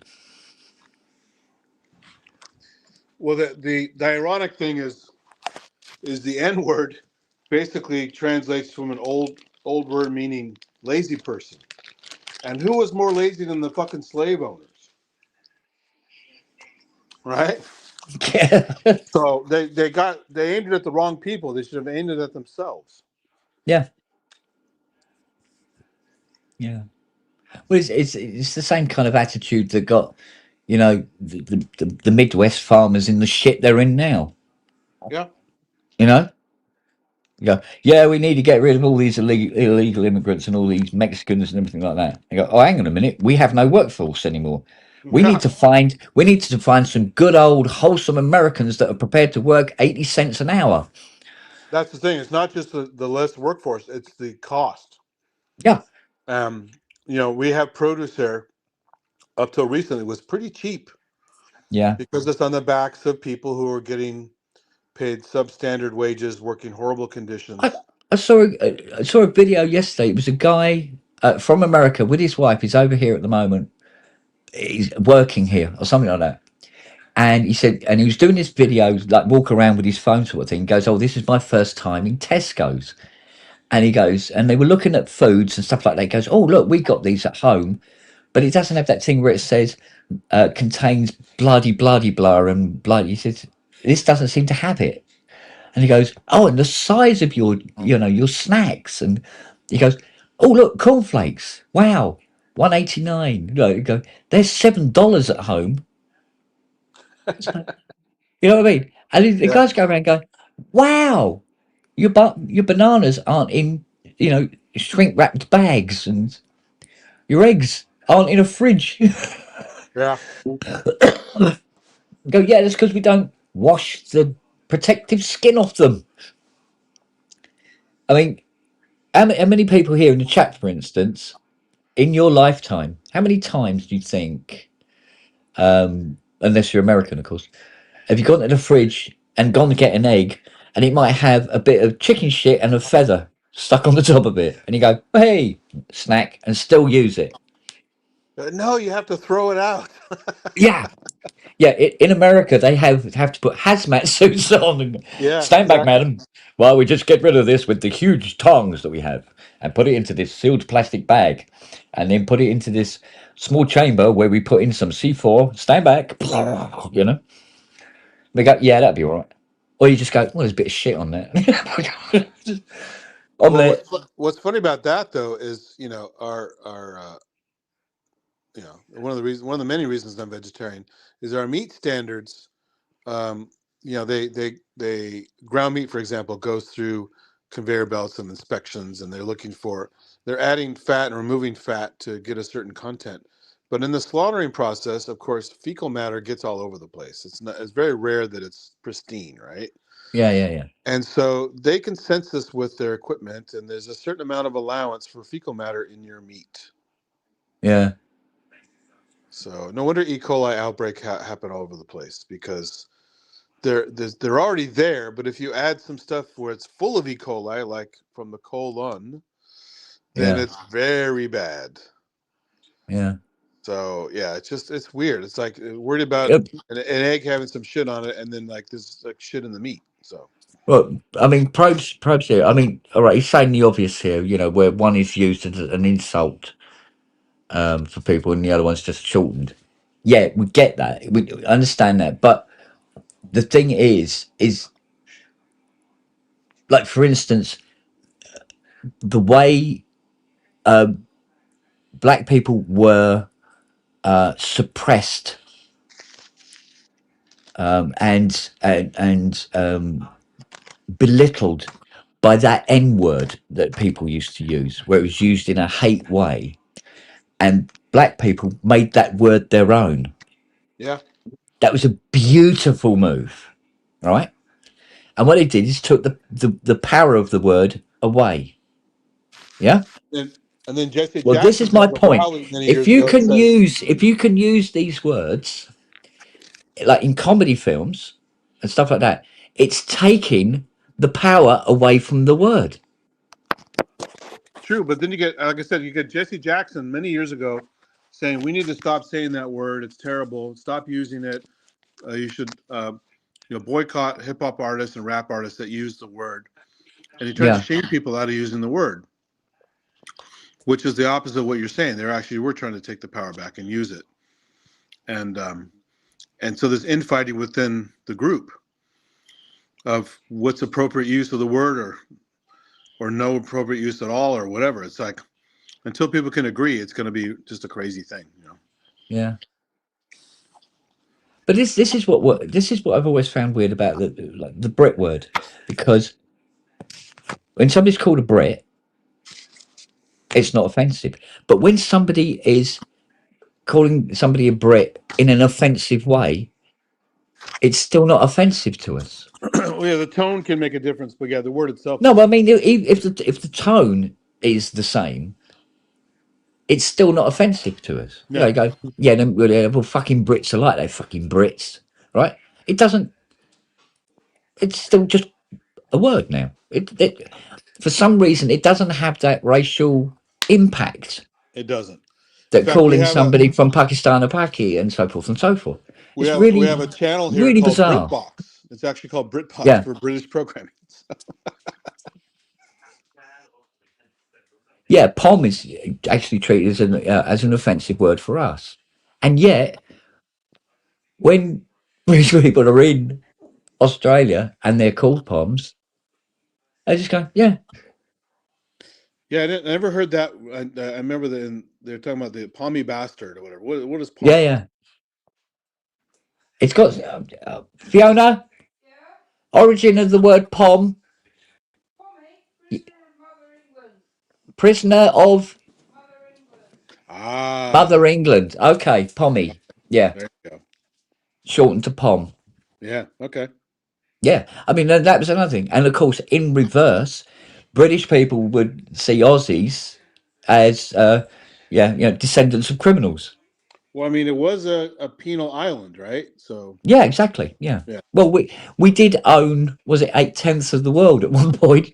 We were yep, greedy fuckers for a tiny little island, weren't we? sure.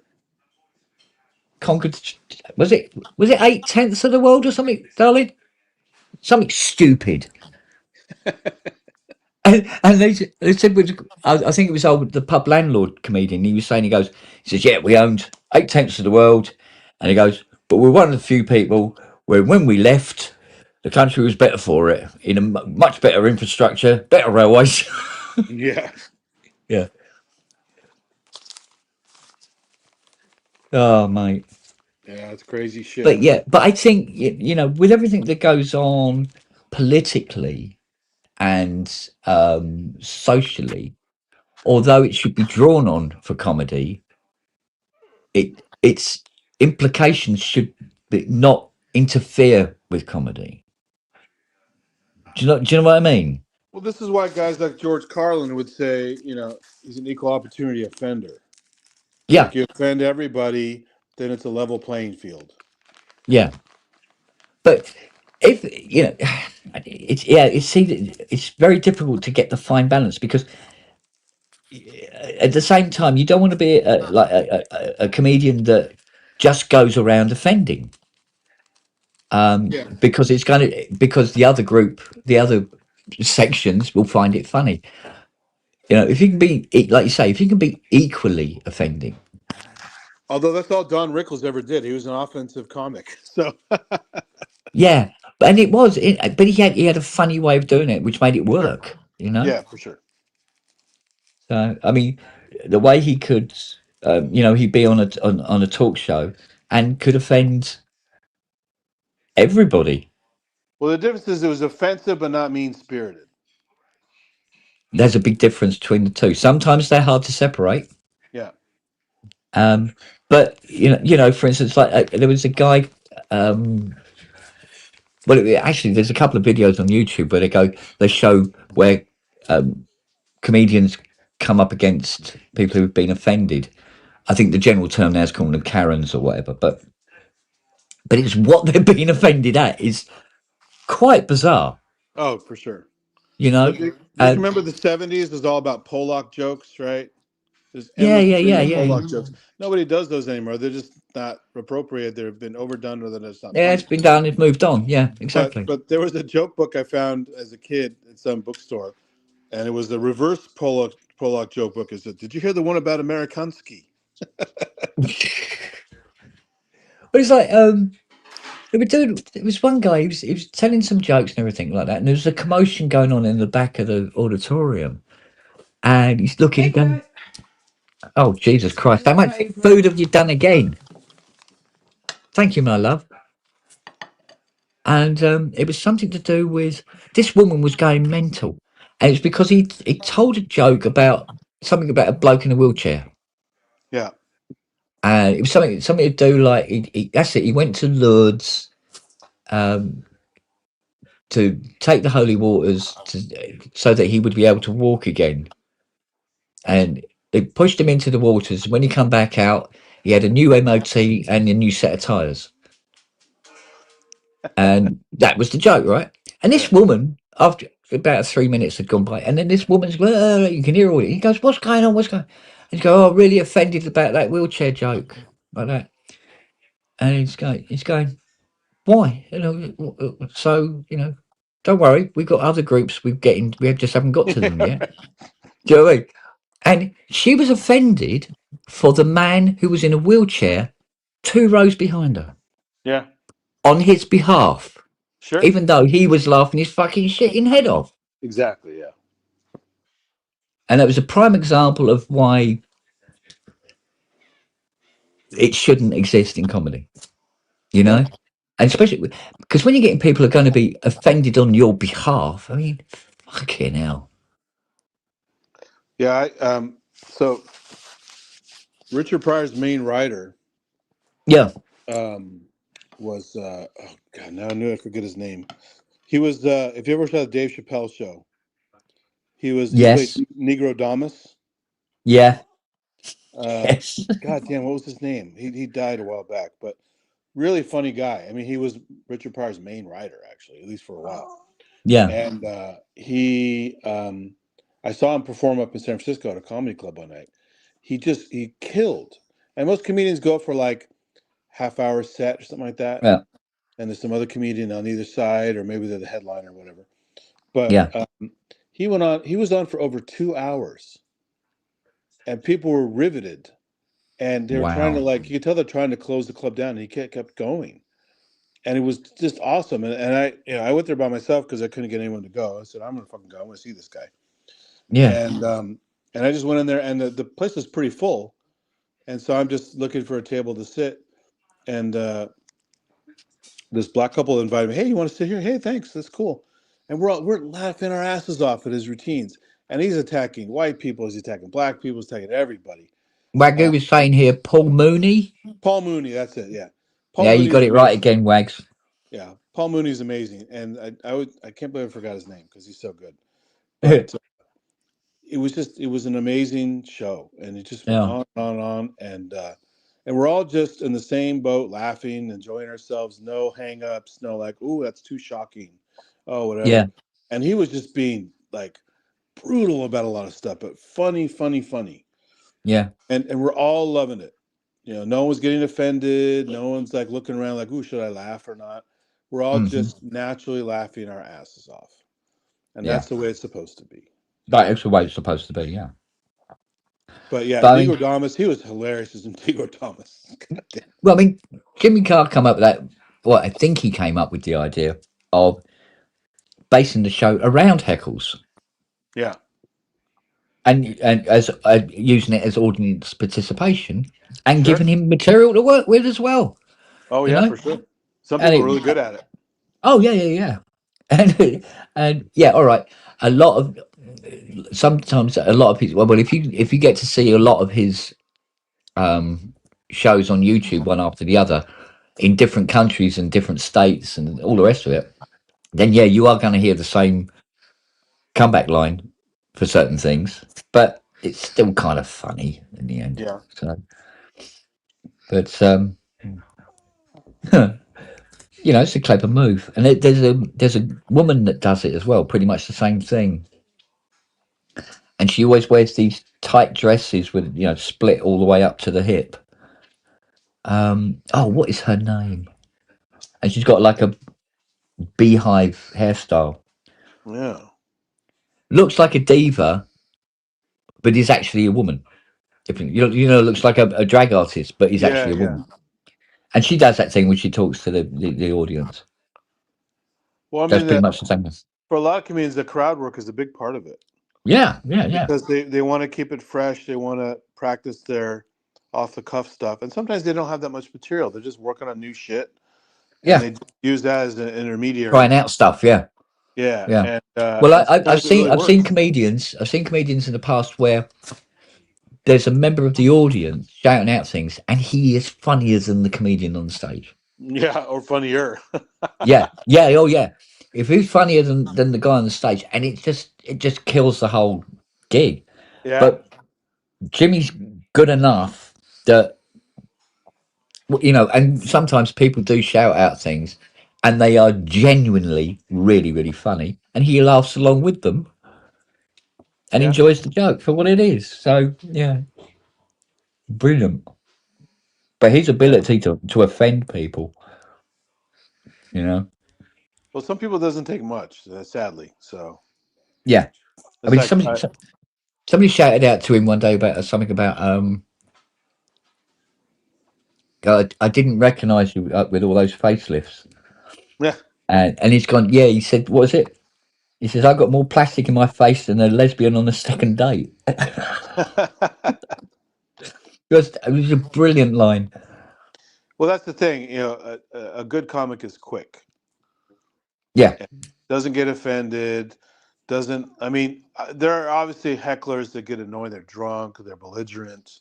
They get violent. Oh They yeah, start and throwing he'll kick their asses out. Just go Yeah.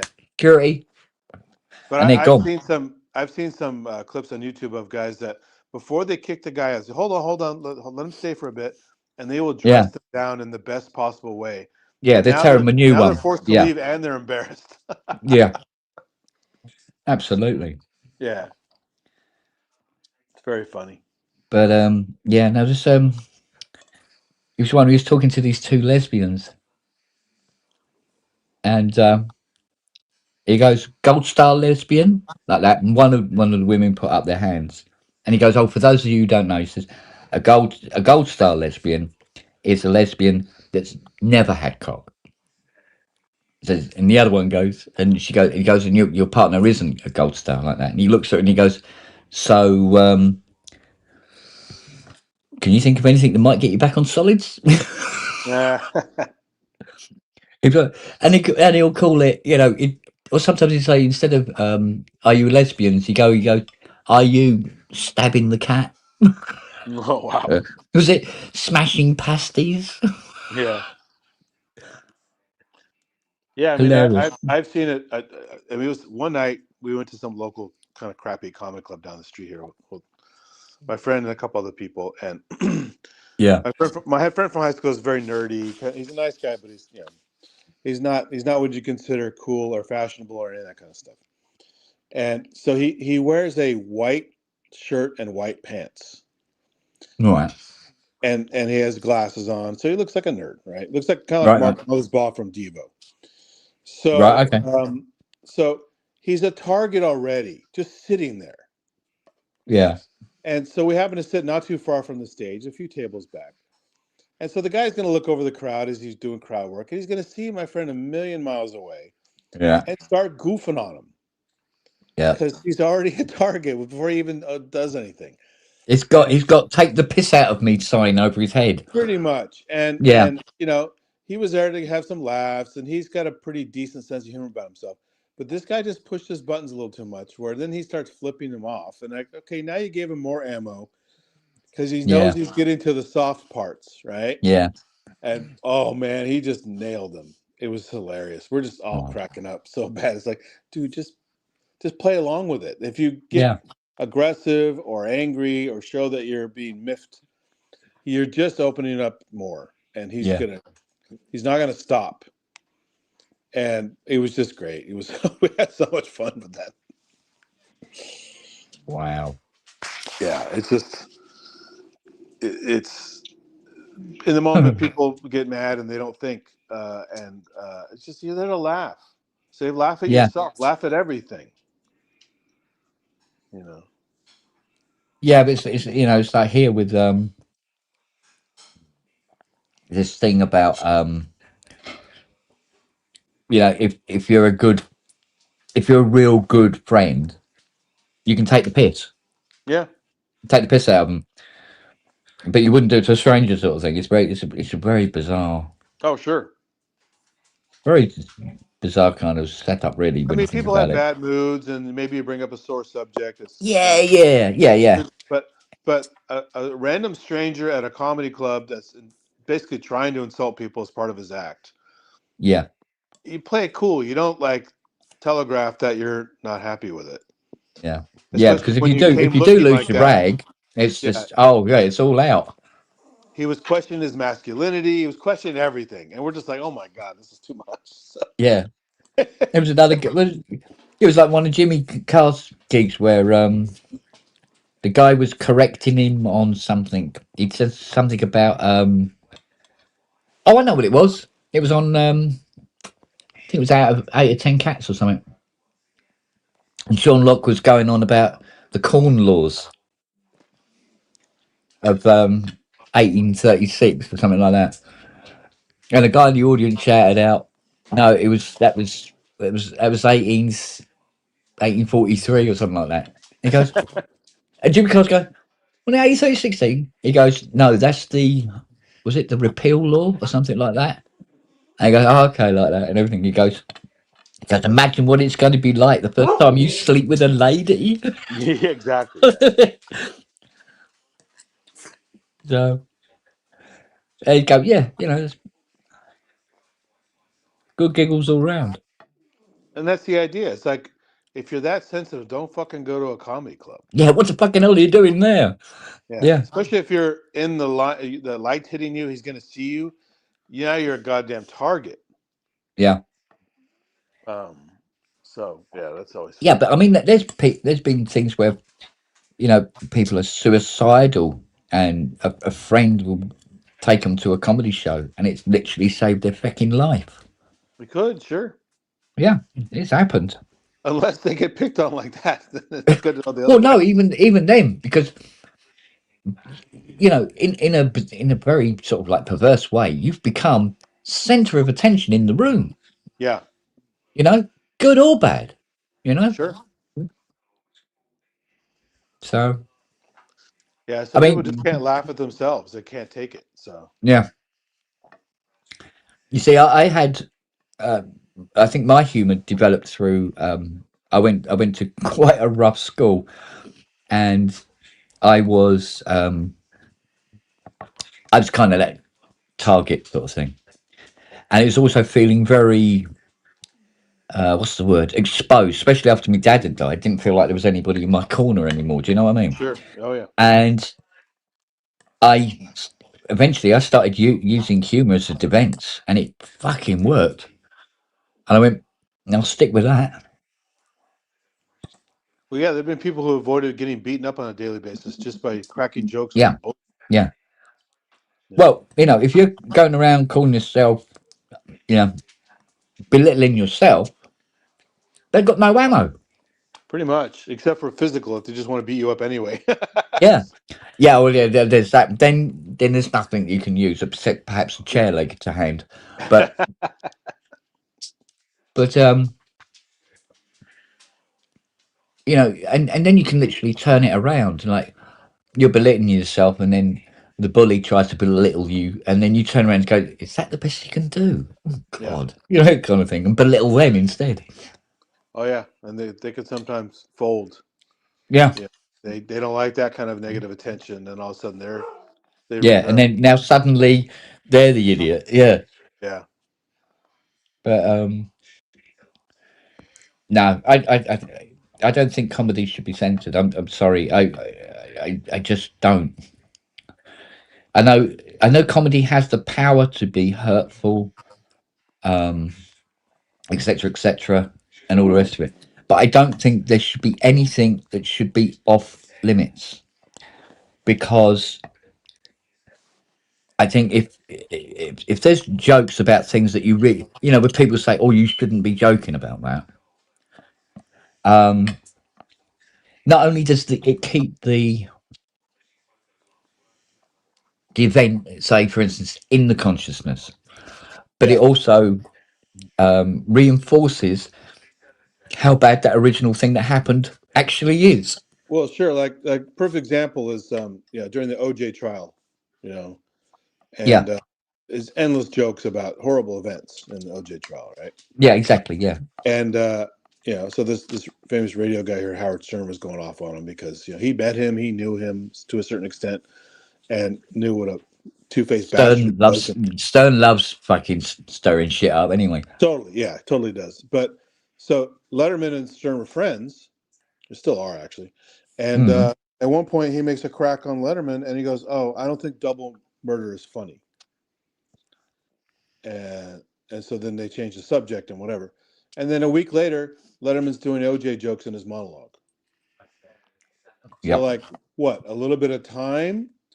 You just didn't have anything funny at the time to say. What the hell is that all about, right? yeah, That's where yeah, the old joke, too soon comes from. Like, when is it okay to talk about this? yeah. Just a bunch of hypocrites. It's like that thing about the advertising agency, and we're doing Jewson's nails, and they show the advert, and it's a camera slowly sweeping across the dunes of this desert, and then it turns towards a hill, and it goes up towards the hill, and there's a cross. Oh shit! And it goes up to the cross, and there's Jesus, right?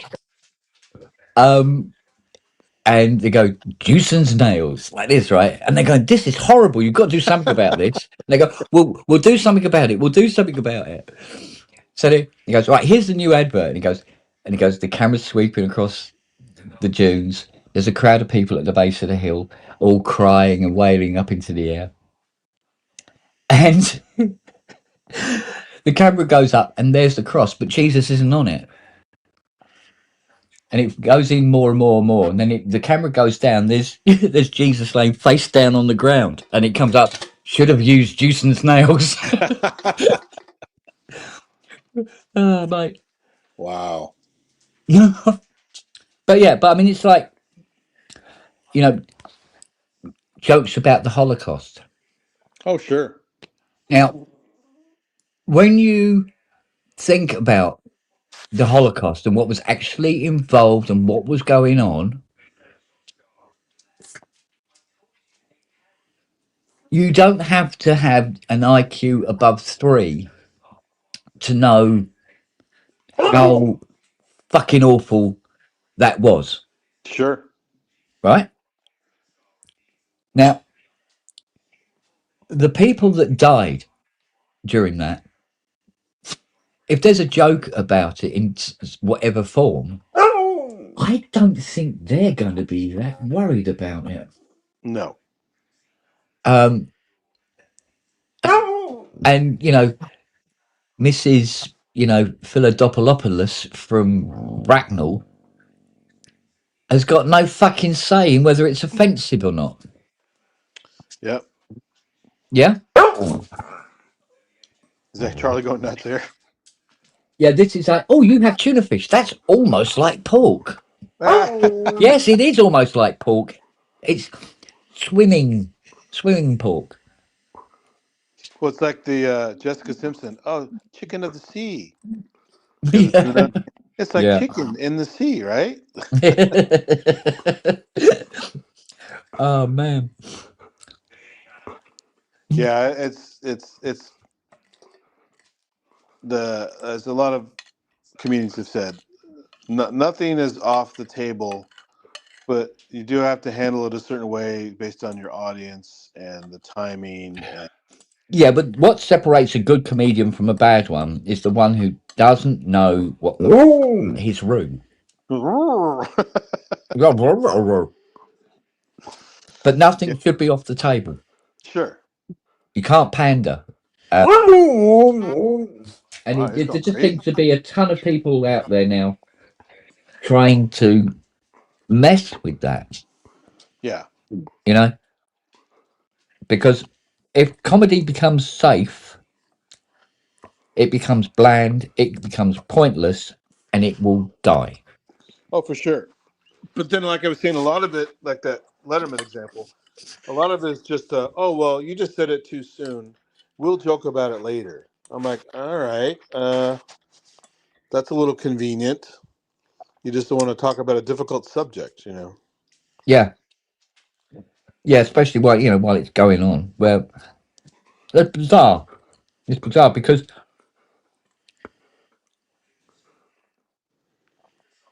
humor is. Yes, I know. Humor is a medicine. He's telling what humor is. Oh yeah, humor is a medicine. Humor is a social thermometer. Yeah. Yeah, it's so many different things. If you fucking start messing with it, mate. Yeah. And Still, so that's my little rant for the evening. Well, so many people just either have a no sense of humor or a terrible sense of humor. Have you heard about this idiot Ben Shapiro over here? Well, the political commentator guys. Yeah, rings a bell. A little weaselly piece of crap. His fame and fortune is slowly dwindling because people are losing interest in him because he's kind of washed out. Oh, But okay. he says a lot of terrible things. Sometimes he's pro-Israel, sometimes he's not. Sometimes he's like anti-woke. Sometimes you never know where he's coming from. He's just a weird, ultra-conservative guy. But Pander to all kind of he guy. started out trying to be a Hollywood comedy writer. He submitted scripts and all kinds of stuff, and they all failed because he's not talented. He's not funny. He's a failed writer. And so he goes, well, that didn't work. Let's try something else. Oh, here's a political grift I can do. And with the right amount of idiots and other people backing him up, he made a pretty decent career out of it. But he still thinks he's funny. And he's funny because he's so terrible. Right? He's ironically funny, but he's not funny at all, like intentionally. And that's the thing. It's just like these are the people judging some of this shit. And they just don't have the barometer. They don't get it. And these are the assholes that try and be the gatekeepers. Yeah, I know. That's what's sad like, about it. You already failed at writing. Nobody wanted to buy your script. You're not funny. It's just the quotes taken out of context of the people who on channels that make fun of him are damn funny. Because they take him out of context. They even take him within context, saying just crazy ass shit, and it's just hilarious how bad he is. And he was considered like an intellectual powerhouse of the conservative movement. What's the name of that? I think it's an FBI director. He looks like a fucking startled deer. Oh, that's Kash Patel. He was a YouTuber. Yeah. YouTuber turned head of FBI. How lame is that? YouTuber. Fuck me. Trump is really doing a number on everything. Well, actually, it makes sense to have. It would make sense to have a YouTuber working for the FBI. I mean, after all, content creator. Exactly. Like that defense guy, Pete Hegseth. He was another Fox News guy. I watched that when they were talking to the generals and everything. It was like, oh my god! If they could have collectively rolled their eyes, they would have. Do you know what? If somebody had turned around to me and say, "No, that's actually a sketch. It was written by Mel Brooks," I would have believed them. For sure. And he tried fat to be funny generals. that. What the fucking fat soldiers? What the fuck are you talking about? He tried to be funny, and it was crickets. Yeah, but the thing is, he's never been to one of these things in front of generals or anything like that. Like, for instance, at a military conference, excuse me, presentation like that, generals don't clap. Yeah. You don't clap. And he's sort of looking like, oh, that fell a bit flat. You go, no, you could have said something that was the funniest thing they've ever fucking heard in their life. Give it 2 minutes, and you are going to say something will be the funniest thing they've ever fucking heard in their life. Yeah. Like Department of War. Fucking hell. Yeah. Oh, he's not a wartime president. He's against military action. Oh, but we're having a Department of War now. Yeah, but we like blowing up small, fast fishing boats. Blowing up fishing boats in international waters, which is totally illegal. Oh yeah, drug trafficking. Oh yeah, no, don't take any notice of one of the biggest drug traffickers that we had in prison that I've just pardoned. Not only that, but the whole thing where they went back for a second strike when they were barely holding the boat. Yeah. That's also against international rules of engagement. Yeah. I mean, but you know what Trump will say. Yeah, but the UN, the UN, great bunch of guys, really, But I was told that they got no power. So Yeah. It's unbelievable. I'm just both pleased and surprised that something really bad hasn't happened yet. Yeah. I mean, Putin's still doing some weird shit. He could poke the bear and Putin will start some shit because, Well, one thing that apparently he defunded, as far as I know, there's either somebody there working for free or there's nobody there and they're just sitting there with their fingers crossed. But there was in Yellowstone a small group of people, and their job, which seems silly, but their job is to monitor Yellowstone. And they're using lasers and shit like that. Because what they're looking for is any change in the surface of Yellowstone Park. Oh yeah, it's very geologically active. So yeah. It's the biggest super volcano on the planet. Yeah. That if explodes, goodbye. Well, that's Right? why they made that stupid movie 2012, where the whole thing does explode. Exactly so. So, and he's defunded the people that were monitoring. Yeah. Now, you could argue, I suppose, to go, yeah, so we just won't know when it explodes, as opposed to knowing 2 hours before it explodes. Yeah. But it might be, 2 years before it explodes, and they go, it's going to explode in 2 years. All right, we've got 2 years to do something. But no, defund it, wanker. I don't know if you heard about Mount St. Helens when it went off back in, I was in 7th grade, I think it was. Yeah. And, they gave plenty of warning because they have sensors and they're trying to be careful. Yeah. Like that. Some people decided not to go. They're going to die with their territory or whatever. It's their choice. Yeah. But some people weren't not aware of how bad it was going to be. And they thought, well, I have time to get out, whatever.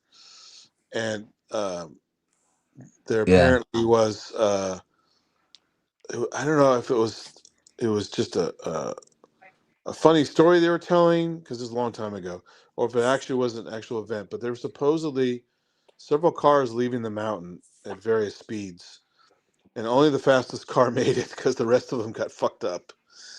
And they had no idea it was going to be as bad as it was, because basically a big chunk of the mountain just disappeared. Yeah. It looked like somebody had taken a great big chunk out of it, didn't it? So exactly. Yeah. And it's that kind of it was that weird kind of, wasn't lava. It was like hot water and mud and yeah, it was basically the top surface of most volcanoes that blops out first, isn't it? But that's because it exploded. Exactly. It didn't erupt. It actually just fucking blew the whole side of the mountain off. And at the force, it did the basically breaking apart and the flow of the hot everything. It just basically everything in its path was toast. Yeah. And so people don't appreciate how much power is there. It's pretty. Well, if you go back to off the coast of, I think it's somewhere between Scotland and the southern coast of Iceland. I think we were watching live. It was in the 70s, I think it was. And we watched live an island be born in the middle of the sea. Yeah. It's still there now. Well, there's a new island forming off the Big Island. It's been taking a long time to form, but it's yeah, and we watched this volcanic island slowly develop in the middle of the sea. It was really interesting to watch. Yeah. Oh no! It's not very big. Look under the water. Atlantis is rising again. It's just coming back. So. Yeah. Well, something about like a lot of beachfront property in Haiti, I think it is gone from the sea levels rising. Yeah. Oh, that's because of that fake truth, global warming. Oh yeah, climate change. Because of that. Yeah. Yeah. Apparently, so it's so Haiti is faked. 3% of their island missing. Someone's slowly been moving the sand without people noticing, and Yeah, because there's a lot more fat ladies sunbathing and walking in the water than there used to be. Well, we had a real wake up call. I don't know if you remember in 1990 when Mount Pinatubo went off in the Philippines, and I went down to 91. Sorry, I think it was 91. And I went down to watch the total solar eclipse in Baja California with a big group of people, friends from NASA and stuff. And that eclipse, even though it was one of the longest total eclipses we've had ever, like over 7 minutes, it never got that dark because there's so much dust from the volcano way across the Pacific, scattering the light in the upper atmosphere, that it never got as Yeah. dark as it was supposed to get. Yeah. And that's just one fucking volcano, considered a minor thing over a very short period of time. And look how much it changed, affects all around that part of the world. Yeah. Including the sunlight, right, which causes warmth. Even if it's a short period of time, it's going to make the area colder. It's going to make the area less dark. Yeah. And so those little effects like that were real eye-opening, and something that quick and that short duration that had days and days and days of effects, maybe weeks. Yeah. Exactly. So that's little. That's just the tiniest little example of how things can change on a dime, even on a large scale. Yeah. Yeah. But the fact that they said, well, technically speaking, if Yellowstone went, it had the potential to destroy the world. I've heard pretty strong things about it. I mean, it's like a large thermonuclear. Well, the world we know, Yeah. at least. Well, it's certainly going to outgas a serious amount and mess up our atmosphere. That's true. Just like an example of nuclear winter. Yeah. But there was talk about it might, if it went up all in one go, it had the potential to knock us out of orbit. Oh, I haven't heard that. I mean, Or that'd be really... alter our orbit, depending on when it happens. That might be some newer calculation. I've never heard that specifically, but that would be some serious shit, because the amount of inertia we have, along with our rotation, be very unlikely for it to deviate much. Well, they ran computer models, and they said if it was, say, happened for argument's sake, it happened in the winter, and the volcano is facing the sun, it would extend out our orbit, and we would have not very warm summers and very, very cold winters. So where it's like normally you'd have a mild winter, you would actually start getting snow properly. But they said the worst scenario was if it was our summertime and we were facing the volcano blew when it was facing away from the sun, we could end up coming around and incinerating half the planet the next summer. Yeah, I've not heard that. That's interesting. I mean, there might be some new models that predict that, but just from knowing about the sheer mass of the planet and the nature of our elliptical orbit, and the fact that we're in a pretty stable... I mean, we have deviations every time we go around. You have perihelion and aphelion changing every time we orbit, but it's just little bits. But it's a very stable thing, and because we also have the moon having its effect. I don't know. It's weird. It's hard to say. Yeah, no, this is it. But look, because they were talking about the scenario was if Yellowstone went up in one go, but the chances of it doing it are slim. It would be a progressive eruption. Yeah, because I think if you did like they try to do in simulations with like a point source, maximum burst of energy in a point source, that probably could do it. But like you said, it's not instantaneous, and it's over a bigger area, so it's more dissipated, over an area. Yeah, I don't know. It's hard to say. Man with beard. As far as I remember, honky was supposed to be an insult to white people by black people. It is, yeah. It supposedly comes from... I've heard different stories, but one of the more consistent ones is white guys visit black prostitutes honking their horns. That's it. So they call them honkies. There may be some other older derivation I don't know about. Yeah. Remember, it was a very an insult almost like friendly greeting actually in parts of London. Yeah, because it's not the N word carries obviously more weight than honky. They can call me honky all day. I'll never get mad about it because I think it's funny. Yeah, but I mean, you see, the N word was used with such Of course, yeah, hatred. exactly, yeah. It was, you know. But honky is it is funny because whether you watch The Sopranos or you know about the mafia in general, or you know about other groups of people that are very racist about brown and black people and stuff like that, Yeah, as well as other people, they'll still gladly go screw a prostitute of that background, but they won't date one, they won't marry one, they yeah, won't be seen with one, yet they're still willing to do that. So it's yeah. in that respect, the term is demeaning because you're like, you're such a loser, you're ashamed of this, but you do it anyway. Exactly. Yeah. Yeah, same as the East End, calling someone a wanker. But I mean, what was there's some other ones over the years, isn't it? I'm trying to think. Like, for instance, what about Guinea? What's the Oh, Italians, yeah. yeah? What was the Guinea, Wap, and Dago, those are the big ones, yeah. yeah? I'm quite sure how that came about. Don't know the history behind them. Yeah, I'm not sure because Guinea and New Guinea have nothing to do with Italians. No, they've nothing to do with each other.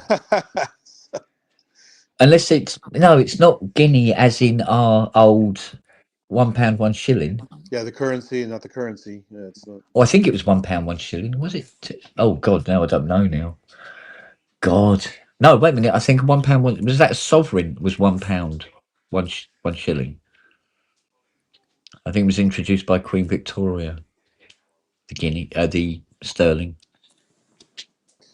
But yeah, most of the insults are pretty much directly derived, like the ones for Chinese people from China, right? That one's obvious. The ones where they shorten Nippon for Japanese people because that's one of the names that's their official name of their country, Nihon or Nippon. You shorten that, and that's an insult. Yeah. So it's a lot of them are pretty like silly, dopey insults that people try to hurt people with.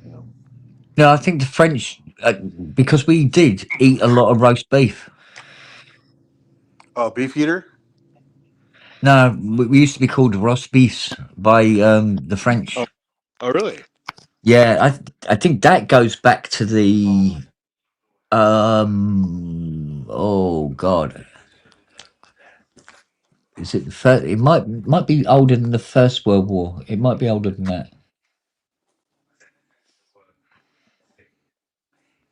Let me change my audio input. I'm having. But it's like we would call the French frogs because they ate frogs, and we wouldn't eat frogs if you paid us. Sure. So we called them frogs, froggy. Weirdly, I think we called the Swiss. I like the Monty Python joke about whether you want to call them the Sprouts, the Flems, or whatever for Belgians. Is that let's not call them anything. Let's just ignore them. yeah. The Flemish. Yeah. Hold on, what happened with my thing here? Give me a second. I got to change my audio here. Where is the setting here? I think Ruskies. That was the American connotation, wasn't it? Rusky for Russians, which is just a slang way of saying Russian, I suppose.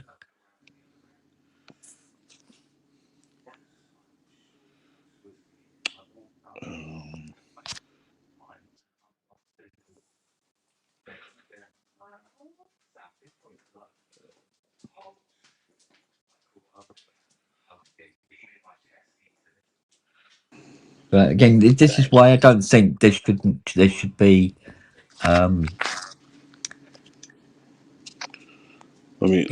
This censorship in comedy, because, like I said before, laughing at something takes away its power.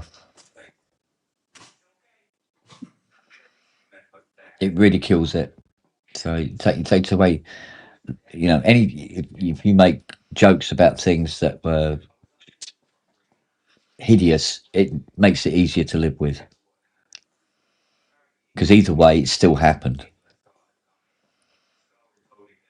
Let's face it, a lot of things have happened in history that we wish hadn't happened.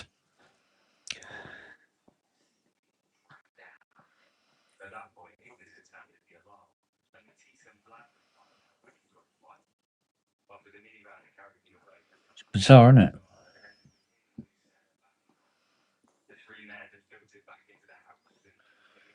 Yeah, kraut. No, that goes back to the First World War, kraut.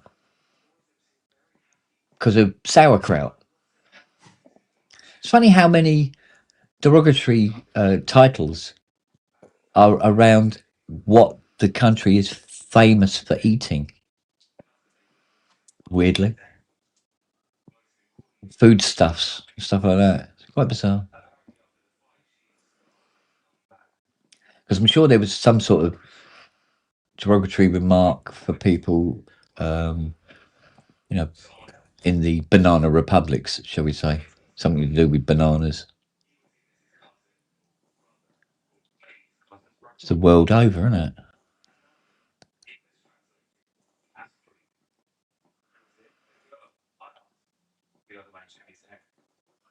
I think probably another bad one, I suppose, was calling the Red Indians savages.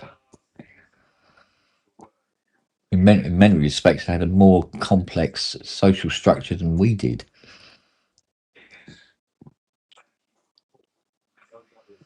Might have been a bit harsher, but then we weren't exactly wonderful during the Dark Ages.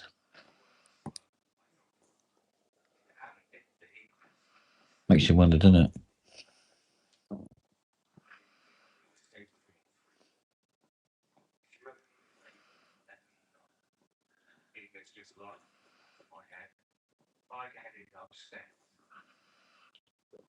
I don't know. It keeps changing, Wags. I don't know. And that's another thing. It keeps changing. What is acceptable one minute is not acceptable the next. So, yeah, I suppose with Red Indians, of course, it's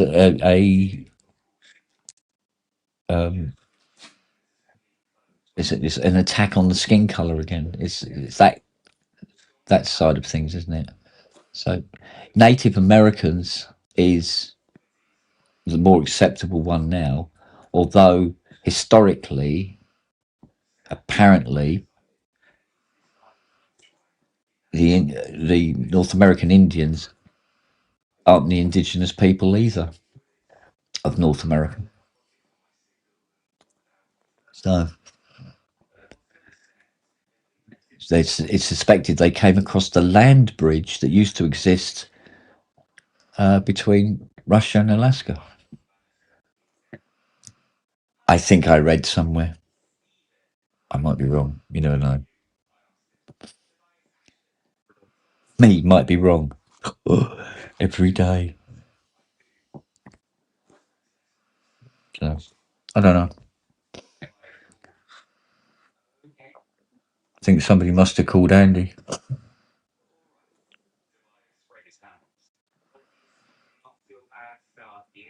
Which sketch is that?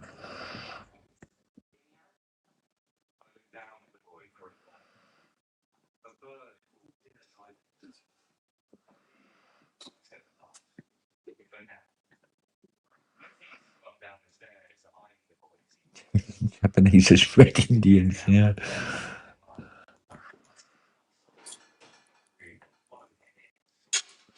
Yeah. Yeah. It's weird how, I mean, getting things completely wrong can be very, very funny as well. You know, when you deliberately get something wrong, like that, having the Red Indians talking Japanese.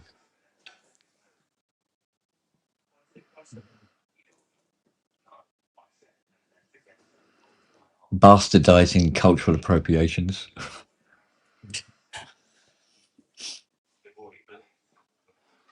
Yeah.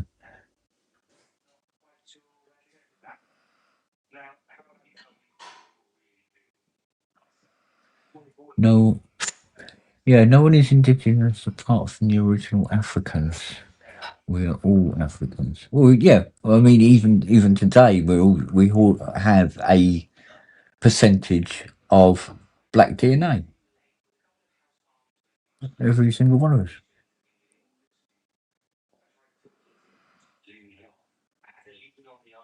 I believe it's the paleontologists that would get the theory based on a certain degree of fact of all life started in Africa and from there.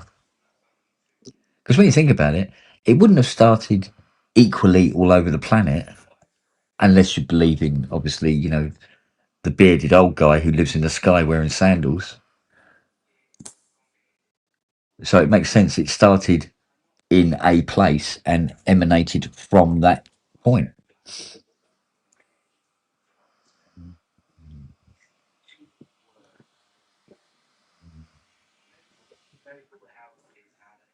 What's this? Although Westerners have a high amount of Neanderthal DNA. Well, that does explain Arsenal fans, doesn't it? Let's face it. So that kind of makes sense.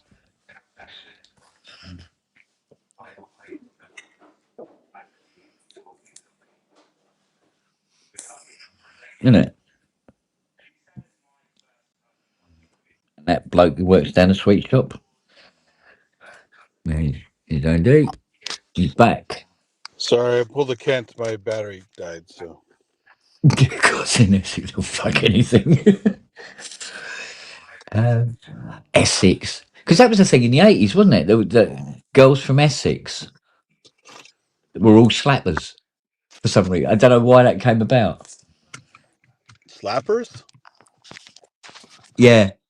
Women of loose moral. Oh, okay. Why they were called slappers? I'm not. It's the noise they made when they walk or something. I don't know. Arse slappers or something. I don't know. Yeah, that was the thing. All of a sudden, all the girls from Essex were all slags, bloody Wow. slags. I'm sure there are plenty of nice girls in Essex. There's bound to be. I'm sure. Look Yeah. hard enough.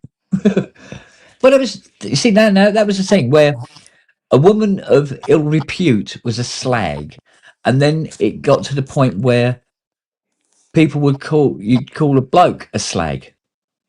Really? Yeah. Because usually, in If you watch one of those East End gangstery kind of films, you go, "Fuck off, you slag," Because the double standard was always, oh, that woman's a whore. Oh, that guy's cool because he's with lots of women. Yeah. So. Yeah, exactly. Yeah. These guys want to have, it's as the James Brown's song goes, it's a man's world, right? So yeah, the guys want to have all the credit and want to put the women down. So yeah.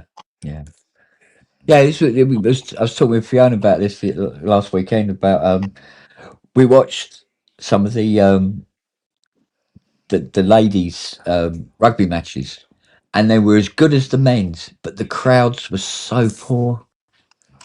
oh. You go, come on, the games are as good. In some cases, they're better. So in contrast to that, you go to like Stanford women's basketball, they're like really busy games. Yeah, that's for a different reason.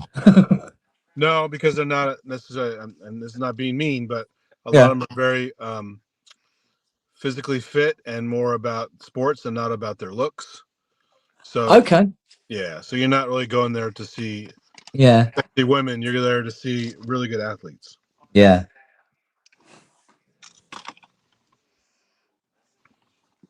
But I mean, because some of the rugby players, the female rugby players, are big girls, and that's because that's the weight You get kind in of there have to be, behind them. right? Otherwise, you get Yeah, and you can really push and get your front guys over the touchline and that. But it's like taking a karate guy, make him do sumo. He's dead. yeah, yeah, pretty much. You go. You, I fall on you. There you go. One, he's done. Yeah, goodbye. But but the action, the tactics and the skill levels in the ladies' teams is as good, if not sometimes better. Do they kick as far? Not quite, but you get the odd girl who can Yeah, really send the ball. There may be more of them in the men's game, yeah. but the tackling is just as good. The tactics are exactly the same, and yet there'll be one stadium will be relatively full, and for a fact it's family and friends. You know that for a fact, right? And then the two end stadiums will be closed; they're not even open, and there'll be a sparse amount of people the other side watching, as opposed to when the same team but the male version is playing, it's full. You know? Yeah. Yeah, it's just I don't know. They're looking for more aggression, or more just weird. Yeah, that makes sense, Matt. We have a road about a mile away called Slappers Hill. Guess it's where all the tarts hang out. That's another thing. Why are they called tarts? Well, I wonder where that stems from. Because there will be a reason. it might have been a horrible on the nose joke about cherry pie, if you know what I mean. So Yeah. Could be. Or it might, knowing Britain, might have something to do with women that walked around the city of London selling tarts, also offered other services. oh sure, yeah. It could be that. Would you like a You little know, extra with this? Yeah. yeah, it's sort of like a cover business so that the coppers don't get them. I was watching a Christmas in Europe thing recently that Rick Steves guy does a lot of travel stuff, and I wasn't aware of the whole tradition of minced tarts at the holidays. All right, yeah. Is that something you like, or do you like more like a fruit tart? Well, as a rule, I think, especially during the 70s, you would have tarts that were made with, currants and sultanas and stuff like that in a rich, like a jelly type thing in an open tart. As for minced meat tarts, Yeah, no, they kind of be all year round anyway. because it's not really mincemeat is not really a thing here. I know my grandmother made it for some reason. I never liked it, but it's certain people brought it over here, I guess. All right. Um, Well, I mean, you could have lamb mince, beef mince, and it's fine. It's just what would be a sirloin cut, for instance. You just chop the living fuck out of it. yeah, Add gravy, maybe peas and onion, small, finely chopped onion and stuff like that. Bit of pastry, Bob's your auntie. I just always thought of tarts as dessert, like fruit or Yeah, absolutely. sweet, Yeah. Well, I mean, at one point we would. I think actually, if it doesn't have a top on it, it'd be a tart. If you put a top on it, it becomes a pie. See, they were selling these tarts and they were calling them tarts, but they had a top on Oh, they're pies. They're not tarts. them. Yeah, well, they got that wrong. Yeah. According to Kent. Yeah, the world according to Kent. Yeah. I mean, you're probably right. I wouldn't know. Mate, I don't know either, honestly. I'm guessing here. In my mind, it's pastry on top, it's a pie, no pastry, it's a tart. I'm assuming more than anything else. But that's another thing. Some of the Christmas traditions. I mean, most of the way we celebrate Christmas, it's German, isn't it? Yeah. A lot of them German, and they also have their extra stuff like Krampus and other. Yeah. So Yeah, and Santa Claus, I think, is European. which has its own kind of questionable thing, is because Krampus has a little helper. Yeah. Called Black Peter. Svarte Pete or whatever it's called, Yeah. and he's not. He's supposedly not a guy with soot on his face. He's supposedly like an African character, Yeah. almost like he's being used in bad ways or something like that. It's very strange. Yeah, here's a question for you. Mark Twain's book. We were talking about words of Mr. N-word Jim. Oh yeah. Is that still portrayed the same way in the books? So we read books in at least I don't remember reading some of those kind of books in college, but in high school we read like Of Mice and Men, Steinbeck. Yeah. And there's clearly that word thrown around a few times. And we're doing the thing where you go around the class, people read a section, and the next person reads a section, just so everyone participates. And the teacher, not to be to offend people, because there was at least one black guy in the class. Yeah. I'm going to stop everyone there. So from now on, when you see that word, say black person. Yeah. Which is very awkward, though, right? Yeah. I mean, if you're calling attention to it, no matter what you do. Well, yeah. And that is giving the power back to the word. It is. It's censorship, Isn't it? and also being afraid. And it's historic literature. Yeah. It's literature class. You probably should learn the literature, even if you're unhappy with it. And just deal with it and just say, up front, everyone, we know this is wrong, but this is literature. We're going to read it as is, and we can discuss it afterward, whatever. That's what a normal teacher, I think, would do. But they're just so, like, even back then in the 80s, they were just like, oh, we can't really talk about this. I don't know. So This is what was so brilliant when black people started calling themselves the N-word.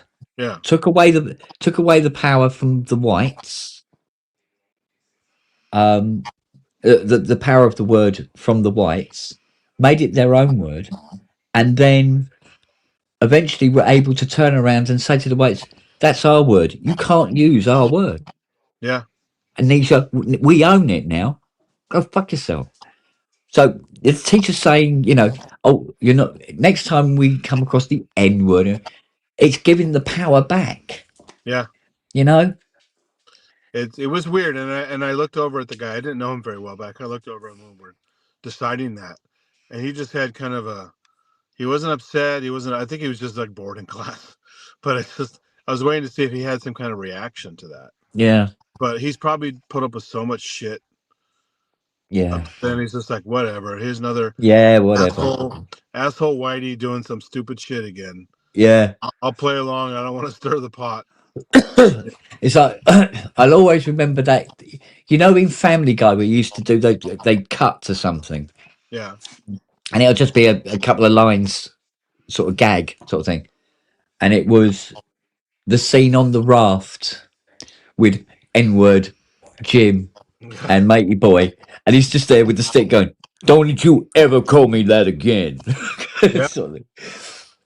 Well, like, so if all the botany stuff I was studying, stuff of these classic books written in the 50s or earlier, it has common names or colloquial names for plants, not just scientific names.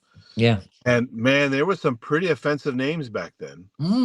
Like you probably heard Brazil nuts are often called N-toes, right? Yeah. Pretty awful, right? Yeah. And there's a cotton top cactus from the desert in California called N-heads. Yeah. I mean, imagine going on like a nature walk and someone says that out like that. It's like, really? That's what you're going to call these? If anything, it looks like an old person's fuzzy head is white, right? Yeah. And so call it like, old man's cactus or something like that. Yeah. But it's been named by a racist. Totally.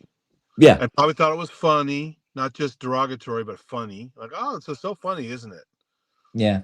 And it's just like, no, it's not funny. It's stupid. And here it is, an official book published by a university. Yeah. historic document, and it's there forever until they republish it. Now the republishing of the flora, when they had some reclassifications in the 90s, those names weren't there anymore. Yeah. But a 50s book, a 40s book is definitely going to have it in there. Yeah. So sometimes that form of censorship is good. You shouldn't get rid of the original books because you shouldn't burn them, because it's a historic document of a time. Yeah. You can't hide from that stuff. I think that's where the start of the attack on comedy can come about, is where if you tell a racist joke, or what is considered a racist joke, and you're not a racist, technically it's not a racist joke. However, if you tell a joke as a racist directly, then it's a racist joke. Yeah. It's not as cut and dry as that, but you see the point. There's got to be a point where you have to have this an element in the process that helps to distinguish between the two, because otherwise comedy will become banal. Sure. But like an example, some of my mom's relatives on her side from Louisiana, they're racist as fuck, right? Mm-hmm. Whether you're a relative or not, if you're white, you're pretty much okay. If you're not, if they somehow know you, you get a pass or whatever. But they generally say pretty terrible things in private company. I witnessed some stuff that was just unbelievable. And my mom's dad would visit sometimes, and we had a black poodle for a while. So you can imagine what he called the black poodle. Yeah. And I'm like, it's a dog. That's inappropriate. Why would you call the dog that? I mean, there are dogs that were called that in my lifetime. Yeah. In my lifetime, I've heard people who had dogs called that. Yeah. And it was like, and if it was curly as well, oi. Oh yeah, of course, that was it. And so, but I just remember going to my mom. I go, "Can you believe what he just said?" It's like, he goes, "Yeah, I know. Of course, I grew up with this shit." I'm like, "All right," but I mean, he's saying it like it's matter of fact, and it's also funny. And I just never, not even ironically, found it funny. I just found it really obnoxious. I'll tell you what. There's enough people in the chat. We've got a hive mind going. I think it's a black and white film. Might not be. Second World War. It's about the Second World War. Probably done in the 60s. Might be the Dam Busters. That was yeah. And one of the pilots had a big black dog called the N-word in the film. Oh boy. It might have been Dam Busters, because you see the dog pining because he knows his master's plane has been hit and dumped it, or hadn't, or whatever. But and the dog's waiting patiently for his master to return. I'm sure it's the act. I used to know the name of the actor as well.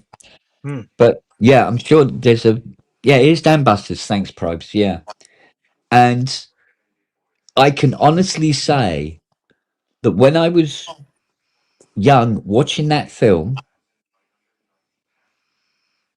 I was completely, I'm 6, 7 years old, right? I'm completely unaware of that whole part of history of where black people were called that. Yeah.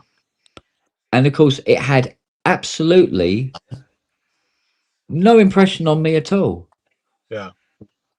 To the fact that I think actually I wanted to call one of our dogs back in the day something very similar. Oh, okay. Thinking it was a quirky name, sort of funny. Richard Todd, thanks, Probes. Back in there, I would have gone to bed tonight going, who the fuck was it? It was Richard Todd. But that's because there's no. I don't know the history behind all this. Sure. But it was completely acceptable, especially during the Second World War, I suppose. And yeah, but and obviously I knew people who had dogs called that, and it's only later on you sort of like the penny drops and you go, fucking hell. But I bet you they didn't call it that name because it was derogatory towards black people, but simply because they liked the name, or they knew somebody else who had a dog that was named like that. It's possible. It depends on who wrote the movie, right? So you don't know. Well, I think the thing is, because the Dam Busters is a true story, he probably did have a dog called that. He could So what have. they're doing is being historically accurate. Yeah, in that case, it probably was legit. You see, and yet, as far as British people are concerned, we didn't call black people that. Yeah. I think we had a completely different N word for them. So it's just a name. Just a name. It doesn't mean anything at all. As here. Yes, he's got a grave, yeah, on an RAF base. Yeah, it's round here somewhere. Because a lot of the air bases were around here in Surrey and in Kent. Because it was closer to the French border. The French coast and Holland. I think it might have been Henley Airfield. Just over the road here. I say over the road, it's about 10, 11 miles away. It's a weird thing, and especially in a little more modern times with like guys like Eminem coming along, growing up in a mixed or predominantly black neighborhood and learning rap and hip hop and speaking in a similar fashion and throwing the A version around. Yeah. Not the ER version around. And being accepted because of his street cred and where he grew up. Yeah. But anyone else goes around trying to say either of those versions, for the most part, will at least be chastised, if not beaten to a pulp. Yeah. So it's. Well, I remember from my childhood when in Britain, well, in south of England, because although we're a tiny little island, we are very, very separated by a common language, you know? Yeah. Over such a tiny, tiny area. But when I was very small, I can remember that if somebody was being derogatory about a black person, and this would probably be at the bus garage, because my dad was a chief inspector, my mum was a clippy, you know, did the tickets, take the money. And there was a mountain of black people worked in the transport industry because they were taking on everyone and anyone, you know, and they didn't care what color you were or creed. So I got to hear this word, and the word the people used to call black people in a derogatory way was nignog. Oh. As for its origin, no idea. I know we got nogging the nog, which is, I think, Scandinavian character. But nignog. I mean, nig, you got the first part, and then you got nog, I suppose. I don't know. But I don't know where the hell it came from. Well, I mean, But it's one of those ones that died out, you know? I mean, some of them did come from Nigeria, so maybe it was part of that, right? It could very well be. It could very well be. But it's a weird time because you could just tell, especially the a lot of the MAGA guys, they're just itching to say stuff like that or Oh yeah, be controversial, and it's like okay, just like anything else that's free speech, feel free to say whatever you want, but be ready to deal with the consequences. Yeah. And if somebody decides, it's kind of like that scene in Die Hard 3 where John McClane is forced to wear the sandwich board thing. Yeah. That's Yeah. really nasty, right? And Yeah. that Yeah. guy, Yeah. Samuel L. Jackson, has to literally save his ass because he's about to die. Yeah. And that's kind of the consequences when you go and, Yeah. push the Yeah. envelope and try to think, well, I got freedom of speech. I can say whatever I want. Okay, well, then you're going to have consequences. Yeah. Absolutely. But these modern guys are cowards. They want to say it in a couched way on some show or on a But podcast you or see, something like that. this is why comedy was always a great element to examine and understand it, but also be able to completely take the piss out of it and remove all of its power. Yeah. Simultaneously, you're going to have to Google it. Man with beard, Google it. I'm not sure where that came from either, but that was big in the 60s and 70s as well. There was something else I read a few weeks ago, I think it was, and they were talking about the slave market, and they were talking about how Britain ended the slave industry. I don't know. I mean, they may have stopped before some other people stopped, but it certainly didn't end. No, I think no. There was actually, I think we actually had a war with somebody to get them to stop as well. We were going to stop it worldwide. That kind of we were doing our version of America's keepers of the peace kind of thing. But as as the Well, the interesting thing was, right, when they talk about the slave industry back in the day, even history lessons at school, I can remember this. The impression that was given was we would be sailing down to Africa, we wander in, we grab up a load of black people, throw them onto a ship in chains, and bring them back again and put them to work. Not the case. No, they were sold by their own people. Actually, they were already slaves when we got there, Exactly, and yeah. we bought them off the slave traders. It's kind of like not a direct equivalent, but it's kind of like people want to bitch about how we're taking advantage of China as a labor source that's underpaid and overworked, and they're suicidal and stuff like that. Their own government is allowing that to happen to them. They don't give a shit about their own people. And the African countries were selling their own people to slave traders. Yeah. So it takes more than one bad guy usually to make some shit happen. So it's a pretty messed up situation.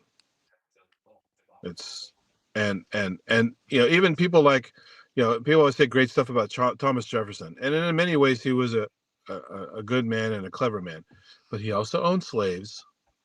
Yeah. Also had offspring with slaves, and they may have been treated a little bit better, but they weren't equals, right? Yeah. And so it's a really complicated thing. Even the northern people were assholes. Oh, God, yeah. Well, so now see, that's another one, another name that's come up, right? It make you laugh. What was the name of the series? Can you remember what the name of the series was? We Kunta Kinte in it. Oh, Roots. Roots, right? Yeah. Well, when that come about, the amount of people that started calling me Kunta Kinte. Oh boy. Right. And well, for Kwanzaa, you could be called Kente Claus. That's what they called their Santa Claus. Mate, there was loads of, they go, but you see, they saw me as a rich source because they got, Kunta Kente because of Kent, which is an unusual name here. Anyway, I think there's more Kents in America than there are here. Probably, yeah. In fact, I don't know another person in Britain called Kent. Maybe a last name? Last name, quite possibly. First name, If you want to find somebody called Kent, They're normally American, and they play dweebs in films. The bloke called Kent in films is always a dweeb, Yeah. you know. So, but I was a rich source because then I had Spong, which had Yeah. so many possibilities. I Sure. had so many nicknames, I couldn't keep up with them. So people would call out this nickname and go, I wonder if they're talking about me. I have to look around and see if anybody's looking my way. There was so many of them, you know. Look, Kent Brockman in The Simpsons, yeah. But there's a lot of films where, you know, the twit is called Kent. And especially in the 80s. And every time it happened, it'd be going, oh, God. Yeah. And Kim, my sister, would be there going, yes, thank you, Kim. I mean, it wouldn't be as over the top as something like Irving or something. Nah. Well, then, of course, it got slightly cooler because my middle name's Lydon. Oh, there you go. But I think it was my mum turned around to me and said, yeah, it's spelt Lydon, it's pronounced Lyndon. Oh. Okay. But because people assumed it was pronounced Lydon, then there was the connection to the Johnny Lydon in the Sex Sure. Pistols. So late 70s got a bit fruity with the nicknames. So it's all like sex and drugs and rock and roll and a slap on the back in the corridor, you know? Wow. What is that? Is that your back leg you've put on my shoulder? Yeah, that is her back. That's it. Yeah, put it back, young lady. Oh, no, you're off again. Oh, Uh, go on in. Go down there. now she's upset. Yeah, she goes, oh, you disturbed me. I'm going to lay down here now. So, yeah, I mean, I had more nicknames than hair at school. It was fine, Yeah. you know. I wasn't, crying into me mashed potato or coming into school the next day with a gun. Oh, sure. So, but you got to admit though, in America, school shootings have lost their shock value now Yeah, because it's so common. because it's so common. And you think, surely somebody near the top should be going, I don't know if this fucking Second Amendment's really working out the way it should have done. Well, I mean, to bring up that asshole Charlie Kirk again, look how well that worked for him. He talked all kinds of shit about we need to have a certain amount of allowed violence even in schools to maintain the Second Amendment. So sure enough, he's guilty of supporting the Second Amendment, which is what also killed him. Yeah. I mean, The I support irony. it to a point. I like to have a gun to go to a range. I like to have something to protect myself for an intruder. As rare as I get that. be. I get that. I'm totally with you on But I that. don't need like a stockpile of AR-15s and Yeah, 50 cal. Exactly. And Yeah. here's the great thing. Just in case there's a porch pirate who happens to have a tank. Well, that's the thing. I was talking to somebody about this recently. So if you read the actual Second Amendment verbiage, no one's understanding the letter of the amendment, right? What's actually it's saying. Because at a time it was written, we had fucking muskets, right? Yeah. We had potential government interference that could be shady, and you could Yeah. defend your property with your musket or whatever, and Yeah. you would have a fighting chance. This day and age, I don't care how many guns you have. We have tanks, we have armored transports, we have drones, we have missiles, we have whatever the fuck they want to use, and they'll turn your so-called sacred estate into a grease spot if they want to. Your guns won't do a damn thing against the government if they really want to take you out. So this idea of this noble, I'm going to protect my family and my property and all this kind of stuff, you're gone if they want you gone. Yeah, Your yeah. guns aren't going to do shit. You might kill a couple people, but then they really want to. Yeah, but I mean, there's been changes, slight changes in the law. Like there are certain guns that are illegal to own. Over time, yeah, it's Yeah, took things like I think Uzis are illegal to own now, aren't they? anything full auto in most states, unless it's like Nevada, Texas, a few other things with special permits. Oh, yeah. Texas is about that far away of allowing people to have nuclear weapons. Well, but here's the funny thing: is they're very expensive to own if you own them legally. There are only so many places you could use them, like a special range. Yeah. In the middle of nowhere, like a wilderness. If But you even discharge so, it in the they're city still limits, very easily obtainable, aren't they? Let's well, that's face the other facts thing here. too. We're not doing the big problem with the NRA assholes who want to defend every little bit of it is we're not doing proper background checks. We're not doing psych evals. We're not necessarily preventing all criminals from having them. We're supposed to. Yeah. Criminal record or whatever, even if they're reformed. Usually a felon still is not allowed to have it after serving their time. Yeah. So these rules are being bent and broken all over the place. So they really don't want a safe society. They just want to avoid a slippery slope of guns being taken away altogether, which was never going to happen.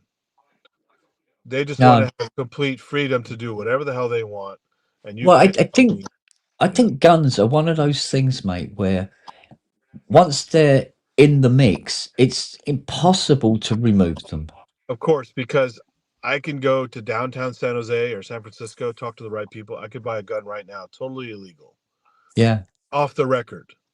Yeah. If I chose to, because they're everywhere. Most of the gangster crimes that used to go on in the East End of London, and somebody would be found shot, and you can guarantee they've been shot with a service revolver. Sure. You can guarantee it. Yeah. You know? Here it's just either stolen guns or black market guns or whatever, and of all different kinds. And quite often the black market guns are more powerful than what the police have, except for a SWAT team or something like that. So even the cops are outgunned by illegal guns. Yeah. The gang guys and the drug dealers and stuff like that, they often have the Uzis and the Mac 10s and the, some form of maybe even an MP5 if they're really rich. They got some money to throw around. Because in the black market, anything's obtainable. Yeah. Yeah. Well, this is it. But I mean, there's going to be people wandering around London with a Desert Eagle on their hip. Sure. But, they don't need to get it out and wave it about all over the place unless they're up to nefariousness anyway, which means no gun law would have stood in the fucking way of it anyway. Exactly. That's the same thing here. So it's like, and that's, these states that allow open carry. So some douchebag thinks, I'm tough. I'm wearing my gun on my hip. Don't try anything. Yeah, but this is the thing. People, at least I think, I can only go by my interpretation, but I think a lot of people in countries that don't have this gun laws, or this access to guns in the same way, is when we see, the proud guy in his bloody deerstalker, and he's got an assault rifle with telescopic sight and God knows everything else, and a hand pistol down here, and he goes, and you go, I'm, exercising my Second Amendment and everything like that. What we see is we're looking at somebody who is a scared little person. Yeah. Because you've got to be a scared little person to have to arm yourself to that level. Of course. And like I was saying, you're not really protected because there's always somebody with more guns, bigger, better guns, and of course the government who has the power of the military to do it wherever they want. And, it's like, like we were saying earlier about, Australia having the relaxed gun laws and everything like that. You go, in fairness, after like say after that, mass shootings and stuff like that, they addressed it again. But I can remember, like Fiona had said, she goes, that, people said, well, you kind of need to have a gun if you're in the outback, because, there's so many things that are going to try and want to kill you. And it's good to have a gun. But where the argument didn't quite work is all the things that will kill you in Australia are very, very small and are probably in your slipper when you get up in the middle of the night to go and have a piss. Or in the case And of no like a gun snake, is going to small enough protect you couldn't from shoot that. it anyway. You know, because it's always, the big, huge, hairy spider. That's not the guy going to be the guy that bites you and kills you. It's the tiny, tiny little red fucker that's under a stone in the garden. Or like snakes, they're hard to hit unless you're in a Yeah. crack shot. You're not going Well, to hit. they're wriggly little bastards. Let's face it. There's no two ways about it. It's in their nature to be wriggly. Yeah. So yeah, you're right. It's really hard to shoot a snake, unless, of course, you're Clint Eastwood. I mean, But duh. if you're like a marksman and you practice with moving targets your whole career, and you can probably, unless it's dark or hard, bad visibility, pretty much nail whatever you want to hit. But then you might hit some other people with a ricochet or hurt somebody by accident. It's like that movie I was talking about earlier, Christmas Story. The kid eventually does get his rifle because his dad's a softie. And what does he takes it outside? The first thing he does is shoot a sign with the target on it from Daisy, and it ricochets and hits him in the face, and he has a cut on his face. And the whole joke in the movie was, you can't get this, you'll put your eye out. Yeah. And sure enough, his first shot in the backyard, he almost puts his eye out. Yeah, exactly, yeah. Because they are dangerous if you're not responsible with them. People think, I should be able to own it without responsibility. Well, there was some sort of cop show that Fiona was watching. I can't remember what it was, but that this guy brought into hospital. He'd been shot in the head, and they said, "Oh, it's not too bad because it hasn't. It's fractured the skull. It's stuck in the bone and everything, but it hasn't penetrated too deep and all the rest of it." And he goes, "Do you know who might have wanted to shoot you and everything like that?" He goes, "Oh, I don't know." And what it turned out, it was about half a mile away or a mile away. This policeman shot into the air to stop a fight that was going on. Yeah. And this is where the bullet landed. It got the guy in the top of the head, shot him. Somewhere, yeah. Yeah, it's got to land somewhere, exactly. So. Yeah, there are dummies during 4th of July in different areas that have guns, and they'll shoot up in the air a whole bunch. Like, woohoo! And the bullets have to land somewhere. Yeah, that's right. Trevor Horn's wife died after being shot with an air rifle pellet. And that's a gun you can own. Anybody can own an air rifle. Oh, sure. Yeah. So, I'm talking like this. One of Fiona's Christmas presents is an AK-47. Oh, there you go. It fires elastic bands. But here's the trick. I've bought one as well. Well, be careful. And you wear glasses, but if you didn't have glasses, you could put an eye out with a rubber band, too. Yeah, but she wears glasses as well, anyway. And besides, she's the one with the aim, right? There you go. But they're puzzles. You have to build them yourself. Yeah. But it does rapid fire and single shot as well.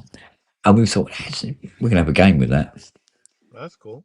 Because we're fed up with the because we did it to I think it was a couple of years ago. I had some balloons, and what I do is she's laying down on the ground, and I throw a balloon, and she had to try and shoot it with this catapult I got her, and pop the balloon. Oh, the slingshot. And I did it about 5 or 6 times. Then the last balloon was just full of custard, and it just went plop straight up. Got her again. That's funny. So one day I'm going to be found dead in a skip. You know this. Wow. Yeah. But I mean, like the ping pong balls in the kitchen cabinet and stuff like that. Guns are recreational. You don't have to be out killing people with them. It is a skill. It's not a sport, but it's a skill. Just like golf, you can go out. Well, it can be. I mean, target practice. It can be. It is a sport, isn't it? They do have. It's in the Olympics, for God's sake. You can be 500 pounds overweight and still be a good shot. It's not a sport. Yeah. Just like golf, just like darts. Those are not sports. They're like activities. They're skills, right? I just don't. I see sports as an active thing, not as a. Just Yeah, but there's a skill and competition. I mean, like in the Winter Olympics, you have target shooting and then go skiing and then another. But then you have target the skiing shooting. element. So I see that. Yeah, if you combine skiing, I can see that. But I always thought it was weird to call anything like that a sport. If you're a big fat asshole on the golf course chugging beer and just hitting golf balls, that you're hardly an athlete. So Yeah. I mean, my fascination with guns is weirdly ooh, on a engineering level. well, they are amazing machines. Yeah, and and of course it goes up and up and up until um, things like the chain guns that they put on jet fighters and stuff, and sort of wonderful pieces of engineering. Yeah, You know, and I built rapid fire cap guns that are replicas of real guns from kits. So I really got appreciation for all the components that go into yeah, it. exactly, yeah, And I even built an Uzi replica that actually fires metal bullets with caps in them. Can never fire a projectile because the pin is the other way around. And the gas from the explosion of the charge shoots yeah, the ball back. The bullet flies out. And yeah, if you have on full auto, it goes all the way through there. I bought it as a prop for making movies and stuff. yeah, And it's really fun to use. But, if I go on the street with that, it's a 1-to-1 scale replica. A cop's going to kill me yeah.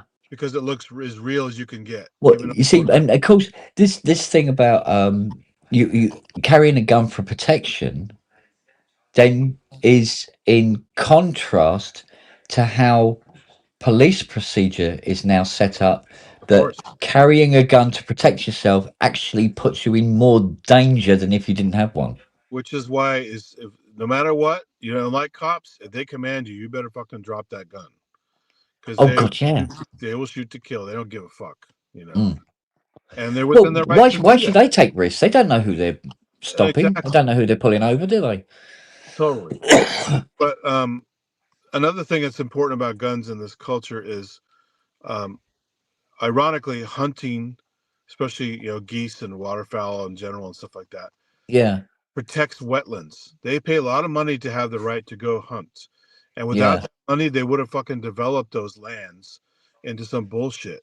So yeah, their willingness to pay for these duck stamps and other kinds of stuff yeah, allows them to protect some of these um, Pacific Flyway and some of the other corridors for migratory birds that yeah, most bleeding heart so-called animal rights people don't give a fuck about. They don't put their money where their mouth is. yeah, But the hunters do. So I learned that a long time ago. I'm like, I'm yeah. a hunter. I don't want to do it, but they have an important, they're an important part of the chain But to but protect the wetlands. I will stand on principle here. My principle here on you have to be a particular kind of cunt to want to shoot a deer. Oh, I agree.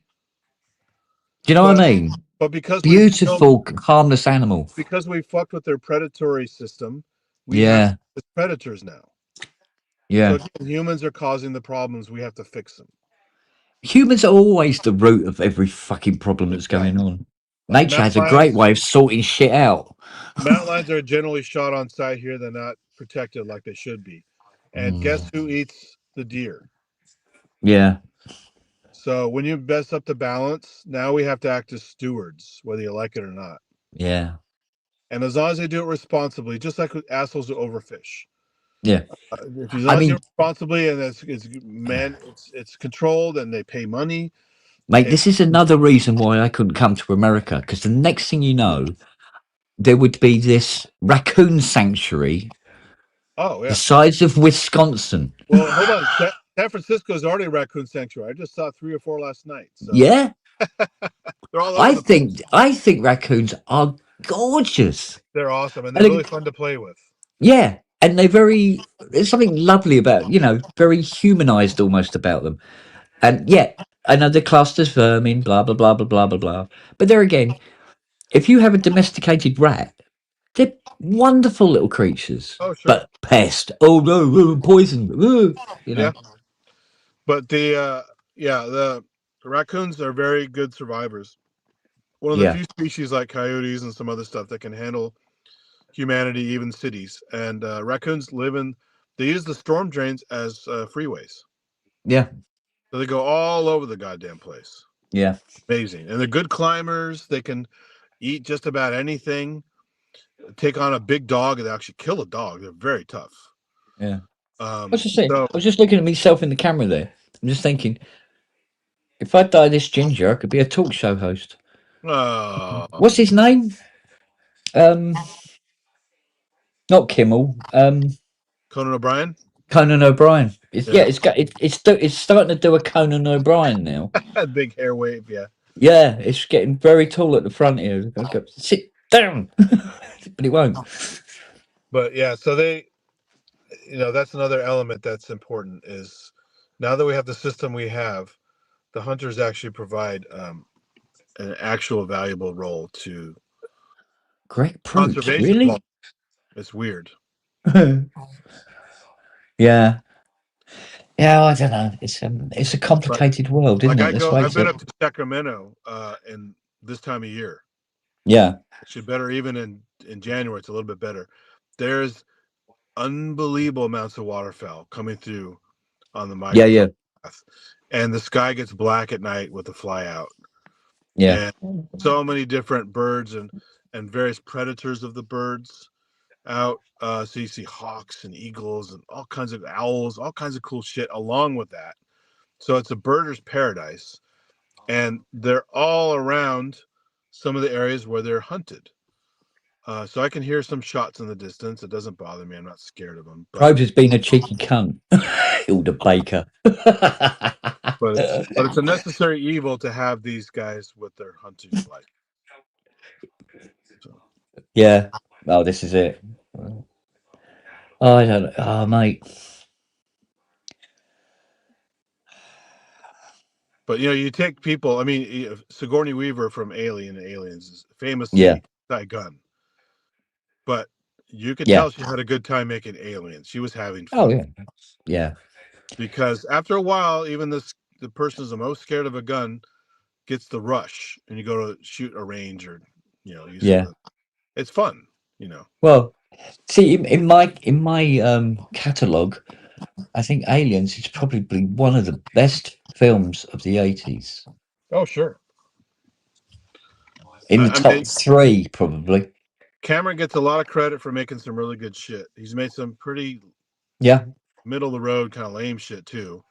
And he's very tiresome as kind of a megalomaniac controlling douche, but he has talent. And again, he worked in the trenches. He was, he did matte paintings for Escape from New York.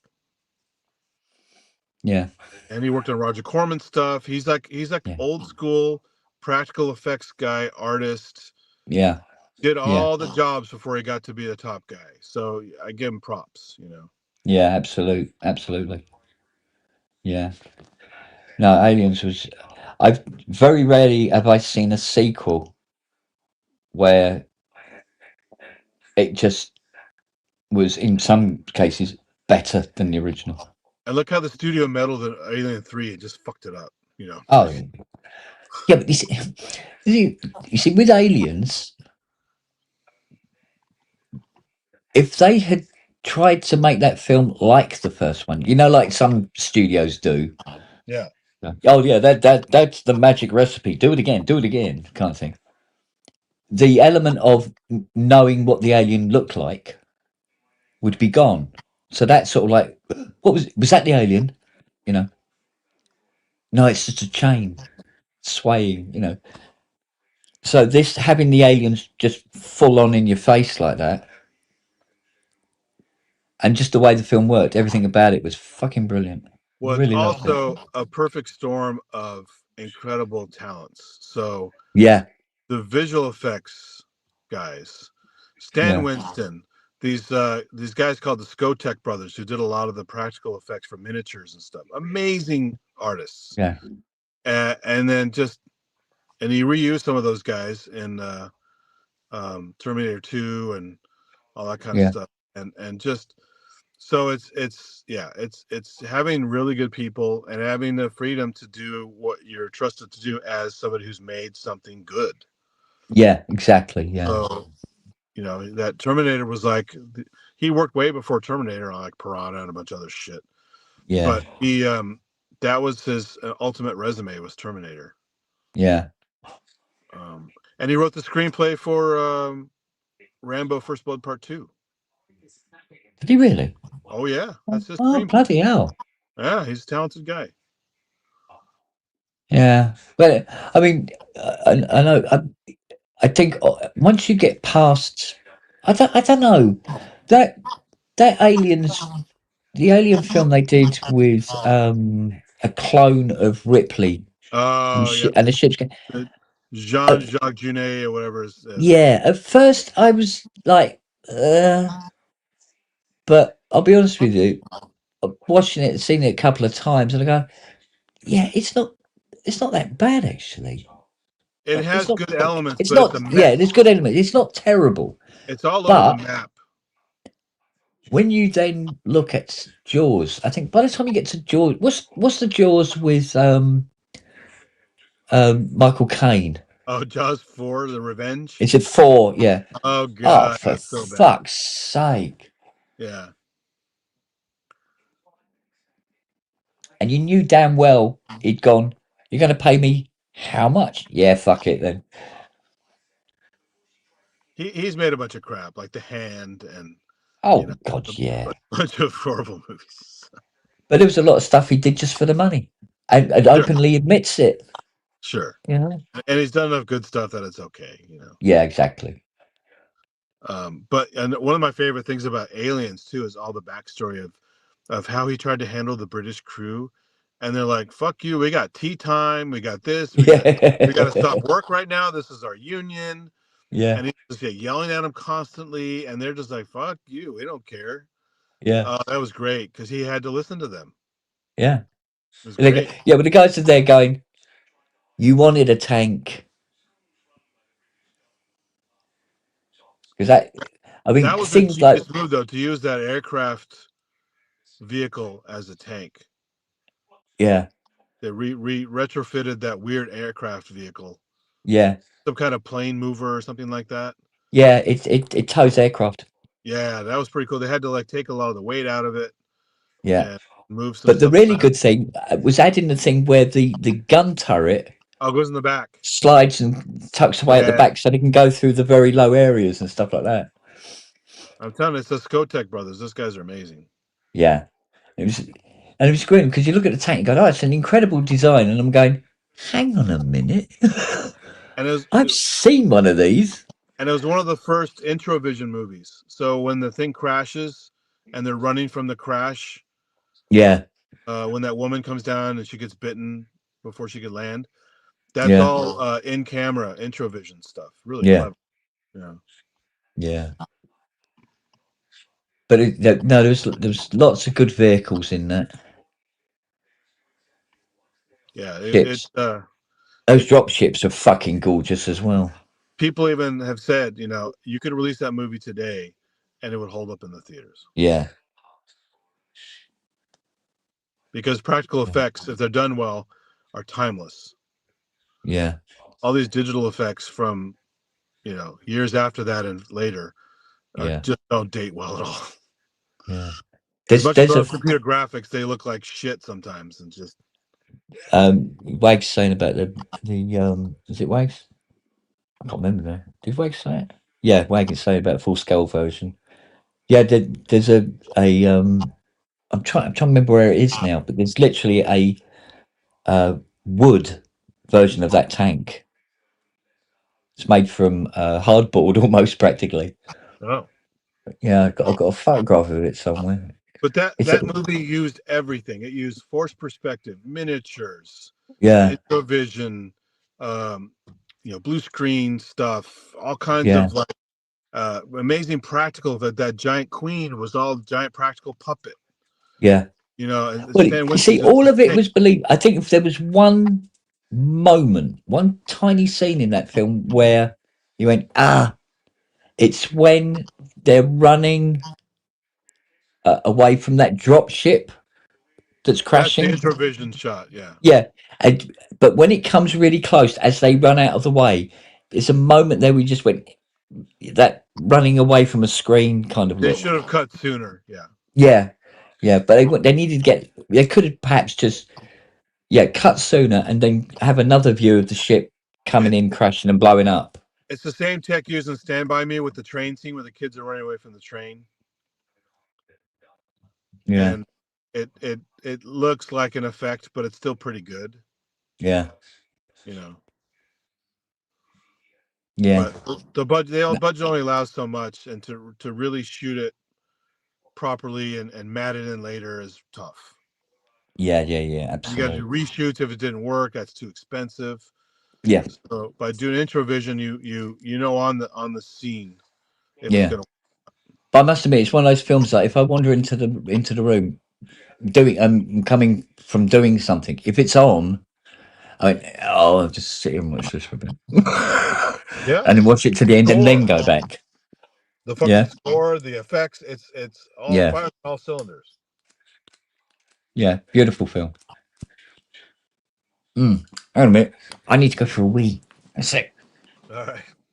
Oh, you're right there, Nosy.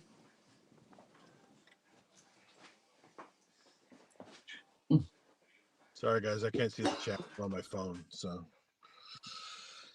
but yeah, Aliens is a cool movie. I've been watching. So Michael Biehn, who plays the Hicks character in it, he's had kind of a rough life not long after Aliens because he was a alcoholic and drug addict and stuff, and he actually had a stroke at one point. And he looks pretty old for his age, but he still has some really interesting stories and guests. He has a podcast on YouTube, so check out Michael Biehn. It's a video podcast. You don't have to watch it, but it's fun to watch some of the stuff. He has like Vasquez on there, the Jewish actress. I always forget her name, but she's been in all the Cameron stuff. She's done Terminator 2. She's in Aliens. She's in Near Dark. She's in lots of stuff. And they were talking about a lot of stuff on the set for Aliens. So that was very interesting because she actually was into bodybuilding before she got the role. And she just happened to wear the right kind of shirt for the audition. And they're like, whoa, hey, do you know any people like you that, because trying to cover the base with lots of different bodybuilder type women. And she goes, nope, I don't know really actors. She's American living in the UK. They were looking for actors that were American living in the UK at the time. It's easier to get a work permit. And that's why the guy who's her buddy with the blonde hair, Mark Ralston, I think his name is, he is also living acting and stuff. So it's kind of cool. I was just talking about the podcast, the guy who played Hicks in the movie Aliens. Yeah. He has a podcast and he's been having lots of guests on from the movies. Oh, and nice. Other people in the industry. So there's lots of cool backstories about Aliens and Terminator and other stuff worked on. Michael Biehn. And he's pretty rough looking. He's only over 60, a little bit. Somewhere, I forgot how far over 60. But he had alcoholism problem, drug problems. He's also had a stroke at one point. So he's a little bit out of it, but it's an interesting show. Yeah, there was mind you, old what's his name? Bill Paxton. Bill Paxton. Yeah. Yeah, it was a guy who's taken too early. But at least he left a good body of work. I mean, he started Didn't he just? Real young. I mean, I think his first role was the punk in Terminator. Yeah. Do you remember him as Chet? Oh, Chet was great. Yeah. The obnoxious brother. Yeah, Weird Science. Weird Science, where he was the shit monster. Yeah. He goes, hey, guys. Hey. Flies going around him. But he's great in so much stuff. Great in Near Dark as the vampire guy. Was he in Twister? Was he Twister? Yeah, he's the Twister guy. Starting Twister. Yeah, that was a good film. It was fun, but it was kind of like dopey, Like, but it was. Visual effects were good. Yeah. Actually, I did enjoy the end music by Eddie and Alex Van Halen. There's a little music at the end that was kind of cool. But he was definitely taken too early. Yeah, he had great track record. Yeah. He had the Market potential guy. to be one of the big guys, you know. Remember True Lies, where he's the fake spy Yes. trying to get Jamie Lee Curtis. Uh, Yeah, he's great. he had massive potential. He really did. He just had a lot of natural talent. I mean, he wasn't necessarily always playing himself, but he kind of was. Yeah. And it kind of worked, you know. It just. Yeah. Yeah, he's been killed by some of the best aliens in the business. Yeah. For sure. Yeah, but I mean, he could do serious and he could do comedy, but I think he was mostly light-hearted. Oh yeah, did you see Frailty? Yes, yes. Ah, there you go. Yeah. That's pretty dark. Yeah, that's pretty dark. Yeah, Yeah. he's done some good stuff for sure. I can't remember off the top of my head. He did so much. Yeah. You see, you know, when we were talking about comedy and touchy subjects, I tell you something that's doing good. You know, when the two guys on Saturday Night Live, they write jokes for each other. Yeah. When they do I think it's end of season one, isn't it? They do, and they read out each other's jokes. You know, recent guys. Yeah, yeah. It's old. What's the I don't know name's the recent husband? too much. I haven't watched the recent. Oh God, what is his name? Oh shit, I I kind can't of catch remember. individual skits here and there. I don't watch it like I used to watch it. Yeah, well, when they do this sort of like news segment thing, and because he's married to Scarlett Johansson, Oh, okay. I mean, the and best then news guy was Norm Macdonald. He was hilarious. well, he did one where Scarlett Johansson was in the studio, Oh, and they had a camera with her, you know, off stage watching the show on a monitor, and of course, his partner has written Scarlett Johansson jokes. oh yeah, wow. So, and they go, and he goes, "It's Scarlett Johansson's 40th birthday. Happy birthday, darling." Yeah, and was it? It'll be just another couple of years before I'm out of there, and shit like that. But they'll do these jokes, like they try to get him into shit. So because it's a black guy and a white guy, so black guy will write these very risque racist jokes for him to read out, and it will say things. It'll have like little sub notes on the cue card saying "read in black voice." Oh, yeah. Oh, that kind of bullshit. Yeah. yeah. You should check them. They're on YouTube. They're actually really good. Actually, I'll check it out. I watch them off and on. There was several seasons where I was just kind of like, it's so tired. yeah, yeah. I know, you know. But Yeah, because it's quite late night, isn't it? Saturday Night Live. Yeah, I mean it still has some steam, I guess. It's still going, and they kept their Yeah. slot, haven't moved. So they're doing something. What, Trump hasn't cancelled it yet? Well, I think that they're liked too much to be canceled. Jimmy Kimmel's a little easier to attack, but I think SNL has so much fan base it'd be hard to go after them, really. Yeah, but I think isn't Trump having another crack at Kimmel? Yeah, he's always talking shit, but he's again, thin skin asshole, can't handle it. Yeah. 4-year-old springs to mind. He just looks stupid. But yeah, my favorite thing was when Norm Macdonald did the news, and it was all the OJ trial stuff, and he would never drop the fact that OJ was although he wasn't convicted as a murderer, it was clearly the evidence was there that he was a murderer. And he never let him go. He made those comments constantly during the broadcast for a while. And Don Ohlmeyer, one of the producers of SNL, is friends with OJ. And after a while, he had enough. So that was basically when he got rid of Norm, kicked him off. Yeah, because Norm just didn't give a fuck. He was just throwing it out there, and I loved it. Yeah. Well, it was basically probably like everything else, probably saying what everybody was thinking. Exactly. And as his buddy, he didn't like it because he was protecting him, even though he probably thought he was a dirtbag as well. But it's a Hollywood thing. Mm. Got to protect your rich friends. But yeah, SNL used to be amazing, and it's, you know, I mean, my favorite seasons were like either back when the whole original cast with John Belushi, those were really great. Oh God, yeah.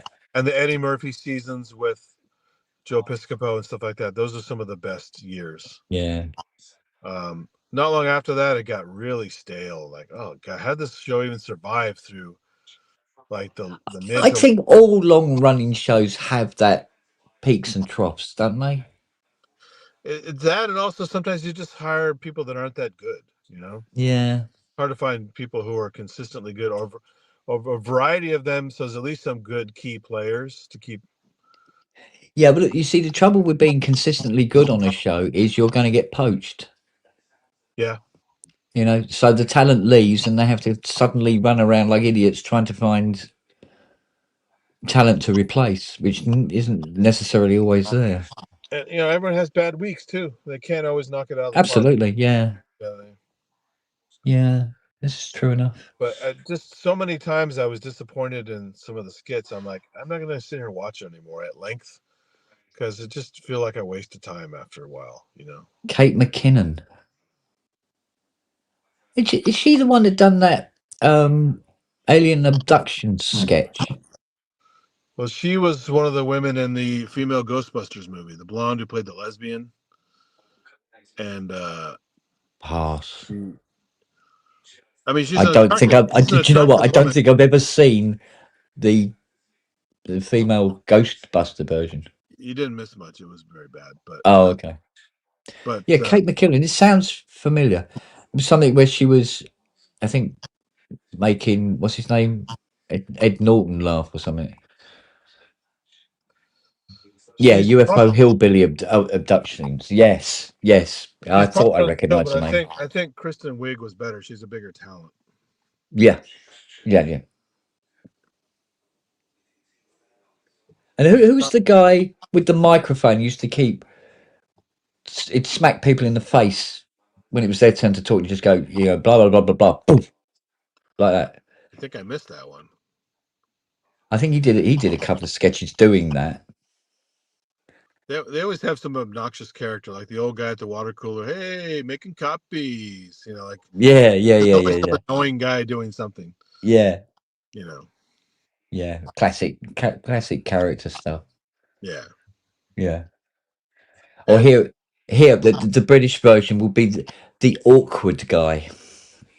Yeah. You know, it'd be the awkward guy trying to make conversation and just making the situation so much worse. The John Cleese always did the apologetic guy in the Monty Python. You know. Yeah. Or it would be completely the opposite end of the scale. There was a funny thing back when Jimmy Fallon was on the show. There was a really funny sketch called Nick Burns, Your Company's Computer Guy. And I think there's a whole set of them on YouTube, probably pretty easy to find. It's worth checking those out if you know, if you have. I mean, obviously you have some computer knowledge and use computers a lot, so you would see some humor in it, other than just being an annoying guy. Yeah. And there's just some stuff like we used to play them at work all the time and just crack up because it's appropriate what we were doing, and they were pretty well written. So it's just some obnoxious guy who comes up to try and help you and belittles you at the same time. Yeah. Yeah, and saying some pretty funny stuff. It's funny. I mean, something did come up last night. She was watching another episode of Burn Notice, and the guy who play, Michael, whatever his name is, who plays the lead in Burn Notice, and I went, do you know what? Apart from this, I don't think I've seen him in anything else. And Fiona turns around and she goes, no, he's No Nose guy in, was it Zombieland or something? What is it? Faye? I don't remember. Faye? Hello? Matey boy in Burn Notice. What was this? The other thing you said he was in? Fallout. All right.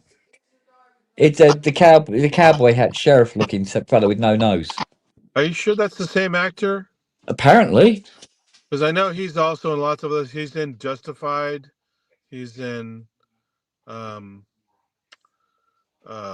Lotus, the season of White Lotus. Wags, get on Google, mate. I thought it was a different actor. I don't know because I don't think I've seen any. I think I saw one episode of Fallout. So, and by accident, I think. Okay, is that I thought that was a different actor. He looked similar. I played the game, so I'm done. Yeah, no, the show is actually pretty good. Yeah.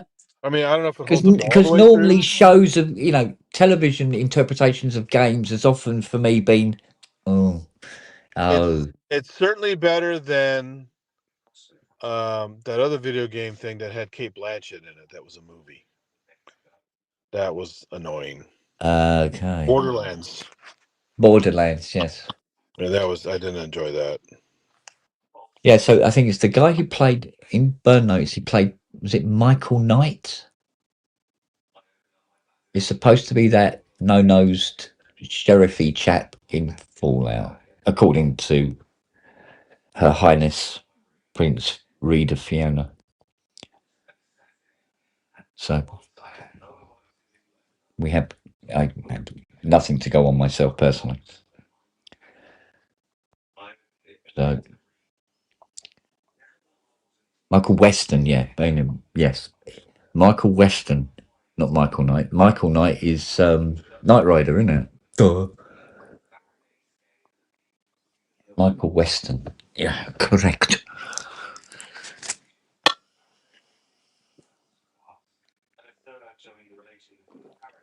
I mean, if it is him, I wouldn't have recognised him anyway. There's a lot of makeup in that other one.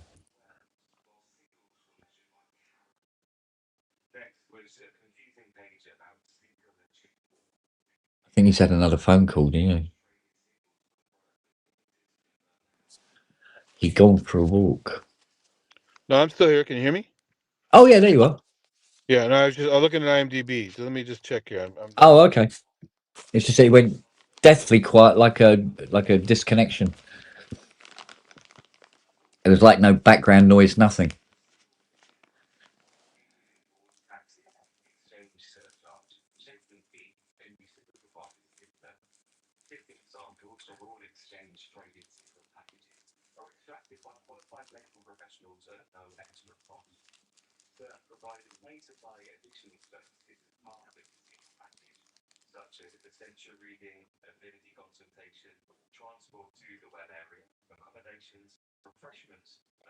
Yeah, different guy.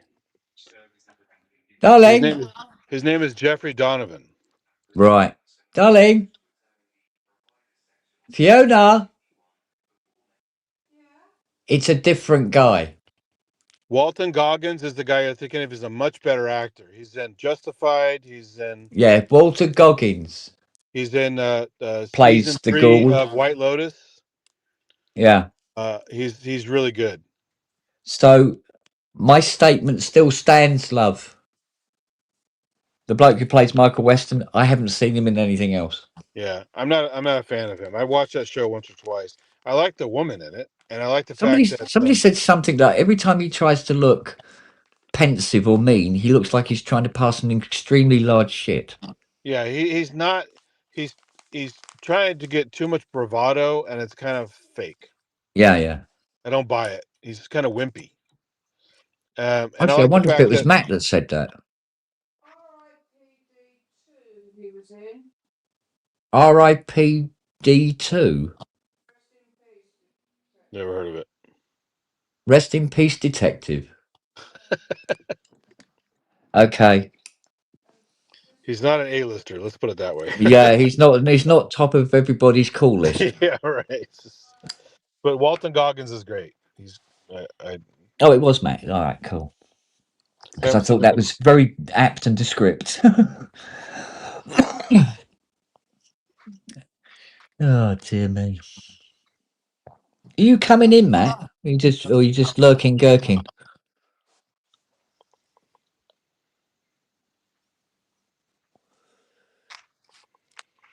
He's having too much fun with the seaboard. Oh, trouble with a seaboard? No, surely not. No, fun. He's having fun. Oh, good. Because they are fun. They are. And as you start to get a little bit more masterful on them. Even if you're not, there's still loads of fun. I Oh love yeah, it. but you see, you can turn down the sensitivity, can't you? That's what I told him earlier. I said, put on the Yeah. training wheels and you can have some fun. And I'm as you trying to get remember. Is it better, the first slider, touch slider? I That's think by the default, I mean, you can remap it, but I think by default it is. yeah. I think But on default it's halfway or something, isn't it? well, I was But telling you, him, just like on the Osmos, mm, when you're playing chords on any keyboard, since keyboards generally don't have a spread function, it doesn't matter yeah, if your fingers are pushing out or pulling in. You just play, right? But yeah, those two boards, that matters the most. yeah. And you have to be very conscious of how you form your chords, Mm, how you add expression. So I learned over time of playing with both hmm the subtlety of playing a proper chord and then just moving one finger by itself slowly in the same chord. yeah, Like a little minor wiggle or a minor stretching out of the chord. yeah, And yeah, that is yeah, fun. Just can't do yeah, that on anything else. yeah. If that's Um, right. and if you do have like an iron claw chord that's perfectly stiff, then your other hand is free to do the beautiful wiggles and Yeah, modulations and stuff at will. So it's just they're very special keyboards, and I understand people think they're weird and don't want to yeah, learn something new, but you're just not going to get that. Obviously, the um, Polybrute has it doesn't have the side to side travel. It's still just aftertouch, right? yeah. So yeah, those are the only two boards that have that special thing, and it's just Yeah, a whole. It feels more like playing, um, almost like a stringed instrument, because you can spread your fingers out across the, you know, keys/strings. It feels like you're almost going through frets and stuff. It's just a yeah, weird mechanical thing, and just allows you to explore in different ways. It's fun. Now it can sound like garbage, yeah, but at least you have some other ways to tweak things and play instead of yeah, just aftertouch and yeah. velocity. I mean, that's why it's a good idea to have dashboard constantly open, and you can Yeah, just mess as well and try different range scales as well. Where you can adjust how sensitive the glide is. Or make it almost like a glissando instead of a sure. portamento and stuff And like that. It's great. the advantage on the seaboard is you also have that slide function, which you can't do in an Osmos. Yeah, Moving up the key, yeah. Well, either I mean, another the other great instrument or thing more now function. is because MPE, because I mean, when I got my Roly, MPE was like it was Roly had it, yeah, but Well, it was so different. They wasn't called it multi-dimensional polyphonic expression. yeah. But and then suddenly, well, I say suddenly, after a couple of years or so, slowly there was these VSTs coming out, and you go, oh, it kind of supports MPE, and it did, Yeah, but it was still broken, it was yeah. still in development. And so, as time's gone by, the Roly has become more and more relevant as an instrument in the studio. But at least for a while, you had Equator and the F expansion stuff. So Yeah, yeah, but look what Roly's done to the F expansion stuff. When was the last update for they abandoned it. So Sirius 2 and stuff like that? Cipher 2, sorry. And what have you? They did let it kind of fester. yeah, but I do want to try getting that strobe 2 to work on the M1. It was suggested I have it in ARM mode, so we'll see how it goes. We shall see, because it'd be lovely to get her working.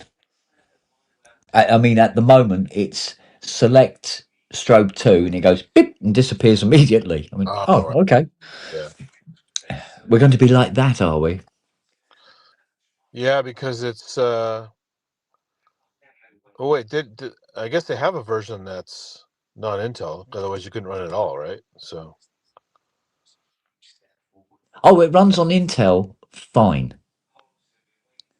So how are you running Obviously, yours? on mine, it just you call it up, and as soon as you push a note, it goes boop and turns off. Yeah, and there's no Intel emulation mode on the Mac on the M stuff, right? You probably talking to the wrong person. Yeah, I haven't read But much there about seems it. to be a very definite separation between the Intel Macs and the Silicon Macs. It's very two very different items the way it's presented. Because it seems like they should be able to make a sandbox or virtual machine thing to hold some of those apps that are Intel only. Yeah, it depends on their relevance. You know, if there's money involved, they'll do it. If it doesn't look like it's going to make a lot of money, they go, "Now, fuck it, leave it." Yeah, because Bollocks to them. the older emulators I had for Macs, like Sheep Shaver and all those kind of things, they won't handle MIDI because MIDI is time based, and with the emulation set up the way it is, Yeah, its time is not accurate. yeah. So Well, I mean, the problem that I have at the moment with Native Instruments, where some libraries just install and go in, and others go, no. And there doesn't seem to be a correlation between what library will go in and what library will not. yeah, And you go to the official Native Instruments forum, and it is met with a certain degree of disinterest.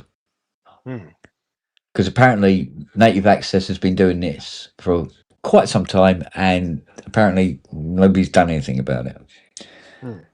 You go to the more public forums, and there's just loads of people screaming. Yeah. So I don't know. But Yeah, what is weird, all these libraries went on before. This is one of the, I mean, as much as I love to use software here and there, it's one of the many problems with software because it doesn't necessarily age well. Yeah. Which is why if you can get it to work on an environment and lock that environment down as a virtual machine. Yeah. And then use an emulator to play that, as long as it's fast enough and doesn't get glitchy, that should solve the problem. Yeah. But you have to compartmentalize the entire thing as a VM. So that's not running Windows on a Mac and Mac on a Windows. So yeah. Well, I mean, because there was people on this site, and they were saying about, every time I tried to load, try to install something, some library, Thrill, I think it was, which is part of the Native Instruments complete package. Thrill is in that package, and there was loads of people saying it won't install. It says you need to grant full disk access to the installation disk, which it clearly has because the others went on. Because Native Access won't write to anything that doesn't have full disk access on a Mac, will it? But this one library goes no, and apparently it still goes no, and it's their library. It's one of the libraries they're selling to you. It sounds like the code base changed enough where it just doesn't work anymore. Yeah, it's something about the installer is old. Yeah. Kind of thing. It needs tweaking, and they just haven't got around to doing it. Because I've had things like that where you can't even install something because it's the wrong code base, and other things where it will install, and it will launch, but it doesn't work correctly. Oh, it doesn't work. Yeah, and now that's all well and good because in the grand scheme of things, Thrill is costing probably 20 quid. Yeah. Because you're buying the bundle, so everything's reduced. So it works out. It's probably costing you 20 quid for this one instrument out. What does it do again? What's special about it? I don't remember that one. It's basically a giant chaos pad, if you like. Oh, nice. That runs for like 4 different samples that you put in, and you can sweep between them. Cool. Yeah, that kind of thing. And there's a few other, I have to load it. but it's actually designed to be it's a like a film effects thing, you know. Like if you move quickly, it's sort of like swing, you know, so tension, that kind of thing, right? So it's one of those ones that sits in my film score library I see. drive. So it's not the end of the world. So I'm not overly bothered at the point that you go, oh, they'll, you know, when it's fixed, I'll put it on and I will use it again. It's when I've got something that is a high level articulated string library that cost me 800 quid that won't go on. Wow. Now I'm pissed. Yeah. Yeah. And it's not old. It's not an old library. But your hardware is new enough, I guess, or the OS is new enough. Well, I'm running Tahoe now. But I was running what was it, Sequoia? Was it? What are the specs for it? Is your OS in the spec range for it? According to native, yeah. Really? Okay. Yeah. But it's like going, no, sorry, just go, you need to free up, you know, grant full disk access, and go, oh fucking hell. It has it. But every time you see that come up, you go, that's a go-to for whatever is actually the problem. You know? So, you know, I go to the site that does the string library and they're going, you know, it works. Yeah, it works as long as you don't go through native access. But native access is done in such a way that when you download through native access, if you do get this error message, it immediately deletes the file. Right? And that file is, just for clarification here, 168 gig. Is it? Yeah, 168 gig. What the hell's in it? A lot. So it's not one library; it's a whole bunch of shit. It's the thing about this library is it has instead of having like preset articulations, it automatically updates the articulations depending on the notes you play and how fast or slow you play them, or how hard or soft you play them, and it selects the correct articulation and playing style depending on how you have played. So when you play in a certain way, it sounds like a real violin because all the key switches and, you know, like nanoseconds, and they're changing. So if you do, it also works out, like for instance, if you were doing a note and you play a note an octave and a half above, but that note would happen to be, as far as a violin player is concerned, the same string, there is a particular sample for how that string reacts when you hit that next note, as opposed to if you hit the note above it. Yeah. You know, that kind of detail, right? So it's a big library and it has a trillion samples of the same note, but doing different articulations coming from a note or going to a note. Damn. What's the name of that library? It's part of the Philharmonic. Philharmonic. Okay, Yeah, the Philharmonic libraries. I think there's a little bit of AI going on in it. Is that the cello or the violin? It's the cello, the violin, viola. Oh, the whole thing. Oh, wow. Yeah, the three of them together as a package, and it was 700 and something quid. Wow. And it's sitting there going, so when you're going to use me? Because funnily enough, the next track that I want to write requires that Philharmonic cello. Oh, boy. Yeah. And you don't have a secondary computer, right? Well, I was thinking about and worrying about installing it onto my Mac Mini and then incorporating Mac Mini into the Cubase on the Mac Studio and be able to play it as a remote sampler, as it were. I would just load your troublesome stuff on the Mac that works. Here's the downer. It's a, I believe it's a 2008 Mac Mini. Yeah. Their harmonic is a very, very CPU intensive program. I don't think she's man enough to run it. Did you find definitive specs that say it won't, though? Yeah. Well, borderline. So I'd be really, really, really pushing it. Might be worth a shot, though, if you can't get to work any other way. Yeah, I must admit, the thought of having to download that 168 gig again. Well, you have it on a you already have it on a download, right? Or did it disappear? Yeah, but you see, you can only get it through Native Access, and Native Access is actually the program that is stopping it from, that's the one from going on. You can't move. Yeah, so even if I could grab it, so if I put Native Access on the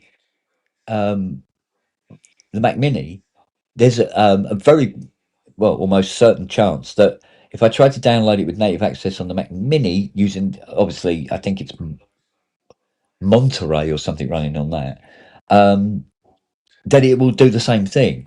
It might not. It might go on. Yeah. Now, then I had this thought.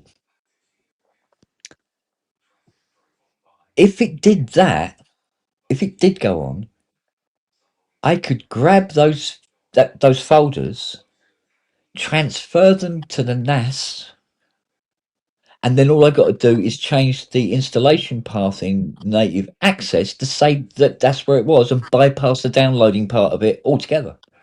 Yeah. So I might have to do it that way. But either way, I'd get it on and get it working. Yeah, because, depending on how they do it, sometimes the download creates like a lock file, and then you can't move shit until it's done, and then to delete it, then you can't get it anyway. Yeah. So, because it comes down like a database sometimes, and then it's, databases get locked when they're in use. Yeah. And sometimes you can't do shit. because, Wag's saying about, he likes numbers of OS X versions. I must admit, the only reason I use the names is because I'm not sure what the numbers are. I don't know, what is it, 15 or 16 or something like that for Tahoe, whatever it's fucking called? I have no idea. I lost track since I don't have any M-class systems. So. Yeah. Yeah. So, I don't know. I think... I mean, yeah, it's the names as well. It's just, is it Sequoia, the last one? I can't bleed and remember. 26? Oh, for fuck's sake. So Tahoe is 26? Okay. I might be able to keep track of it now. Yeah, they're still going through all these California names, so. Yeah. Yeah, they want to give them names you remember. Give them names you remember. Give it, have an OS X called Trash Panda. Well, it's not even the same type of thing. Like one time it's like El Capitan, which is a structure it's a little mountain thingy in Yosemite, rock formation, right? Then there's Yosemite itself, which is a place. Then there's Sequoia, which is a tree. A tree. That's in the place. Monterey, which is a fish. Monterey, which is a fucking city. And then, so they're all over the map with their naming. It's like really, it's not completely thematic. So they're going over to year names. That's probably easier to follow.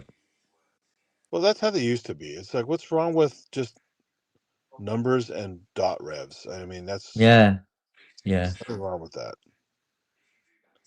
You could also nickname it something. Hey, oh man, hello. Hey, happy belated. Thank you. I am now officially dead. Oh yeah, well, yeah. I'm not far behind. Jesus is here to bless you. when you're Yeah, exactly. I'm welcome to paradise. yeah. It was like, what was that joke where the bloke goes up to Jesus and he goes, "I'd like a new train set. I'd like a teddy." You go, "Oh no, wrong guy, wrong guy." Yeah. I know we got the beard and everything, but wrong guy. Who were you again? Can't remember what that was on there. Yeah. So how are you doing, dear? Me? Oh, I'm doing great. How is scalding hot tropical Canada? Yeah, it's like, well, today's not too bad. It's just -8. Only -8. Only -8, yeah. Get your bikini on, mate. I know. Yeah. Yeah. I'm sweating. Yeah, for Canadians, that's a balmy day. What do you want about? Actually, you know what? Right now, it's -3. Wow. Ooh. Good Lord. I'm going to go out. I just have to enjoy it. Good. The daffodils will be out and everything. It was -17 for a week. Oh, Christ on a stick. Wow. Fucking hell. -17. Yeah. Yeah. And you guys were like 15 again still? Yeah. Yeah, going, "Oh, isn't it cold?" Oh, fuck off. How about you, Andy? It's been in the low 40s here, so 40 Fahrenheit. So it's pretty cold. Not quite freezing, but very cold. Yeah. 45 in old money. What the fucking is 45? Like probably around 10. So, well, yeah, freezing's, 32. I'm trying to imagine any part of California at 10. Or the northern part. Well, yes. Yeah. in the Sierras, when it's snow time, yeah, it'd be very cold up there. I suppose, yeah. But for us, when you say California, we get the the Hollywood version of California picture appear in our head. Yeah. Well, remember, even Hawaii has high enough mountains to have ski. So. Yeah. Yeah. Yeah, we have mountains high enough to have ski in the summer. Yeah. Yeah, you have mountains high enough where people just throw satellites up. Yeah, exactly. Yeah, we just go fucking there. push. Yeah, there you go. There, off you go. You go, that'd be on an elastic band. Go, swing. Although I think the Himalayas may have the edge on you, but yeah, they do. Yeah. Well, the Himalayas are tall, but if you measure like Mauna Kea from its actual base underwater, oh yeah, yeah.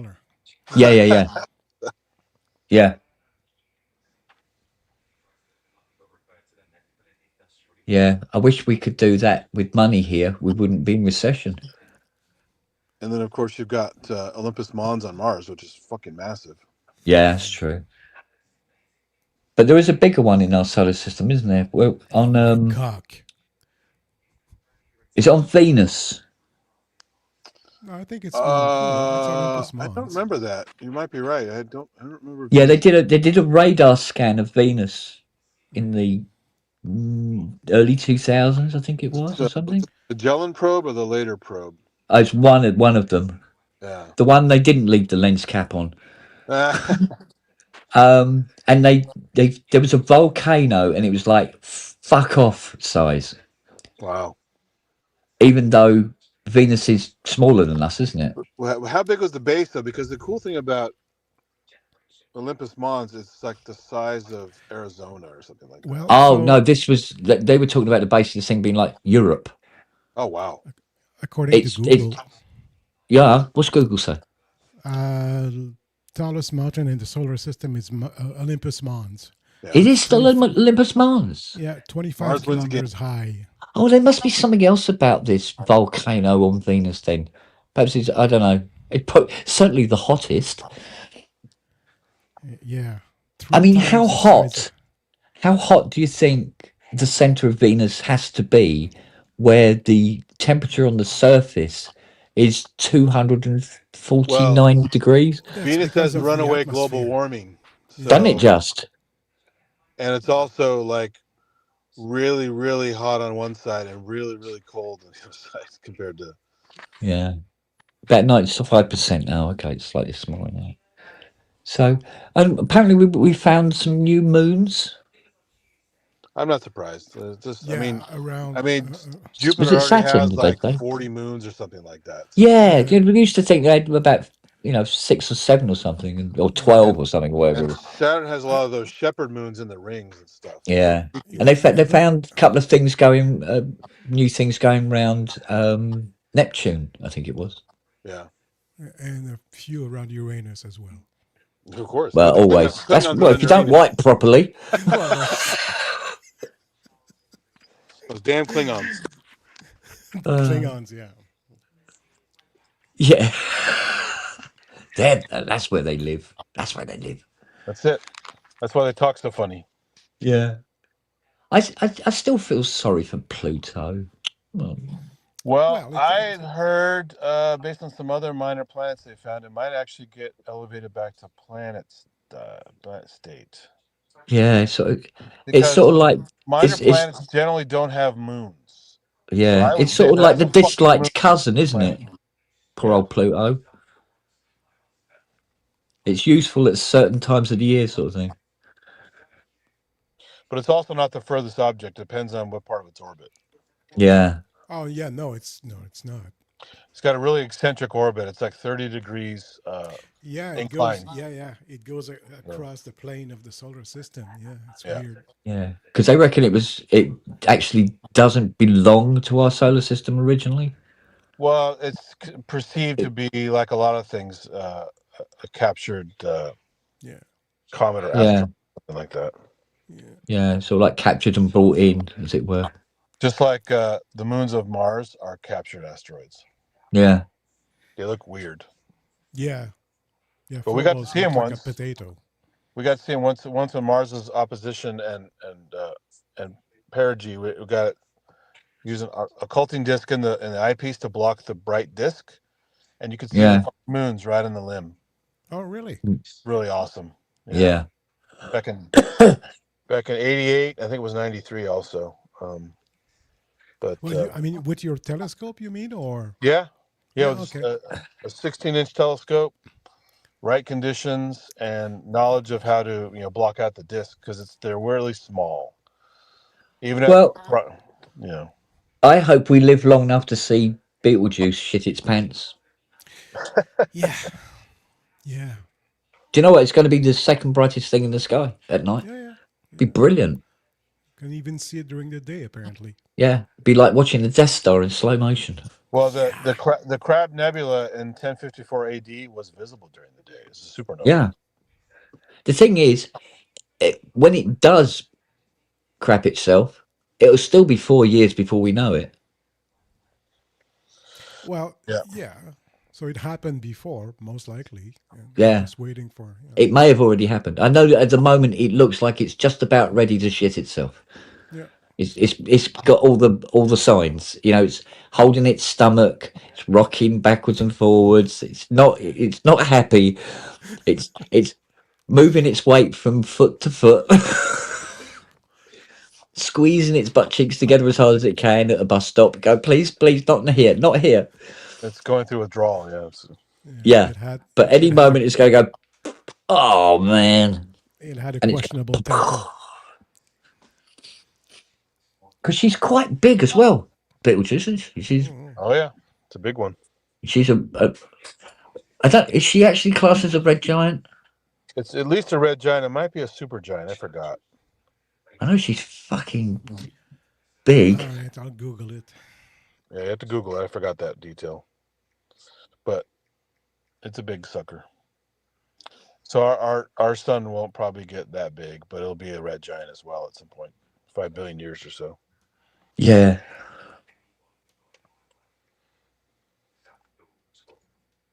So all this talk of going to Mars to save humanity is just, if we ever do that, it's a temporary thing at best because we have to leave the solar system. Well, if we haven't killed each other off yet. So okay, all right. Let's just deconstruct that sentence a moment. What's on Mars that can save humanity?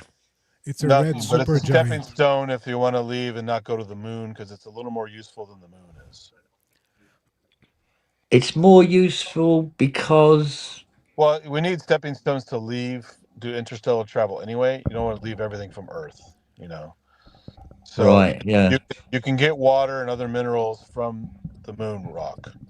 And there's even water they found under the shit with the L-Cross mission where they crashed it into the surface. yeah. So that's a good place to be because we need water, we need some other shit, and you Because need. there is a planet that they discovered, isn't it? I don't know whether it was the James Webb or not that found it, but there's a planet where something that they measured in the atmosphere can only be generated by life. Oh yeah, some gas. Yeah, that they Yeah, found, yeah. something. Yeah, whether it be plant life or what, but life of some level, and a very favourable atmosphere. But it's what 5 light years away or something. That's where Elvis is hanging out right now. Yeah.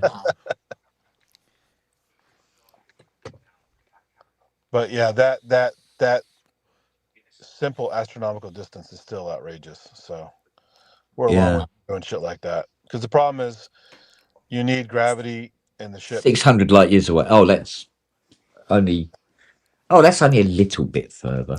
Yeah. Yeah. Just a tad. You need If you're gravity going to go maintain 4, your go muscle 600. mass and maintain your immune system. So you need spinning ships until we develop anti-gravity stuff. Yeah. Where do you get 4 from? Oh, I know. It's Beetlejuice is 4. Or Beetlejuice, depending on how you want to. Don't and say we're also subject depending to on how radiation. posh you want to sound. If you get too close to Jupiter, its radiation is quite intense, and the solar winds are pretty brutal as well. Yeah. Well, let's face it, space is not exactly a fucking favourable environment for any country. Yeah. Really, and of course, is in it? 2001, they hadn't thought about that in the movie. They just like, we're just going through space. You know. Yeah, well, there's still be anti-immigration on the planet. Yeah. And you go, it'll just be the same bullshit all over again. Yeah, exactly. And you go, now we've got to have Jesus 2, The Return. That's right. Wow.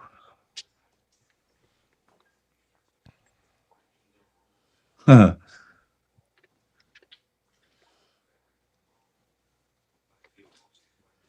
Yeah, I don't know. But all this concentration of going to Mars because it's going to, in the short term, save humanity. We just need to make sure this planet doesn't get fucked up. Take care of this place. Yeah, how about Well, yeah, that would be a good move. Yeah. We have the technology to do all this crazy stuff. Let's concentrate on keeping this place nice. But I think as a species, we do live, consume, move on. Sure. This is just doing it on a planetary level. Yeah. But it's, you can't just take all these animals with you and all these plants with you and magically, I mean, the terraforming process is very slow, very expensive. But we're going to become the Jippos of the universe. For little space caravans? Yeah, space caravans parked up somewhere illegal. Little awning sticking out, little antenna coming out. Yeah. Gypsies of the universe. Jesus Space Christ. G-Bos. That's funny. We're going to be the space trash. My God. We'll all be speaking in Cockney rhyming slang. Yeah. What about caravan for me, more? What? What's he say? The aliens are like, oh, no, we can't have this.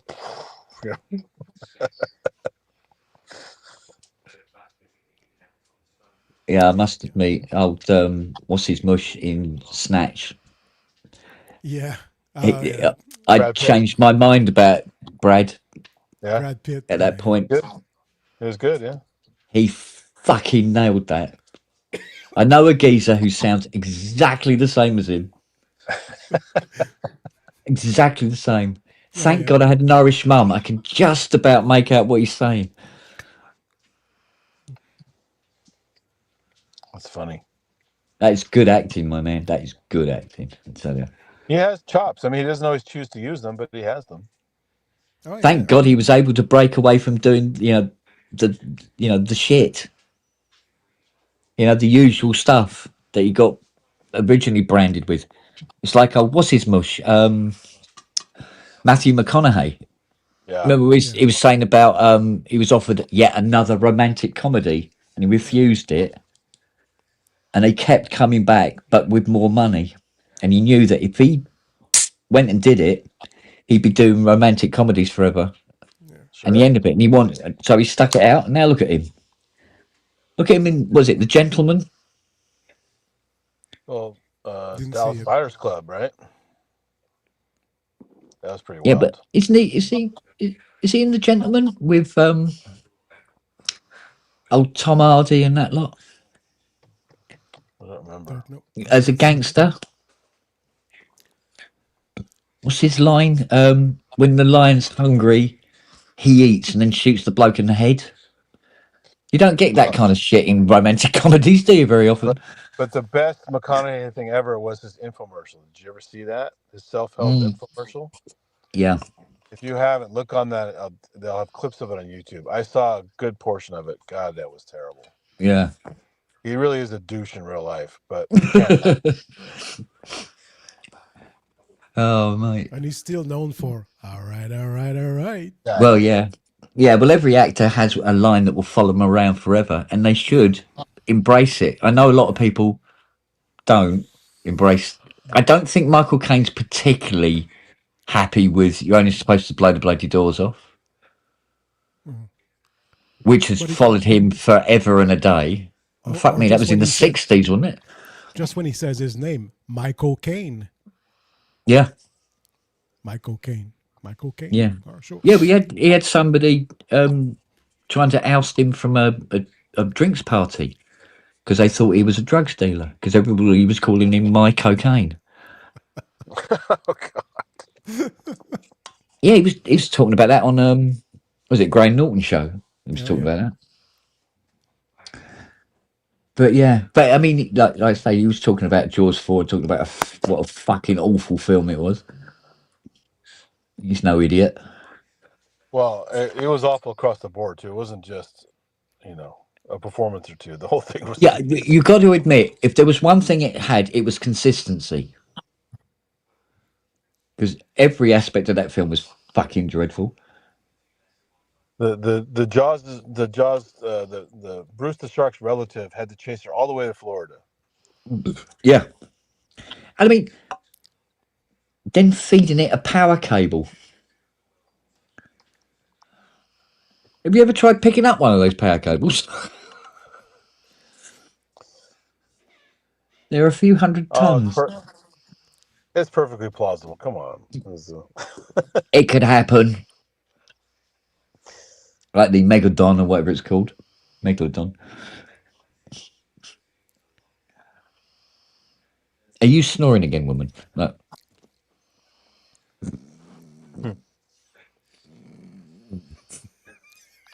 Speaking of that, have you seen those Meg movies? The Meg 2, Meg 3? Yeah. So ridiculous. I thought the premise for it was actually quite creative, I must admit. Because again, well, where's this fucking shark been then all this time? Exactly. So the premise, as unlikely as it would be, but it was a good premise for why nobody had seen the prehistoric shark. I forgot. What was the reason? I forgot why. I saw two of them. At the bottom of the Menai Straits, what looked like the bottom wasn't the bottom. It was like a cloud. And if you went through it, there was an entire ecosystem underneath. Untouched by... That's about as ridiculous as Journey to the Center of the Earth. Yeah, but at least it was a premise that kind of It fitted. made sense within the movie, Yeah. Within the movie, it was a clever premise. Whereas, yeah. But, I don't know. There's an excuse to have more action than Statham doing his usual thing. Yeah. The only thing is, this thing was supposed to be living at the lowest part of the ocean off the coast of South America. And they're not built for that. Structurally, they're not built for that. But correct me if I'm wrong. Don't sharks have to come to the surface every now and again to breathe? No. No, but I'm thinking of they're not. whales, aren't I? But they're not. Yes. Yeah, but the sharks like that are not built for. Like That's right. Sharks have gills, idiot. Yeah, but they're not benthic animals. Their structure is not designed to handle that much pressure. No, Yeah, but Those are- it's a different kind of shark, right? Nah, yeah, It's that's yeah. prehistoric, so It's then it's an adamantium shark. there we go. exactly. Yeah, it's still because it's not just structure; it's your whole breathing system, your body's chemistry, the whole thing. It's all different. Those deep dwelling animals are very different than surface dwelling Yeah. animals.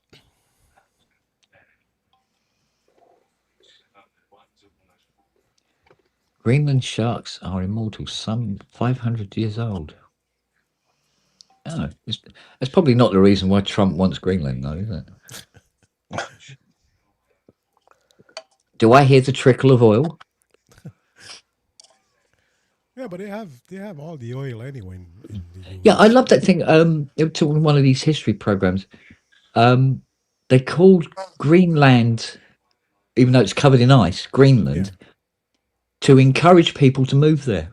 To fool people instead of To go there, yeah. yeah, instead of Iceland, which is not covered in ice all the time. Yeah.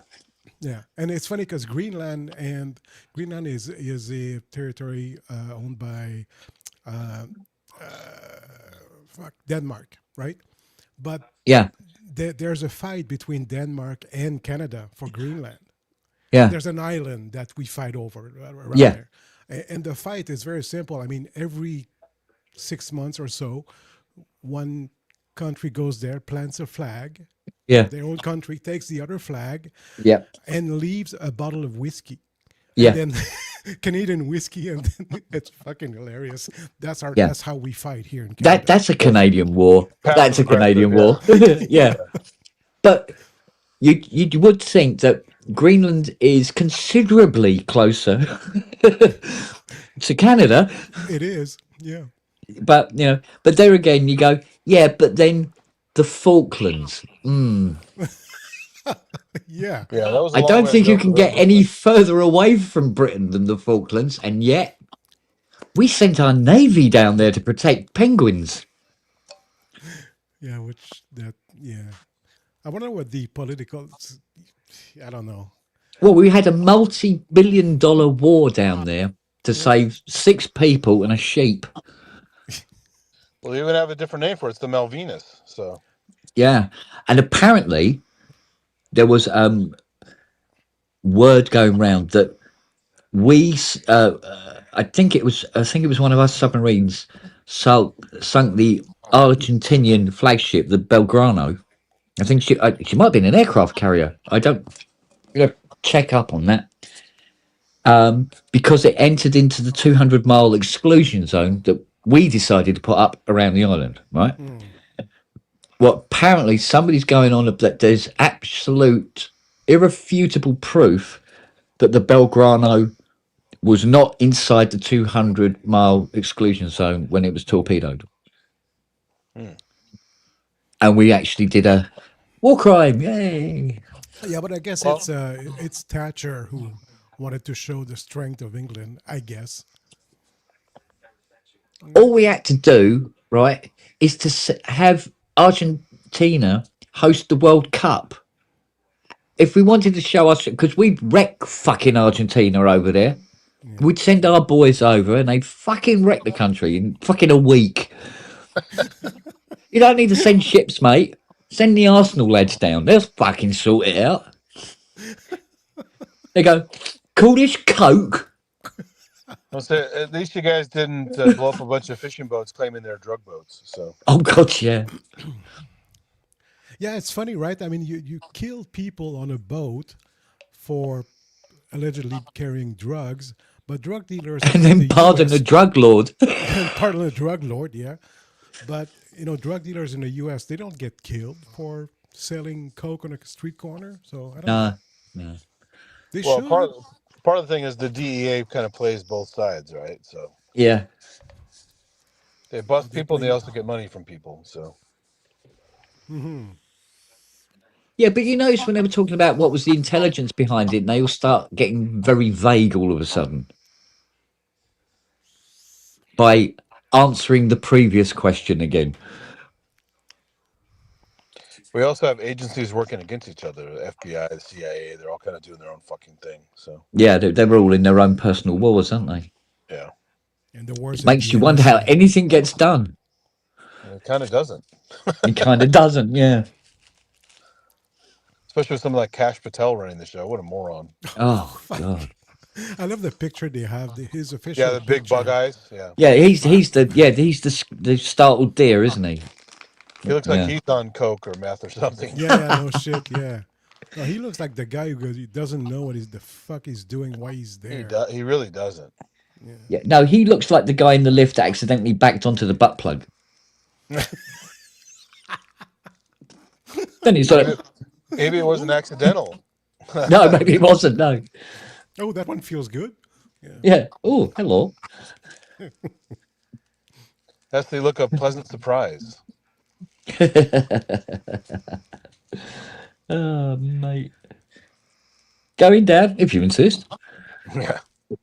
Is that all you got? Yeah. It's hardly worth me ruining my knees. He's installing a Bluetooth butt plug. Oh dear. I must find this bit of video, this bit of spitting image video with Trump talking to his colon. It's fucking hilarious. Does it show the colon coming out, or it's just already out? No, it just pops out and comes in. Yeah, that is. Hang on, let's see if I might be able to find it. Being in the UK and all, where we actually have freedoms. Well, we still do know for now a little bit. So it's still no, we have them. We just don't pretend it. At least it's still not as bad here as when I was in China, where you really don't have the freedoms to look up stuff. Yeah. Let's have a look. Spitting image. Trump's colon. Only here would that mean something. Let's have a look. All right. Probably work here too. You know, there's a Japanese cookie called cream colon. Yeah. Okay. What's this? Trump and it looks like a cross section of a colon with something in it. So Trump's arsehole tweets from bed. What is this? Hang on. Right, I found the video. Let's see if we can. Let me see if I can share this across. I haven't even seen this one, so I don't know what we're getting. Oh, don't tell me we can't do this on the iPad. Don't do that. Oh, where is it then? Where's the share thing? No. Oh, don't tell me I can't do it on the iPad. You can't do it on the iPad? can't do what on the iPad? Fucking piece of shit. Share a screen. Yeah, I forgot. It's a reduced on the web. It's a little reduced stuff on the iPad, I think. I don't think I can here. I'm looking at the iPhone version. I don't think I can. No, this is because this is within the StreamYard software, but I'm not seeing private chat for screen sharing at all. Huh? Oh, what's this? Hang on. Kobe? Add item. Oh, maybe this will work. Hang on. Damn it, cameras. No, it's for another camera. No, it's not that. Oh, bottom.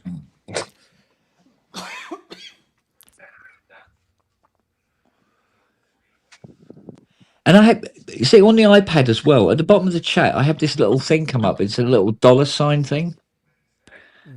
And you push that and something. That happens. Oh, yeah. New to streaming or looking to level up, check out StreamYard and get $10 discount. Right. So it's basically an advert, right? But the thing is, where it sits, the last person to have commented in the chat, you can't read the whole message because this fucking thing is permanently stuck over the top of it. And you have to wait for it to go up another one before you can read what's come in. Pain in the arse, it really is. Let's have a look under here. Layout. No, you can't do it on an iPad. Oh, that's shite. Yeah, I think it's computer only for some of those features. Mm. Probably because of the maybe it's something to do with the efficiency of the. Yeah, it could be, or the screen size, or something. They're expecting the computer to have more oomph, so it's Yeah, processing shit like that. yeah, it's probably something along those bleeding lines, isn't it?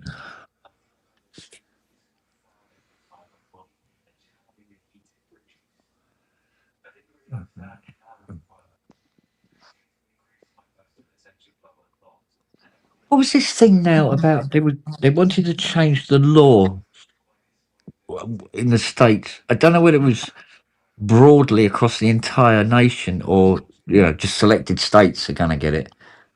But if, for instance, you lend a mate asks if he can borrow your car, and in borrowing your car, deliberately runs over and kills somebody, you are charged with the murder as well.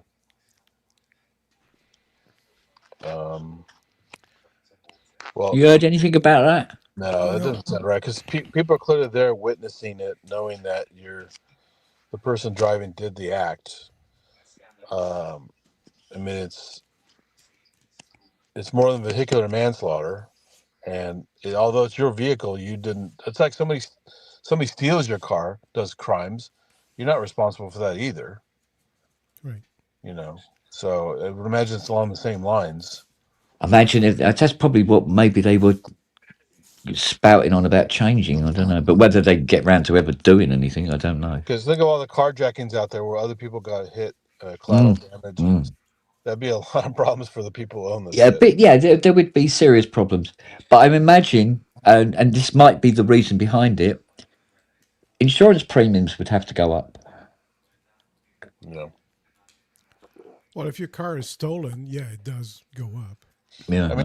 I mean, under this current administration, I wouldn't put it past anyone that's stupid ideas and weird policies, but I still don't think that would be a problem. So. Yeah. It doesn't sound. I mean, it wouldn't. I don't think it would pass as a law. Oh, yeah. Well, if the Democrats opposed it, they'd just shut down the government again and then blame the Democrats for everybody not having food stamps. Yeah. Yeah. Hey, if people are going to believe it, they're going to keep doing it. Uh-huh. Well, now that it's worked once. Yeah, but what's interesting now is that the Republicans are starting to speak up against. They're fragmented. They're getting fragmented. They're starting to speak up against Trump, and it's not been a year yet. So that's interesting. And Marjorie Taylor Greene, the craziest bitch of all craziest bitches. Of course, yeah.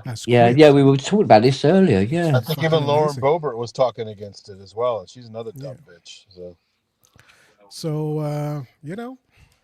I mean, although Marjorie Taylor Greene's got to say stupid shit again in the future, I'm sure. Well, yeah, she's pivoting for some other office. She wants to get a higher office or whatever. So, but she I mean. Well, she has to distance herself from the madness then. Yes. Well, yeah. But she. Although she's bringing her own brand. Well, one of my favorite clips of her. Have you seen her do the insane workout in the gym? No. Where she's doing like crazy animal pull-ups. It's part of the CrossFit stuff. She's a CrossFit person. And there's some great clips online doing this crazy CrossFit workout. She's like a beast. And God. Yeah. So she's like got this crazy she's like really aggressive in the gym doing all this. It's pretty funny. And what, this is broadcast, is it? It was one of the videos that came up on her social media, and people shared Oh, it. we'd have to watch that so we can be there going, have a heart attack, have a heart attack, have a heart attack. Well, I mean, she is still kind of chunky, so I don't know. I mean, she's definitely It doesn't, strong. so it works then. Yeah, I don't know. It's weird, but it's just I saw that clip one time. Like, oh my god, this is outrageous.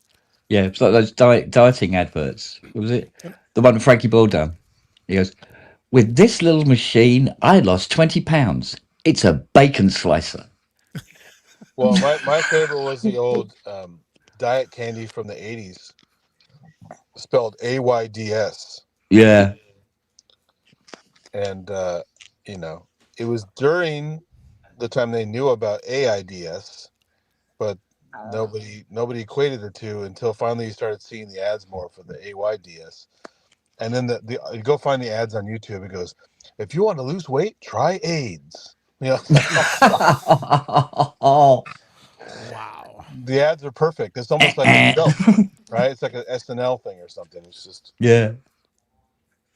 it's totally nuts. Oh, so they said. So clearly that company went belly up pretty soon after that. So Yeah. Christ. can't get worse bad press than that.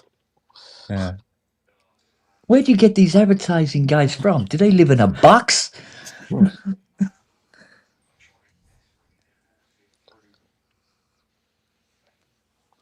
Well, it's funny. A lot of those sleazy guys who do the infomercials and stuff, like the ShamWow slap chop guy named Vince. Yeah. Like he's got like Well, he went to allegations jail. of sexual misconduct or beating some woman or Yeah, no, he went to jail for beating a prostitute. there you go, beating a prostitute. Yeah. Yeah. So hell of a What, in the 400 meters?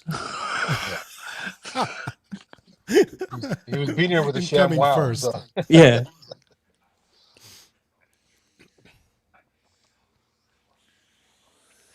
Jesus, where's the equalizer when you need him? Those are Where's fun. the purge? I do Yeah. enjoy those Equalizer movies. They're fun. Yeah.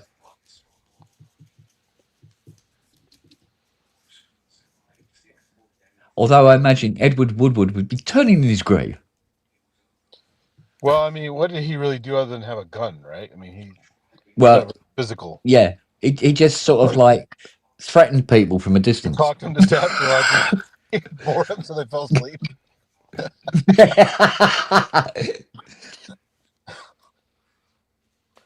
I did watch a clip of that once. I go, "This is the tough guy. This is the Equalizer." Yeah. That's when I saw the movies coming out for this new Equalizer thing. I go, Yeah. "Give me a break." Oh, they that Queen Latifah's the Equalizer. Did you see that? No. A large fat black lady is the Equalizer. Oh, okay. So maybe she's like Woodward, where she just talks them to death. Yeah, you go, you don't shut up. I'm going to sit on you. No, Denzel has owned that Yeah, no, it's fun. beautifully.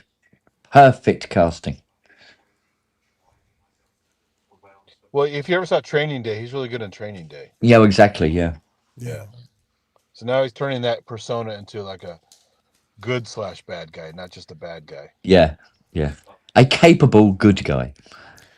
Wasn't he in Passenger 57? Is that 57? That's No, that's Wesley Snipes, who went to prison for Wesley. tax. Yeah. Oh, yeah, okay. One of those really vocal guys about say, "I'm paying my taxes." Like, all right, see you later. Okay. Knock knock. Who's there? Yeah. Yes, indeed. Generally, you don't advertise something like that. You just Not if you can help it. You hide in the noise somewhere if you can. Yeah, Man on Fire is another good one. Yeah. That one I haven't seen, but I know about it. Yeah. Well, but that was a remake because the original one is a 60s movie, I believe. Oh, really? Yeah. Yeah, see, Denzel has definitely and very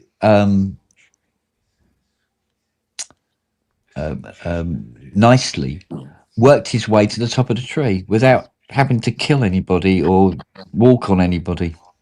Yeah. On pure which is a rare thing. Yeah. He even did that movie about Stephen Biko, the Peter Gabriel song was written about him. South Africa. Yeah. Or Cry Freedom. Yeah. And No, then I think his wackiest one was, did you see Virtuosity? Where Russell Crowe is like a bad computer persona comes out in the form of nanites and starts taking over the world. Yeah. And Denzel Washington has to track him down as a cop. And it's just totally ridiculous, idea of VR mixing with nanites, mixing with whatever. I actually went to a studio in San Francisco. A friend of a friend was working at Sony and running a graphics shop in San Francisco to crank out the effects for that movie. And I was watching them do like wire removal on some of the scenes and stuff. Yeah. And within a couple of days after I visited there, somebody hit the place and took all their computers. Oh, shit. So thank you, Wagyu. Apparently I was a bit off for the What's Man that? on Fire. It's 87. Oh, was it? Yeah. So anyway. Good God. Well, thank you, Wagyu. And I'm wrong as usual. Wagoogle. Wagyu, yes. His official title. Yes. Wagyu versus Jesus. That's a tough one. Yeah. No, it's Wagyu wins always. Yeah. Always. Google beats Jesus. Take that, sucker. Take that to the front and back. Oh, yeah. Well, I think we've managed to talk about quite a significant amount of shit tonight. Quite a bit of shite, yes. Yeah. Yeah. One question I have: the Moog 3C. Yes, dear. Is it the same model as the Plantasia one from the Anthony Marinelli's? I believe it is. Oh, 3C. I think he's got a 3C. Yeah, not as. Yeah, I believe I don't think it's as big as this one, but Okay. yeah. This one's stupid size. Yeah. Oh yeah, you got 3 pan. Yeah. Okay. It's 3 cabs and with twin 960s. But like I said this morning, it's now sold. I think the customer's collecting it on Tuesday. 147,000. Damn. So the default 3C was just a one cabinet affair? No, it basically looked like a you could get it in one cab, and then you could get it in like the 55, big slopey cab, little cab, depending on how much money you had. Yeah. And was one cabinet enough to be effective, or was it kind of limited? Yeah, under normal circumstances, yes. Yeah, because I mean, basically, it was price ranged, so you could have the bottom cab, but you would have some of the modules that are normally in the top cab in there. So it was still one complete synthesizer, if you like. So effectively, it would be like I think if it was a single cab, it was a 3 VCO system. So it was basically what an RA Mini would be like, but in modular form, as it were, with a few little extra bits. Like it would have a bandpass and high pass filter as well. And 147,000 pounds? Yeah. Fuck me. Yikes. Okay, bend over. Yeah. Well, next time it'd be weird if we're looking at each other. Well, now you can use Gem Topper to fuck them over the internet. Yeah, use that Gem Topper. Yeah. Jam my taba. Yeah, but the little tag on the back says it's number 3. Ooh. That's crazy. Yeah, so it's 1967. Damn. So very early. Did they have a spring reverb option for that, or was that too early? Oh yeah, it's got a spring reverb in it. It does? Oh, yeah. It didn't work, but it does now. Oh. Yeah. Have you and it sounds lovely. I know you hate spring reverbs. Yeah. I know. It sounds like a mouse farting in an empty biscuit tin. Is the tank very small, or is it? Yeah, it's attached to the back of the module. That's how small it is. It's not even 9-inch, mate. Wow. Yeah. But in its defense, it is solid gold springs. Oh, wow. Yeah. So fuck knows how much that would cost if we had a replica of that today. That's just anti-corrosion, or they actually work better that way? It's something to do with you could pull the gold thinner than the technology allowed you to pull the steel. Interesting. Yeah. Something along those lines. Don't quote me, but it's something like that. It was easier to manufacture. Wow. So there you go. Interesting. But I mean, it was already going to be massively expensive. So hey, let's make it out of gold. Yeah. And was it the same keyboard for it that you had in later years, or was it a special version of the keyboard? No, it was pretty much the same thing. Bob had already decided on those huge round trunk connectors. Yeah. So it was basically just the keyboard. I think I'm trying to remember. I can't remember if they're 61s or 49s. There might be 61s if I'm wrong. So it definitely feels like the keyboard, the same keyboard that they would put in the well, it's definitely the same as the Mini, but obviously longer. Yeah. But it was like the Mini, like the keyboard they put in the Polymoog without putting the weights in it. Okay. That sort of length. So, oh no, wait a minute, because they're 73s. So it must be a 61 noter. But yeah, they're exactly the same shape and everything else that they were with the 55s version of it, some 5 or 6 years later. So, but that was the thinner sounding, believe it or not. Where the Moog's 55 is the thinner. Thinner. The thinner synth. Jesus Christ. But it is. It's stonking. It's so fucking powerful. It's ridiculous.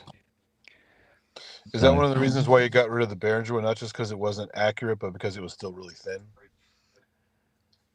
No, I think it's because I decided I hated sticking cables in holes. I did too much of that at work.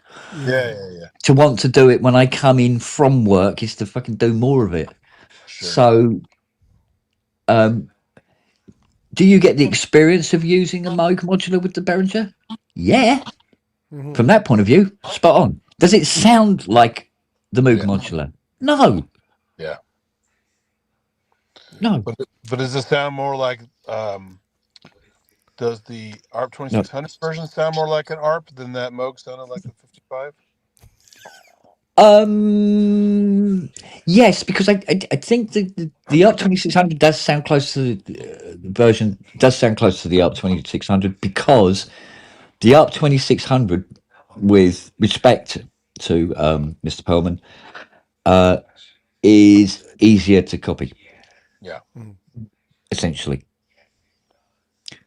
So there it is closer, much closer. Okay.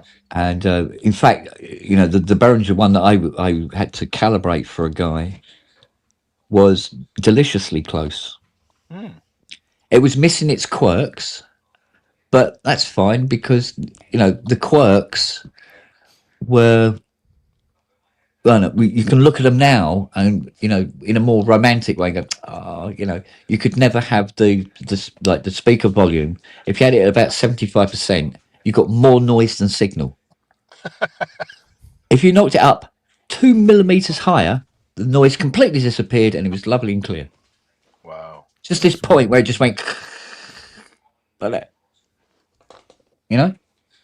So, I know. Yeah. So, in calibrating this Behringer 2600, went right through it, and it sounded exactly the same as a 2600, but exactly the same as a Mark III black and orange 2600. It didn't quite sound the same as a tonus, as a G clef, and definitely didn't sound like a tonus. In much the same way, the 2002 Mini Moog reissue doesn't sound like a RA, doesn't sound like a Musonics, doesn't sound like an early ink, but does sound like the late inks. But of course, a young person sees the, you know, the reissue and go, "Yay, I've got a mini Moog," because they don't know there was fucking 3 different versions. Sure. Yeah. And they're only going by what they're hearing in records. Yeah. So, Yeah.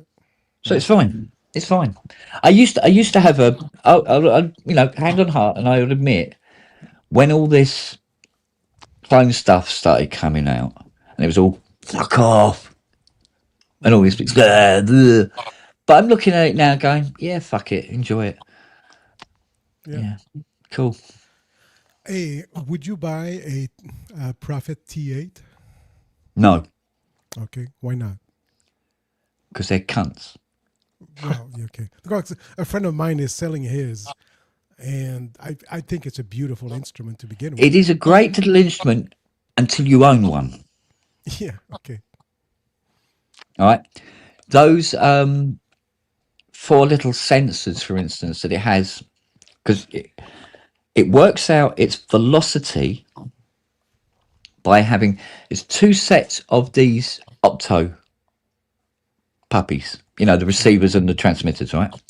And what it does, on the end of each wooden key, they've glued a bit of black plastic. And what it does is it measures the time between when the first set of, as it goes up, when the first set of receivers trigger and when the second set triggers. And the distance in time is put against a VCA slope, but digitally, obviously. So if you hit the key harder, it means it goes up faster. Shorter space of time between the 2 triggers, a louder response, or a more open response if it's assigned to filter and stuff like that. And you can play this like crazy, and it's great fun. And then suddenly you find that certain keys are not going very well, and you open it all up, and there's bits of black plastic flying around all over the place inside, right? And you have to fucking glue them back on again, and you have to put them on quite accurately. Right. Otherwise, it doesn't respond the same as the other keys. But the main thing about it is that some of the Curtis ICs in it, good luck finding replacements. And there are 4 FIFO chips, first in, first out, that sit on the end of the digital board that communicate all of the computer information to the analog synthesizer. One of them goes, literally the whole synth is useless. Right. And there are none on Earth. Okay. End of. So if it goes, you have to buy another T8 Yeah. Just to get the ship out of it. Just for that. And guess what? They go. For no reason. They go, bye. Gone. So, no. Okay. It weighs about the same as a Buick. Yeah. And you have to have it on a completely flat surface. You can't put it on an X stand. Otherwise, when you come down the next day, the keys in the middle are touching each other. And you push one key and 2 octaves go down together. Because it actually sags. It bends, okay. Yeah. They're nothing but a pain in the ass. Stay away from them. Does it even sound any better or not necessarily? It sounds good. Like a Prophet 5. It's kind of a different beast, really. Yeah, it doesn't sound the same as the Prophet 5. No, it doesn't. No, yeah. But I've heard a great many plugins that sound as good and better. Yeah. So no, yeah, and it's just, I mean, how much does he want it for? How much is he flogging it for? Well, I mean, he would sell it for me for a good price, like $6,000 probably, you know, which is Yeah, that's good. Oh, it is good. Well, I mean, take the chance by all means, but just be aware. Yeah, well, that's the thing, right? And I mean, it's been sitting there. I've played with it like half a year or 6 months ago. And it sounded good and all of that, but he hasn't powered it on since. It's been just sitting there. And I'm worried too, because I know it's not easy to and it has the same maintenance regimes that things like Mark One Fender Rhodes have, right? You can have it sitting in the corner and be looking after it. You still have to take her apart. You have to. There's various components you have to grease regularly. Right. Blah blah blah blah blah blah blah. You know, wooden keyboard. Hello. Yeah. You know, and all that, and replacing felts. The aftertouch sensors is basically it's like 2 bits of sticky black masking tape with little carbon plate, little carbon stickers in it. They do go because you're actually pushing the key quite hard down on it, and it's like the thing on the bottom of the key that pushes down. You know those brass paper clips. You know, you've got these little dome-headed brass paper clips and stuff like that for binding papers together. It's literally something that looks like one of them sticking out the bottom of each key, pushing down on the felt. And what happens is eventually the felt, and when I say eventually, we're talking 3 months, the felt starts to get an indentation, and you have to keep pushing the key down further and further over time to get the same response that you had before. Until eventually you're standing and jumping up and down on the key, trying to get the response that you want. Right. So that felt has to come off, and it takes forever. You have to take it off chemically. You can't just pull it because otherwise you destroy the thin little plastic that has all the little aftertouch sensors. They're a nightmare to own. Yeah. Okay. So even someone who knows as much as you wouldn't want to have one. Yeah. Okay. I did have one. That's the thing, and that's how I found out just how bad they were. In terms of maintenance, because as a synth tech, the last thing you want to have in your studio is a synthesizer that requires maintenance. You go, no, this isn't fun. This is work. No, no. Yeah. My idea of repairing a synth is a firmware update. Yeah. You know, so brilliant. Move on. So considering all that, how long do you think it would need maintenance after it was first purchased, like a new item? What from brand new? Yeah. Yeah, from brand new. Oh, I think they'd have to go in for a service after a year. No problem. And that's you putting up with most of its issues for at least 2 months before you take it in. Damn. Yeah, because I mean, what I read the most was like tuning issues. It went off tune apparently on its own, but that's expected from an older synth. That's nothing unusual, but you know, there's a tune button. Yeah. Well, there you go. Yeah.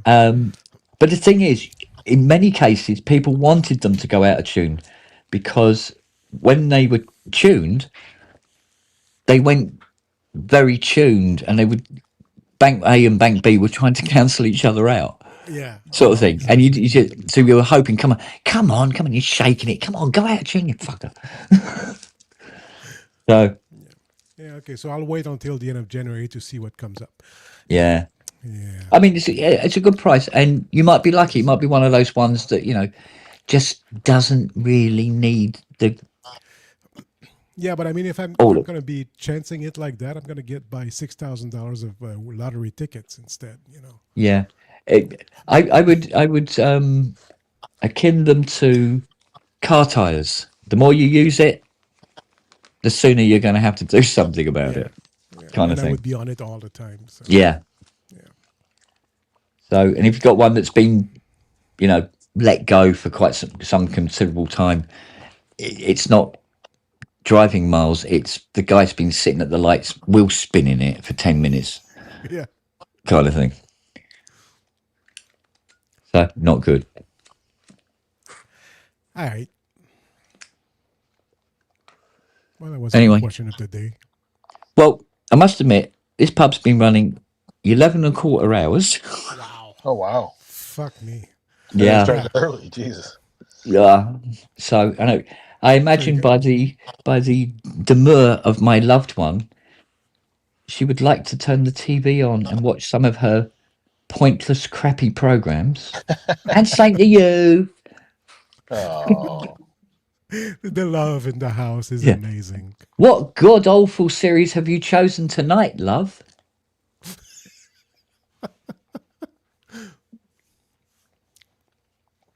Do you know? I must admit, though, she's been watching this Burn Notice, right? What's it on?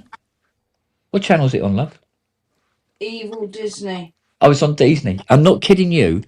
The grain in the picture, you could bake bread with it. Do you know what I mean? It is so fucking little, you know, the little black dots constantly over it, like somebody's put like a net curtain across it. You know? It was shot in the time when adding digital grain was a cool look. Yeah, but I don't think this is added. I think this is just poor quality video. It could be, but like, Yeah. like 28 Days Later had fake grain added to it. Yeah. Oh, yeah. So, yeah. But it does look like somebody's just pulled a black net curtain across the whole screen of the TV. It's bizarre. And Isn't hello, it? Fiona. Darling, No, she didn't hear. I said, hello, Fiona. Canadian Jesus is saying hello. Oh, hello. Have you got earbuds in? Yes. Yeah. Ah, that's why. You fat tart. Yes, she has. Wait, a tart or a pie? Oh, you said you had earbuds in. If she has a top on, then she's a pie, right? So She's lying. She hasn't got earbuds in. She heard me say that. It's just wax. Yeah. You suddenly see a cue ball fly. All right, so you're saying, Kent, that it's time for you to fuck off, I guess. Yeah, I gotta Well, get some food, so I don't know. I've got nothing else. I've got nowhere to go. Do you really? Do you want to watch TV or anything? You don't. Is she You sick? don't. Check her I'm fever. trying to listen to my book. Oh, I'm sorry. She's trying to listen to her audiobook. Oh, yeah. So how are you, dear? Which one? You. Me? Oh, I'm doing You. well. You are doing okay. Oh, yeah. How's the keyboard playing been going? It's on and off, really. Isn't it fun to have your a dog lick your neck? She knows I hate it. She does that. You do that deliberately to make me move. Yeah, no, the keyboard playing is. I've been using more the quadrosynth. I'm getting good lad, more acquainted to it, and it's. I'm I like it. It's good in the the multi mode, right? Yeah. You have layers, and it's a good pad. The sound quality of it is not that great. You really do need to EQ it and a lot to get it. But I mean, it's a 1993 cents or something like that. So, oh God. Yeah, Pago's going, remember, YouTube will only record the most recent 12 hours.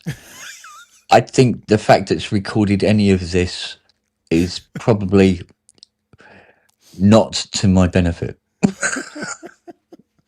Yeah, that's a waste of a what would they call data center space?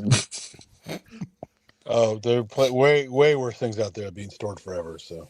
Oh yeah, mind you, the thing is, StreamYard records all the shows as well, and they sit on your hard drive. So maybe not on the iPad, but they go to the StreamYard drive. So you get, I think it's 50 meg space. Is it or is it no? Gig. Is it 500? 50 gigs. Yeah, I think it's 50. 50 gigs. Something. Yeah, 50 gig. 50 meg. Fucking hell. What's this? 1982. You got a few minutes of video. Yeah. Fucking hell. Yeah, you get 50 gig of space, and then as it fills up, then the last one disappears, sort of thing. Yeah. And I often go in there and empty it out, because if it gets too full, your streaming starts to glitch. So I think what he does is he uses this drive space, as it were, as a cache somewhere between YouTube and the computer. So you have to empty it out anyway. Which means that if a video gets pulled on YouTube, you can up it again. Yep. Or if you have a glitch, because it's recording better to StreamYard than it is to YouTube. Yeah. Although, to be honest with you, I mean, as far as the pub's concerned, I mean, they don't. There's no need to revisit it.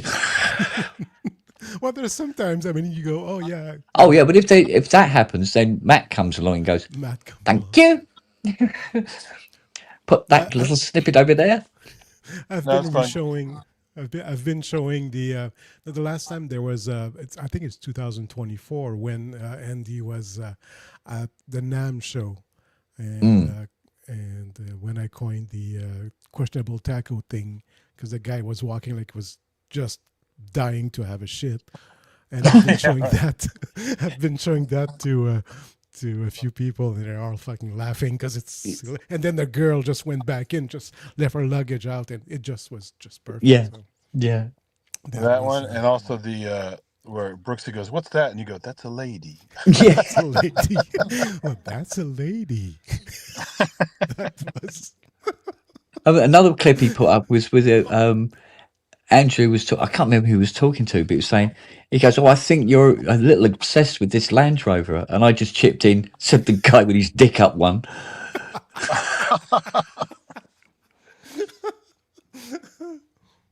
She's like, "It's a fair cop." Yeah. So Matt has all the incriminating evidence. Yeah. Oh, I have quite a few saved here and there, but I mean, it's fun to keep them up for a while so people can watch because I missed a lot. Yeah, exactly.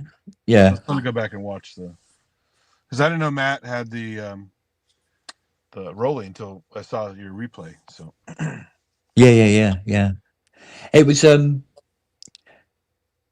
we were talking about whether we could like put together the old Jupiter 8 case that I have, and then put the some way of using it as a controller for his Cherry Audio Jupiter 8. Because in terms of sounding like a Jupiter 8, hello. Yeah. You know, finally we got a Jupiter 8 that sounds like a Jupiter 8. So this could be, so he's playing what essentially is a Jupiter 8. It's just that the sounds are coming from elsewhere. And when he moves the sliders, it moves the sliders and all that sort of thing. And, you know, that those, I've still got to get those bloody boards to you, Andy. Oh, when you get a chance. You also that Well, it's not that. It's now. Pedal, this time of year is a time when I would not post anything. Yeah, it's holidays are the worst, so don't worry about it. Yeah, this is when we've had synthesizers disappear, and it's over Christmas. Yeah, you know, it's just they get lost, they get squashed, they get stolen. Yeah. So we'll wait until the madness dies down, and then we can get those boards. So one of those CC boards from the touch digital controller, mount that inside the Jupiter 8 case. I can then build him a config file for Cherry. Bob's your auntie. Yeah. So, in terms of space, yes, it's wasteful, but in reality, that's the nearest the poor bastard would ever get to actually owning a real Jupiter 8 in front of him. Because let's face it, I mean, yeah, all right, they've come down. I mean, there's a beautiful one for grabs on Richard's site. I think it's 12 grand. It would have been 35 2 years ago, right? But it's still 12 grand. You know, Matt hasn't got 12 grand to throw at that. It'd be nice if you could run a like a Raspbian version of Reaper and have the plugin work on that if it would actually work on that and put that inside a box. Yeah, it'd be if we could put the Cherry Audio software into it. But I do believe, and I'm only considering this because of a closer association with Cherry than most people, I think there's a license issue there. Yeah. I believe. There would be. Yeah. I mean, I could ask them. They go, "Yeah, go on," you know. But if it's a one-off, yeah. But if it's a product, oh god, yeah, if it's a product, yeah. But a one-off, but it's, I know there's people who don't want to use Omnisphere, for instance, because they've read the license agreement. Because the license agreement is pretty comprehensive. You know, and it puts a lot of people off. I don't know how much of it would really be legally binding, you know, but there's some very weird caveats in the license agreement for Omnisphere. as in what can't produce music with it. And there's definitely a user issue. Mm. So if you got it on a computer and another artist uses your computer, there's an issue there, apparently. Well, it's still only one person using it at a time, so. Yeah. No, I think it's because what does the licensed. studio do when you come in and use the studio's equipment? Yeah. Well, People use basically, the I same think they're breaking the license agreement. I don't know, but I don't think Spectrasonics pursues it as much as it suggests it is pursued when you read it. Because when you read it, it's like you feel like you got a gun to your head. Because it's still the same installation and it's only used one at a time. Yeah. So it shouldn't. I mean, technically, it shouldn't be violating anything because it's a purchase license, not copied all over the place and used only once at a time. So I've got a funny feeling that Eric has had this license agreement drawn up and has basically said to the solicitors or the lawyers or whoever and gone, yeah, just make sure we cover everything. And they've really fucking gone to town with it. You know, it's like you can't play Omnisphere on a Sunday if you're wearing red. That kind of bullshit in it. Do you know what I mean? Yeah. At least it's not as bad as the human centipede Apple thing from South Park, where you get turned into the human centipede if you violate. yeah, exactly. So, it's like, but I mean, we've got look. What was that law? There's a law. Apparently, it hasn't been repealed. It's still valid today. Something about you can only kill an Irishman on a Wednesday with a bow and arrow. Oh. Okay. You can't shoot them. It has to be a bow and arrow. Or you can't bludgeon them to death with a rock, for instance. No, has to be a bow and arrow. On a Wednesday. On a Wednesday, yeah. Yeah. So. That kind of shit, you know? Well, you could just say it's Wednesday somewhere. Yeah. Yeah. Yeah, I don't think it works out quite the same, though, does it? As it's 4:00 somewhere in the world. Yeah. You go, it's Wednesday somewhere in the world. No, it ain't. It's Saturday. The only place it's Wednesday is fucking Oberon in the Alpine system. And you're not on Oberon, are you?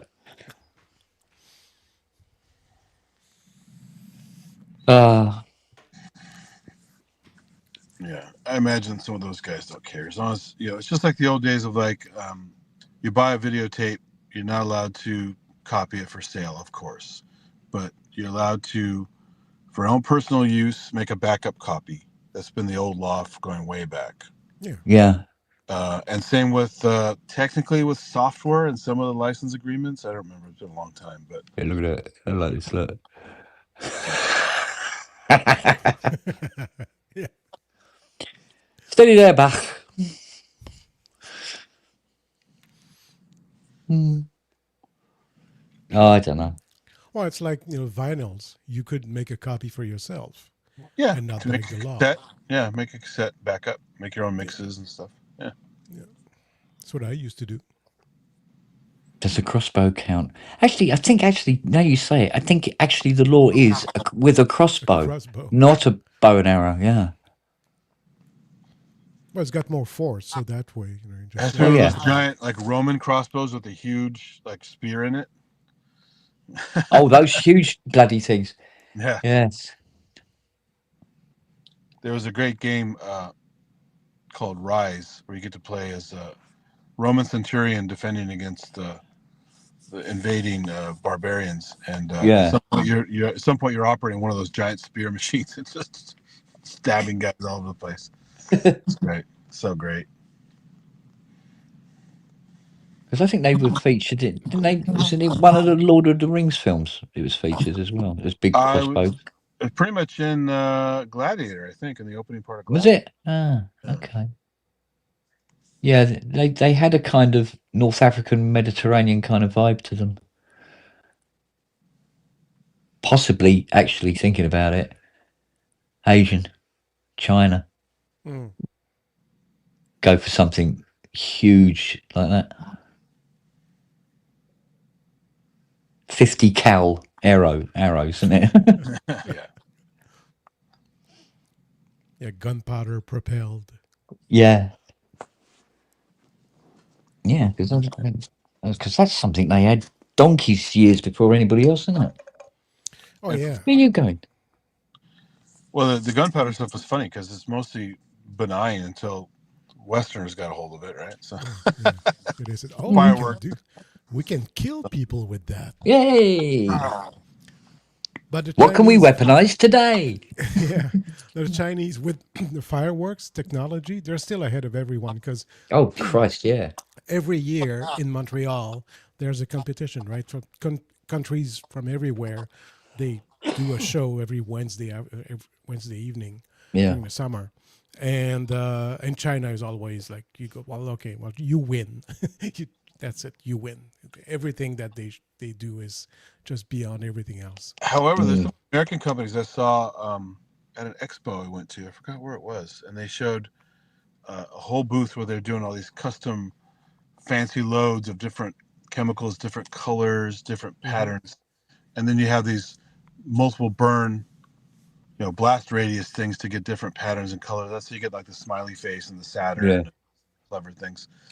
And this stuff's like a whole like. It's always been a science, but now it's like a hardcore science. These guys are like amazing. The level of detail they put into. Oh yeah, it's like grain, like not 225 grains, it's 224 grains. And some of them are as big as like a bowling ball. Some of the balls that go up.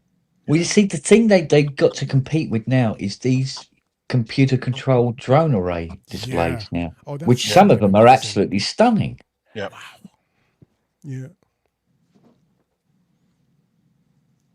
Even animated pictures in the sky, a quarter of a mile across for bloody hell. Have you found Siri? Yes. Siri saying hello to Mum? Yeah, go on then. Is Siri walking on Mummy? Getting goosed by Siri? Pretty much. It's her turn.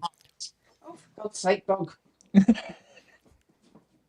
Are you coming up over here now, are you? Oh, God, you're down here now. Oh, my God. Oh, there you go. Hello.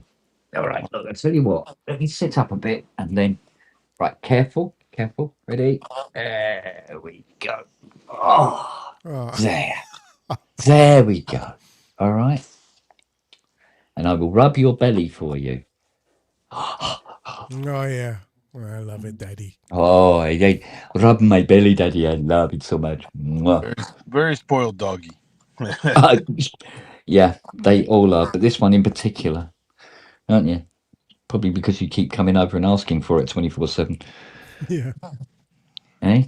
Ask and you shall receive. Yeah. I forgot, what kind of breed is she again? Fiona? It's not a lab, right? Yorkan sheepdog. Okay. Yeah.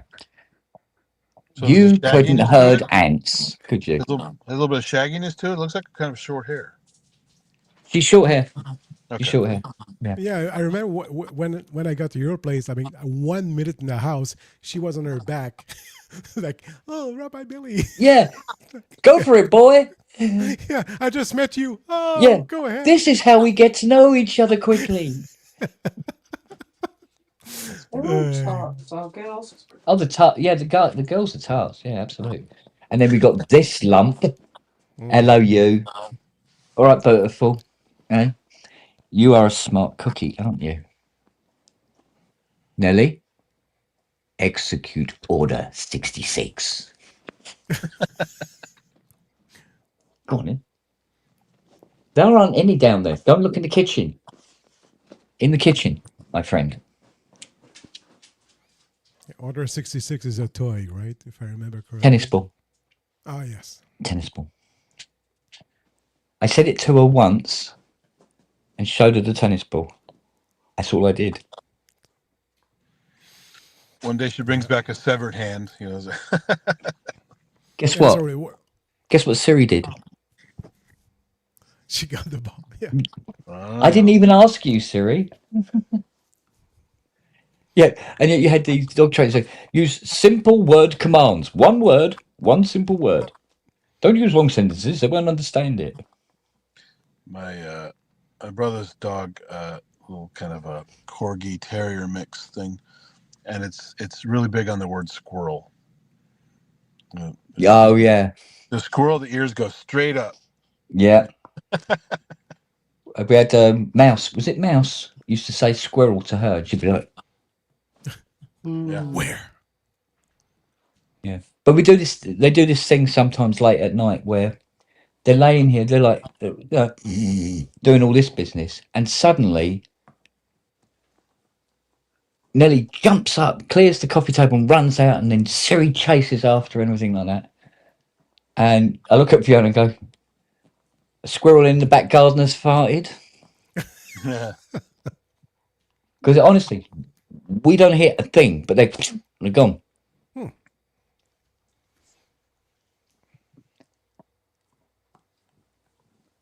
So, and yet there'd be two foxes at the bottom of the garden having sex at about 130 decibels at 2 o'clock in the morning. This one's on the bed going.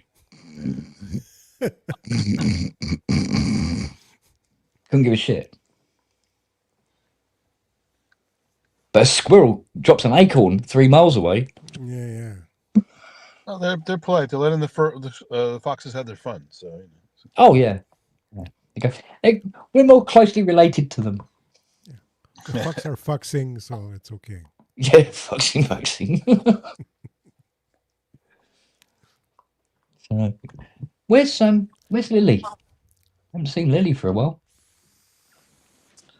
Must be up Probably in the garden, asleep on her back. Yeah. Like that. Because she's a bit weird like that. Nellie's down there. She's really got the arse because Siri's got the tennis ball. Wow. Can I give it to Nels? Can I give that to Nels? Where's Charlie? Charlie is curled up on the floor underneath the coffee table in his little spot. Yeah. Noah's, as always, in the evenings, snuggled up next to Mum. And yeah, Lily will be out in the garden, fast asleep on her back, rain or shine. Wow. And then she'll come in and snuggle in somewhere at some point in the early hours of the morning. No, it's funny because when I was there, she was like right next to me, and I took pictures. I was looking at those pictures actually earlier. It's like, yeah, she was just like, okay, yeah, pet me, daddy. I'll tell you what happened on the Saturday when Robert was here, proper VS. We were just all staring, unbelievably. He was sitting here. Charlie came in, come up to him, said hello, got up on the settee, turned around and sat down and laid down beside him. Oh, wow. And then so Robert started, stroking him, rubbing his head. And me and Fiona were there going, how are you doing that? Did he just... Wow, where did that come from? Maybe it reminds him of the previous owner? Don't know. No, Robert couldn't be any more different than the previous owner. The previous owner, I'm not kidding you, the previous owner was the same height and build and I think jawline of Arnold Schwarzenegger. Oh, wow. Right, okay. So, yeah, no, it wasn't that. Not Robert, no. But yeah, I mean, yeah, Charlie, the closest he was to me was he was on the couch just looking at, just staring. Yeah, just staring into just nothing in particular. Yeah. Looking at. But you could always guarantee with Charlie, if there was commotion going on over there, commotion going on over there, over there, over here, over there, he'd be looking there. He'd always be looking where nothing is going on. So if I don't see it, I'm not part of it. Yeah. Wow. The king of avoidance. Yeah. I mean, he's laying in the bed at the moment now, staring at me. I haven't got anything to eat. Oh, there he goes. Not interested. Yeah, because my brother's little corgi type dog, from day one, they got it as like a very young adult or older kind of juvenile. Yeah. From And it from day one, it absolutely hated me. I never did anything to it. They just decide. I think they just decide. Yeah, and it's the only dog that's ever absolutely hated me because I'm such an animal person. They all like me, but Yeah. I think maybe it's possible. Sometimes dogs get it wrong. yeah. They say, "Oh, they always know who a dog person is." I don't think they always know. But it depends on the treatment they had, right? Yeah, or there might be something about That's what I'm saying. Andy that they see that reminds them previous of. owner, so who knows what they'll have. Yeah, and they go, "Nah, I won't risk it." Yeah, because there was one dog like that who was a rescue, and a previous owner kind of looked like a big man with long hair, and the dog would never. I mean, he would see me and just like walk away. Yeah, but I mean, it could be it could be a physical trait, or it could even be a similar kind of smell. Yeah, exactly. And it's just like, nah. Yeah. Not for me. You don't smell right, buddy. Yeah. You go, right, I'll go and have a wash then. You come back and go, no, it's still there. Yeah, it's still there. But the odd thing is if I sit on the couch next to it and ignore it, after like 20 minutes of being there or something like that, it's relaxing, laying down next to me, sometimes even against me. Yep. And it doesn't. That's because you're ignoring it. But as soon as I pet it, it's like, ooh, Yeah. Yeah. I did that to Charlie. I wanted to pet him, and he just like walked away. No, Charlie does that to me.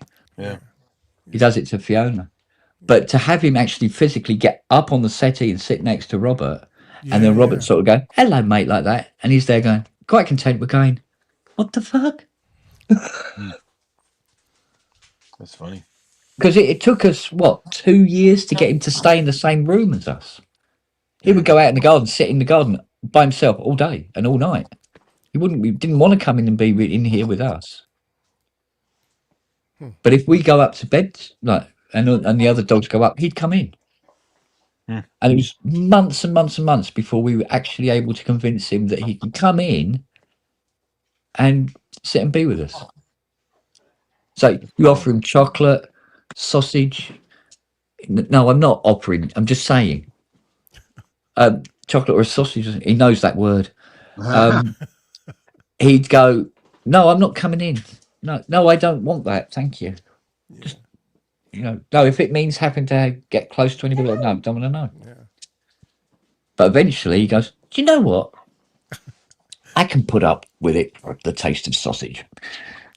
And over time, he's settled in, but he's still, he's not like this one, for instance, who wants to actually join with your DNA. And hello. That's why he was licking your nails. Kiss. Oh, thank you. Come and sit down then. Come on. All right. Oh, no, don't do that. Put your leg back down. That's it. Now, roll over slowly. There you go. Right. Get your tummy out. There you go. All right. There you go. Yeah, so there you have it, my friends. So is your hands not hurting when you span them out anymore now? You got used to that now? Me? I'm playing okay, one thing.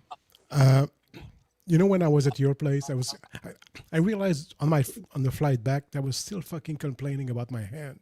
Yeah. And I go, okay, I think I'm using it as an excuse to not play. Yeah.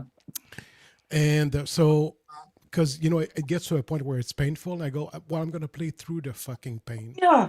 I'm gonna keep playing.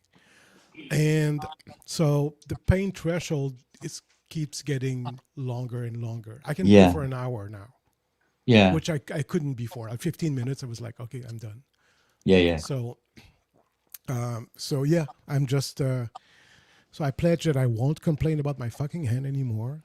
Shut the fuck up, Jeff. And yeah. So, but no, yeah, it's improving, and it's getting less and less painful actually. Good. Yeah. Is it a bone joint thing or is it a muscle tendon thing? It's a muscle tendon. It's bones, and at some points I need to put ice on it. If I play for too long, I need to put some ice on it because the next day I'm going to pay for it. But yeah, it's fine. I put. Do you get like a pain here? No, it's on the top here. It's because on this side. It's the major, right? Right. Okay. Right. Yeah. And it's here. Yeah. Yeah. Have you tried any like those ultrasound massage things, or maybe like It's the thing. The thing is, it's because it's broken, right? And the muscles, the it's like the nerves were cut and resoldered together, basically.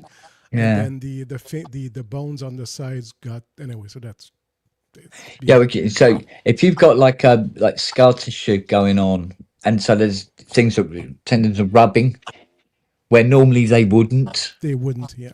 Yeah. So I mean, you get used. I mean, I'm getting used to it, Yeah. But I mean, for the longest time, I just used it as, well, no, I can't play, and complain about it. I used to be good, but I'm like, okay, well, no, fuck it, I'm gonna be good again, and it's gonna take me 2 years, but I'm gonna be good again. So cortisone shots won't help. Sorry. Cortisone shots. No, it's a physical thing, right? The tendons and nerves are, and it's also the bones are fused. Yeah. Like Incidentally, and this makes sense. Robert in the chat is saying, weirdly, I wouldn't really consider myself a dog person, which is probably one of the reasons why Charlie got up next to him. Yeah. They do that, don't they? Yeah. Yeah. Like if somebody isn't a cat person, the cat will get up on their lap. Yeah. It's almost, I don't know whether it's not misreading. It's almost like, oh, fucking teacher. Yeah. So it's like, oh, you don't like me? Okay, I'll get closer. Or just watch out. That person's going to try and smother me because it likes cats too much. Yeah. Yeah, it's weird, isn't it? Oh, I don't know. It works both ways, I suppose. Yeah. Crazy. Yeah. Anyway, so on that pledge, ladies and gentlemen, I'm going to have to fuck off. Yeah, I better knock this. It's what we are. It's like almost midnight for you now. 12 and a bit minutes short of doing 12 hours. There you go. Yeah. Oh, I'll have the police here. So come here. So you'll have to close this pub. Your license doesn't extend to this link to time and night. Nobody's drinking. You got to close you up. So Yeah. The kegs run dry ages ago. I think. Yeah, this tea's nearly had it. No, nothing. Oh. Earbuds. How fucking convenient. Yeah. Yeah, earbuds my Listen to ass. my stories. You say you're gonna make me a nice cup of tea. Oh wow.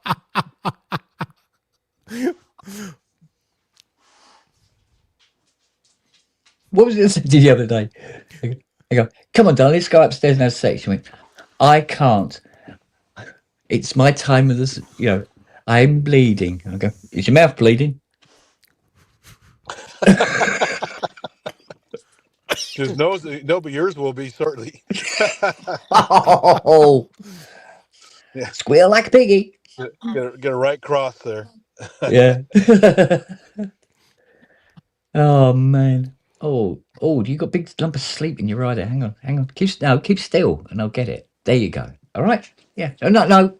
It's all right. You don't have to thank me. Stay where you are.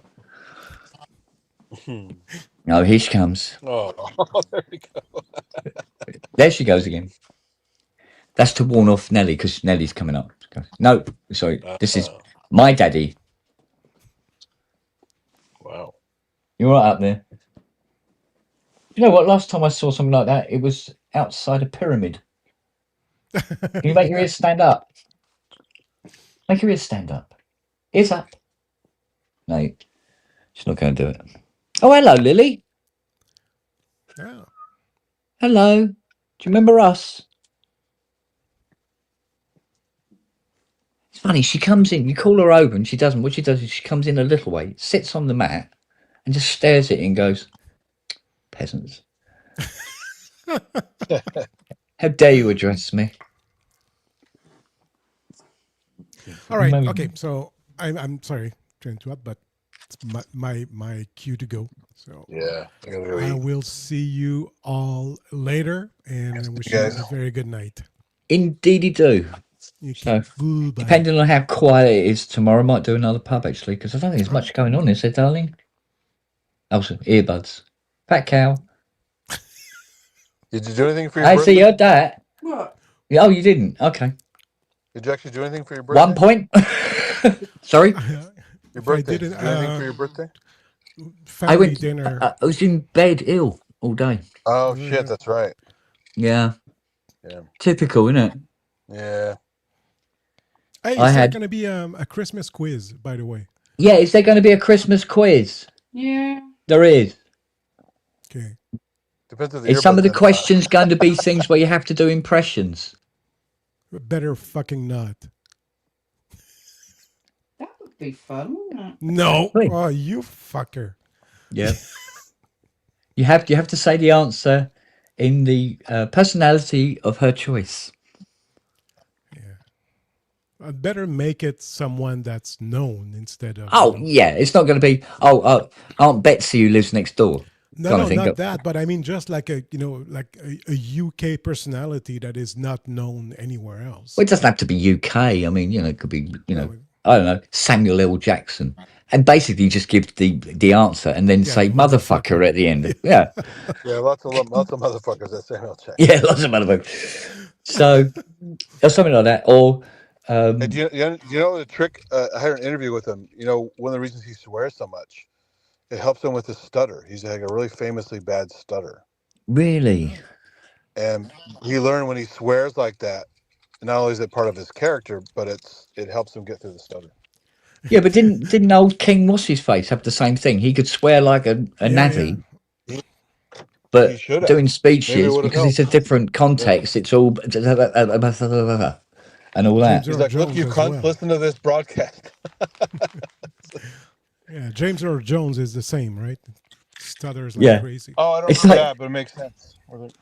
It's like that that video where somebody did Bricktop from Snatch. Yeah. Doing Vader. Oh, that's Bricktop's great. Oh. He's going, and always going, you do that again, and I'm cutting your fucking Jacobs off.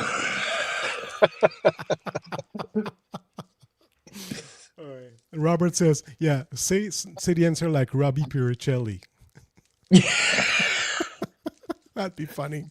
Well, you got to talk like for 10 this. minutes about subscribe. I keep taking the piss out of him about that. Hey. He goes, you were late again today. I said, yeah, got at least 10 minutes while you go on about subscribe. Hit the subscribe button. And the merch shop. Yeah, okay. So, see you guys. Yeah. All right, babe. Bye, guys. Did I go somewhere nice? I did go somewhere nice. My bed. Oh. Yes, it's a rarity for me to actually see a day in bed. Must admit. Right. Well, is it? Wait a minute. My God, it is 6 minutes to midnight. There you go. So nearly 12 hours. There you go. Yeah. That went by pretty easily. Yeah, that's fun. Good. Yep. Might do it again tomorrow because I don't think we got much on tomorrow, have we, darling? Darling, do we have much going on tomorrow? No. Well, finish off this filter and then that's a bit it. That's about it, isn't it? Rugby. There's no rugby tomorrow. We can watch the girls' game that was on today. Oh, that's true. We might do that in the early afternoon then. So the 3C's almost fixed? The 3C is almost fixed? Yeah, I just need to get that band pass kicking up. If you do something tomorrow, please do some audio of the 3C. I want to hear it in action. Yeah, if I can get it set up properly, that's for sure. I do seem to have a lack of cables here at the moment. So, but yeah, I want to see if I can get some really wicked Tangerine Dream-esque kind of sequencer thing going. Do you know what I mean? Yeah. Something out of Ricochet or Rubicon or something like that. Yeah, something like that. I'm quite partial to one of the ones on Tangram. Oh, Tangram's great. Yeah, there was one on that. People go, it's the 80s stuff. I don't like it on the Tangram. No, I like the one that goes. What was it? Ding a ding a ding, ding a ding, ding ding a ding, ding a ding a ding, ding a ding. That one. Yeah. I forget what it's called. I can't remember, but or something like that. Anyway, because it won't be like.